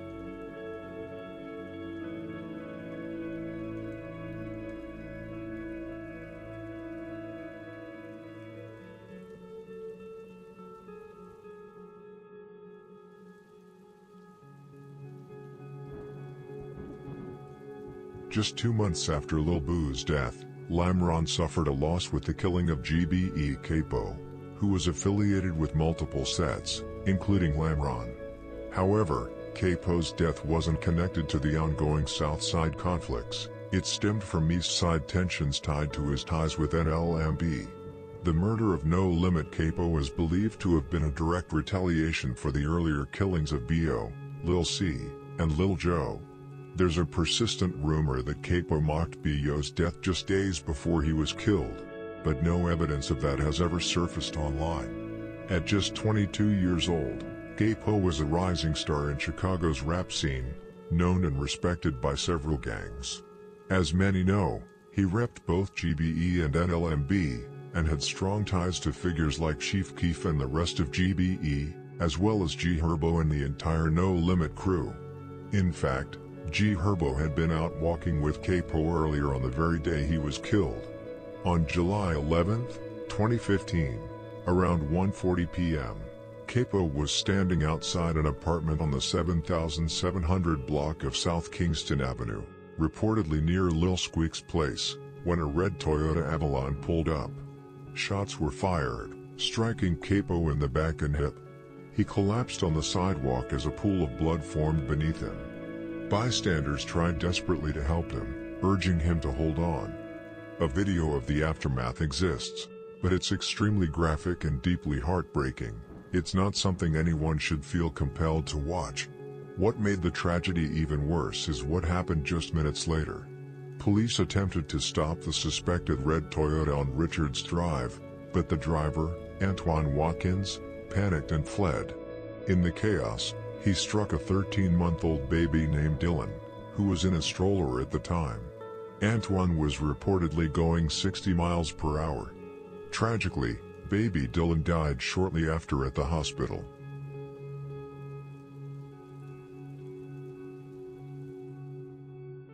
Antoine Watkins, also known as Red Dot, was charged in connection with the death of 13-month-old Dylan and was sentenced to 8 years in prison. However, he served only 5 years before being released on parole. According to news reports, Antoine wasn't alone. 2 other individuals were in the car with him at the time. Despite widespread speculation, neither of the passengers were charged, largely because no weapon was recovered, making it impossible to directly tie them to the murder of Capo. It's honestly shocking how often people are able to slip through the cracks in cases like this. Even more disturbing is the fact that Antoine served just 5 years for the death of an innocent child. Rumors in the streets point to Quag from MTG and Lil Mos from Ebay/Jacktown as the suspected shooters in Capo's case. Lil Mos was even arrested for the murder at one point but ultimately beat the case. Today, the driver, Red Dot, is back on the streets and has been for several years. It's surprising to many that he's still alive, considering how deeply NLMB reportedly wants revenge. Most believe he no longer lives in Chicago and is likely laying low elsewhere.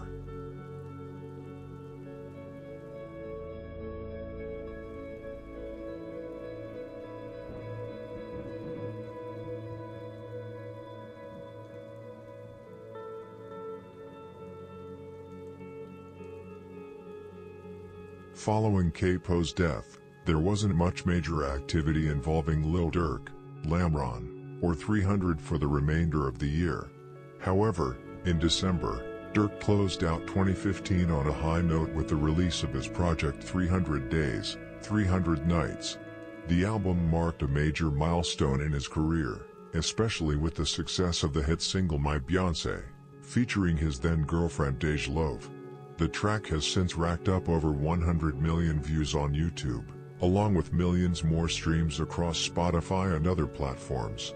With both Like Me and My Beyonce becoming major hits in such a short span, Durk's profile skyrocketed, and his music began gaining widespread recognition. The album also featured big artists such as Future, Meek Mill and Bump J and had several hit songs such as Guns and Money, Make It Back, and Ride For Me.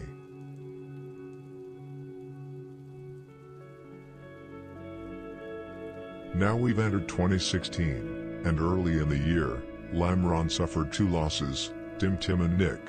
Nick was killed on February 22nd in the 6400 block of South Eggleston, right in the heart of Lamron territory. According to the police report, Nick was killed in a drive-by shooting. While the shooter's identity remains officially unknown, there is strong evidence pointing to Shields as being involved. Nick was a graduate of Englewood High and, according to his Facebook profile, had been studying criminal law at Kennedy King College. He also gave back to his community by volunteering at Urban Youth Outreach.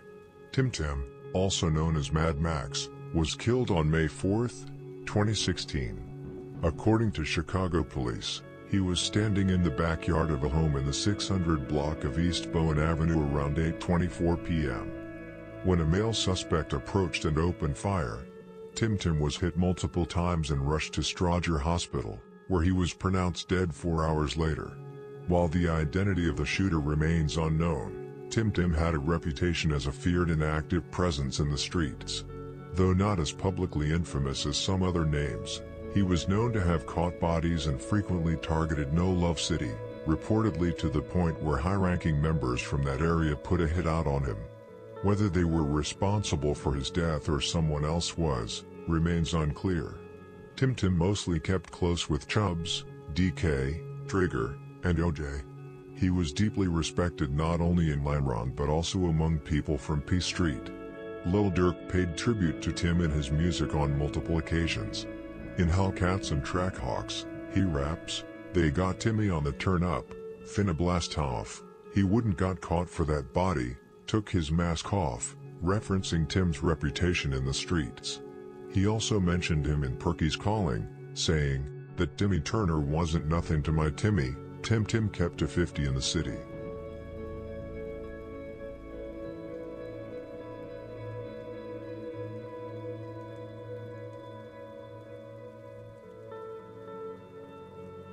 Much like 2015, 2016 was another standout year for Lil Durk musically.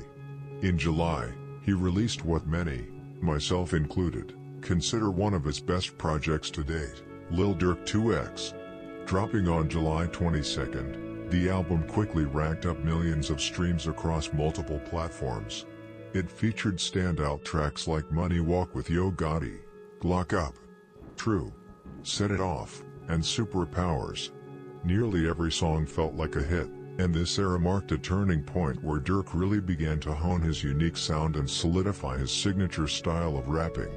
A few months later, in November 2016, Durk released another project titled They Forgot, featuring one of my personal favorites, the title track, They Forgot.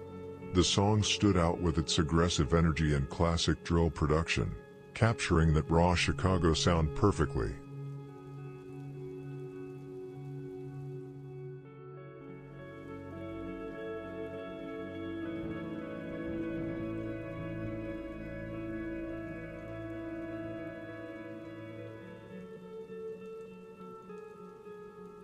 Toward the end of 2016, Lil Durk suffered another personal loss, and the BD movement, especially O Block, was hit hard by the tragic death of Big A.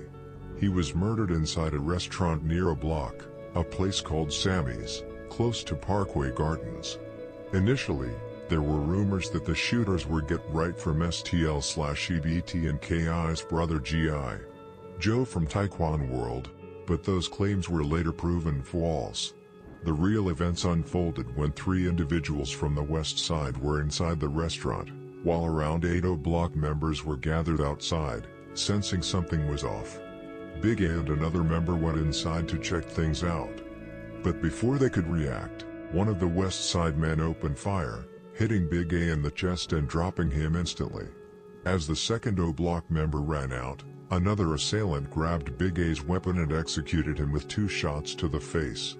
As the 3 men attempted to flee, a shootout erupted between them and the O Block members outside. 2 of the 3 shooters were hit but survived after making it to a hospital. Tragically, Big A was pronounced dead upon arrival. Following the murder, many Chicago artists, including Chief Keef, Lil Durk, 600 Breezy, Buka 600, and others, took to social media to pay tribute and express their grief.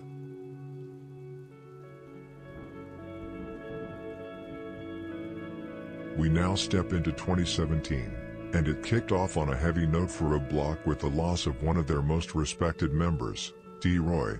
There's really no need for a long intro about who he was, most already know his reputation. T-Roy was a known figure in the streets, a feared shooter from O Block and King Von's best friend. Durk and T-Roy had known each other for years, with photos of them together dating back to 2012 to 2013. They weren't everyday hangout type friends, but there was definitely mutual respect and familiarity between them. As mentioned before, Durk had close ties with Wick City before OD's death and was regularly around some of the most well-known names from Parkway. On Valentine's Day, T-Roy was shot and killed by TB from Taekwon World inside a convenience store on the 2000 block of East 71st Street. Ironically, T-Roy was in the area that day specifically looking for TB, which brought him deep into Paxtown territory, a spot TB was known to frequent. T-Roy was moving solo, searching the area where he believed TB might be. Rumor has it that Brick from STL/EBT, who was living in Paxtown at the time, spotted T-Roy and tipped off TB about his location. After getting the call, TB linked up with 2 times from Taekwon World and Can't Get Right, also known as Get Right, from STL/EBT, and they made their way to the area. T-Roy, already on alert, noticed them, pulled his gun, and tried to chase them down. The group managed to escape, returned to their apartment, armed themselves, dressed in all black, and circled back to the scene. Not long after, T-Roy walked into a local grocery store, unaware that TB and Can't Get Right were waiting. Surveillance footage later captured the moment, T-Roy standing next to both TB and CGR inside the store. Within seconds, TB pulled out his weapon and shot T-Roy once in the chest. Both DB and CGR immediately fled the scene. The whole situation played out like a deadly game of cat and mouse. DB was later named as the primary suspect in the murder report, but despite clear surveillance footage and multiple witness accounts, he was never officially charged. This was a massive score for Taekwon World and their allies. By this point, it was clear that T-Roy was one of O Block's most feared shooters, alongside his best friend King Von. Both were pivotal figures for O Block, with their combined body count reaching into the double digits.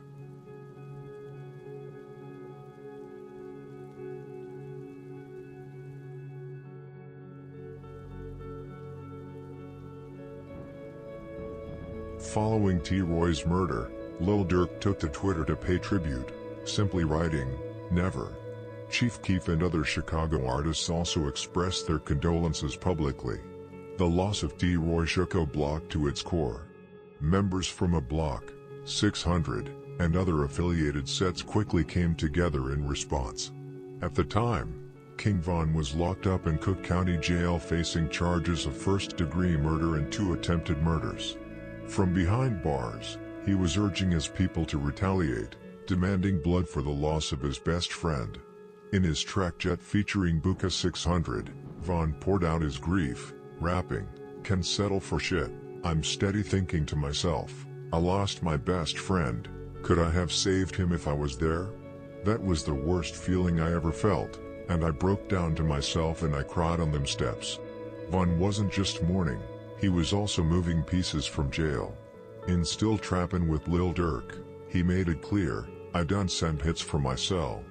Both O Block and 600 were now locked in and aligned. While Get Back Gang had already started forming after Big A's death, T-Roy's murder lit the fuse. The very next day, Buka 600, one of Durk's closest friends, posted the now infamous tweet, "Y'all don't know the half of what's finna transpire."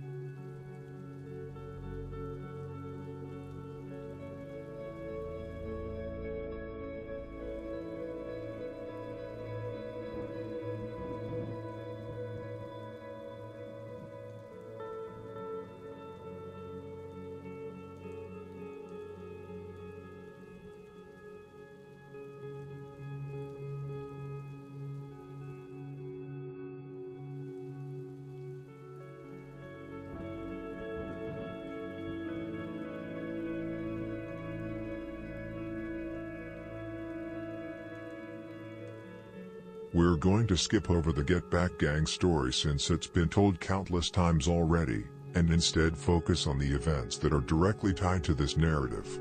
On June 26, 2017, Lil Durk suffered another devastating loss. His cousin OTF ASAP, also known as Sap, from Lamron/Daytown. ASAP was shot and killed inside a house located in the Block Burna/JJ Gang area, near Brick Squad territory. Initially, rumors pointed to JoJo World being responsible, but that turned out to be false. ASAP was tragically backdoored by someone he knew, someone inside the house. Durk addressed the pain of this loss in his song How It Go featuring Lil Baby, rapping, "The way that ASAP died don't sit in my gut right." The death hit him hard. ASAP wasn't just family, he was one of the reasons Durk launched his gaming brand, OTF Gaming. He even appeared on a podcast with Durk where they spoke about their love for video games. It's said that ASAP was helping manage the gaming team, and after his passing, Durk took the vision and elevated it in his memory.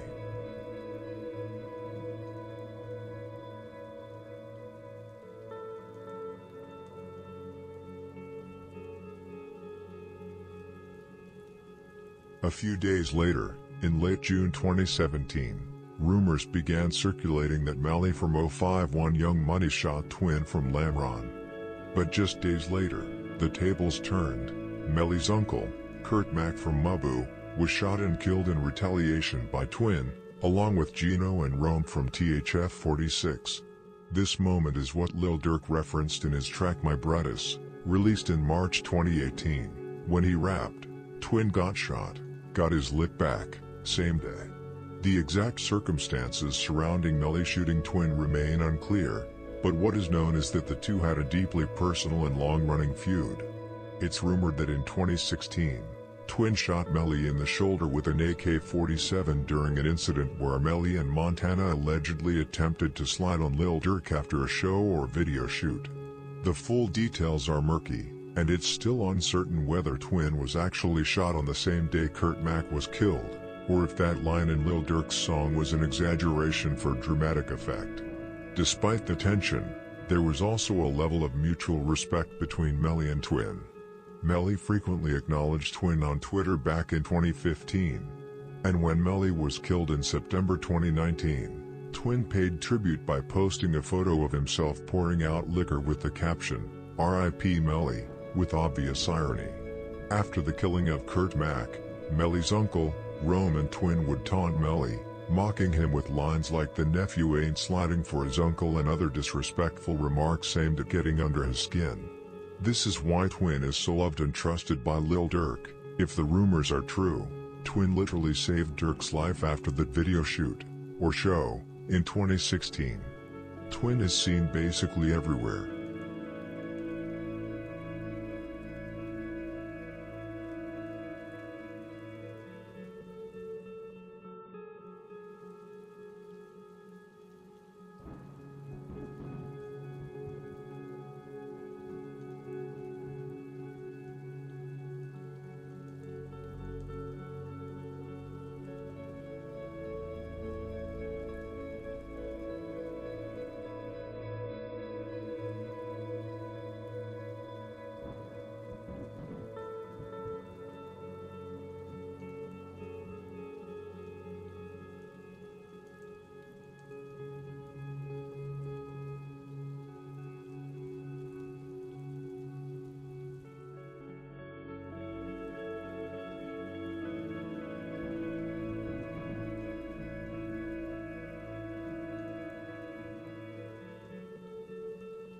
As news spread that King Von was set to be released, he had a conversation with none other than Melly from 051 Young Money. According to those close to them, Melly told Von, "I knew you'd be released, you lost your best friend, God owed you that." That moment spoke volumes about the level of respect both Von and T-Roy commanded, even from their rivals across the city. When Von was finally released in late 2017, the first thing he did was reconnect with his family and his day ones. When he linked up with Duke, Edog, and the rest of Get Back Gang, who had already put in serious work, allegedly catching 7 bodies in the name of D-Roy, his first words were simply, "I love all of you." Get Back Gang had been relentless since D-Roy's death, and they weren't showing any signs of slowing down. Meanwhile, Lil Durk, who had built a close bond with Von before his arrest, stayed in regular contact with him throughout his time in Cook County. Durk made sure Von had money on his books and frequently checked in through phone calls, keeping that loyalty strong until Von came home.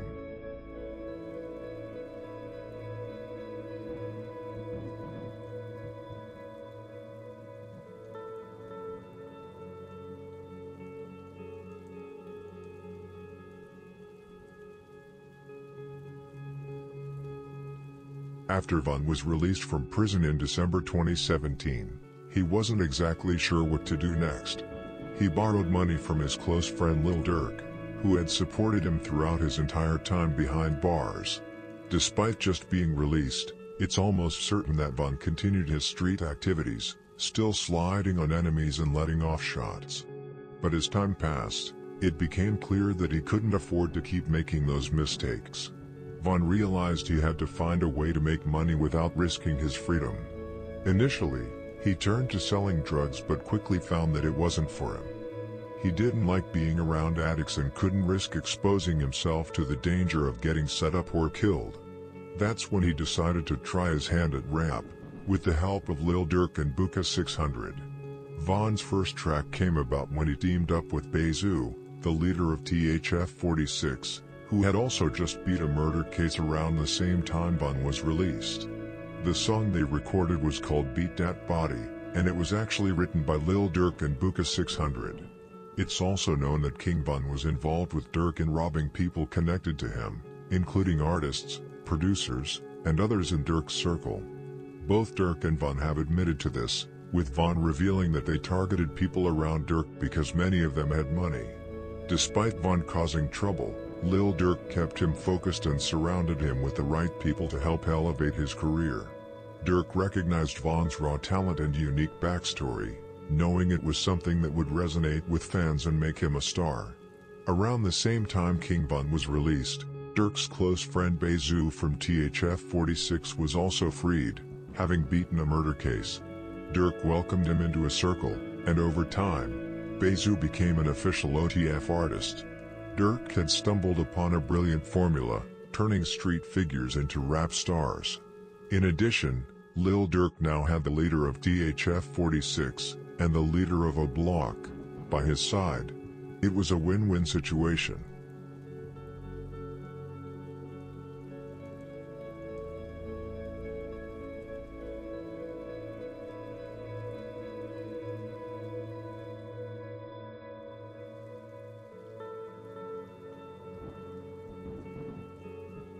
In 2017, Lil Durk had a strong year musically, releasing a total of 4 projects. His first, Love Songs for the Streets, dropped in late February and became a major success. Next, he collaborated with Lil Reese from Lamron on a joint album. While it didn't quite match the impact of Love Songs for the Streets, longtime fans appreciated the nostalgic connection between the two. His third project, released in mid-October, was a follow-up to Sign to the Streets 1 and 2, and it truly made waves. The album featured tracks like Make It Out in India, with the latter, a love song about his then-girlfriend India, racking up millions of views. The fourth project Durk dropped in 2017 was another collaboration, this time with T Grizzly. While it was a solid album, I personally didn't think it stood out as much compared to his other releases.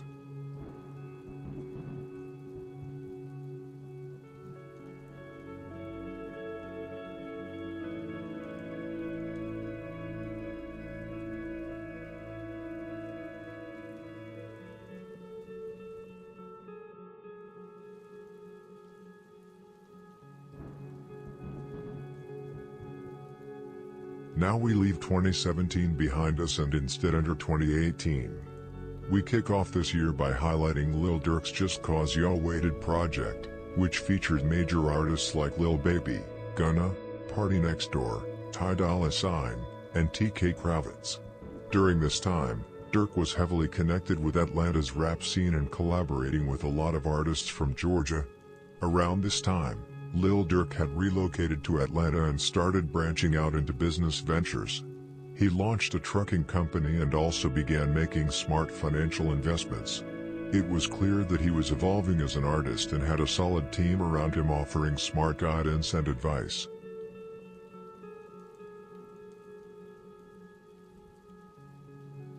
In late May 2018, THF 46 and Lamron finally got rid of Mabu Crump by killing him in a joint hit. When Raheem was killed back in 2015, his stepfather Bezu, leader of THF, was actually in jail, facing a murder charge for the 2009 killing of Dominic from Touch Money. Bezu would later beat that case and be released in 2017.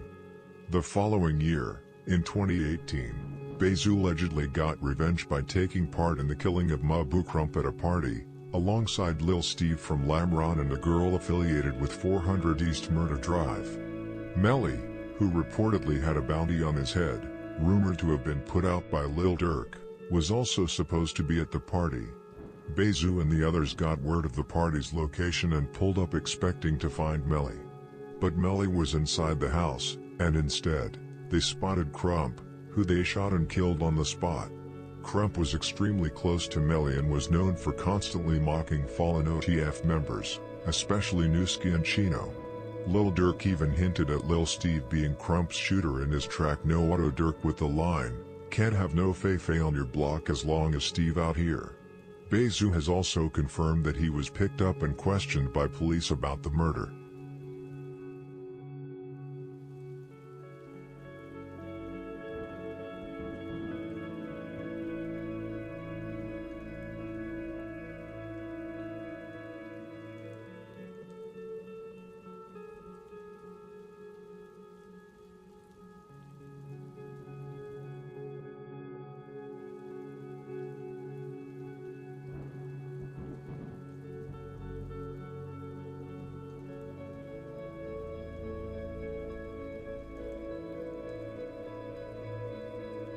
This brings us to the final stretch of this story. Looking back at where we just left off, the stakes have never been higher. We've seen Durk navigate his 2014 gun charges, the devastating murder of his manager OTF Chino, and the street executions of Lil Boo, GBE Capo, and T-Roy. We also saw King Von beat his murder case, walk out of Cook County Jail, and immediately get taken under Durk's wing, right before the high-profile assassination of Mabu Crump shook the city in May 2018. From here, we enter the endgame. This is the conclusion of the Lil Durk and OTF Chronicle, where the music empire and the street politics collided on a global stage. We're diving deep into how Durk systematically engineered King Von's rise from a fresh home convict into a mainstream rap superstar. We'll break down the infamous 2019 shooting outside of Varsity Drive-In in Atlanta, an attempted murder case that put Durk, Von, and Bezu back in handcuffs just as the money was rolling in. Then came the massive commercial pivot, Durk's global breakthrough, solidified by a career-altering feature alongside Drake that took him to the absolute top of the industry. But the success was shadowed by extreme violence. We will look at the tragic murder of King Von from Durk's direct perspective, how it fundamentally altered him as a person, and how the relentless hunt for revenge consumed the camp, sparking a deadly, high-stakes feud with NBA YoungBoy and the Never Broke Again camp. It was a cycle of retaliation that the streets demanded, but one that ultimately caught the attention of the federal government, leading directly to the FBI's massive murder-for-hire sweep and Durk's current legal battle. Every alliance, every loss, and every decision has led to this exact point. This is the final phase of the Lil Durk and OTF story. The violence shifted immediately toward Durk's family, starting with the loss of his cousin, Baby D, who belonged to the Central City Gangsters, the very same set Big Durk used to claim back in the day. After executing Crump and watching the fallout, 051 Melly wasn't done striking at Durk's inner circle. This time, the targets were Durk's blood brother, D-Thang, and his cousin Baby D. In the early morning hours, just after 2:45 a.m., D-Thang, Baby D, and OTF Fresh were sitting inside a parked car on the 600 block of East 115th Street in the Pullman neighborhood. Melly, riding with several Snoblock members, had been tailing them all the way from a nightclub. They pulled up right alongside the vehicle and opened fire, trapping everyone inside the car. All three men were hit. Darnell Banks, the 30-year-old known as Baby D, took multiple gunshot wounds to the abdomen and back. He was rushed to the University of Chicago Medical Center, where he was pronounced dead. D-Thang was caught multiple times in the abdomen and legs, arriving at the hospital in critical condition before stabilizing and getting discharged a few days later. OTF Fresh from Lamron was shot in the left knee and released shortly after. At this point on the timeline, Melly had personally taken out 3 people tied directly to Lil Durk, and had almost taken his brother's life in the process. D-Thang would eventually be murdered 3 years later, a situation that changed the dynamic completely and one we will look closely at as the story progresses.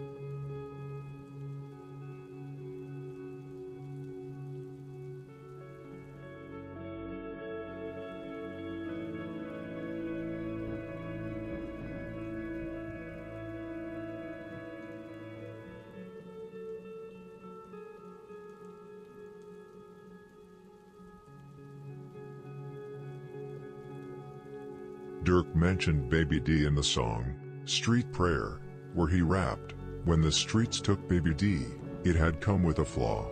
After the murder, people from Lamron, THF 46 and 600 were out daily looking for Melly, but without success despite Durk's efforts to raise the prize money on Melly's head.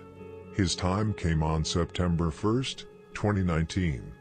Yarmul was attending a house party at 6107 Lawrence, deep in Jaro City's south side. Just weeks earlier, Melly and Nate from Taekwon World had gotten into a heated dispute, one that escalated to Nate's house and opened fire. Unbeknownst to many, Nate had arrived at the party hours before the shooting back, anger over the fact Melly could have killed his family.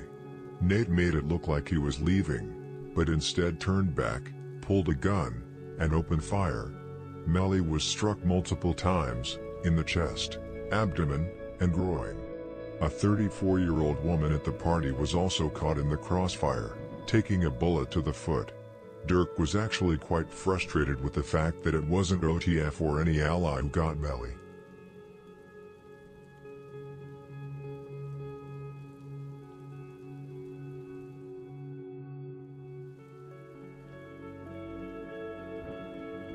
As mentioned in the last video, in 2018, Lil Durk and King Von's paths crossed in a way that would change both of their lives, and the Chicago rap scene, forever. Von had just been released from jail after beating a high-profile murder case, a trial that had kept him behind bars for years. He came home to the South Side with a reputation, feared in the streets, respected by those who knew him, and virtually unknown to the rap world. Durk, already an established name in drill music and the leader of OTF, quickly saw Von's potential, not just as a rapper, but as someone who lived the life that much of Durk's music portrayed. Von's raw energy, detailed storytelling, and street credibility made him stand out in a way few could. The two began spending time together almost immediately, moving as a unit both in the studio and in the streets. That same year, Durk brought Von into the OTF circle officially, putting his weight behind Von's budding rap career. They recorded songs together, with Von's verses often carrying the cold, unfiltered tone of someone fresh out of prison. Durk played a key role in pushing Von's music out to a wider audience, helping him shoot videos, get features, and connect with industry insiders. Behind the scenes, the two were inseparable. Von often referred to Durk as his twin, not because they looked alike, but because they shared similar upbringings, enemies, and a code of loyalty rooted in Chicago street politics. Their bond was more than music, it was built on mutual trust, shared struggles, and a willingness to ride for each other, no matter the consequences. By the end of 2018, the duo had already begun making noise outside of Chicago. OTF's presence was growing stronger, and with Von now free and rapping alongside Durk, it was clear they were preparing to take things to a whole new level. What started as a friendship between two men from the same streets was quickly becoming one of the most talked about partnerships in rap.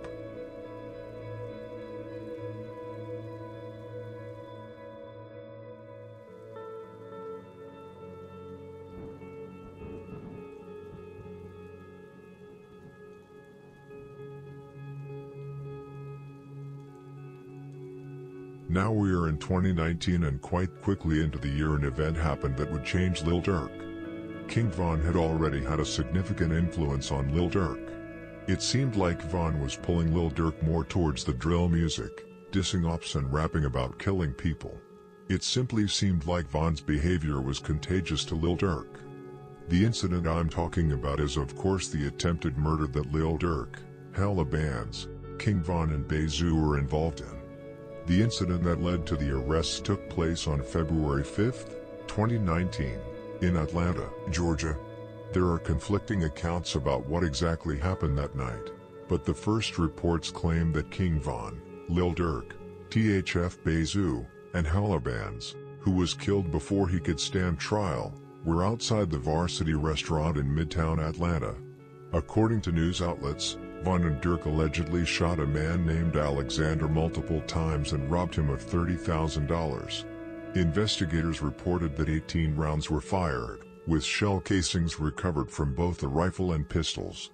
Alexander was armed as well, carrying a semi-automatic pistol, but dropped it while fleeing during the struggle. Police stated that surveillance footage showed Durk firing shots from inside a vehicle while Von was on foot, chasing and shooting at the victim. Alexander was rushed to the hospital in critical condition, but ultimately survived.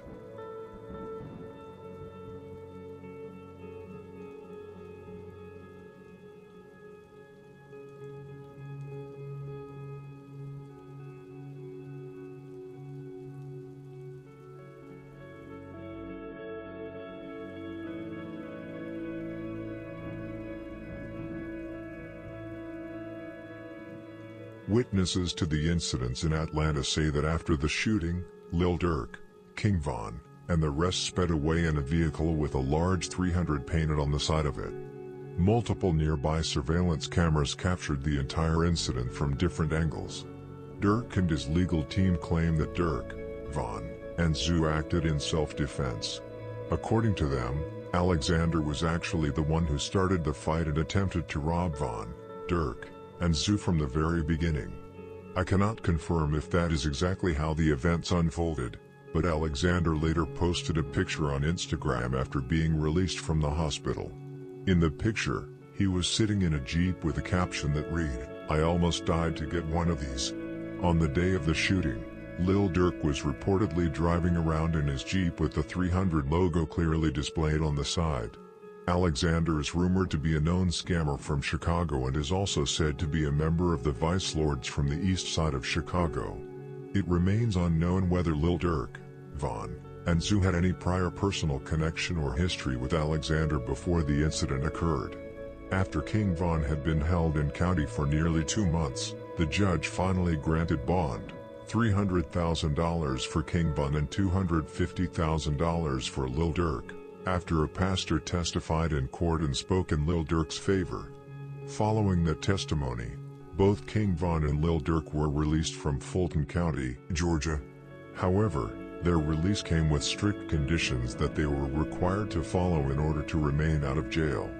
Both were placed on house arrest and fitted with ankle monitors, were prohibited from being around each other, and under no circumstances were they allowed to be near any weapons. Lil Durk was later completely cleared in this case, a result that was likely influenced by the fact that both King Von and Hellabans had been killed. Yo, we out here. We out here. Yo, what's up? I'm getting fired in this motherfucker problem, man. They told you 15 minutes, I'm gonna fuck me 30. Okay, then. Oh, we were still waiting on the driver to come though. Just hop in. We waiting on the driver. Hey, tell me, hey, you can just stay right here. Another car is about to pull up. No, you just go. I'm back.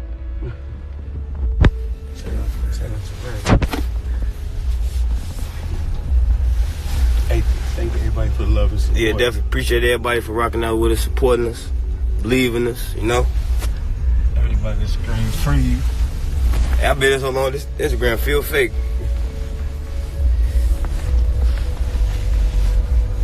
Vaughn will be home tomorrow. You gonna wait till them? Yeah, just put it in. Hey, put in a couple of minutes. Yeah, I missed this shit right here. Every day we at it.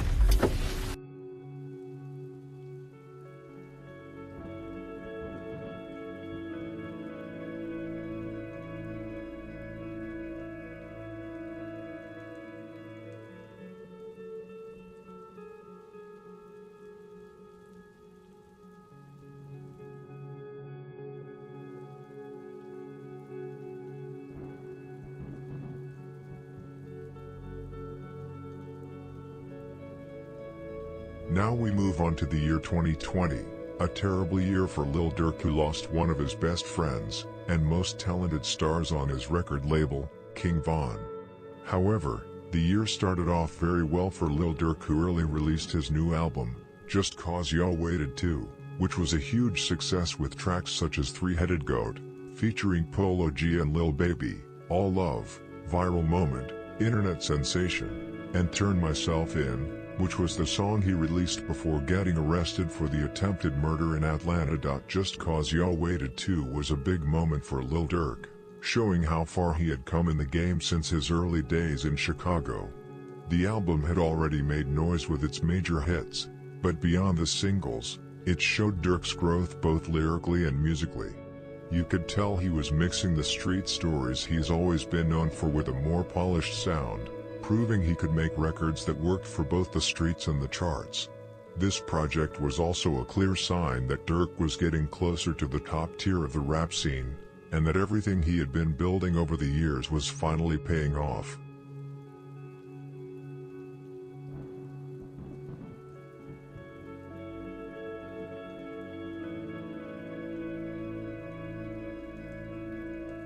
Now we have come to one of the biggest and most talked about events of 2020, the murder of FBG Duck, a killing that shook the city and stirred up endless rumors.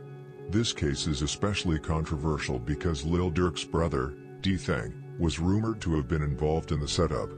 According to reports, it was D-Thang who received a call from DZ of THF, who allegedly fabricated a story claiming that he was in danger. DZ told him that FBG Duck had just tried to kill him and that other people had been chasing him. This was later revealed to be a lie, but what investigators were able to prove is that immediately after DZ's call, the phone connected to D-Thang was used to make several other calls. These calls were made either directly or indirectly to O-Block, although to this day it is still unknown exactly who picked up or what was said during those conversations. What is certain, however, is that at approximately 4 p.m., O-Block received some form of crucial information, and just 2 minutes later, surveillance captured Moo-Wop jumping out of a black Ford Fusion that was parked inside Parkway Gardens.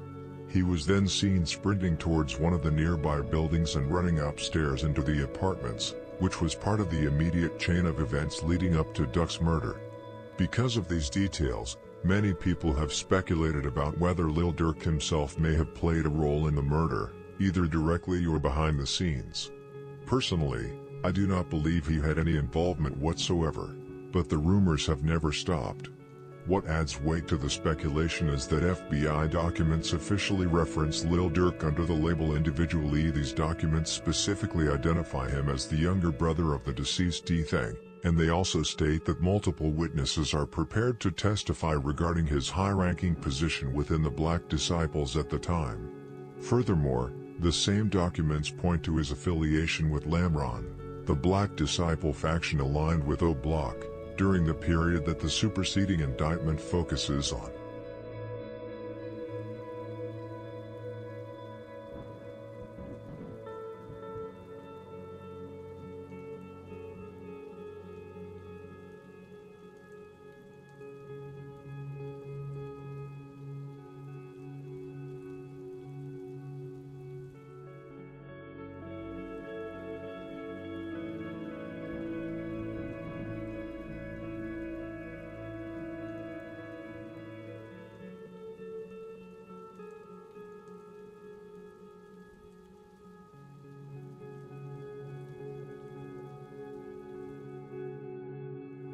In the time since FBG Duck's murder, Lil Durk has openly mocked him in several songs, which only fueled speculation and controversy around his name. In the track Should've Ducked, he rapped, "Ain't no quick run to the store, they pop out, fire you up, I told my P.O. Through the gate that I get high as F, she asked me how high do I get? I told her high as Duck." In another track, Still Trappin', featuring King Von, Durk once again took shots, rapping, "Bro slide with a COVID mask," and "Goose Goose, he overgassed." The FBI is fully aware of Durk's association with O-Block, that much is certain. However, Whether this connection alone could ever translate into an actual indictment is still very unclear in my opinion, unless new and stronger evidence is brought forward. It's possible that Durk has been involved in other incidents behind the scenes, particularly regarding retaliation for his brother D-Thang's death and potentially supplying firearms to O-Block, but none of this has been proven in court. As of right now, the FBI has not provided any concrete reasons to believe that Durk was directly involved in Duck's murder.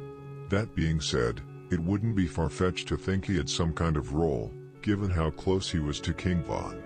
Von was signed to OTF, and it's also been said that Von himself put out a bounty on Duck, a bounty that many claim was eventually collected. Still, all of this remains speculation and very vague evidence at best. For the FBI, proving something like that is extremely difficult, which is why I personally believe they may focus more on other criminal allegations tied to Durk rather than trying to connect him to Duck's killing directly. And those other incidents are exactly what we're about to cover later in this video.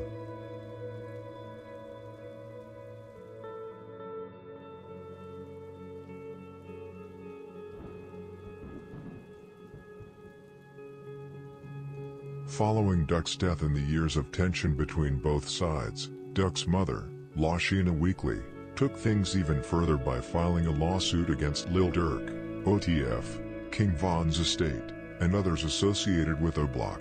In the lawsuit, she claims that Durk and OTF directly benefited off her son's death and that they profited from mocking him in music, making his murder part of their brand and image. She believes that Durk not only used his platform to taunt her son after his death but that his entire crew encouraged and celebrated the hit. For her, this is not just about money, it's about accountability. She feels Durk has blood on his hands in one way or another and that he needs to answer for it publicly. She has been very vocal in interviews, calling out Durk multiple times, saying that she believes he plays innocent in the media but behind closed doors he knows a lot more about her son's murder than what he lets on. The lawsuit itself has drawn national attention, partly because it shines a light on just how deeply gang culture and drill music are intertwined in Chicago.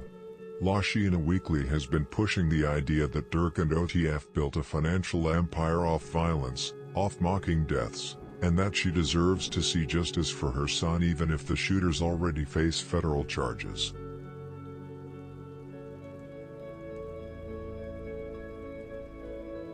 In the summer of 2020, Lil Durk finally got the opportunity to team up with one of the biggest names in music, Drake, in what DJ academics would go on to call a classic Drake stimulus package.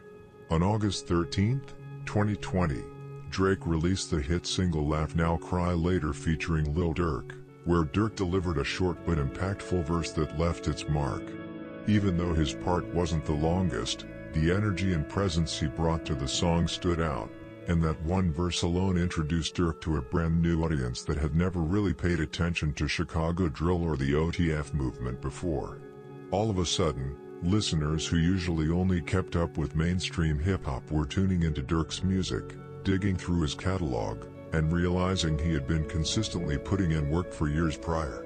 This feature would go on to become one of the biggest milestones in Durk's entire career. While he had already built his reputation in the streets and earned respect within the drill scene, Durk had always fallen just short of breaking through into the highest mainstream tier the way artists like Drake, Future, or even his Chicago peer Chief Keef had managed to do earlier in their careers. The moment Drake personally chose Durk for the track, it served as a major cosign and validation, a public stamp of approval from the most influential artist in the world at that time. That alone elevated Durk into an entirely new conversation, taking him from a respected underground star to an artist now being recognized as one of hip-hop's top names.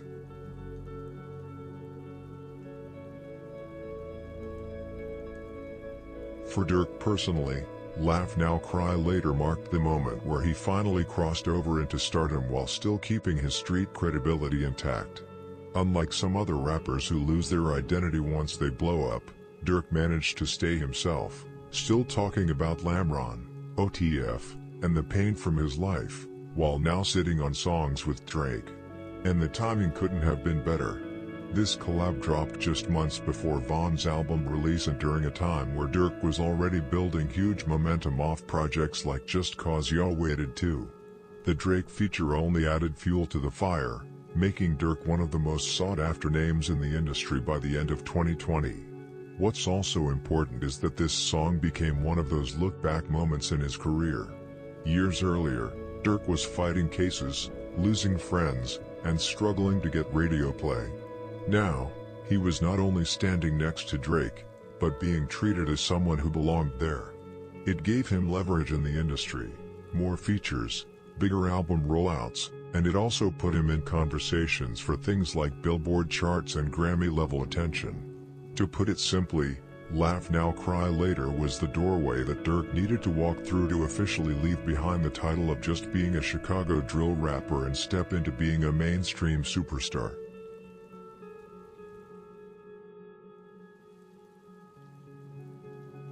However, right in the middle of Lil Durk's major career boost, tragedy would strike when he lost one of his closest friends and protégés, King Von. Von wasn't just another artist signed to OTF, he was someone Durk had personally coached, guided, and inspired, both musically and personally. At the same time, it's important to note that the impact went both ways. King Von had a massive influence on Durk as well.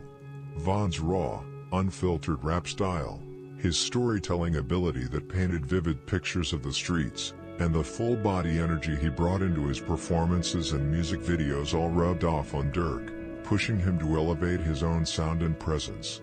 The bond between the two was more like brothers than business partners, which made Von's death in late 2020 an almost unbearable blow for Durk, not just personally but also artistically. And yet, paradoxically, this tragedy would further push Durk into the spotlight. Von's death drew massive attention to OTF, to their music, and to their story, and Durk, as the face of the movement, found himself carrying that weight while at the same time reaching new heights in his career.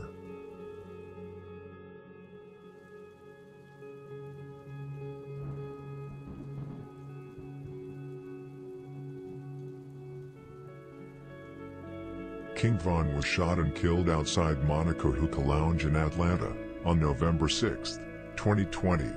That night Von and his crew had gotten into a fight with Quando Rondo and his people, and the whole thing quickly escalated.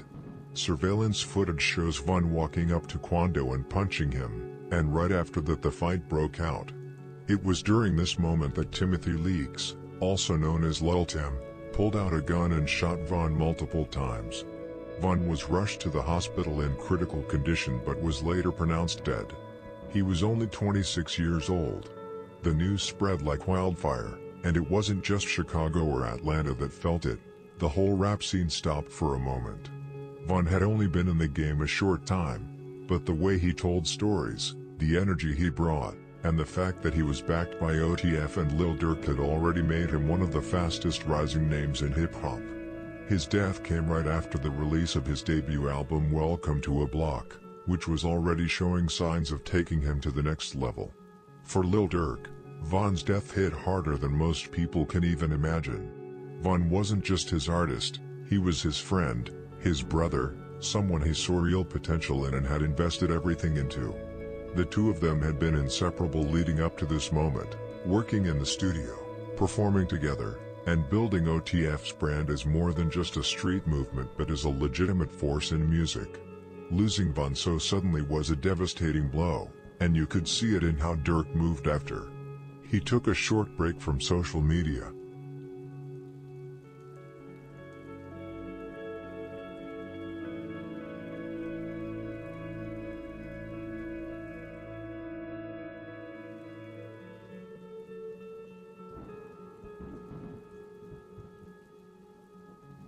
After the rumors started spreading that King Von had been shot, a lot of people started speculating how Lil Durk actually found out. Some say he found out while he was live on Instagram. During the live, comments started blowing up with messages saying Von had been hit, and you can see Durk's whole demeanor change in real time. He quickly cuts the live, and that's when a lot of people think he realized what had really happened. Other sources say Durk probably already got a call from someone close to the situation, but it just happened to be during a live stream when social media exploded with rumors. Either way, the news hit him hard. Von wasn't just one of the artists on his label, he was like a little brother, a close friend, and losing him out of nowhere shook Durk on a personal and professional level. After going dark for a while, Lil Durk finally broke his silence on social media.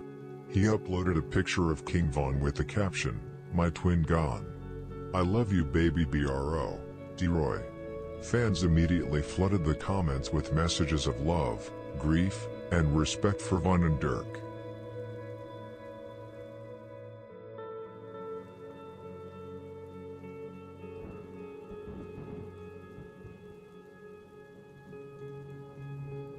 One day before King Von's death, Pooh Shiesty dropped Back in Blood featuring Lil Durk. At first, the song flew a little under the radar, but once the music video came out, it went viral. Part of that was because the song itself is fire, but a big reason was King Von being in the video. They used footage from Von's own track, "I Am What I Am." Durk also shouted out Von in his verse, rapping, "V-Roy pop up out that cut with that new Glock, I wish he would run," and even made a custom hat with V-Roy on it. The video has since blown up, now sitting at over 400 million views. A month after Back in Blood dropped, Lil Durk kept his momentum going with the release of his album The Voice. The cover itself was powerful, featuring a photo of Durk and King Von taken during a time when they weren't allowed to meet or speak because of the ongoing investigation into the Atlanta attempted murder case. The album was another major success for Durk, solidifying his position in the mainstream while staying true to his roots. It included standout tracks like Redman, Death Ain't Easy, The Voice, Backdoor, Still Trappin' featuring King Von, and India PT. 3, all of which further showcased his growth as both a storyteller and a melodic rapper. Later, in late January 2021, Lil Durk dropped the deluxe version of The Voice, which turned out to be another major success. The deluxe added even more hits, including Finesse Out the Gangway featuring Lil Baby, Kanye Crazy, and the standout track Should Have Ducked featuring Pooh Shiesty, with whom Durk had built a strong relationship.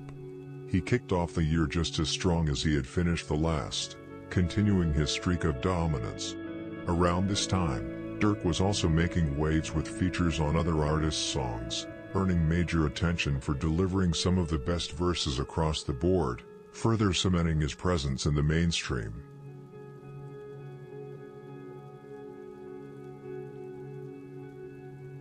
"2021 is also the year when the trolling of Lil Durk on the internet really started.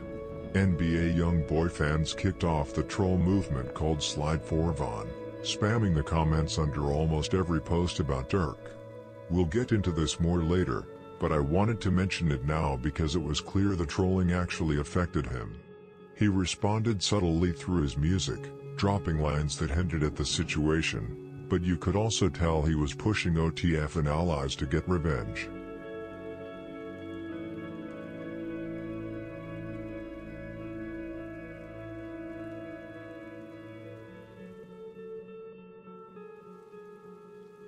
Anyway, in late March 2021, Lil Durk's close friend and personal shooter, OTF Boona from Lamron, was arrested in Atlanta.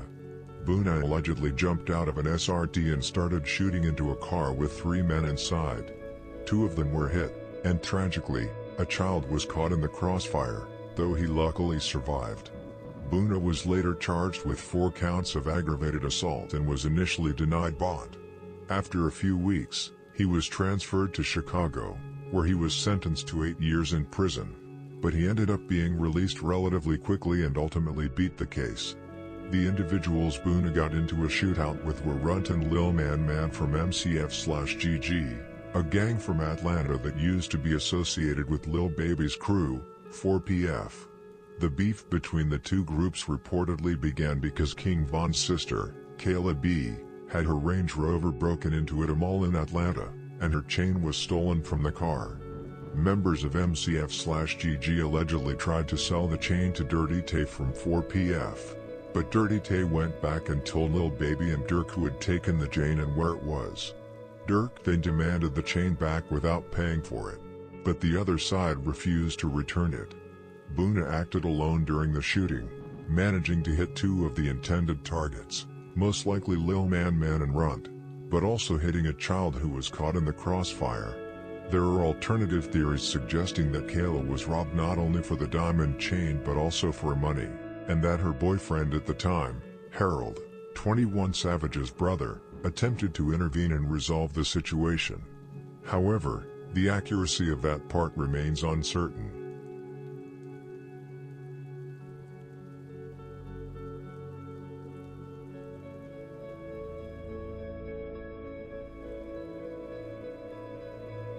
Both Runt and Lil Man from MCF/GG were later arrested for their roles in the shootout, but this incident also set off another major event in Lil Durk's life, the home invasion at his residence. On the 11th of July, 2021, Durk and his girlfriend, India Royale, became victims of a targeted attack at their home in the gated Chateau Elan neighborhood of Brazelton, Georgia. Around 5:14 a.m., multiple unidentified individuals entered the property, triggering a shootout between the intruders and the couple. Thankfully, neither Durk nor India were physically harmed during the chaos. The Georgia Bureau of Investigation, GBI, responded to the scene and classified the event as an aggravated assault/home invasion incident. The suspects fled before law enforcement arrived, and authorities have since appealed to the public for help in identifying those responsible. In the aftermath, Durk addressed the harrowing experience through his music. On October 15, 2021, he released the single Pissed Me Off, rapping about the home invasion with the line, "Niggas ran inside my crib, but the Glock 10 was by the bed. I'll give my gun to India before I put it in your hand." While Durk claimed in the song that it was India who fired the shots, I personally believe it was likely Durk himself. The reason he may have attributed the shooting to India could be because at that moment they couldn't openly acknowledge firing a weapon, self-defense or not. However, it's also possible there was more than one firearm present and that India did, in fact, discharge shots during the confrontation.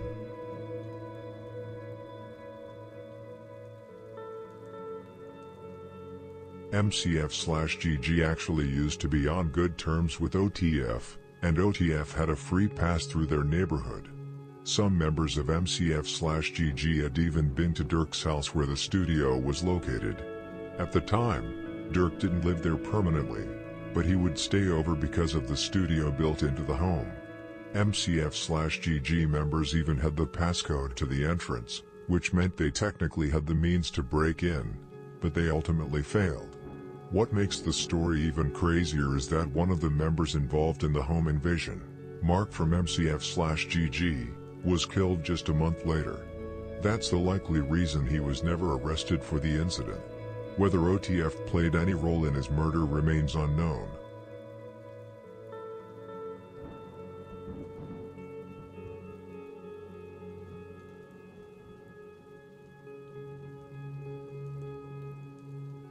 The summer of 2021 was really hectic for Lil Durk, and honestly, it's kind of amazing how he handled everything.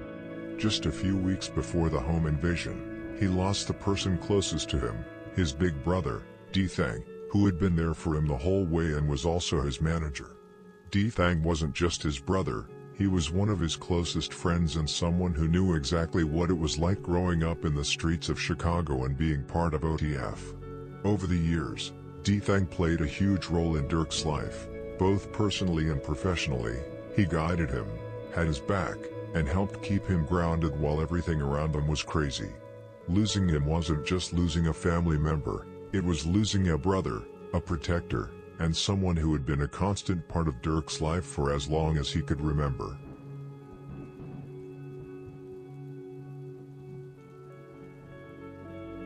On June 6th, Lil Durk's older brother, Dante D-Thang Banks Jr., was shot and killed outside Club O, a strip club in Harvey, Illinois, shortly after midnight. According to reports from the Chicago Sun-Times, multiple gunshots went off during the incident, and even a police officer was injured in the chaos. What went down that night was that not long before D-Thang was shot, a Harvey police officer on the scene had already heard gunfire and saw someone with a gun outside the club. Then more shots rang out during what was described as an altercation, and in the chaos, the officer ended up getting hit in the thigh. According to Harvey spokeswoman Giovanni Nixon, the officer didn't fire back, and it's still unclear whether he was actually targeted or just caught in the middle. Thankfully, the officer ended up being in good condition. Meanwhile, just about 500 feet away from where that happened, 32-year-old D-Thang was shot in the head. D-Thang, who at the time was living in Chicago's Gresham neighborhood, was pronounced dead on the scene by the Cook County Medical Examiner's office. Later on, in the police report connected to Lil Durk's federal RICO case, it was stated that D-Thang had been killed by a gang known as Dump Street. But in reality, people around Chicago and those close to the situation already knew long before that report came out that Dump Street was the crew behind his murder. Dump Street being the gang responsible didn't surprise anybody because they've had a long-standing beef with Dog Pound, which is a set that D-Thang was a member of. On top of that, Dump Street is allied with No Love City and CMB, two other groups that have also had beef with D-Thang and his circle. Street rumors even claim that D-Thang had a body on CMB, which would have made him an even bigger target in the eyes of their enemies.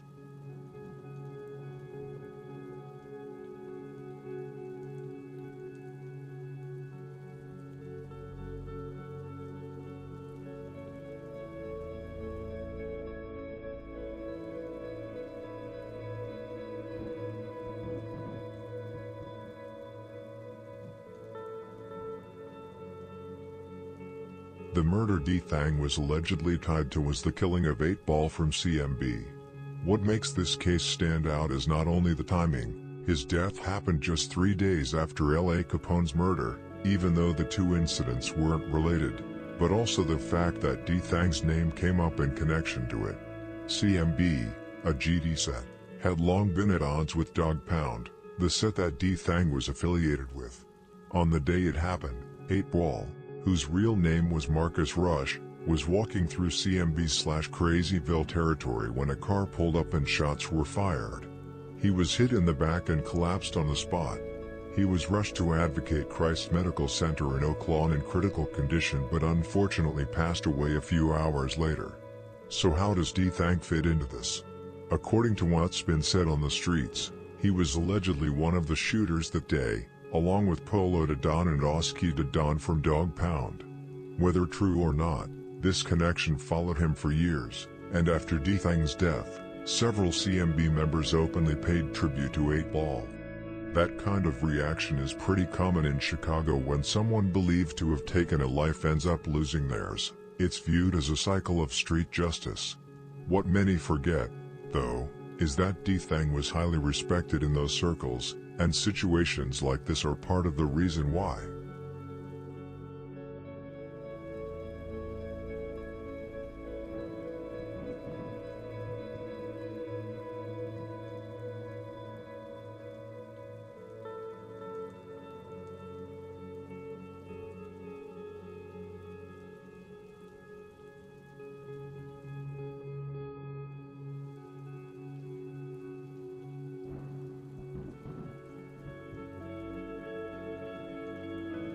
The member from Dump Street who allegedly pulled the trigger on D-Thang was said to be GG Puke, one of their known members.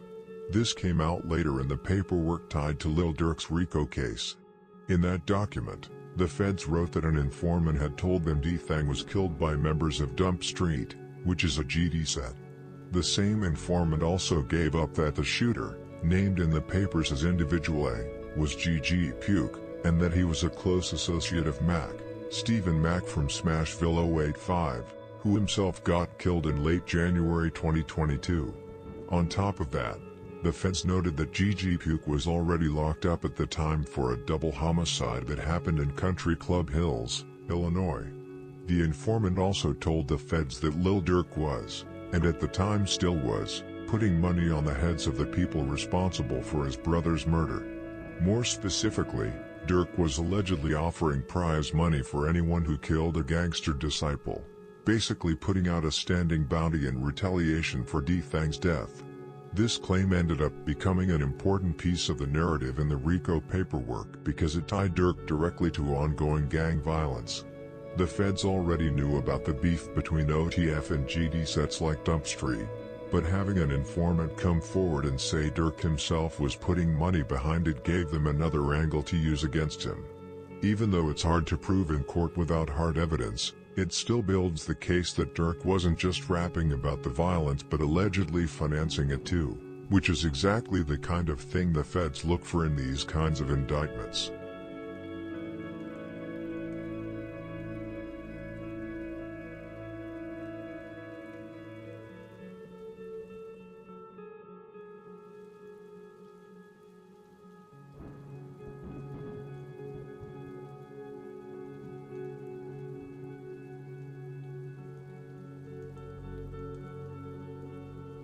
The death of D-Thang was without question the hardest loss Lil Durk has ever had to face.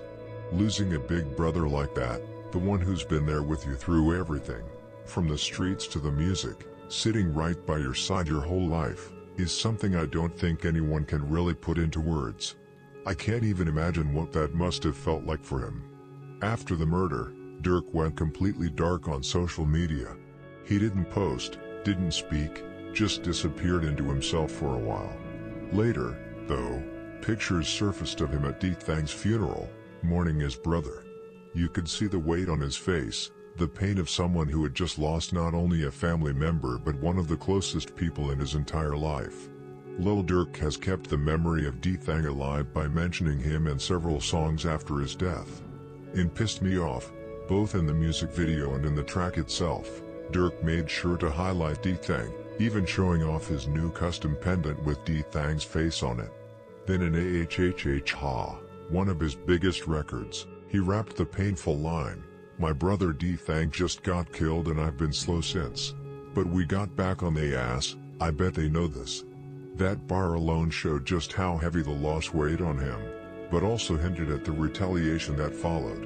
In What Happened to Virgil, Durk opened up even more, with the line, "I was too mad at you, you let him come kill you, my brother, that shit was a tragedy," showing his grief mixed with frustration about the way it happened. And in Pele Code, he brought it back again, rapping, "When Thang died, a dude died, another dude died, we thangun," making it clear that the loss of his brother not only scarred him deeply but also fueled the violence that came after.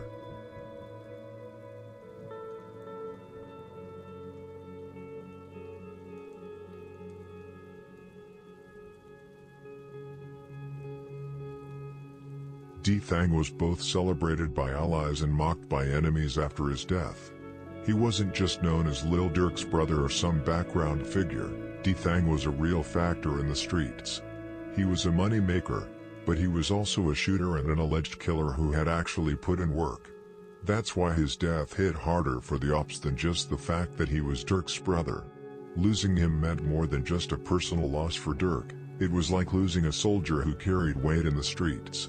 An interesting part of D-Thang's story is that in March 2018, he was actually arrested for shooting his girlfriend, which shows you he wasn't just tied up in music or business, he was really living the street life. At the same time, D-Thang played a much bigger role in Lil Durk's life and in OTF than people may realize. Within OTF, he wasn't just Durk's brother, he was considered one of the earliest members, even a co-founder alongside him. While he wasn't the one dropping music or chasing the spotlight, he worked heavily behind the scenes, handling business operations, lining up bookings, and keeping the crew organized. He made sure things moved smoothly so Durk could focus on the music. So when D-Thang died, it wasn't just grief Durk was dealing with, he was also angry and frustrated. By that point, he had already lost King Von, and now within a 2-year span, he lost both Von and his brother, the two people closest to him. And on top of all that, he had the internet on him, trolling him with the Slide 4 Von comments, and then after D-Thang's death, they started trolling again. And sure, people brush that off like it's just the internet, but that type of thing gets to you. especially when you're already hurting inside. For Durk, it wasn't just about mourning anymore, it turned into pressure. Now he had to get back for both Von and D-Thang, and that meant money, serious risks, and putting everything, his career, his freedom, and even his life, on the line.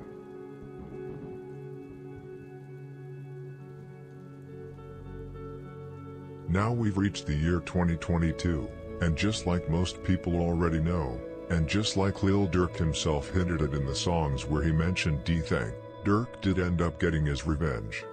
But that revenge came with a heavy price. It wasn't just about spending money on moves or putting up bread for get back, it was the kind of revenge that brings legal problems with it. What I'm about to talk about only became known in December of last year, after a newly unsealed filing in U.S. District Court in Chicago was released regarding the federal case against Lil Durk from Lamron/300 and other members of OTF. First off, just so it's clear, when we're talking about an unsealed filing in the U.S. District Court, that means a court document that was once confidential but is now made public. In the court system, a lot of filings start off sealed, which means no one outside the case can see them. They're locked away and hidden from the public. But when a judge decides to unseal it, that document becomes part of the public record, and anyone can access it either through the court's electronic system, PACER, or by physically requesting it at the courthouse. Now, this specific document was a warrant application that had originally been filed back in April 2023. However, the public didn't get to see it until it was unsealed on December 11, 2023, right before a detention hearing that was scheduled for December 12 in Lil Durk's murder for hire case. That's how all of this information ended up coming to light, because once it was unsealed, people could finally see exactly what the feds were putting on record against Durk and OTF.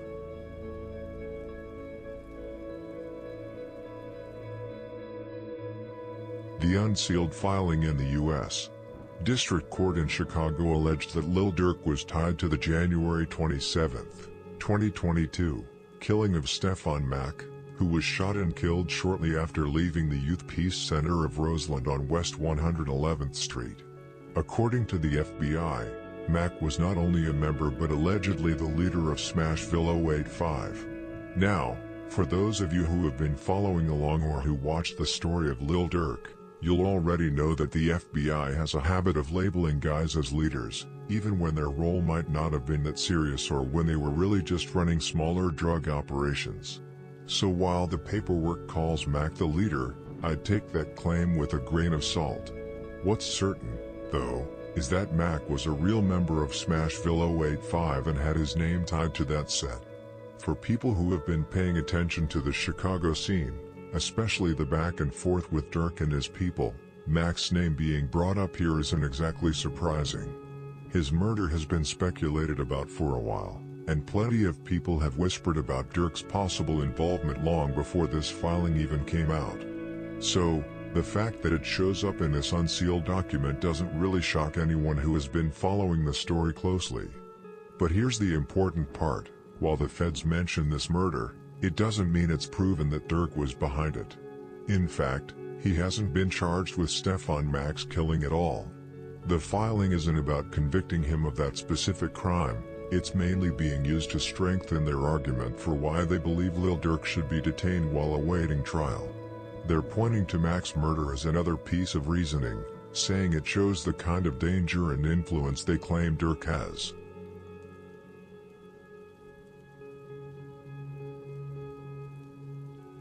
As I mentioned earlier, Stefan was gunned down shortly after stepping out of the Youth Peace Center of Roseland on West 111th Street, an area that sits right near the territories of Princetown, Rock World, and 11-5 Rookieville.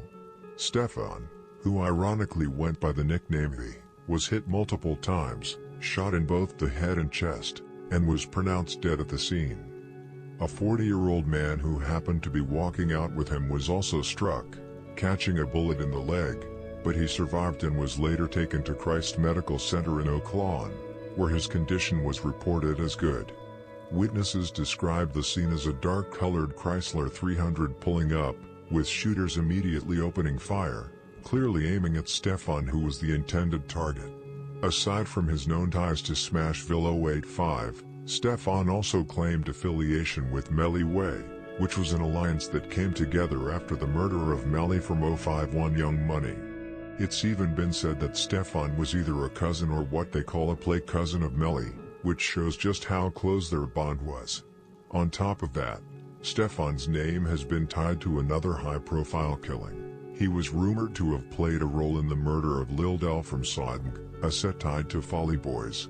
Allegedly, Stefan carried out that hit alongside Melly from 051 Young Money, and he even popped up in a video with him not long after the murder, which only fueled the speculation. So when Stefan, or he, was killed, it wasn't just another name on the list, it was payback in the eyes of many.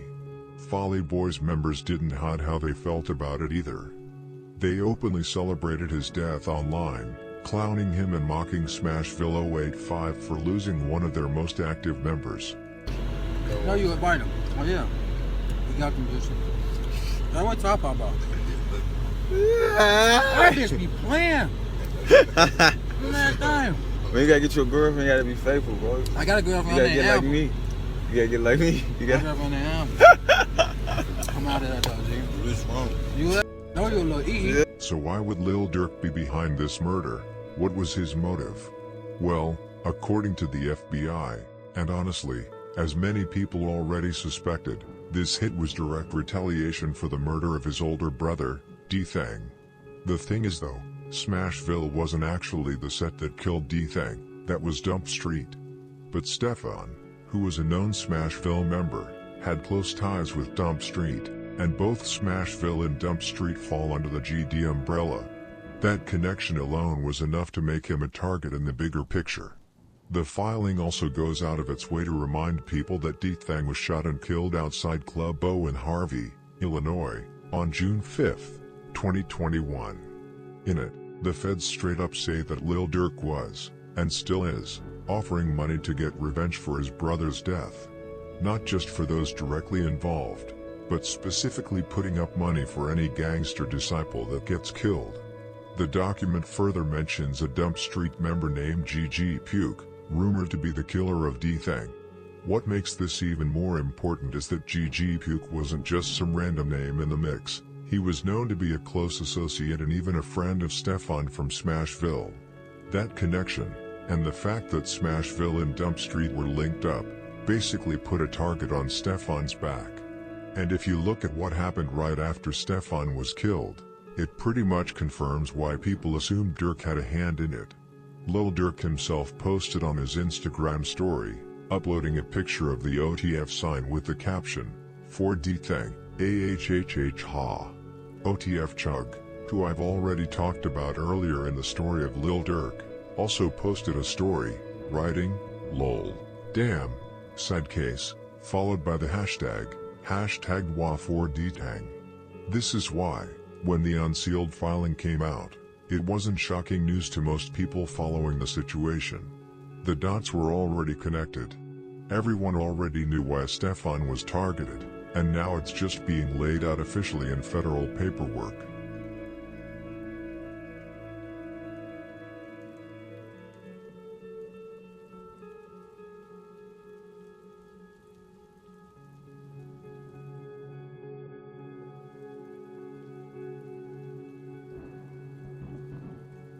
On top of the self-incriminating posts from the shot caller himself, two men believed to have carried out the shooting were actually arrested by the FBI for the homicide.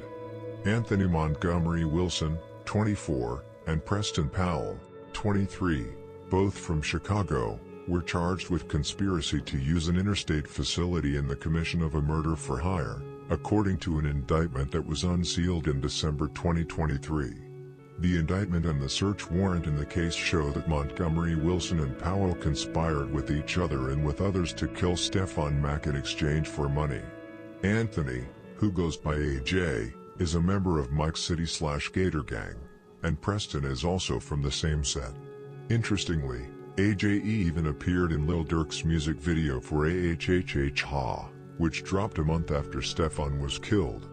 Mike City / Gator Gang is a BD set based around 86th and Morgan, and they are allied with DTE, Daytown Entertainment, a set that used to be the same as Lamron before internal conflicts cooled the friendship.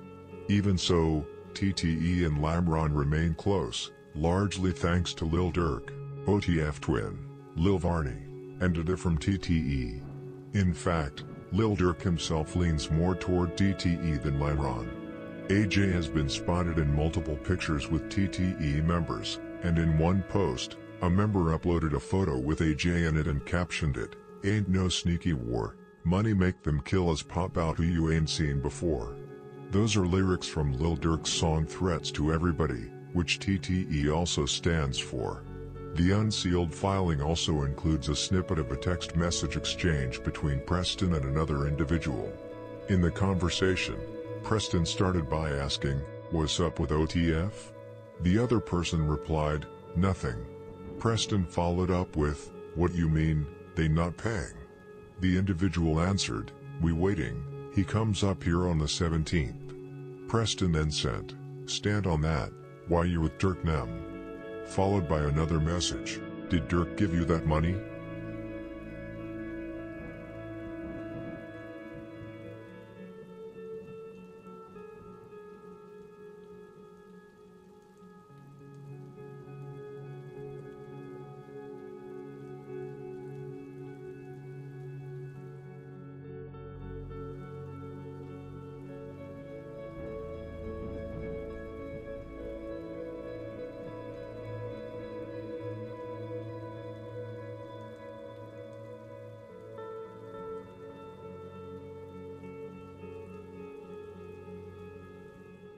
On March 11, 2022, Lil Durk dropped his new album, 7220, named after the street he grew up on in Chicago. The album was a big moment for Durk and a major success, showing just how far he's come.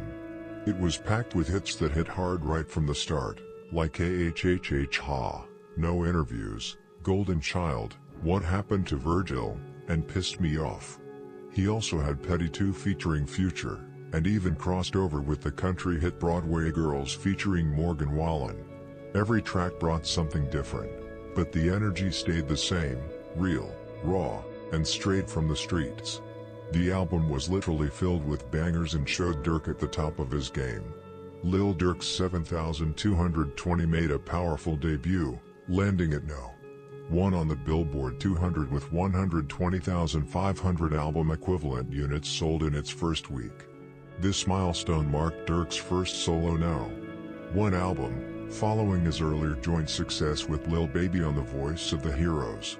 The album's strong performance was largely fueled by streaming, which accounted for 117,500 of the first week units, while pure album sales contributed 2,500. Over the following month, 7220 continued to dominate, reaching a total of 362,500 album equivalent units by the end of its fifth week, underscoring Durk's rising influence in the rap scene. The album also delivered several standout singles, most notably Broadway Girls featuring Morgan Wallen, which became Durk's highest charting single as lead artist at the time, peaking at No. 14 on the Billboard Hot 100.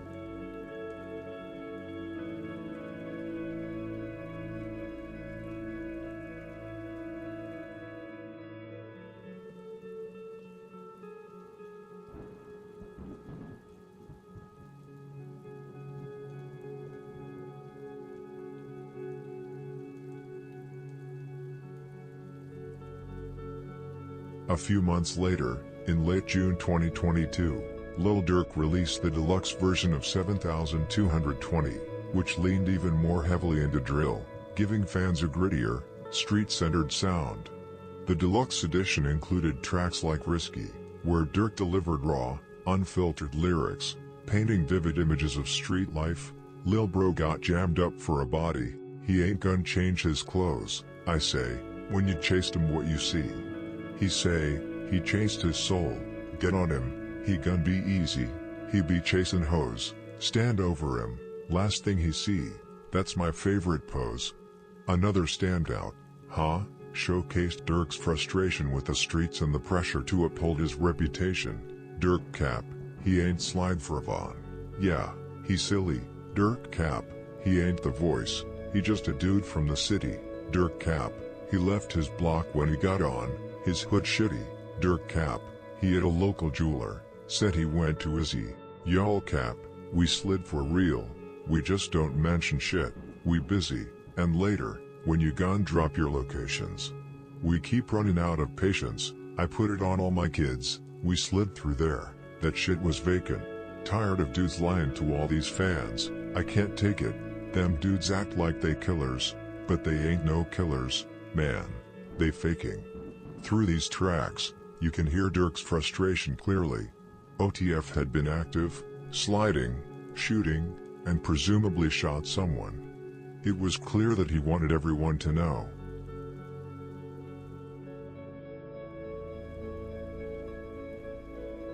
However, after expressing his frustration over not getting revenge, Lil Durk finally got his revenge in mid-August 2022.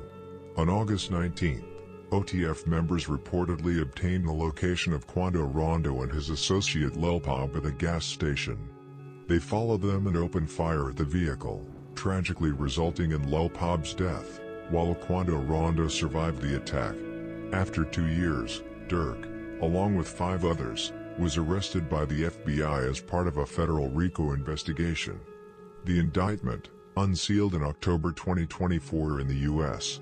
District Court in Los Angeles, lists several key individuals: Kevin London Grant, aka OTF Vonnie, DeAndre Dontrell Wilson, aka OTF Dada from Tate Town, Keith Jones, aka Flocka from DBG/Lil 4 Mob, David Brian Lindsay, aka Brown Eyes from DBG/Lil 4 Mob, and Asa Houston, aka OTF Boogie from 072.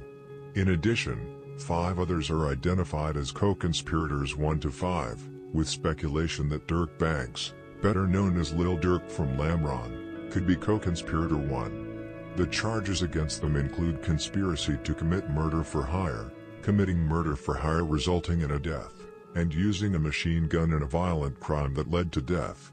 The most severe charge carries a potential death penalty if convicted. All 5 named defendants were arrested on Thursday in the Chicago area and appeared that afternoon at the Durkson U.S. Courthouse. U.S. Magistrate Judge Jeffrey Gilbert ordered them held in custody pending further proceedings and the eventual transfer of the case to Los Angeles. Authorities note that 2 of those charged, likely Flocka and Brown Eyes from DBG/Lil 4 Mob, are members of Chicago street gangs.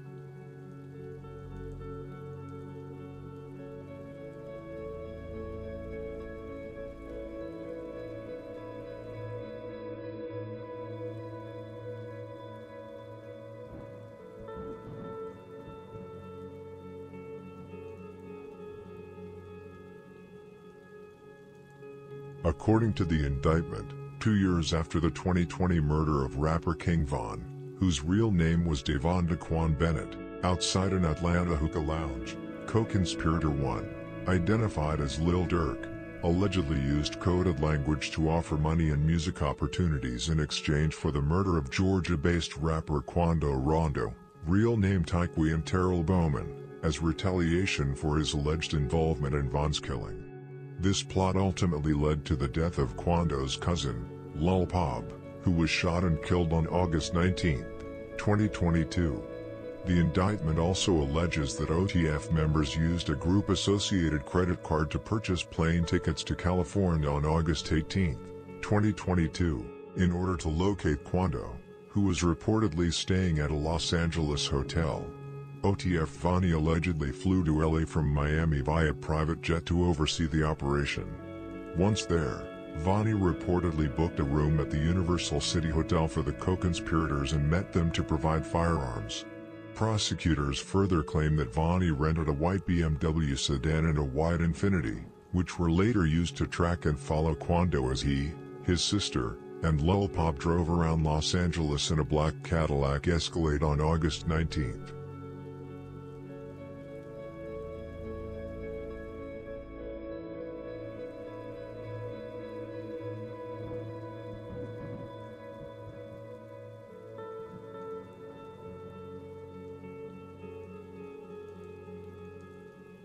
On August 18, 2022, after receiving information that Quando Rondo was in Los Angeles, OTF members Dida, Flocka, Brown Eyes, OTF Boogie, and co-conspirator 2, whose identity remains unknown, immediately traveled from Chicago to Los Angeles with the intent to target Rondo. OTF Vonnie also flew to Los Angeles that same day via private jet. According to the indictment, these 5 defendants, along with the known and unknown co-conspirators, conspired to use interstate and foreign commerce, including airplanes, cars, cell phones, and the internet, with the intent to commit murder. The document alleges that co-conspirator 1, widely believed to be Lil Durk, would place bounties on individuals that he and other OTF members wanted located, tracked, and killed, including Quando Rondo. Upon arriving in Los Angeles, the co-conspirators allegedly used OTF-associated credit cards to book flights and hotel accommodations for the shooters. In one reported text, co-conspirator 1 reportedly instructed another co-conspirator, "Don't book no flights under no names involved with me," suggesting an effort to avoid direct traceability. On August 19, 2022, the defendants, Brown Eyes, Dida, Flocka, Vonnie, OTF Boogie, and an unnamed second shooter, co-conspirator 2, split into 2 vehicles, a white BMW and a white Infiniti. Their first stop was a hotel in downtown Los Angeles, where they had learned that Quando Rondo was staying. After waiting, they spotted Rondo and his entourage leaving the hotel in a black Cadillac Escalade. The defendants followed the Escalade to a marijuana dispensary on Flower Street, appearing to wait for the right moment to strike, but no opportunity presented itself. They then tailed Rondo and his group to a clothing store on Melrose Avenue in West Hollywood. Federal agents captured images and video of the 2 vehicles following the Escalade. Still, the shooters were unable to act at the clothing store. Their chance wouldn't come until the Escalade eventually stopped at a gas station on Beverly Boulevard in Los Angeles. Yeah, you do what I'm saying, you know, one of them type of days, you deal and shining, man. Bottles and shit, man. Ha ha!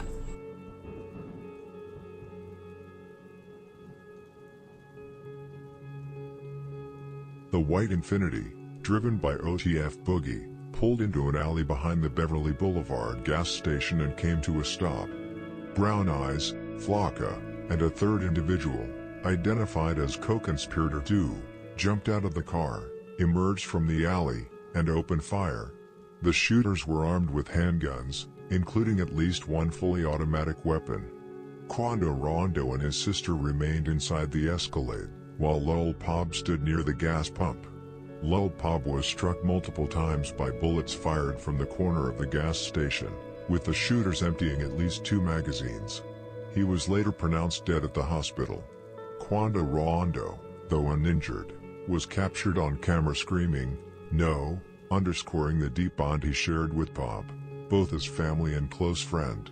After the shooting, the suspects reportedly went to an In-N-Out hamburger stand, where they discussed payment with Grant, before flying back to Chicago from San Diego. Later, Wilson allegedly paid Jones and Lindsay an undisclosed sum, according to Corcoran and other court documents.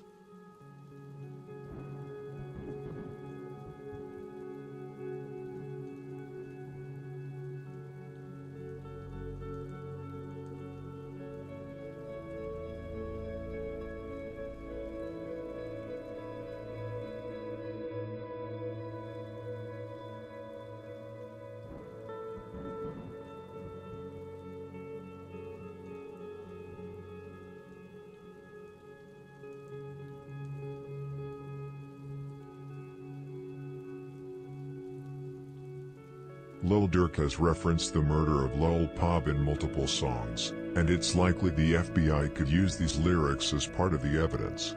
In War About It, featuring 21 Savage, he raps about the video showing Quando Rondo screaming no, with lines like, "And them people heard they man's scream, they gotta turn the sound off. Since he died, just come outside and go to war about him." He say, "No, I'm thinking he let a hoe got him." He say, "No, I say, let's go to war about it, where he go. You better know the morgue got him." Durk also takes direct aim at Quando in Wonderful Wayne and Jackie Boy, rapping, "I think 'bout my brothers that I lost, I'm in my feelings, it's so fed up that I'd rather get revenge instead of millions, and, saying my name for clout. But in them streets, they gon' hurt you though, told me they got an addy, go, got location, go, green light, go, go, go, look on the news and see your son, you screamin', no, no, and all them dudes hanging with him, if you know, you know." On an unreleased track, unofficially titled Beverly Hills, Durk plays out the hit in detail, mentioning bounty hunters, ski masks, firearms, and the use of Uber tags to avoid police and target detection. He raps, "Pop in traffic, we in Cali ride through Beverly Hills with choppers." In threats to everybody, he raps, "Ain't no sneaky war, money makes them killers pop outside, who you ain't seen before." This line is widely interpreted as a direct nod to two members of DBG/Lil 4 Mob participating in the hit. Overall, the lyrics repeatedly reference the planning, execution, and aftermath of Lil Pop's murder, making them highly relevant in a legal context. Dida, who is confirmed to have been involved in the hit and was likely seated in the white BMW, is a high-ranking member of T-Town with a history of violent activity. Back in 2014, he was arrested and charged with the murder of Travis from Shields. After being released on a $90,000 bond, reportedly paid by Lil Durk in 2019, Dida ultimately beat the case in 2023, which also included an attempted murder charge.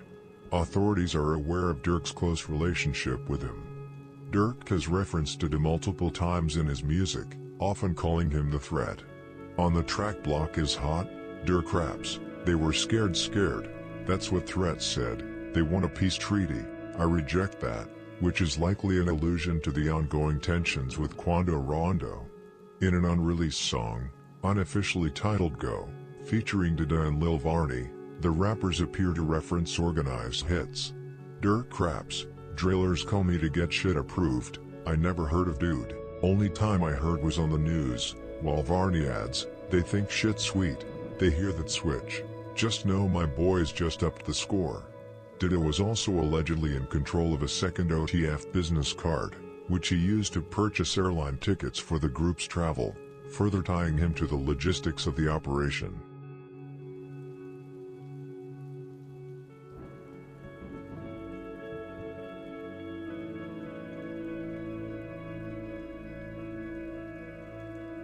Brown Eyes and Flocka, two of the arrested individuals confirmed to have participated in the hit, are members of DBG/Lil 4 Mob from Chicago. Both have prior arrests in Chicago for various crimes, though they don't appear to have a direct connection to Lil Durk. Instead, their link seems to be through Dida and possibly other members from Lamron, Daytown, or OTF. Interestingly, Brown Eyes is followed by Dida on Instagram. The two served as the shooters in the operation and were likely brought in specifically to carry out the attack. Surveillance footage from the gas station captured them killing Lil Pop and firing at the black Cadillac Escalade. It's also worth noting that DBG/Lil 4 Mob has a violent history, allegedly being the group responsible for killing young Pappy from TFG/PBG in May 2015. OTF Vonnie has been with OTF for a long time and is known for protecting King Von from scams, such as the Icebox incident documented on YouTube. Court documents showed that Vonnie met in Universal City, Los Angeles, with two unidentified individuals as well as Flocka and Brown Eyes, where he handed over multiple firearms, including one modified to function as a fully automatic weapon. Vonnie drove the white BMW that tailed the black Cadillac Escalade for hours and coordinated the movement of the other vehicle by providing the shooters with the location of Quando Rondo and his entourage. OTF Boogie, from 072, drove the white Infiniti that pulled up behind the gas station. He parked the vehicle so that Brown Eyes and Flocka, seated behind him, could exit and open fire. Boogie has been affiliated with OTF for years and was particularly close to Lil Durk's brother, D-Thang.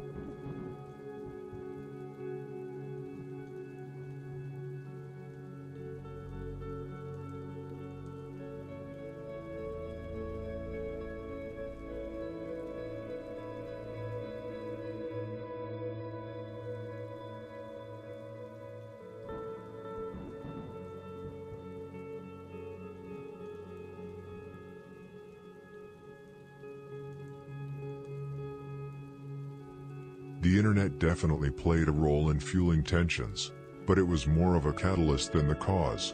After King Von's murder, fans grew impatient and pushed OTF to retaliate, while NBA YoungBoy's supporters flooded Lil Durk's social media with Slide 4 Von comments.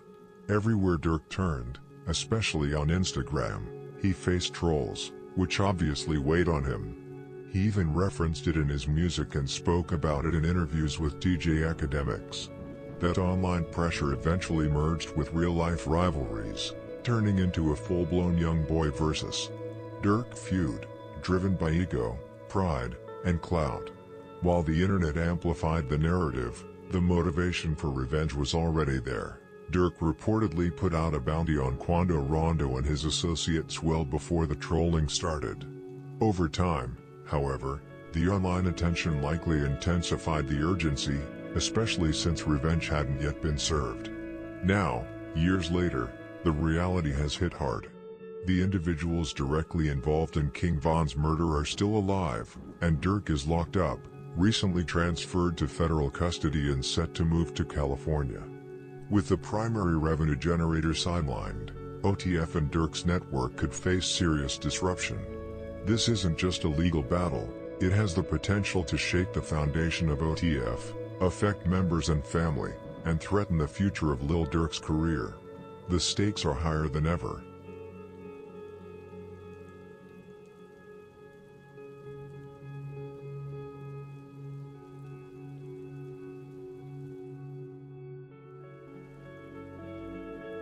My own thoughts on this are that the whole situation is just so completely unnecessary.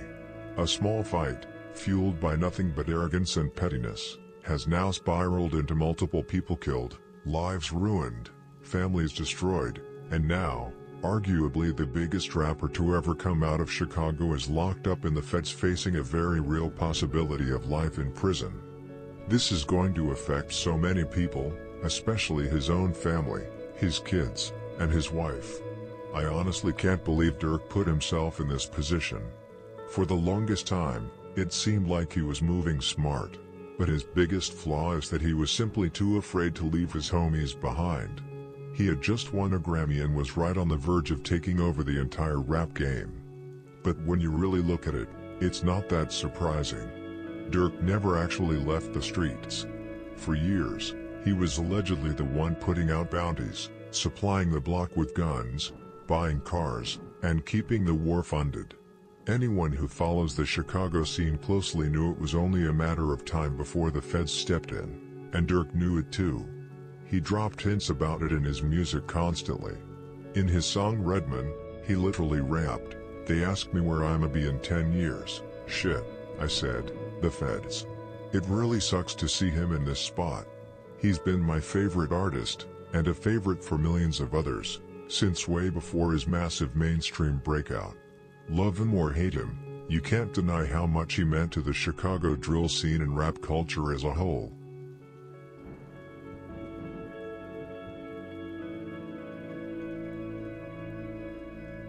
Another interesting aspect is Lil Durk's recent efforts to reshape his public image.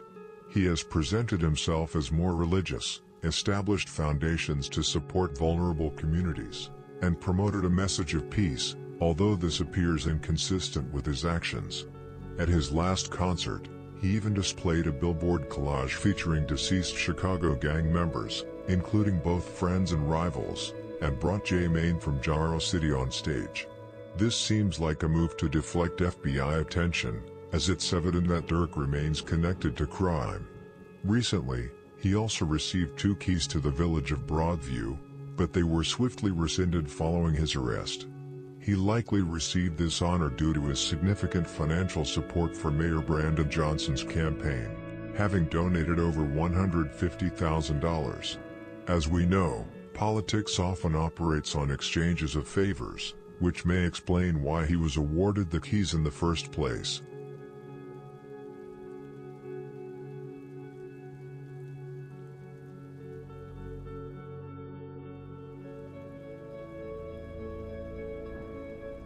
Now Lil Durk is exactly where he predicted he would end up, federal custody. Honestly, it's looking like a steep uphill battle for him to ever beat this mess, especially since every single one of his motions for bail has already been denied. There are a few small weak spots in the government's case, like when the feds slipped up using social media content as evidence. For example, they tried to use an edited clip where Quando Rondo's scream was mashed into one of Durk's songs, claiming Durk made it, when it was actually just a fan edit from the internet. But let's be real, minor screw-ups like that don't mean much when you look at the mountain of actual evidence the FBI has sitting on him. It's hard to see him beating this case, but there is always that slim percentage. And if he somehow defies the odds and walks away a free man, it's over. He would completely take over the rap game, and no other artist out there could even touch his position.